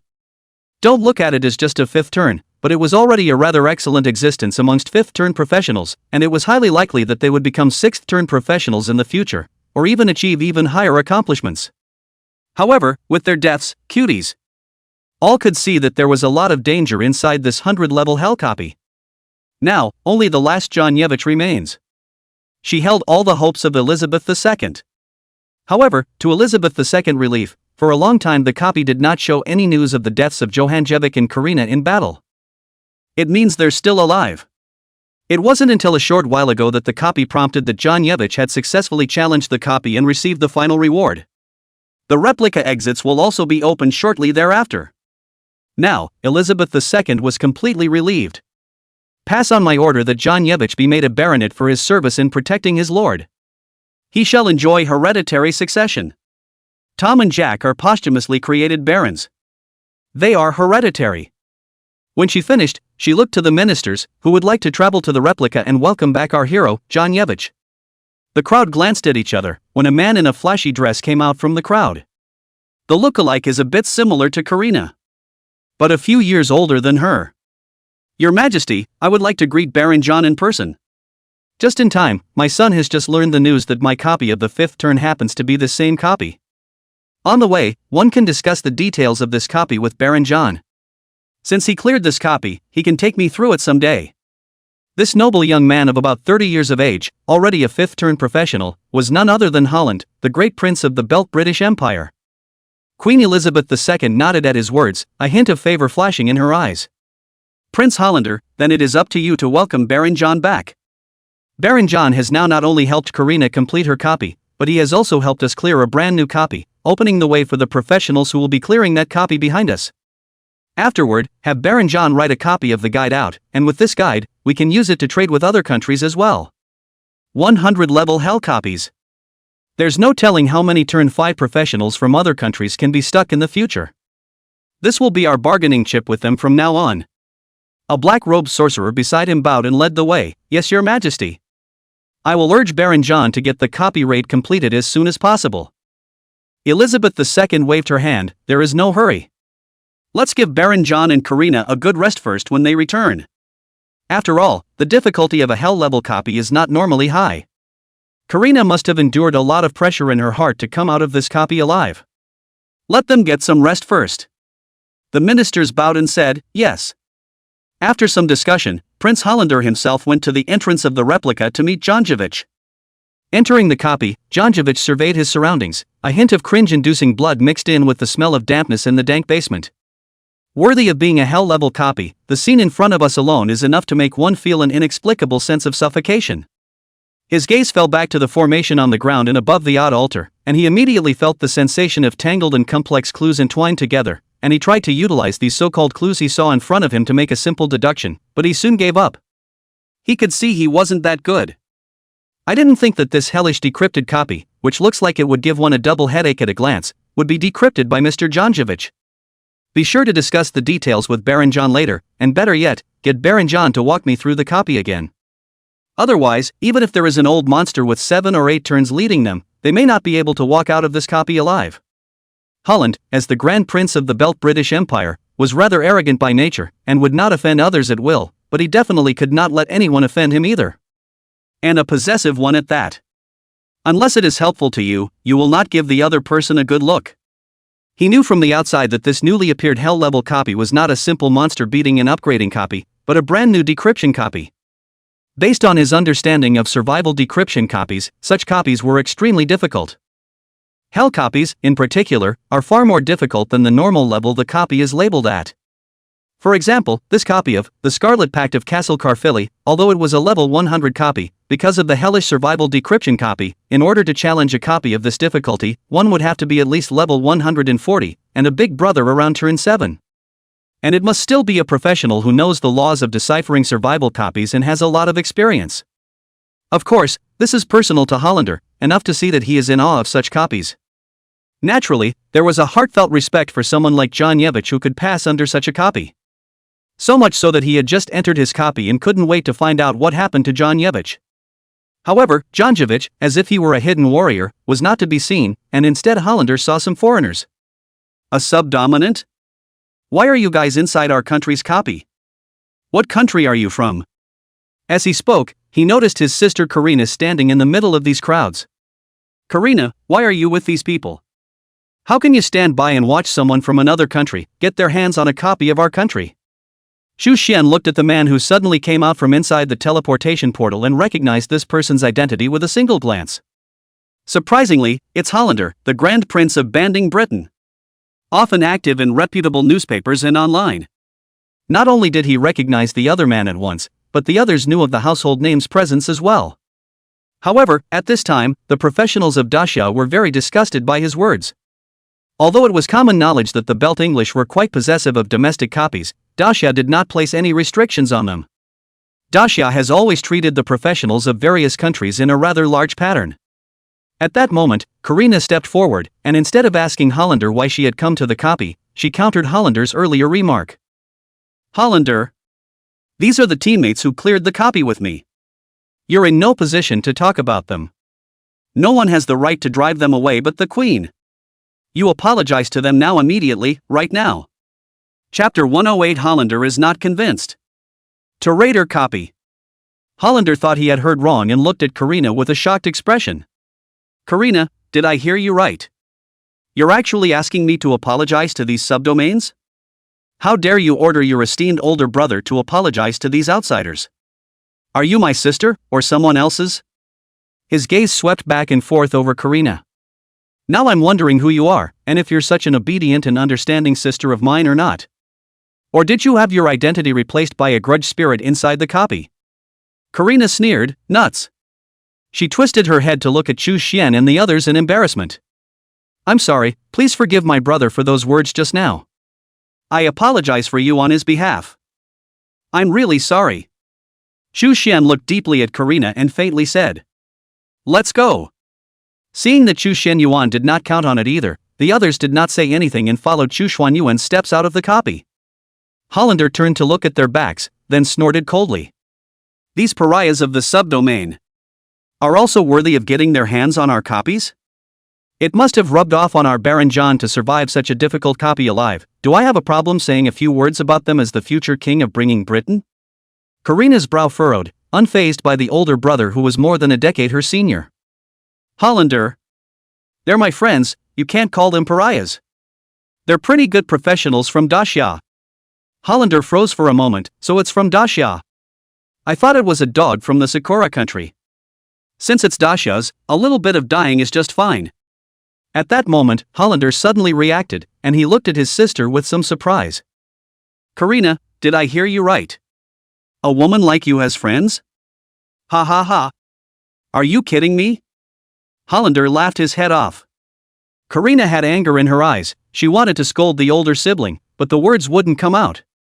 Because she's a little weak, too. I don't know if I count myself as a friend of the other person. However, even if he wasn't now, he would definitely be his friend in the future. Karina thought this in her mind. Returning to her senses, Karina stretched, and she glanced toward the exit, when something suddenly occurred to her, and she glanced at Hollander in some disbelief. I was already wondering just now, why are you here? You mustn't tell me you came in to greet me? Hollander laughed at her words. Are you worth coming to greet? I'm here to welcome back our man of honor. Karina looked around, her brow furrowing as she muttered inwardly. Meritocracy? What meritocracy? The only person here who could claim credit was Chu Xian. If it wasn't for his superb reasoning ability, everyone would have to stay inside this copy. Karina briefly recalled from beginning to end at this moment, and realized that this copy was unusually treacherous, and many clues were very bizarre, and although she had walked through it more completely, she had already forgotten almost all of the details. Even some of the behaviors that Chu Xian decrypted, there were no clues at all pointing out that it should be done that way, or she didn't pick up on those clues. Anyway, this place is too weird to ever come back. Karina thought so. When his sister didn't say anything, Hollander didn't bother to pay her any attention as he stepped past Karina and looked around. But never see the person they want to see. He wondered a little, it had been quite a while, where was Baron John? He was also a little impatient, and turned his head to Karina. Hey! Where did Baron John go? This king came all the way here to greet him, why is the person as good as disappeared? The last name Karina wanted to hear at the moment was undoubtedly this so-called Baron John. Her brows furrowed once again, her brow twisted into a deep Chuan character, and her face, which was already as cold as ice and frost, dropped several degrees at this time. John. Baron. When did that old man get made a baronet, did you? Hollander couldn't help but frown when he heard Karina's words. What old man? This is the Honorable Baron John. Nor do I have the authority to grant Janevich a baronetcy. Our mother did, of course. Karina's frown tightened. Karma made him a baron? Didn't mother say that now that a great war is about to start, titles cannot be granted easily? Otherwise a large number of new nobles will rise after the great war opens. Hollander let out a soft chuckle. Doesn't it still have something to do with you? Would you have gotten out of this copy alive without Baron John? We all know exactly what happened out there. It was Baron John who destroyed the final boss and cleared the copy. And if it weren't for him, this copy would become a meat grinder, harvesting one batch after another of professionals who enter this copy. It's fine if it's someone from another country, but if it's one of our own, do you know how many soon-to-be fifth-turn professionals we'll lose? Not only did he save you, but he also saved an unknown number of professionals. Is this credit small? Here, Hollander paused for a moment, then glared impatiently at Karina with his eyes. And you call Baron John an old man? Did all that upbringing you received at the Royal Academy of Ceremonies go to the dogs? Who gave you permission to call Baron John that? Karina immediately bristled in the face of her older brother's looming gaze. And do you know what the specifics are when you only live in your self-righteous thoughts? Hollander froze. She had never seen Karina so angry with him. Karina took a step closer to him, pointing a finger at his chest, anger in her words. You don't even know the situation and here you are accusing me. Baron John, as you call him, is going to kill me, you know? You almost didn't get to see me, you know? Hollander's eyes suddenly flashed with a hint of surprise, his pupils flickered, and facing the approaching Karina, he subconsciously took half a step back, asking with a face full of unbelief, "What did you say? How is that possible? Baron John is a loyal servant of our Belt English royal family, how could he possibly hurt you?" Karina snorted coldly. "So you prefer to trust this so-called loyal servant who came to our Belt English royal family 2 years ago? And don't trust your sister who has spent so much time with you and grown up under your watch, do you?" Karina seemed disappointed, her eyes reddening uncontrollably. Seeing her in this state, Hollander instantly sensed a hint of something wrong. The royal family had its own pride, and he couldn't believe that his sister would falsely accuse his servant for no reason. He looked around and shouted out, "Janevich, where are you people? Come out to the king, I want you to explain to me in person what is going on." "Don't worry, if it's not your fault, this king will never paralyze Karina." "But..." Hollander wanted to say something, but finally said, "Get your ass out here." Karina grunted, "Stop screaming, Janevich is dead." Hollander's expression was suddenly stunned, followed by his eyes snapping wide open, his eyes filled with disbelief. "What? What did you say? Janevich is dead? How could he be dead? He's a sixth-turn professional. Who can kill him?" He glanced at the altar, as if he had thought of something, and looked to Karina, asking after him. "Did he die with the boss?" "No. I was counting on him to get me through this damn new copy." Karina laughed softly. "As for who killed Janevich, you wouldn't believe me if I told you exactly, but all I can tell you is that it was those Dasha people. If they hadn't killed Janevich, I would have died by his hand too. Those pariahs, as you call them, saved your sister. And I nearly died at the hands of the Baron you ordained. That's what happens in this copy." Hollander felt his legs go weak, and what Karina said gave him a twinge of despair. If the truth was as Karina had said, then how could one's copy be cleared? "Karina, you're joking, aren't you? If John Switch is really dead, can that still take me through this copy?" "Right. You should be able to." Karina sneered, "Brother Hollander, you think too much of me, and too much of Janevich. The ones who really took our clearance were those Daxians you threw out. Janevich also took advantage of them, and as for the fact that in the end, the duplicates will determine that it was him who had cleared the duplicate, it was only because he had the highest level and did the most damage, and was judged by the duplicate to have a false reputation. The real situation is that a genius, not even 3 turns in Dasha, no, a monster, led us through the copy. And you were expected to take you through your copy all over again, and you know I'm a roadie, I've forgotten a lot of details. If you don't want to be stuck in this copy for the rest of your life, go to Dasha and find those people you kicked out and beg them. Beg them to write a guide for you." Hollander was still skeptical when he heard this, but with Janjevich's delay in showing up, the odds were that he was really hung up. If what Karina said was true, then Janevich really couldn't count on it. Karina couldn't be relied on again, so he'd have to count on those in Dasha. But when he thought of what he had just said, how could he stoop so low as to beg people again? It would be fine if he were a commoner, but he's a prince. The Grand Prince with the British Empire. How is it possible to grovel and beg? Hollander suddenly lashed out toward the altar beside him. Let me beg them, dream on. They're nothing but a bunch of pariahs. They all managed to pass this copy, so I guess this copy should be easy. It was me who misjudged the difficulty of this copy. If they can pass it, surely my clever bandit English professionals will be able to do the same. I, Hollander, will never beg. With that, he flung his sleeves and turned towards the exit of the replica, but just after taking 2 steps, he suddenly stopped. A sideways glance at his sister. You go back later and transcribe a copy of the details you know and give it to me. Karina couldn't help but laugh softly. Beg me. Or don't write. Hollander grunted coldly, his face clouded over before he whispered with great reluctance. Lovely Karina. You don't want your dear brother to die a horrible death inside the copy. Karina grunted and gave him a contemptuous look. Hollander, where is your dignity? Chapter 109, this is going to be the 3rd turn. Brat, you want a day? When the two returned, they told Elizabeth II what had happened in the copy. Elizabeth II, who had great confidence in Karina, was so outraged that she immediately cancelled the baronetcy granted to Johann Jevic. And then, based on the pitifully few details of the copy provided by Karina, they began to send people to raid the copy of The Scarlet Pact of Castle Carfilli. Of course, all of this is an afterthought. On Chu Xian's side, after walking out of the copy, he arrived at the Capital City Professional Service Center. It's still your own home that makes you feel comfortable. After Wang Bubble stretched his back, he cursed and spoke. The great prince who brought the British is really something. It's not even if the people below are xenophobic, but they, the nobles, even lead the xenophobia. What a little pattern. That Princess Karina is quite humane and knows to speak up for us. Chu Xian was just about to say something when an old man's voice suddenly rang out. Henner.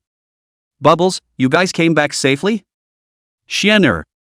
Chu Xian shivered and followed the direction of the sound, then turned his head to look. They only saw Wang Quanyijian, his eyes slightly red, running quickly towards them. There was also a good amount of milk tea in his hand. Grandpa, what are you doing here? Receiving the milk tea that he couldn't do without, Wang Bubble was surprised that his grandfather, Wang Quanyijian, was so coincidental that he was waiting for them at the professional service center. Wang Quanyijian personally inserted a cup of milk tea for Chu Xian and handed it to him. Chu Xian couldn't refuse and could only take it. Don't worry, it's milk tea with no cream or all nutrition. The beads are all made from materials that can only be popped inside high-level copies. Drinking it will help fade the fatigue you suffered in the replica. The crowd listened and tasted it, and it was just as he had said, and it was soothing after drinking it. King Power One Sword began to explain his reason for being here. After you guys entered the replica, I'd been paying attention to this replica as well. Then it turned out that the copy had changed and become a hellish decrypted copy of 100 levels. I've learned the difficulty of decrypted copies, not to mention that it's not an ordinary decrypted copy, but a hellish decrypted copy. I'm not afraid to laugh at you guys. When the old man found out about this situation, his whole body was dumbfounded. Don't even know what to tell the top. Shane Hao. You're all fine, God bless. After saying that, King Power One Sword paused for a moment and once again said with a smile. Old me is quite curious as to how you guys managed to pass such a powerful copy.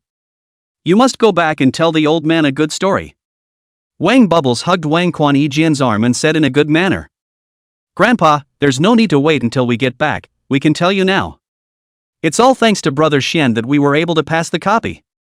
It's like he's been to that copy and found a lot of key clues to lead us all the way through. He's like a god. The King Power One Sword was surprised as he turned his head to look at Chu Xian once again. Brat, I hadn't heard that you had this kind of talent in decrypting copies. As the words fell, Chu Xian took out a notebook from inside his pocket and handed it over to Wang Quanyijian. Master, take this thing. Wang Quanyijian froze for a moment. What is this? Chu Xian explained, this is a guide for the Scarlet Pact of Castle Carfilli. I've been putting together a guide while I've been working through my copy. Now give it to the state without compensation. This may become a bargaining chip in your future negotiations with Belt England. Wang Quanyijian received the pamphlet. If he had some doubts just now, then right now, his doubts about Chu Xian completely disappeared. Holy! Did this kid really lead them through the copy? Is this kid that good? Even the cheats are organized? King Power One Sword naturally knew what this raider meant. A high-level decrypted copy of the cheat is perfectly suited to be a bargaining chip in negotiations between the two countries if necessary. As long as that country is not willing to have their domestic professionals devoured by copies one by one. Definitely will do whatever it takes to get a copy of the strategy. The King's Power 1 sword scanned through the rundown, which was incredibly detailed. Brat, I didn't think you were quite ruddy. Don't worry, the country definitely won't treat you poorly, as long as this strategy is really accurate. I'll definitely help you apply for resource rewards. Xu Shen grinned, then thank you, Elder Wang.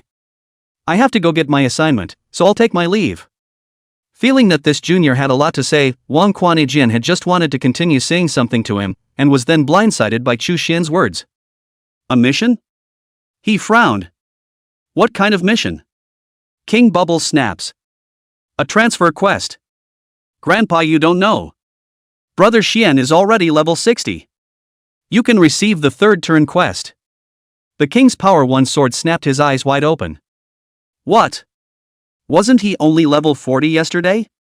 Up 20 levels on the next trip. Brat, you really are a monster, aren't you? Wang Quanjian was confused by Xu Shen, originally hoping that Xu Shen would be able to help his granddaughter Wang Bubbles complete the transfer task. However, the copy suffered from an unknown reason to change, turning into a hellish decrypted copy. Originally, they didn't even expect to pass the copy. It was good to come back alive. But what he didn't expect was that his granddaughter, Wang Bubbles, completed her copy and gained the qualification to transfer. Even Xu Shen, this brat, had upgraded madly, reaching level 60. Touching the threshold of the third turn. I remember that it was only a few weeks since you awakened your profession in your senior year of high school. This has reached level 60.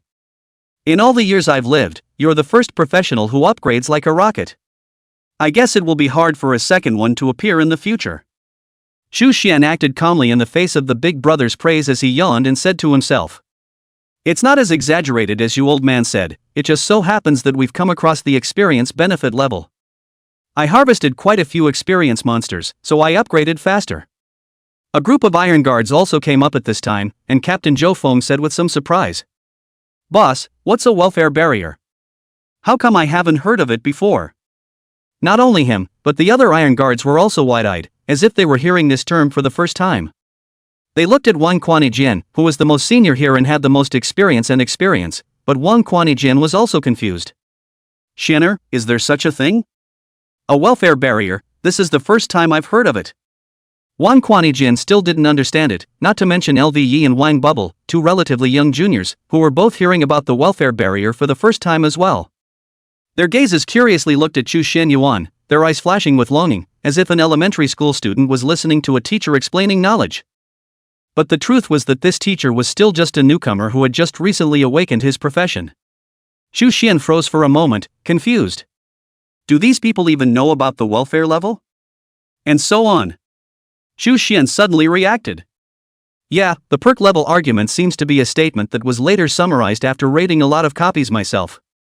In today's professional world, there is no such concept. Thinking of this, Xu Xian said, I've read a lot of copy guides and found that in some new copies, welfare levels will appear after triggering certain conditions, some of which drop a lot of experience, while others drop a lot of weapon props. Of course, these welfare levels aren't delivered to the mouth, either the trigger conditions are difficult or the monsters dropping experience are of a very high level. At this time, Zhou Feng, the captain of the Iron Guard, suddenly thought of something. I remembered. No wonder when we were attacking the experience monsters, you told the eunuchs to watch out for any monsters that might come over, so it turns out there weren't any monsters but rather you were afraid that the other side would steal the experience. Xu Shen nodded, that's for sure, that 6th turn eunuch, if he knew that those experience monsters dropped such a large amount of experience, he would definitely make a move, and at that time, the soup probably won't even leave a bit for us. The crowd laughed out loud, amused by Xu Xian's small mind. And at that moment, the King's Power 1 sword also saw that not only had Xu Xian eaten the benefits brought by the welfare level. Even the group of Iron Guards behind him. Oh. No, I can't say it's the Iron Guard, I should say it's the Quasi-Golden Guard surprisingly all followed suit. Originally, the Iron Guard's levels were all at turn 3, but now, all of them had reached level 80. By completing the transfer quest, you will be successfully promoted to Gold Guard. Wang Quanjian could not help but lament in his heart, originally preparing the Iron Guards to protect Xu Shen Yuan, but as a result, he did not expect that Xu Shen Yuan would instead lead them in a crazy upgrade. If it was luck, Xu Xian's luck was a little too good. It's like being blessed by Lady Luck every time. So able to bring people to upgrade. I see you to get an Iron Guard instructor's job, put our Dasha 100,000 Iron Guards, all upgraded into the Gold Guards, then once the war starts, only other people to fear our part. Wang Quanijian said smilingly. The corner of Chu Xian's mouth couldn't help but twitch. Your old man was joking in the end. Wang Quanijian laughed even more happily. Don't be afraid, I'm really joking. It's only natural that a big baby like you would have a use for you. Chu Xian suddenly thought of something at that moment and whispered to Wang Quanijian. Elder Wang, let's borrow a step to talk. I have something to ask you. Chapter 110 Great Xia's National War Plan. Where does the sword point? The King Power One Sword's expression was stunned, curious as to what hidden matters Chu Xian would have to talk to him about. And strangely enough, this old man seemed to enjoy Chu Xian chatting with him. Thus, under the gaze of the crowd's curious gazes, King Power One Sword and Chu Xian walked to a corner of the career center where there were fewer people. The King Power One Sword had also thoughtfully cast a ban to isolate all eavesdropping. What are you trying to say, brat? Chu Xian, Elder Wang, what are the plans from above, ready for war? Wang Quanijian immediately understood Chu Xian's meaning. Did you say National War Book? Wang Quan grinned as he surveyed the surrounding area with his sword. It would have been impossible to talk to you about such things. After all, some things can't be divulged in advance. But whoever made you donate a national war book to the country has put your bare heart to the test. In fact, the country has decided to take the plunge. Hearing this, Chu Xian was obviously stunned. He had originally asked casually, in his previous life, the National War Book had fallen into the hands of the stick, but in this life, the National War Book had been given to the country by himself, indirectly changing the future history. And now that the country actually already had a target to strike at, to be honest, Chu Xian was quite curious as to who he was going to strike at, but asking here would be fine, it would be impolite to ask again. Chu Xian nodded. Then I have to hurry up and work hard as well. I hope that after the Great War opens, I'll be able to give the country some help. The more Wang Quanijian looked at him, the more he felt that Chu Xian was to his liking, especially with the words that were said, which made him think highly of Chu Xian. If the youth of our country were as loyal and patriotic as you are, what fear of foreign invasion? He patted Chu Xian's shoulder and added. Don't worry, with us old guys around, we haven't died in battle yet. It's not your turn for you latecomers to make a move. When Chu Xian heard this, he was instantly displeased. Old Wang, what demoralizing words are you saying? Can't there be a day in the future when a passes side by side? Wang Quanijian suddenly froze, not minding in the slightest that Chu Xian called him Old Wang. He was again amused by Chu Xian's words.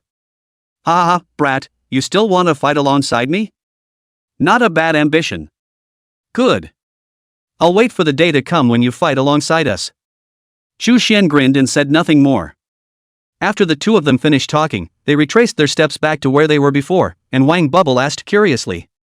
Grandpa, Chu, what are you whispering about? And even used a forbidden spell to isolate sound. Wang Quanijian ho laughed, just to prevent you from eavesdropping. What is said is classified and you have no right to know yet. After saying those words, the King Power One Sword looked at Chu Xian and added a sentence. Chu Xian is now a major general, and has the right to discuss with me some matters involving the national decision-making level, so we had a brief chat. Wang Bubbles was obviously hearing about this for the first time, and his eyes immediately flashed with gusts of astonished eyes. Wow! Chu is now a major general.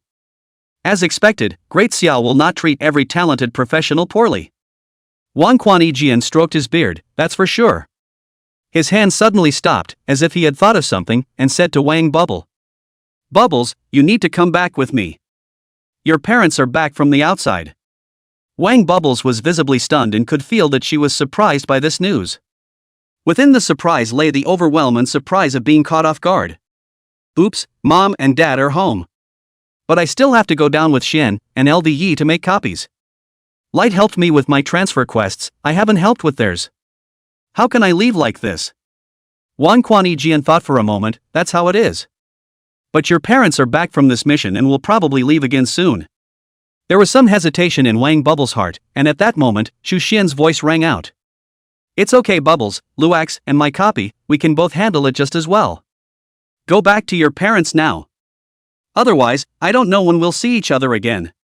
Chu Xian knew that Wang Bubbles' parents were active abroad, similar to agent spy-like professionals, often not at home, wandering in the border of life and death. Wang Bubble and Wang Quanijian grew up, but also had a strong dependence on these two family members. When he was young, Wang Bubble did not know that his parents' work was so dangerous, and even requested Wang Quanyi to help his parents to change their work, but was rejected by his parents. There is always someone who has to do dangerous work, there is always someone who has to hide in the dark and work silently for this country, why can't it be them, which is the original words of her parents. So Wang Bubble grew up with this worry, and every time he met his parents, he treated it as if it was the last time he would see them. In fact, if Chu Xian knew the worries in Wang Bubble's heart, he would definitely tell him, "Don't worry, your mom and dad thieves can live, they can live until retirement." Brother Xian. Why don't you guys wait for me? Bubble Wang seemed to want to hold on for a bit. Chu Xian smiled calmly, copies can be placed together anytime. It's not as bad as this time. Good boy. Behave. Chu Xian was clearly 2 years younger than Wang Bubbles, but he used an adult's tone, and it made Wang Bubbles not feel disgusted, but at the same time, he felt very affectionate. Wang Bubble nodded solemnly, "Okay Brother Xian. You guys be safe then." Wang Quanyi seemed to have thought of something at this time, and he walked over to Lu Yashua's side and said to him, "Bubbles' parents went on this trip for that copy of you. They may have come back with some key clues. You help Chu Xian complete his mission first, and I'll inform you all about that secret realm later on." Hearing this, Lu Ya's eyes were excited. "Thank you, Uncle Wang, Auntie Wang." Wang Bubble seemed to understand what the two were saying and couldn't help but follow suit. "Then let's hurry back, Grandpa. It's not only about LVE, it's also about Xian's safety." Wang Quanyi secretly despised his granddaughter. "You, Brother Xian, called me more affectionately than a grandfather." "You didn't used to be like this. Do you like Chu Xian? If you like it, go and confess, don't let someone get to you first, you'll regret it then." Wang Bubble's face brushed red as she twisted her small petite body, her white fingers hooked to each other, unwilling to admit it. "Which is? Grandpa, if you say it again, I won't play with you anymore." Wang Bubble turned his back and pretended to ignore Wang Quan's sword. Wang Quanyi laughed. "Okay, we should get back too. LVE, wait for my good news." When he said that, he snapped his fingers, and a thunderbolt suddenly descended from the sky and struck his side, only to see a small deer with purple lightning effects appear out of thin air at his side. The duo sat up and waved their hands at Chu Xian, Lu Yi and the others, followed by another bolt of lightning, and the duo instantly disappeared in place. Lu Yashi's heart relaxed a lot, looking at the magnificent mount of the disappearing king's Power One sword. A hint of envy flashed in his eyes. Elder Wang's mount is really dazzling. Let's have a whole one. He glanced at Chu Xian, who grinned and did not look uncomfortable. "It's still early to get a mount, when I turn 5, we'll go catch a mount together. Guaranteed to be 100 times cooler than the old king's." These words immediately aroused the interest of Lu Yashua. This man usually didn't care about other things except for his love of delving into the way of the sword, but there was one thing, he wanted a mount of his own very much. Of course, unusual mounts couldn't catch his eye, so he was always on the lookout. Hearing that Chu Xianyuan could catch a mount that was even cooler than the King Power One sword Purple Lightning Thunder Deer, Lu Yashua impatiently inquired. "Catch it from where? I've never heard of a cooler mount than the Purple Lightning Thunder Deer inside a normal copy." After saying this, LVE suddenly reacted. "Chu Xian, you're not teasing me. Come to think of it, you haven't even entered many duplicates, how could you possibly know about a mount that's even better than the Purple Lightning Thunder Deer?" Chu Xian wasn't angry at being questioned. "Of course I know. And of course, not inside a regular copy. Instead, it's in the secret realm, the one-kill secret realm, a copy of the Kunlun secret realm. There are some pretty awesome mount pets in there." Hearing those words, Lu Yashue immediately froze in place as he looked Chu Xian up and down, only to feel that the young man in front of him was actually somewhat unfamiliar. As Chu Xian chatted with LVE while walking towards the front desk of the transfer center, he suddenly noticed that LVE had stopped where he was and frowned slightly. "What's that look on your face? Is there something on my face?" Lu Yashue came back to his senses, his brows furrowed even more tightly than Chu Xian's. "Chu Xian, did you mention the Kunlun secret realm just now?" "Chu Xian, yeah. What's wrong?" Levi's eyes snapped open. "I thought I heard wrong just now. The secret realm of the Kunlun. How do you know what's going on inside the Kunlun secret realm?" The secret realm of Kunlun is known as the graves of talented 5th-turn professionals and 6th-turn professionals. From the day the Kunlun secret realm appeared, I don't know how many people have died inside it. As for what's going on inside, no one should know. "No." After finishing his sentence, LVE suddenly paused, and he sighed helplessly. To be exact, There is a professional who has cleared the secret realm of Kunlun, and ironically, this professional is actually a professional of eagle sauce. After he cleared the level, our country had repeatedly asked him to inform us of the copy strategy, and was even willing to pay a considerable price for it. However, this Eagle Jam Nation professional called Cruz simply refused, causing our professionals to be tortured by this copy until now. No one has cleared that copy until now. That's why, so far, no news about the situation inside the Kunlun mystery has broken out. So, Lu Yashua looked at Chu Xian. So, how did you know? Chu Xian. Chapter 111. I'm level 60 and you're arranging a 100-level secret realm for me? When Chu Xian heard those words, 10,000 grass mud horses raced in his heart. That, I guessed. Vax, guess? Chu Xian nodded. That's right. It's just a guess. There are mounts to catch inside many of the secret realms, especially the Chinese immortal type copies. Few people have raided the Kunlun secret realm so far, and there are bound to be quite a few unseen mounts in it. Lu Yashua pondered for 2 seconds and had to believe Chu Xian's words. After all, what else could he do if he didn't believe it? It couldn't be that Chu Xian had walked through the secret realm of Kunlun. But at that moment, it was Chu Xian's turn to wonder. You know a lot about the secret realm of Kunlun. Say it like it's your next copy of the raid. Lu Yashua did not retort, and a helpless expression even surfaced on his face, causing Chu Xian to be instantly confused. Holy! Your next copy is really the secret realm of Kunlun? Lu Yashua helplessly spread his hands. Otherwise, why do you think I'm stuck at a half step of 5 revolutions and haven't been promoted? Even Wang Bubble, who is several years younger than me, has already turned 5. When he said this, Lu Yax's entire body gave off an indescribable sense of heartache. Chu Xian even wanted to hug him and tell him, "Good boy, it's fine. There's me, I'll take you flying."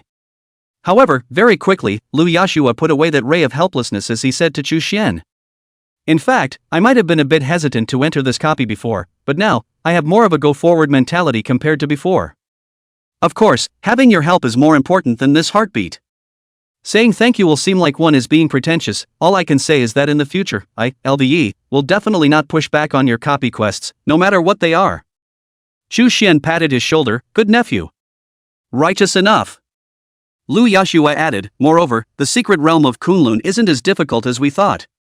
The state has stepped in, and Elder Wang told me himself just now that Bubble's parents' previous mission was to investigate the intelligence related to this secret realm. I believe that they, for sure, will be able to obtain useful information and break my Great Xiao's record of 0 passes to the Kunlun mysteries. LVE said with great confidence, and even Chu Xian seemed to hear a very agitated background sound accompanying him. Just do it, just do it. Oh. It wasn't originally a background sound, but the ringtone of Levi's cell phone. No. What kind of ringtone is this? It doesn't fit your high-flying sword fairy persona either. LVE picked up his cell phone, and an untraceable smile appeared on his face. Elder Wang.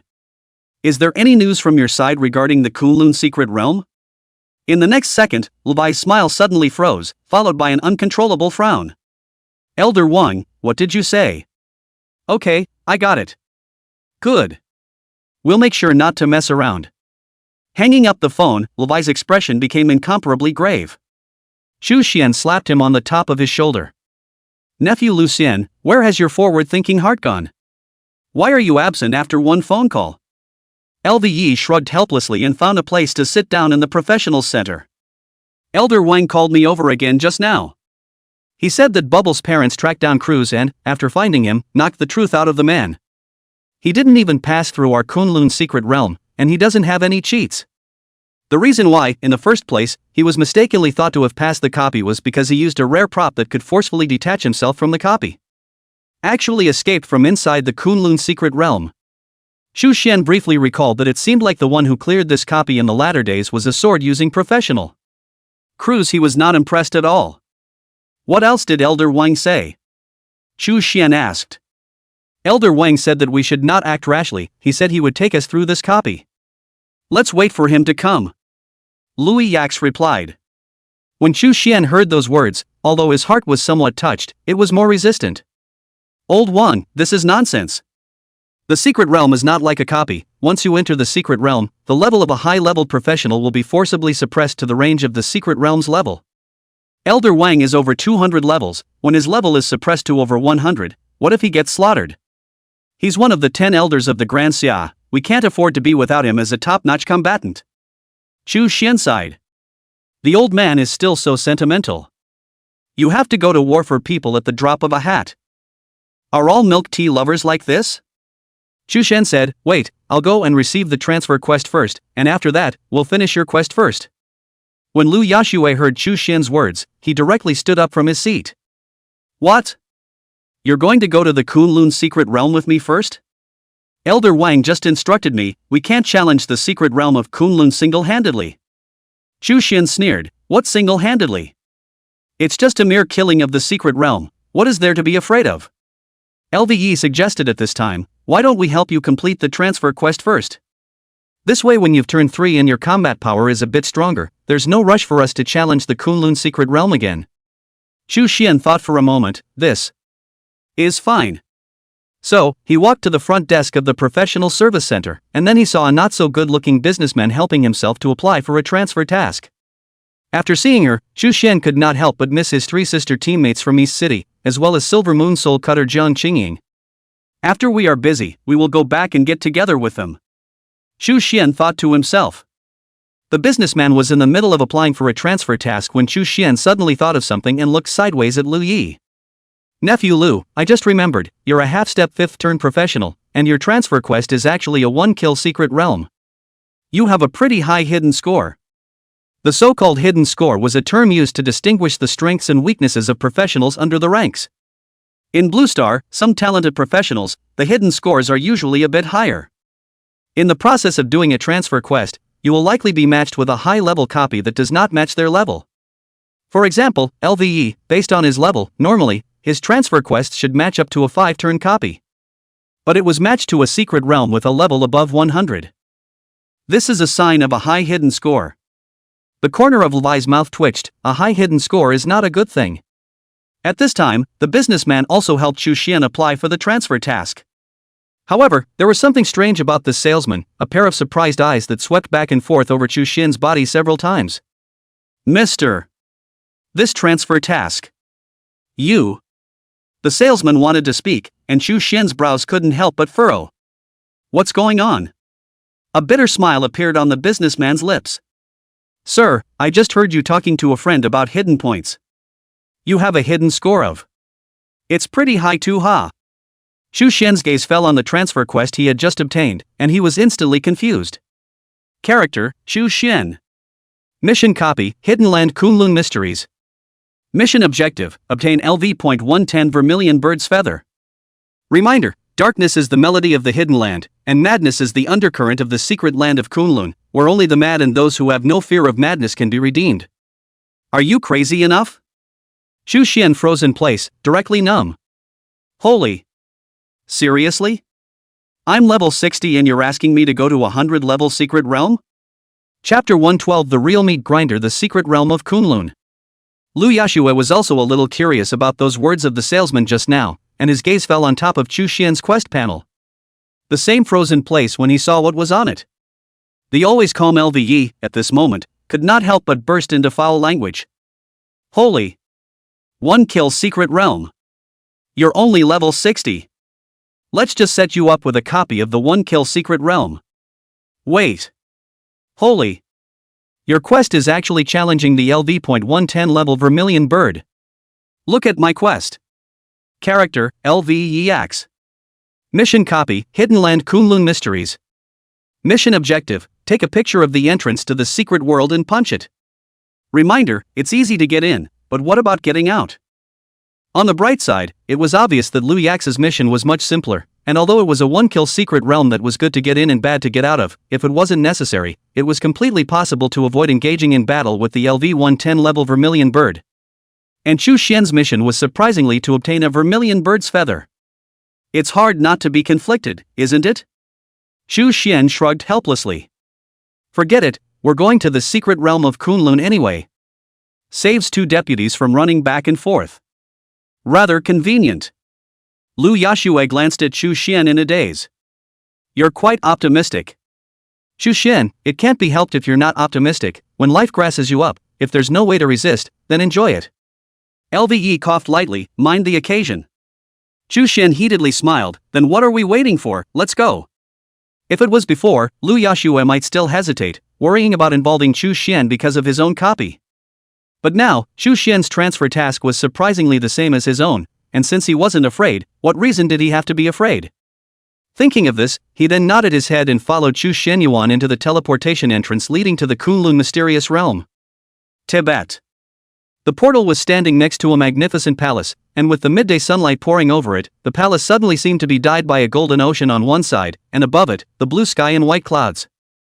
Pilgrims refer to this place as the Pure Land, but those who have read the history of this place know what a dark and unpleasant past it has had. The portal did not lead directly to the entrance of the Kunlun mysteries, but rather to the hidden lands, and the entrance took some time to walk to. Chu Xian and Lve arrived at the entrance to the secret realm, and there were many people hovering outside at that moment. They gazed at the entrance as if they were devout believers, not daring to approach.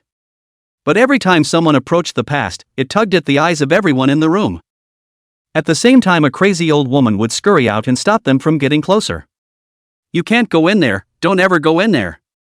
Move closer to the past and the people are gone. Miserable. That's what my son doesn't have. That's what my son doesn't have. Miserable. It's bad. The old woman was well dressed and could tell that she was well loved by her family, but had suffered a strong mental blow and had gone a little crazy. Beside him, followed by an old man, dressed simply and plainly, was the old man's husband. The old woman would stand guard here every day, stopping people who wanted to get their heads in the clouds from entering the secret realm of the Kunlun, but from the old man's husband's mouth, it was known that the old woman was actually waiting for her son, who had died 80% of the time, to come back. She had been using her son's death to exhort the professionals to enter the Kunlun secret realm, but in her heart, she also refused to truly accept the news of her son's death. However, because in recent years, there were too many professionals who died in the Kunlun secret realm, and it could be said that there were 10 deaths, so now almost few people went inside the secret realm again. But that didn't stop the entrance to the Kunlun secret realm from hovering over many professionals who wanted to go in, but had been very hesitant. These people, on the one hand, agonized by the stagnant realm and wanted to fight, on the other hand, they were fearful of the Kunlun secret realm, worrying about falling in the secret realm and dying. Therefore, every professional who approached the entrance of the secret realm and prepared to enter within the secret realm would become the center of attention. For example, at this moment, the duo of Chu Xian and Lve, who had already walked to the entrance of the secret realm. They immediately became the center of attention. Almost everyone's eyes were all focused on the two of them. The crowd was talking. Look guys, there's another one who isn't afraid of death, ready to challenge the Kunlun secret realm. There was just a fifth-turned great man who perished here last month. These people really aren't afraid of death. Be in awe of the secret place. Be sure to be in awe. Or else your life will be in danger. These two are so young, they seem to be budding geniuses. It's a pity that the Kunlun secret realm has always been attuned for geniuses. Who says it isn't? My great Xiao's Kunlun secret realm is one of the world's top 10 uncracked secret realms, and I don't know how many unlucky people who have been chosen by this copy have been pitted. If you ask me, they're probably just coming over to join in the fun, and they definitely don't dare to go in. I've seen a lot of people like that, all of them stand at the door for a while and then go back. They don't dare to enter at all. Holy! Whoever said they wouldn't dare go in, they're really going in. Chu Xian and Lu Yi looked at each other. On the way over, they had already made up their minds to challenge the Kunlun mysterious realm. With their determination already in place, the two of them no longer had any hesitation, or else they would appear to be cowering. So after surveying the environment of the entrance to the secret realm, they took a step and walked inside. This scene immediately attracted the attention of everyone present. They looked at the Chu Xian duo in disbelief. Really? They're really going in? Holy, is this the sharpness of teenagers? Compared to them, we old guys whose guts have been ground up by fear should really feel ashamed. Nonsense. What nonsense? They're so young, entering the secret realm like this is completely impulsive. A corner of the entrance to the secret realm. A man and a woman, two guys in black robes, also witnessed this scene. The man asked the girl, "Look, there's another one who's not afraid of death going into the secret realm." The girl frowned slightly, a pair of eerie red eyes turning under her masked pupils. Something strange? The man wondered, what's so strange? The girl glanced up at him. The rank of the two of them, a half-step fifth turn, it's still relatively normal. It might be a genius of great Xia with a higher hidden score. But the other level is only 60. The man instantly understood the girl's meaning. Come to challenge the secret realm of Kunlun at level 60? Is this funny? Isn't this a death wish? We've been guarding here for 2 or 3 years, but we've never seen anyone dare to enter the Kunlun mysterious realm at level 60. It's impossible to come to the secret realm of Kunlun even if you're looking for someone to substitute for you, unless this person's head is broken. The girl pondered for a moment, her face suddenly serious, and she said in a deep voice. Do you think there's a possibility? This level 60 little boy with an extremely high hidden score belongs to the people who were chosen by the copies. The girl's words really startled the man, and he couldn't help but gulp. No kidding.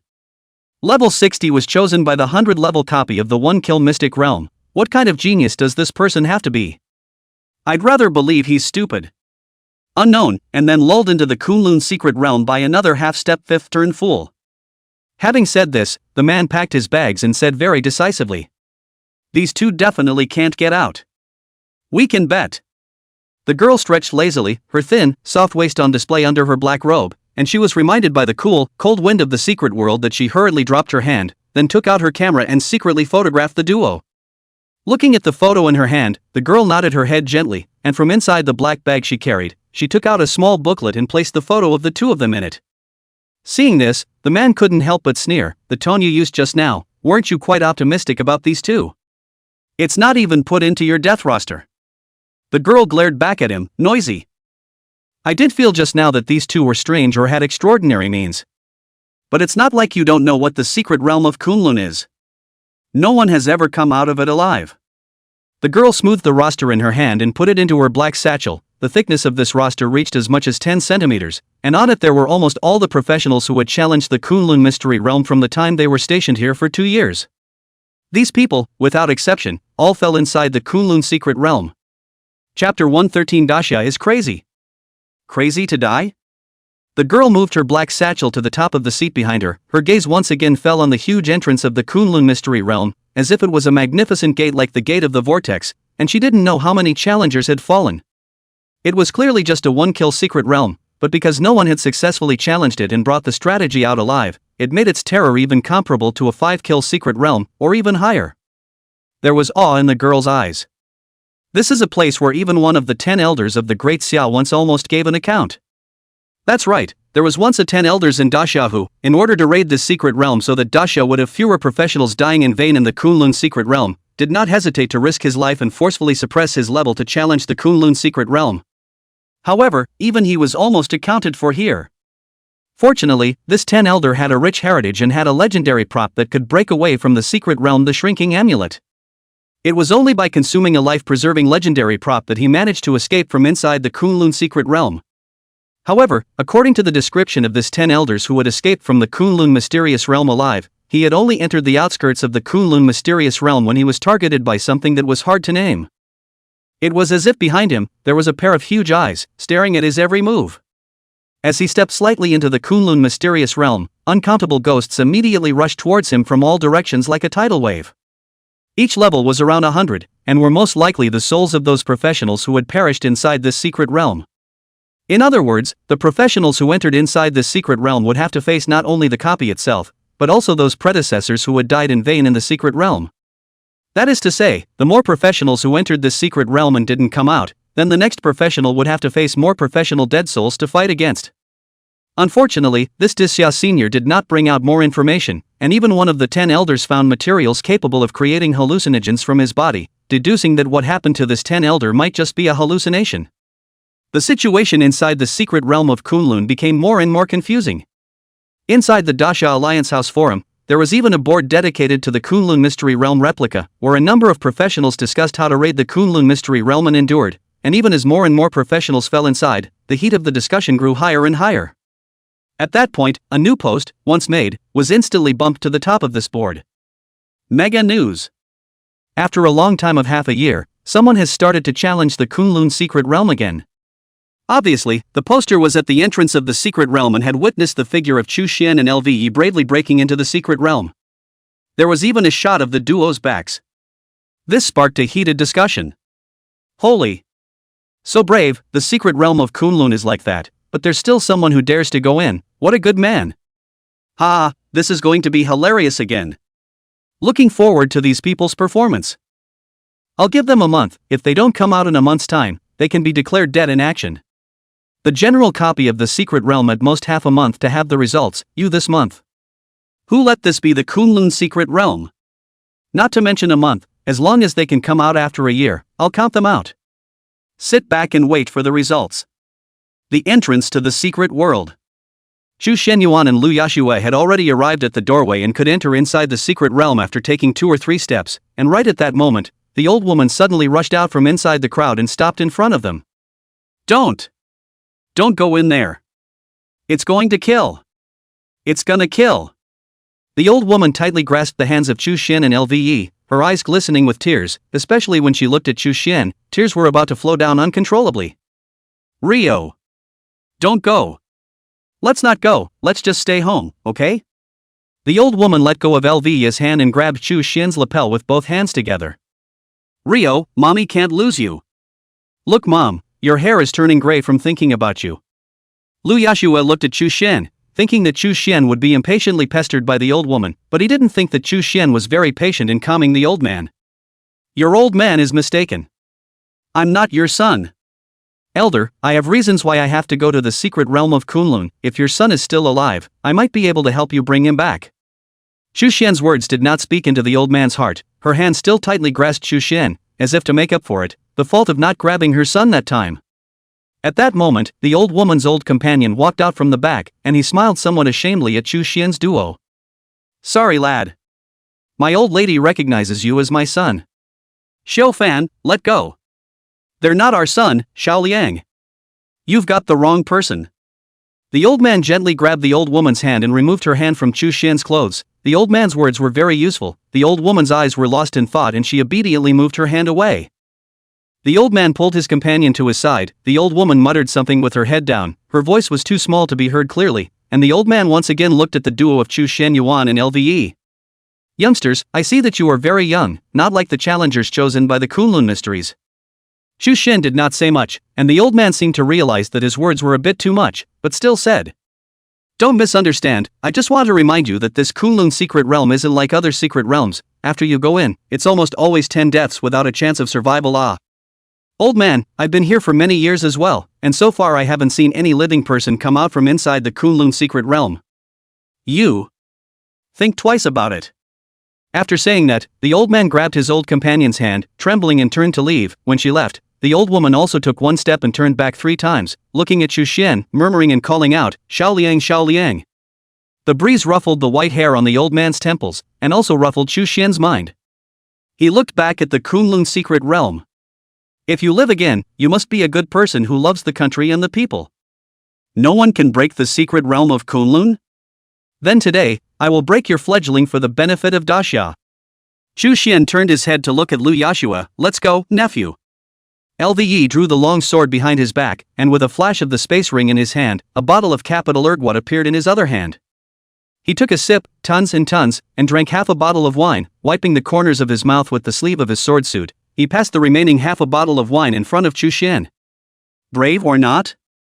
Chu Xian let out a light laugh and nonchalantly took over the remaining half bottle of wine, finishing the remaining half bottle of wine. Similarly wiping a handful of wine from the corner of his mouth, Chu Xian immediately shouted. Dare to break it! As the words fell, the two of them stepped into the secret realm under the gaze of the crowd. They really went in. When a young man is 15 or 20 years old, he walks the streets with a green shirt and a sword. I had the willfulness, but also the courage. 2 young dolls, you can call them capricious and irrational, but never underestimate their guts. We old guys, we're not as good as them. A half-white-haired old man suddenly stood up, his hair draped over his head as he looked at the entrance of the secret realm in a daze, and after roughly 2 seconds, his body suddenly acted, turning into a stream of light and rushing inside the secret realm. Before entering the secret realm of Kunlun, it was as if the crowd had heard his last cry. His grandma, I've lived for more than 50 years and have been stuck at level 100 for more than 10 years, do I really have to be obscene until I die? Is it still inferior to a young scion? Old me became famous as a teenager, but I lost my teenage fervor in fear of death. This time, Shin Xiaoxing, even if I have no hope of transferring, even if I die, I will burn once again. As the words fell, the old man's figure completely disappeared outside the secret realm. This action, in the eyes of the crowd, made them all feel shocked by it. Again. Another one went in. Holy. Another one went in. It's Mecha Big Brother Chen Xiaoxing, 30 years old, half-step fifth turn, a half-step fifth turn capable of overpowering a sixth turn Big Brother. Unfortunately, he encountered the Kunlun secret realm and was stuck at half-step 5 until he was over 50. Unexpectedly, he finally couldn't help himself and put up a fight. Another Big Brother is going to fade away. This Kunlun mysterious realm will kill you if you go in. Confused. Confused. Chen Xiaoxing, have you been swept away by hot blood? Are you really tired of living? Another old man with a slightly chubby build and wearing a Taoist robe cursed and swore as he made his way inside and spoke his last words before entering the secret realm. Alas, it just so happens that I'm also tired of living. I'll accompany you one last time. Another person entered the secret realm, watching the crowd stare in disbelief. It's Taoist Yellow Ape, he actually went in as well? A person exclaimed, and just as his voice rang out, another person unexpectedly stood up. Despite the hat and sunglasses that wrapped her up tightly, her dimpled figure revealed her gender. Then, she also silently stepped into the Kunlun secret realm. Subsequently, before the Kunlun mysterious realm, an unprecedented and extremely spectacular spectacle erupted. Originally, no one dared to approach within 10 meters of the Kunlun secret realm, but as each professional stepped inside the Kunlun secret realm, it was as if the emotions that had been bottled up for a long time appeared to loosen at this moment, and each professional began to root inside. The emotions that had been suppressed by the Kunlun secret realm for several years, even decades, completely exploded at this moment. Struggling all day long in the midst of metamorphosis and transmigration, wasting several years of time and accomplishing nothing, damn it. Let's fight it out, big deal, I'll die in there. All on it, right? Well, I'm on it too. Even if I die inside, I don't want to live as a lewd maggot at the entrance of the secret realm. Ha ha ha ha ha. Fortunate and happy, on the road to the Yellow Springs, with all the warriors as companions, old me is not alone, I will also accompany you on your journey. My Kunlun secret realm should be cracked by my Daxia professionals, and even if I can't break it, I'll fill my Daxia heroic soul. I'll go too. Old man, I want to go in and find our Rio. Wifey. I'll accompany you. Go, we're together. Chapter 114 Trust Chu Xian, see you in 3 days. At the corner of the entrance to the secret realm, the girl wearing a black robe slowly lowered the camera in her hand, her eyes twinkling, shocked by the sight before her. The no man's land where no one dared to approach within 10 meters of the entrance to the Kunlun secret realm was full of people at the moment. Hundreds and hundreds of professionals poured into the entrance in great numbers. Such a spectacle was once unparalleled. She had been unable to photograph all of them. The black-robed man on the side was also confused at this moment. His lips moved slightly and he spoke with some trembling. Crazy. These Daxia people are all crazy. The Kunlun mysterious realm will devour them completely. In the House of the Great Summer Alliance, a new thread appeared in the Kunlun Mystery Realm board, instantly rushing to the top of the forum's hot search. Crazy. Infected by the fervor of the two young challengers, more than 1,000 challengers of the Kunlun Mystery Realm entered together to challenge the Kunlun Mystery Realm. Holy. Are they all crazy? No one has dared to enter the Kunlun secret realm for half a year, and only a handful of people have dared to challenge it in the past 3 years, so what's wrong today? They've gone crazy. I watched the video of the scene. It is estimated that the professionals who didn't dare to enter the secret realm in recent decades have all gone in this time. It seems that they are indeed all suffocating and ready to let go.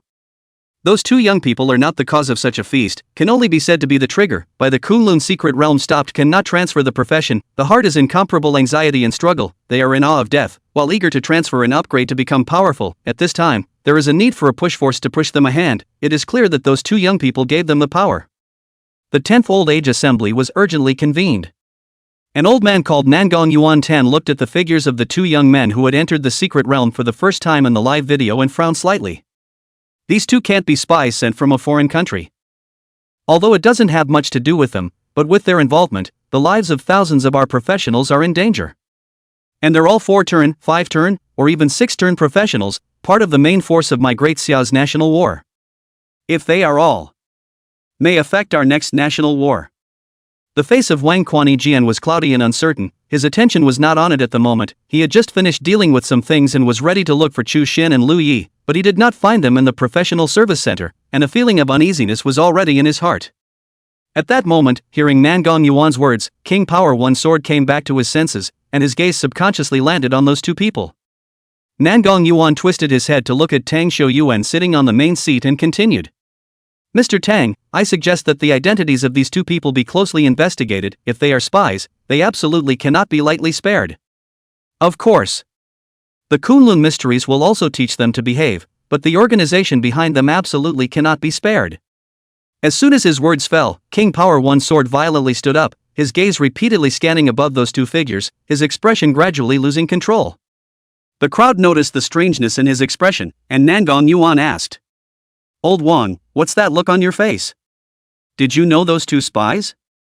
A cold sweat seeped out of Wang Quanyijian's forehead as he wiped it off and said, What spy? It's Chu Xian and Lu Yax. These two assholes, let them wait for me, how come they went by themselves?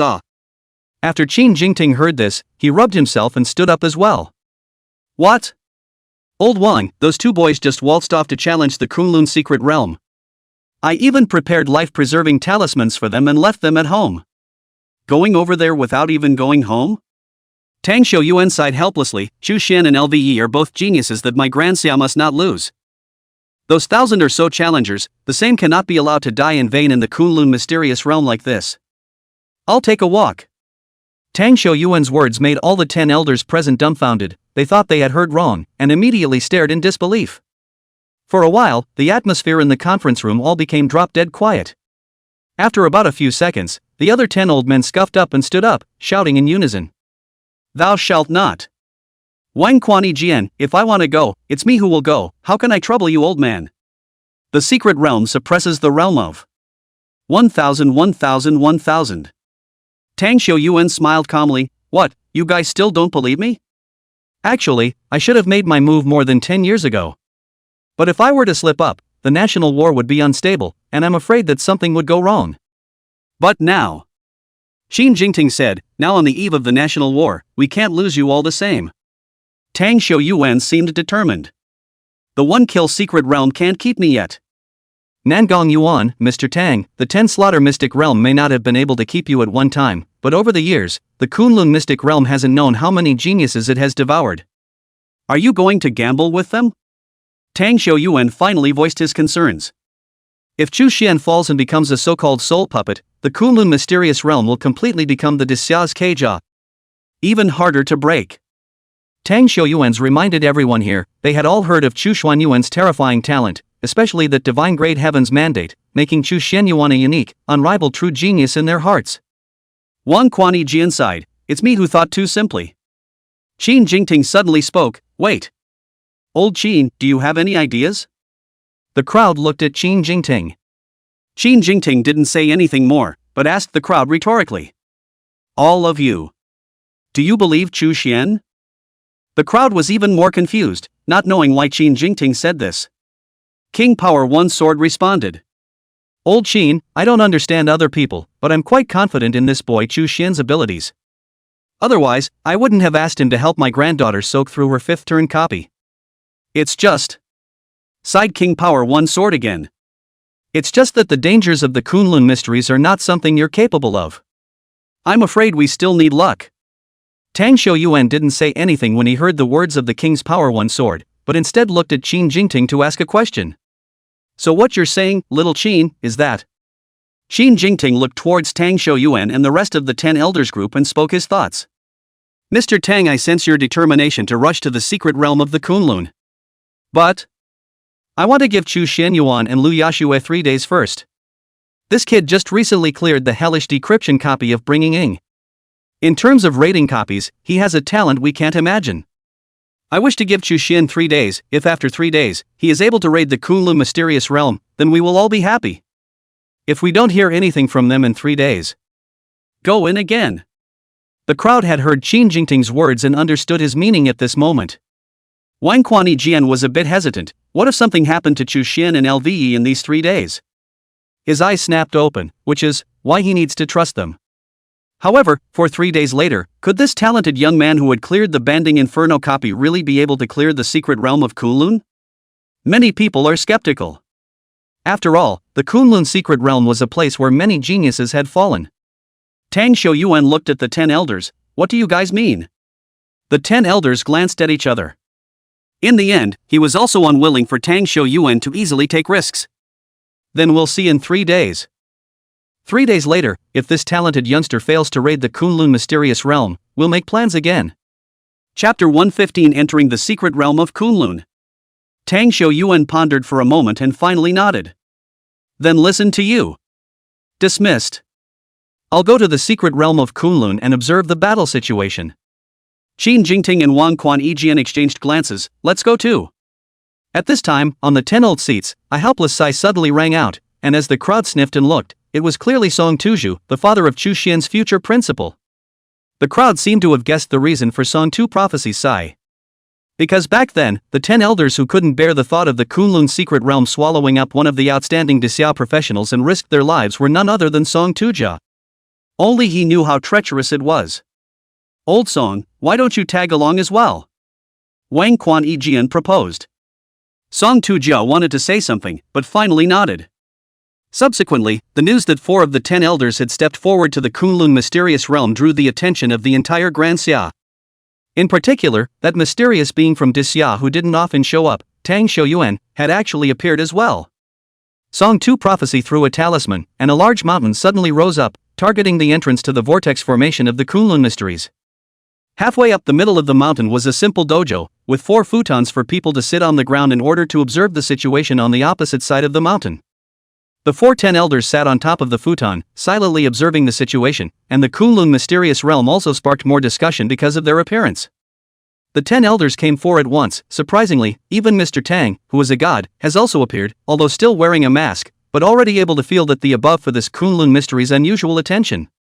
Cannot pay attention to it. 5-turn and 6-turn professionals are the mainstay of my dasha, Kunlun secret realm, and has the title of the Tomb of Genius professionals. If this more than 1,000 professionals, all buried here, the impact on our country's power is not generally small. I don't know if any one of these more than 1,000 professionals is capable of standing out and leading the crowd in raiding the Kunlun secret realm, in which case, this person can certainly be treated as one of my great Xia's first-rate heroes. Although many professionals are a bit uptight this time, and with more than 1,000 professionals going in at once, it may seem like there's a lot of hope for the raiders, but don't forget that the professionals who were buried in the Kunlun mysterious realm before in bits and pieces add up to more than 1,000, it's going to be in the tens of thousands. Right, and the most terrifying point, I heard that those professionals buried in the Kunlun secret realm have all turned into replica monster puppets, and an army of puppets made up of more than 10,000 local professionals can't be fought by these 1,000 professionals? It's over and done with. If these 1,000 or so professionals are all buried here, won't it be even harder to challenge the Kunlun secret realm? You're still thinking of a challenge? Whoever happens to be chosen by this secret realm, I think it's better to give up and continue upgrading in this life. It's better to die than to live. I wonder what's going on in there now. I wonder if the 2 young men who just went in are still alive. The secret realm of Kunlun. Chu Shenyuan and Lu Yashue had just entered the secret realm with their front feet, and they were immediately shocked by the enormous forest in front of them. The copy is introduced as a place called the Twisted Forest, and stepping into it is like stepping into another twisted and crumbling world. The thick trunk was like a huge octopus tentacle, winding around at an unbelievable angle. The skin was covered with dense black suckers, which were slightly open, revealing the inner blood-red mucous membrane, which seemed to greedily suck some kind of substance in the air, and also seemed to be sensing the outsider's every move. These tree trunks from time to time oozing dark green mucus along the trunk of the tree slowly sliding down, dripping on the ground, emitting a slight zizzy sound. Wherever the land was quickly corroded, bursts of pungent smoke. The branches of the trees were even growing unchecked, intertwining and entangling with each other, forming an intricate mesh structure that covered the sky and the sun. When Lu Yax saw this, he couldn't help but gulp. Isn't the secret realm of Kunlun a copy of Immortal? This forest is weird and inexplicable. It seems to be borderline with immortality.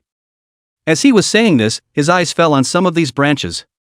Discovered above hanging a kind of emitting a ghostly light fruit, originally thought it would be some copy of the output of the spiritual fruit, but look closely, we'll find that these fruits are unusually bizarre.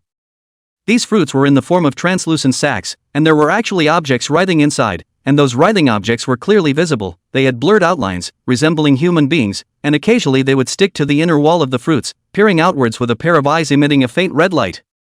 Lu Yax met him with his eyes, and he instantly felt a chill rise up his spine. Phew! Lve exhaled heavily and hurriedly moved his eyes away. For a moment, he felt as if his soul was going to be sucked in. Lu Yashua's expression was quite grave, while on the contrary, Xu Xian's side was quite casual.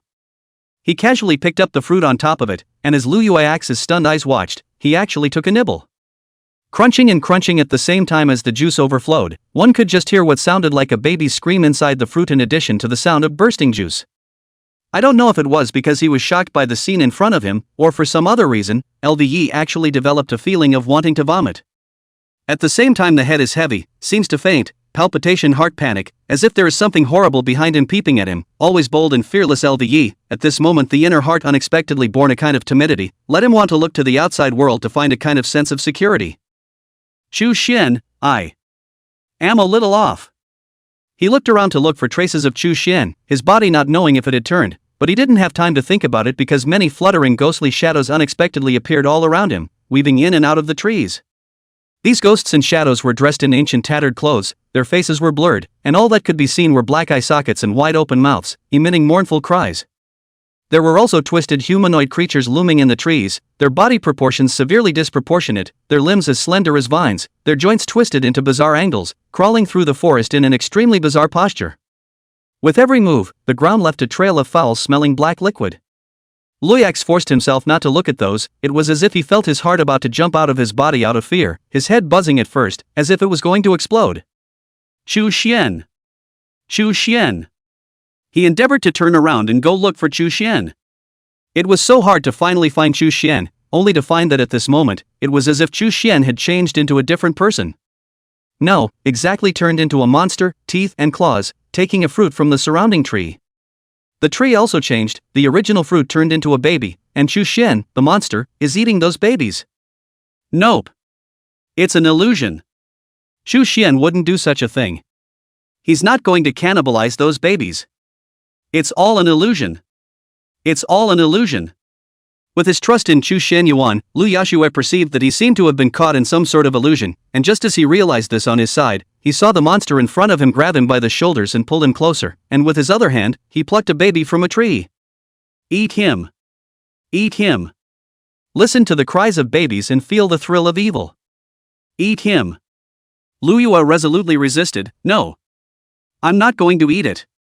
But the next second, his body didn't know what was going on, but he couldn't move, and a girl's voice came to his ears at the same time. Do you want to dance with me? He had just heard those words clearly when he saw the monster force a baby into his mouth. Eat. Eat for me. The creature spoke again, and LVE was controlled and unable to resist, so he could only allow the creature to shove the baby into his mouth. The monster chewed on the fruit against his chin, the taste of the nourishing burst of juice, ravaging the taste buds, the distinctive scent like the seductive fingers of a wonderful young woman caressing her body. It smells so good. A voice rang out from his mouth, and the monster that gradually distorted in front of Levi's eyes then turned into Xu Xian, the fruit on the distorted trees, no longer a baby, and resumed its previous weirdness. The world was still dark and treacherous, but the ghostly shadows had disappeared, the humanoid monster was no longer a shadow, and Xu Xian had returned. Chapter 116, You're a freshman and your rank is higher than the principal? Did I just get hit by an illusion? Lu Yashue looked towards Xu Xian. Xu Xian nibbled on the fruit and casually threw another one to Lu Yi. You're quite smart. But what's the use of being smart? Knowing you're under an illusion won't help. Luckily, there's an illusion disarming fruit here. LVE looked at the fruit in his hand. It was still as weird as ever, but he didn't expect that it would be able to undo his hallucinations. Look around. Lu Yashue was a bit stunned as he heard Xu Xian's words and then looked to his left and right, only to see that the gloomy and twisted deep forest had at some point unexpectedly appeared a miasma that could not be named. It may have been thin at first, but at some point, the miasma grew thicker. By now it had filled the entire forest like a raging tide. This mist took on a murky dark green color, with eerie blue light flickering in between, like a warning signal from a mysterious creature lurking in the deep sea. When the miasma flowed, it emitted a low whistling sound, like countless wronged souls wailing. Luyax had personally experienced that inhaling these miasmas would immediately fill his nostrils with a strange odor that was a mixture of putrid stench and fishy sweetness. Immediately afterward, the field of vision began to twist and distort, and everything around them became illusory and unreal. Luyax forced himself to endure the discomfort, picked a few fruits from the tree, and ate them, when he suddenly reacted. Xu Xian, I just watched you start consuming this bizarre fruit as soon as you entered inside this forest. Did you know ahead of time that we would be hallucinated, and at the same time know ahead of time that these fruits would be able to help us get rid of the hallucinations? When Chu Xian heard that, he directly gave him a blow to the head. What are you babbling about? Haven't recovered from your hallucinations yet, have you? Luax frowned, but still had a puzzled look on his face. Chu Xian shrugged helplessly. I ate this fruit, it just looked delicious. After I ate it, I realized that you started to look out of sorts, as if you had been hit by some sort of hallucination, and after that, I noticed that there was some faint miasma in the air. And these miasmas are getting thicker and thicker. I speculate that you might have inhaled the miasma to cause hallucinations, and I'm fine, so it's 80% that this fruit is able to undo the hallucinations. Haven't you ever heard that the antidote is often next to the poison? Sure enough, I was right. You'll be fine if you eat the fruit. Lu Yashue froze, feeling that what Chu Xian said made sense to him, but then he felt that something was wrong. Soon he reacted. Who would be a good person who would think that such a weird fruit would be tasty? Lu Battleaxe also did not pursue the question. Perhaps Chu Xian's taste is more unique. Really feel delicious is not necessarily. He twisted his head to look at Chu Xian once again and realized that he was getting a large sign that he didn't know where he got it from, and the sign clearly read: the fruit of this place is able to undo the hallucinations brought on by the miasma. Do not eat more. Lose your rank. When Lu Yax saw the first half, he still felt that Chu Xian was a good person and knew to remind the later, but after seeing the following words, he was a bit puzzled again. Chu Xian, did you drop your level? How do you know? Chu Xian smiled calmly. Who knows how many years these fruits grow once? What if they are eaten up by those gluttonous devils? After thinking about it, LVE gave Chu Xian a thumbs up. Good idea. The miasma of the twisted forest continued to expand, thick and unable to see the source, although no longer suffering from any illusions, but the darkness often means a lot of unknowns, and the unknowns will inevitably make people not dare to relax easily, so the heart has been taught with a certain kind of heartstrings, so that people don't know how to leave this dark forest. LVE looked around. After what had just happened, he was even a little disoriented, not knowing where he had just come from, and where to go at this point. He had just asked Chu Xianyuan if he had any ideas when he saw Chu Xianyuan begin to travel in a certain direction as if he had determined the direction. Seeing this, Lu Yax immediately followed, his long sword in his hand never leaving his hand, guarding him and Chu Xian. Chu Xian noticed his movements and thought for a moment, and two huge auras of light immediately surfaced beneath his feet. Divine healing, divine devouring, respectively. A voice followed. Brat, you're so unrighteous. Let me stay inside that little knife of yours. A whole copy of it didn't show up. Chu Xian grinned and laughed. Inside the last copy, there was a stronger professional who dealt with targeting souls, and I didn't let your old man come out for fear that he would be unfavorable to you. Besides, with my current strength, I can say that I had no pressure at all in the last copy, so letting you out would just be watching the battle. Chu Xian was close to saying such words as there are more cards than he can use, not less than one of your old man. That won't work either. Staying inside your weapon is rather boring to me. Do less of this kind of thing in the future. Saying that, Lu Fengxian twisted his head to look at Lu Yashue beside Chu Xian, and he immediately blew his beard and glared. Brat, why don't you say something when you see your old ancestor? Can't even yell at people? The corner of Lu Ya's mouth twitched. Old ancestor, you're not talking to Chu Xian. It's not polite to interrupt hastily, is it? Lu Fengxian nodded. Count on your kid to have a good reason. Having said that, Lu Fengxian also began to survey the surrounding area, the dark forest made up of weird and twisted trees, the hallucinogenic miasma that seemed to be drowning the entire forest, as well as the abnormal fruits on the trees that would make one nearly fall into some sort of madness just by taking a look at them. It made this former great Xia god of war feel an unspeakably strong sense of discomfort. Not only that, Lu Fengxian followed the direction Chu Xian was traveling in and gazed out, and after a few seconds, his expression was unusually serious as he said, "This place is so weird. Even a soul body like mine can be affected." Chu Xian was a bit curious. What effects can you suffer? This miasma shouldn't cause a soul body like yours to hallucinate. Lu Fengxian shook his head. It's not an illusion. I seem to sense that someone is calling me. There seems to be something ahead, resonating with my soul. Hearing the old ancestor's words, Lu Shueiyue couldn't help but frown. Soul resonance? He followed Lu Fengxian's gaze to the front, curious as to what could be unseen and untouchable, yet resonate with the old ancestor beside him. At that moment, Chu Xian seemed to realize something, and then said with a smile, "This secret realm is really not simple. Even you, Brother Lu, can be affected. I'm afraid it's another equipment or prop targeting the soul. Old Lu, hard work, keep hiding again. You don't have a physical body yet, so stay put for now. Having said that, regardless of whether Lu Fengxian was willing or not, Chu Xian immediately put him inside the soul-devouring small knife. Lu Fengxian shouted unwillingly, "Brat, quickly get me a physical body, I don't want to hide anymore." Chu Xian nodded and responded, "Don't worry, when I turn 5 or 6, I'll help you find a physical body." If it was another half-step third-turn professional who said this kind of words, Lu Fengxian must have long since slipped away. Half-step third-turn system to rise to 5 turns, at least 3 to 5 years or even longer. This is still in the case of smooth, so long time. Lu Fengxian simply cannot wait. However, who let the one who said those words be Chu Xian? This kid upgrades like a rocket. A weak hate can't even rise 30 or 40 levels. For him, 5 turns at most a week. 6 turns for up to 6 months. I'll leave it to you then. After saying this, Lu Fengxian once again concealed himself inside the soul-devouring small knife and stopped making a sound. Somehow, Lu Yak suddenly thought as he heard the two of them talking. "Chu Xian, you've already graduated from high school, are you going to enter the academy in September to further your education?" Chu Xian nodded, "That's right, I chose the Yuzhou Academy." Lu Yashue continued, "The Yuzhou Academy is one of the top 10 academies in my Granxia, and has strict requirements for its students. If you can't reach the first turn before the start of the school year, you may have to face the loss of your enrollment. You definitely won't, but what I shudder to think about is that you're now halfway to the 3rd turn, and there's still over a month to go until September. By the time school starts, you'll be 5 turns away. Do you even have to enroll in school here?" The grade hates to be comparable to the principal. The more Lu Yix thinks about it, the more outrageous he feels. His mind had already begun to imagine the teachers lining up to greet the new students, only to have a 5th-turn bigot inside the new students. That's outrageous. Chapter 117 Auxiliary. Hitting 10 million damage? Chu Xian let out a light laugh. The process that should be followed still needs to be followed. After all, it's good to continue your education with a school diploma. And he looked at the treacherous status quo in front of him and said calmly, "Moreover, our top priority is still to complete the Kunlun Mystery Realms copy quest. If we can't finish this quest, not to mention that we won't be able to participate in the new student ceremony a month from now, our little lives may be accounted for here."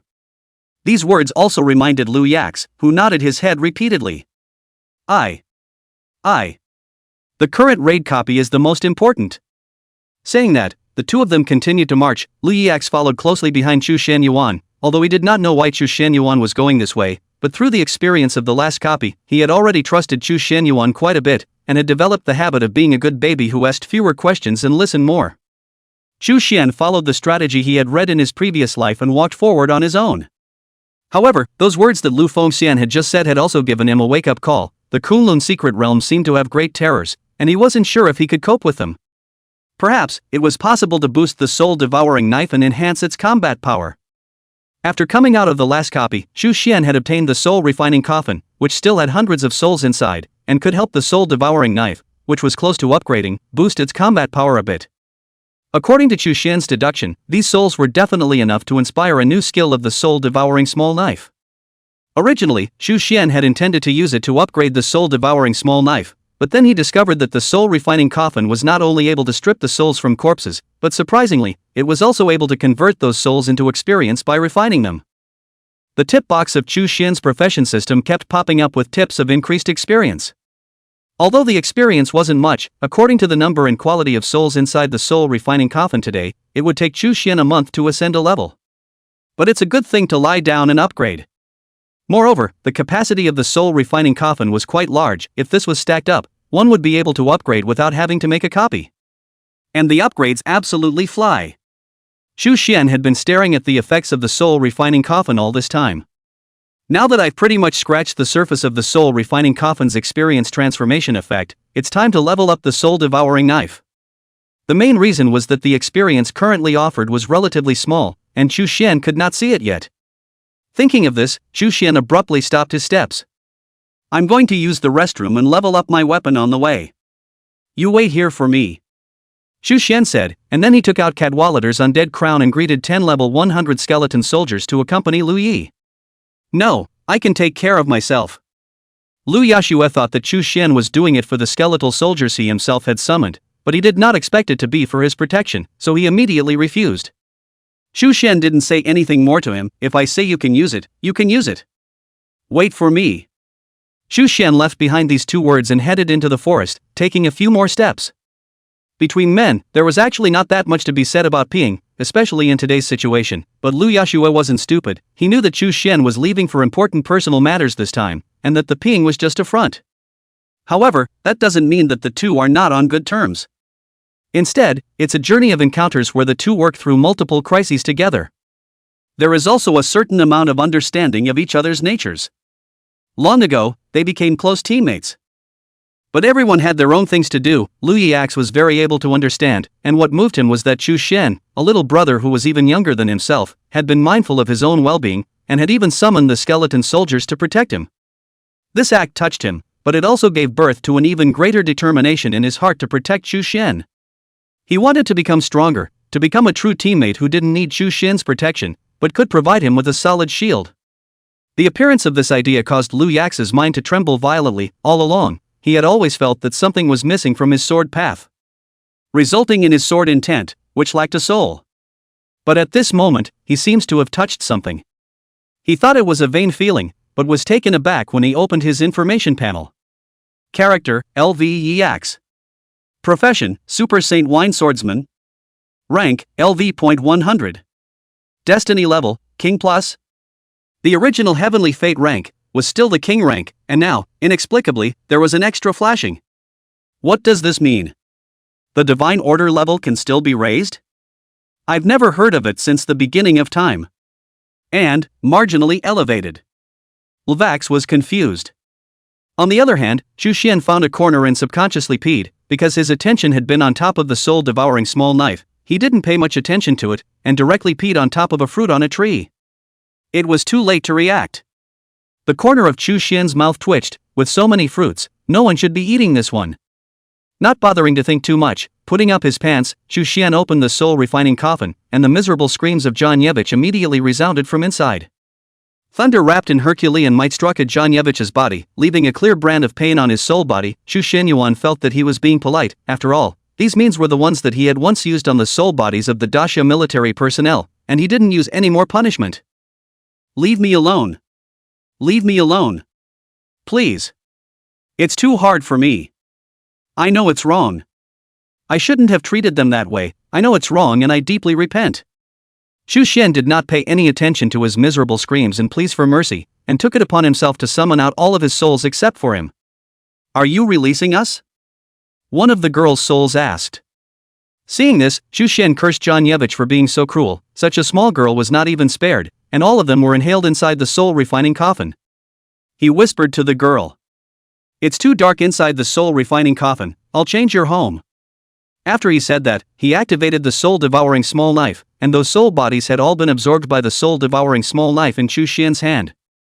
The soul-devouring small knife, which was originally surrounded by blood filaments, had the blood filaments on it flashing a light, and the blood filaments coalesced along the body of the soul-devouring small knife blade on the groove, transforming into yet another blood bead. A blue skull appeared at the hilt of the blade, like a crystal with souls flowing in it. The remaining soul power hadn't been consumed yet, and once again turned into tiny threads of blood lingering on top of his blade. At the same time, Soul-Devouring Knife's data panel refreshed. Weapon, Soul-Devouring Knife. Level, Legendary can grow. Attack, 10,001-2500 can grow. Exclusive Ability 1, Last Strike is able to absorb the opponent's soul into the dagger for containment, boosting the weapon's attack power. The stronger the opponent's grudge, the higher the attack bonus. There's a 20% chance that the attack will be 100 times stronger. Exclusive Ability 2, Soul Cage. The special souls devoured can become puppets that take orders from the owner of the soul-devouring knife, and when the soul puppets are eliminated, the soul-devouring knife's ability will be weakened. Exclusive Ability 3, Soul Slicer. The Soul Eater knife itself has the ability to split souls, giving you a 1% chance to directly split your opponent's soul. Let your enemy experience the thrill of soul removal. Number of souls devoured, 511. Soul Puppet, LV.99 Demon God enslaved, LV.99 Dasha Spirit War God Lu Fengxian not enslaved. Seeing the present-day soul-devouring small knife, Xu Xian was somewhat surprised. New ability Soul Cutter. Surprisingly, there is a probability of cutting the enemy's soul out of his body. If this were to hit the enemy's body, it would have to make the other party experience the feeling of the soul running in front and the body chasing after it. That's not true either. You can't run without your soul and your body. Chu Xian's gaze had just been attracted by the soul-devouring small knife's newly appeared ability, and after understanding the soul-devouring small knife's new ability, Chu Xian then checked the other changes. The most important of these is the growth in attack power. It was a real shock not to see it. The growth of the soul-devouring knife's attack power was quite terrifying. The base attack value reached 10,000 points. With the addition of the god-devouring aura, one slash was able to deal 100,000 points of true damage. This was still secondary, and the most important thing was that the first ability of the soul-devouring knife had unexpectedly changed as well. Originally there was a chance to blitz, but now the chance to blitz has a specific value, 20% for 100 times blitz. In other words, 1 out of every 5 slashes from the soul-devouring small knife was now able to deal 100 times the bludgeoning. Together with the bonus effect of the god-devouring aura, the bludgeoning damage is now able to reach 10 million points. It was capable of dealing a maximum of 12.5 million points of damage. After calculating today's combat power, Chu Xian froze in place, a smile uncontrollably surfacing on his face, his eyes uncontrollably lost in a demented look. 10 million hertz. 5 slashes dealt 10 million points of damage, which averages out to 2 million points of damage per slash. Is this still an assist? This is still a half-step third turn professional? The old monsters of the 8th turn don't do as much damage as their own universal attacks even if they come. Chapter 118 Passing Level 1. Chu Xian couldn't help but thank the country again, or the country this thigh fragrant ah. Send yourself that awesome weapon. This was better than Chu Xian's weapon in his previous life when he had turned 5. At that time, he had been following Iku as her licking dog, and had been focusing on cultivating Iku, so much so that when he turned 5, he didn't even have a decent weapon, which was like now, where there was another legendary level weapon, as well as 4 S-rank skills, and then 2 more S-rank skills when the third turn quest was completed. Putting away the soul-devouring small knife, Chu Xianyuan returned to the previous place. Lu Yax was still waiting for himself at the original place. He saw Chu Xianyuan as well. Lu Yax noticed the lingering smile at the corners of Chu Xuanyuan's mouth, and was somewhat curious. Why so happy? Chu Xian laughed and casually said, peeing is cool. Lvax. Chu Xian grinned, ha ha, let's go. With that, he took a big step in one direction. Lu Yax walked beside him, the skeleton soldiers escorting them to the left and right. The two of them walked forward speechlessly. Chu Xian asked in boredom. Nephew Lu, do you trust me that much? You follow me wherever I go, and you used to ask why, but now you don't even ask? LVE smiled calmly, what's there to ask? The fact that you can make a move shows that you have an idea, I believe you. Chu Xian was a bit surprised. Actually, I don't know where to go, I just want to walk around in case I find any clues. Lu Yax, then I believe in you too, your luck is better than mine. Chu Xian affirmed and gave him a thumbs up, good national teammate. LVE grinned at him, only to turn his head to look ahead again when suddenly, with a bang, LVE bumped into something and hit his head. On craning his head, he realized that a pillar appeared in front of him with a statue resembling a gargoyle crouching on it. Originally, it was just an ordinary stone pillar, but after Lu Yax hit it like this, the eyes of the gargoyle ghost on top of it suddenly lit up with a red light. A strange pattern and confusing text appeared above the stone pillar with it. Just by taking a closer look with his eyes, he could sense a bizarre aura from above these symbols. What the hell is this? LVE was dumbfounded by this sudden appearance. Although he didn't understand why a statue of a stone statue ghost would appear in here, Lu Yax had also seen enough to know that this statue of a stone statue ghost didn't look like something that would appear in the middle of an immortal mystic realm. It turns out that the secret realm of Kunlun is not a copy of immortality, but instead has a feeling that is hard to name. Could it be? LVE seemed to have thought of something, but he didn't dare to assert it. Chu Xian's voice sounded at this time, whatever the hell it is, let's keep going. With that, he continued on his way. Lai's expression was stunned, looking at the gargoyle statue in front of him, the weird words and patterns on it. How do you look at it? It doesn't feel like an ordinary sign, it's more like a useful clue ah. Chu Xian didn't even look carefully this in case you miss it how to do? Looking at Chu Xian's fading silhouette, LVE hurriedly took out his cell phone and photographed the pattern above. The result made his unexpected situation happen. When the camera was aimed at the moment of the stone statue of the ghost statue, inside the cell phone screen, the original static and motionless stone statue of the ghost statue, surprisingly, it moved. It unfolded its wings and showed its teeth towards Lu Yax, looking as if it wanted to fly up and attack him. But upon looking at the stone goblin's body again, he realized that it was actually staying motionless on the stone pillar. Feeling more and more bizarre, LVEX wanted to press the shooting button to capture all the words and patterns of the stone pillars underneath the stone statue ghosts, and realized that the photos taken seemed to be intervened by an unknown force, and the photos were all dark. Nothing. Xian nephew Lu, have you been hit by an illusion again? Go! Chu Xian's voice rang out. LVE heard the voice and immediately replied, I'm coming. He looked at the pattern on top of the stone pillar once more, trying to memorize the pattern in his mind. It then went straight to Chu Xian.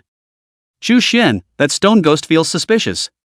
I suspect it's an important clue. It just... Lu Yashua wanted to tell Chu Xian everything he had seen and heard, but then, he was gagged by the other party. Some things are illusions, and although the antidote fruit that can ward off illusions was eaten, who can be sure that there are not other powerful illusions that the fruit cannot undo? Take everything in this twisted forest seriously, but not too seriously. If you don't know what I mean by that, just follow my lead. LVE did seem to understand as he nodded, good. I'll listen to you on all counts. Let's go then. Chu Xian turned around, an imperceptible smile surfacing at the corner of his mouth. This bean can be a real handful. In fact, Chu Xian was just too lazy to let LVE ask too many things. This will take away from his rhythm. After those words, LVE was much better, and completely turned into a little follower. Not long ago, Lu Yu suddenly feel in front of the eye seems to have something standing in front, and the appearance is very familiar. Walked close to see, Lu Yu cannot help but stare, this. Afraid of what to come what? The thing that appeared in front of him was clearly the statue of a stone goblin.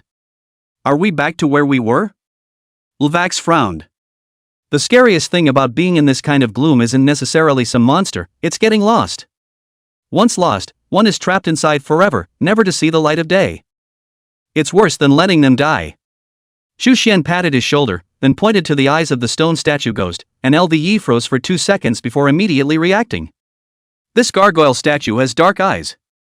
LVE took another look at the scene around him, and he reacted instantly. Before, there was a strange tree in the direction that this statue of a gargoyle was facing, but it's not in the direction that it was facing anymore. This means... this gargoyle statue is mobile and has been following us. Saying that, Lu Yashue was about to pick up the long sword in his hand and cleave it, when Chu Xian saw that he hastily stopped him. LV Bean, can you have some brains? You also said that the eyes of this gargoyle are dark, so is there a possibility that this gargoyle statue is not the same one as the previous one? Hearing this, Lu Yak silently put away the sword in his hand, there is that. Chu Xian tapped the statue of the stone statue ghost, and in the next second, the eyes of the statue of the stone statue ghost steeply brightened, and the familiar eerie red glow appeared once again. Let's keep going. Chu Xian's words fell, and then he continued to move. Lu Yashue could tell that Chu Xian really did have his own ideas, so he silently mixed in with the skeleton soldiers and followed Chu Xian forward. Next, they found 1, 2, 3, 4 more gargoyle statues. Chu Xian's movements were all the same, gently patting them. As the eyes of the 4th gargoyle statue turned red, under the gaze of Chu Xian's duo, the gargoyle statue's eyes violently erupted with a dazzling red light. The red light instantly shot out, LVE as if he was on the verge of an attack. He thought that the red light was some kind of a trap, and immediately pulled one of the skeletons to protect in front of them. And he clung to the front of Chu Xian Yuan, fearing that he would not be able to die before Chu Xian Yuan. Chu Xian then gently patted his shoulder, don't be nervous, this shouldn't be a trap. If you don't believe me, look carefully. As Chu Xian's words fell, not only did the eyes of the stone goblin in front of him shoot out red rays, the eyes of the stone goblins that he had bumped into before simultaneously erupted with red light, and these rays of light intertwined together, instantly forming a strange kind of grand formation. As the formation was formed, a dazzling light shot up into the sky, instantly illuminating the dimly lit twisted forest abruptly. And with the appearance of these rays of light, the entire forest seems to have been purified in general. Coiled and twisted strange trees gradually become straight, the rich miasma slowly disappeared, the fruit hanging on the tree has also become a reddish spiritual fruit. Take down a simple taste, immediately feel sweet and fragrant. Seeing this scene, Lu Yax was stunned as he twisted his head a little and looked towards Chu Xian. Chu Xian, did we pass this barrier? Chu Xian nodded, by the looks of it, it is. I didn't think we'd accidentally pass this level just by casually walking around inside the forest for a while. Luax froze. Is it really just a random walk inside the forest? It seemed to be true, but with a huge forest, if we couldn't find these 6 gargoyle statues, we might not be able to look up this huge teleportation array. And naturally, you can't pass it. Chu Xian's luck is still really good. Lvax thought to himself. Continue to the next level. Chu Xian stepped into the large formation, and Lu Yax nodded, and together with the skeletal soldiers, they entered the large formation. Soon after, a light flashed, and Chu Xianyuan and the others instantly disappeared in place. Not long after they disappeared, shadow suddenly flashed within the twisted forest, and a large number of figures poured in. Light and shadows flickered, and after a second of darkness, light reappeared before the eyes of Chu Xian's duo. The two of them opened their eyes, and a flash of shock abruptly appeared in their originally calm and wave-free eyes. Obviously the place where they were at this moment was a huge valley. The ridges on both sides of the valley towered into the clouds, and the scenery in the valley was treacherous and gloomy. This valley was called the Valley of the Frenzied Beasts, just like its name. The entire valley was filled with a breathtakingly crazy atmosphere. Chapter 119. Can you control even a divine beast? Be careful, there can't be any guarantee that there are very strong demonic beasts in here. Lu Yax raised his sword to protect his body, his eyes flashing with vigilance. Based on his many years of experience as a copy, his intuition told him that there must be many powerful demonic beasts in this frenzied beast valley, and he couldn't guarantee that it would be a tough battle next. Chu Xian stood straight at the bottom of the valley as he raised his head and looked out in a direction, his eyes once again regaining their previous calmness. Hearing Chu Xian's words, he muttered. It may not be a demonic beast, or it may be a so-called divine beast in mythology, which should be able to be called a divine beast. Just as he was thinking about it, Levi's eyes flashed a cold light. Look out, it's coming. As the words fell, a strange demonic wind traveled through the valley, making one feel cold and hot, as if the two elements of the extremes of water and fire brushed against one's own body, making one's heart feel an indescribable annoyance. And immediately after that, bizarre sounds, as if coming from the mouths of different giant beasts, which were intertwined as if they were a large group of horrible monsters. Lu Yashue couldn't help but swallow his saliva, knowing that the great battle had begun. He subconsciously looked at Chu Xian and found that he had regained his calmness at some point. Even when facing the unknown monster ahead, he was still calm, with an air of a mountain crumbling in front of him without changing his face. This made even Lvy couldn't help but feel surprised. It was reasonable to say that one's own combat experience should be far above Chu Xianyuan, and had also experienced various moments of crisis, and in the face of that unknown horror, being able to do so without panicking had already been quite good, but it wasn't as bad as the Chu Xianyuan beside him, who was even less than a three-turner. At this moment, he gave Lu Yashue a feeling that Chu Xian's previous experiences were richer than his, and the crises he had experienced were more than his, or else he could not be this calm. Roar! A shocking roar suddenly rang out, as if it was going to lift one's heavenly soul, and most importantly, the sound was already quite close to them, seemingly right at the corner of the valley in front of them. Sure enough, it wasn't long before many huge alien beasts appeared in front of them from around the corner. Their appearance caused the originally calm Chu Xian to frown. Lu Yashue couldn't help but open his mouth as well, his lips trembling slightly, his eyes flashing with horror. What's all this stuff? The four divine beasts of the ancient world. How did it all turn out like this? What appeared in front of them was none other than the ancient four divine beasts of the great Xia mythology, only that the majestic ones of the past had been reduced to horrible existences in this land that had been completely eroded by the power of madness. They had undergone an extremely horrifying change in appearance, their bodies were twisted beyond imagination, and every detail challenged the limits of perception. The green dragon that once roamed the skies and made clouds and rain, now were the scales peeled off, there were weird sarcomas sprouting up like bamboo shoots, layers upon layers, with sharp teeth, sharp and fine, as if the nightmare from the endless abyss was materialized, flashing with cold light in the dimness. The white tiger's eyes were bloodshot and eye-catching red, just like two raging seas of blood that could drown everything at any time, with black tentacles wriggling between its fur like greedy parasites, exuding a sickeningly putrid aura, as if the aura of death and decay were converging here. The vermilion bird was burning with bizarre purple fire around its body, the flame jumped and twisted as if it had life, and the mournful cries it emitted traversed the valley as if countless wronged souls were imprisoned in purgatory, emitting desperate hissing roars, the sound of which shook the ears and pierced the hearts of people, and what made people feel most disgusted was that its burning body, half of which had been transformed into skulls at this time, and the bizarre bones were exposed with the rich purple flame attached to them. Xuanwu's tortoise shell is cracked, the crack seeped out unknown mucus, the interior reveals a strange body full of eyeballs and tentacles, those eyeballs of different sizes, constantly rotating, exuding a bizarre light, tentacles waving recklessly, as if telling endless pain and madness, as if it was sealed in this shell, tortured but cannot be freed. The four great divine beasts appeared in front of Chu Xian and Lu Yax, their terrifyingly strange aura causing both of their brows to furrow tightly. The originally awe-inspiring four great divine beasts appeared in front of them at this moment in a strange state of mind, causing both of them to have a feeling of being unable to do anything about it.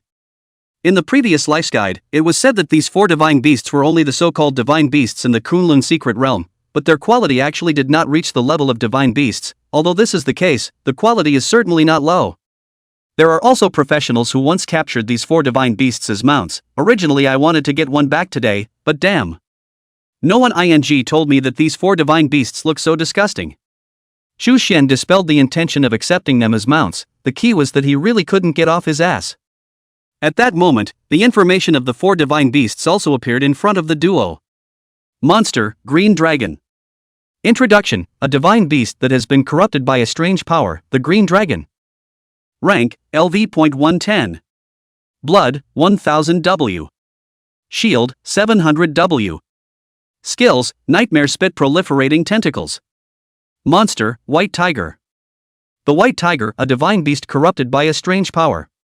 Rank, LV.110. Blood, 1200 W. Shield, 800 W. Skills, Claws of Carrion Touch Roar of Grievance. Monster, Vermilion Bird. Vermilion Bird, a divine beast corrupted by a strange power.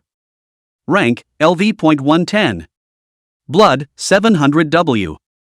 Shield, 300 W. Skills, Curse of Spiritual Inflammation Feather of Delusion. Monster, Xianwu. Zhenbu, a divine beast corrupted by a strange power. Rank, LV.110. Blood, 3000 W. Shield, 5000 W. Skills, Gaze Domination Tentacle Cage. The 4 divine beasts are equivalent to 4 bosses. A cold sweat couldn't help but seep out of Lu Ye's forehead. Obviously, these monsters in front of him were too powerful, and it was tough for him to cope with them. Xu Xian, this is not good. Every rank in fighting strength is above us. I'm afraid something is going to happen if we rush into a battle against each other. How about we think of a countermeasure first? Xu Xian glanced at the shields on the 2 of them at the moment. His shields are 30 million today. Lu Axe's shield has 60 million. You and I have more shields combined than they have blood. What's so scary about that? Just break it with force. Xu Xian's words caused Lu Yashui to stare in disbelief. But our damage is too weak. No chance to kill them. Xu Xian froze for a moment. Weak damage? You mean me? As the words fell, there was no time to give the 2 of them a chance to continue talking. The 4 divine beasts then struck out. The green dragon violently flung its long tail, and the surrounding space actually rippled with layers of ripples, as if reality was being stirred up by this force. A column of dark green mucus emitting an ethereal light was sprayed out towards Xu Xian and Lu Yi, and wherever the mucus passed through, the air was corroded to the point of nuisance. The white tiger roared up to the sky, its voice mixed with countless low murmurs, as if it was a curse from the distant void. With the roar, the ground suddenly cracked and a black crack quickly spread towards the 2 of them, with countless miserable white bone hands reaching out from the cracks, trying to drag them into the endless darkness. The vermilion bird, on the other hand, spread its wings, and countless purple feathers with bizarre runes shot toward Xu Xian and Lu Yuax like concealed weapons, the feathers slicing through the air, leaving behind a trail of distorted light and shadow that seemed to cut the surrounding spacetime into pieces. Lastly, it was Xianwu, only to see it reciting words in its mouth, and then a green mist emitting an ethereal light erupted out of its mouth, quickly spreading out. Countless blurred human faces faintly surfaced in the mist, letting out moans of pain, and once it was enveloped by the mist, it was as if their souls were going to be extracted from their souls. In the face of the 4 divine beasts' sudden attack, Xianhao and the 2 of them had been prepared for it, and their hearts had been taut with a string. Xu Xian made a long leap, flashing past the other party's argumentative attack, and at the same time, his eyes suddenly turned cold, his eyes flashed with a hint of cold light, and he instantly turned on the Divine Void Pantomime Theater. The invisible force instantly spread. A huge and illusory opera theater appears and sits in the middle of a wide valley. As the theater appeared, many silent players rushed out of the illusory gates. These ghosts began to head towards the 4 divine beasts. The movements of the green dragon, white tiger and vermilion bird instantly stopped. LVE saw this and was shocked. This skill, it can even control divine beasts?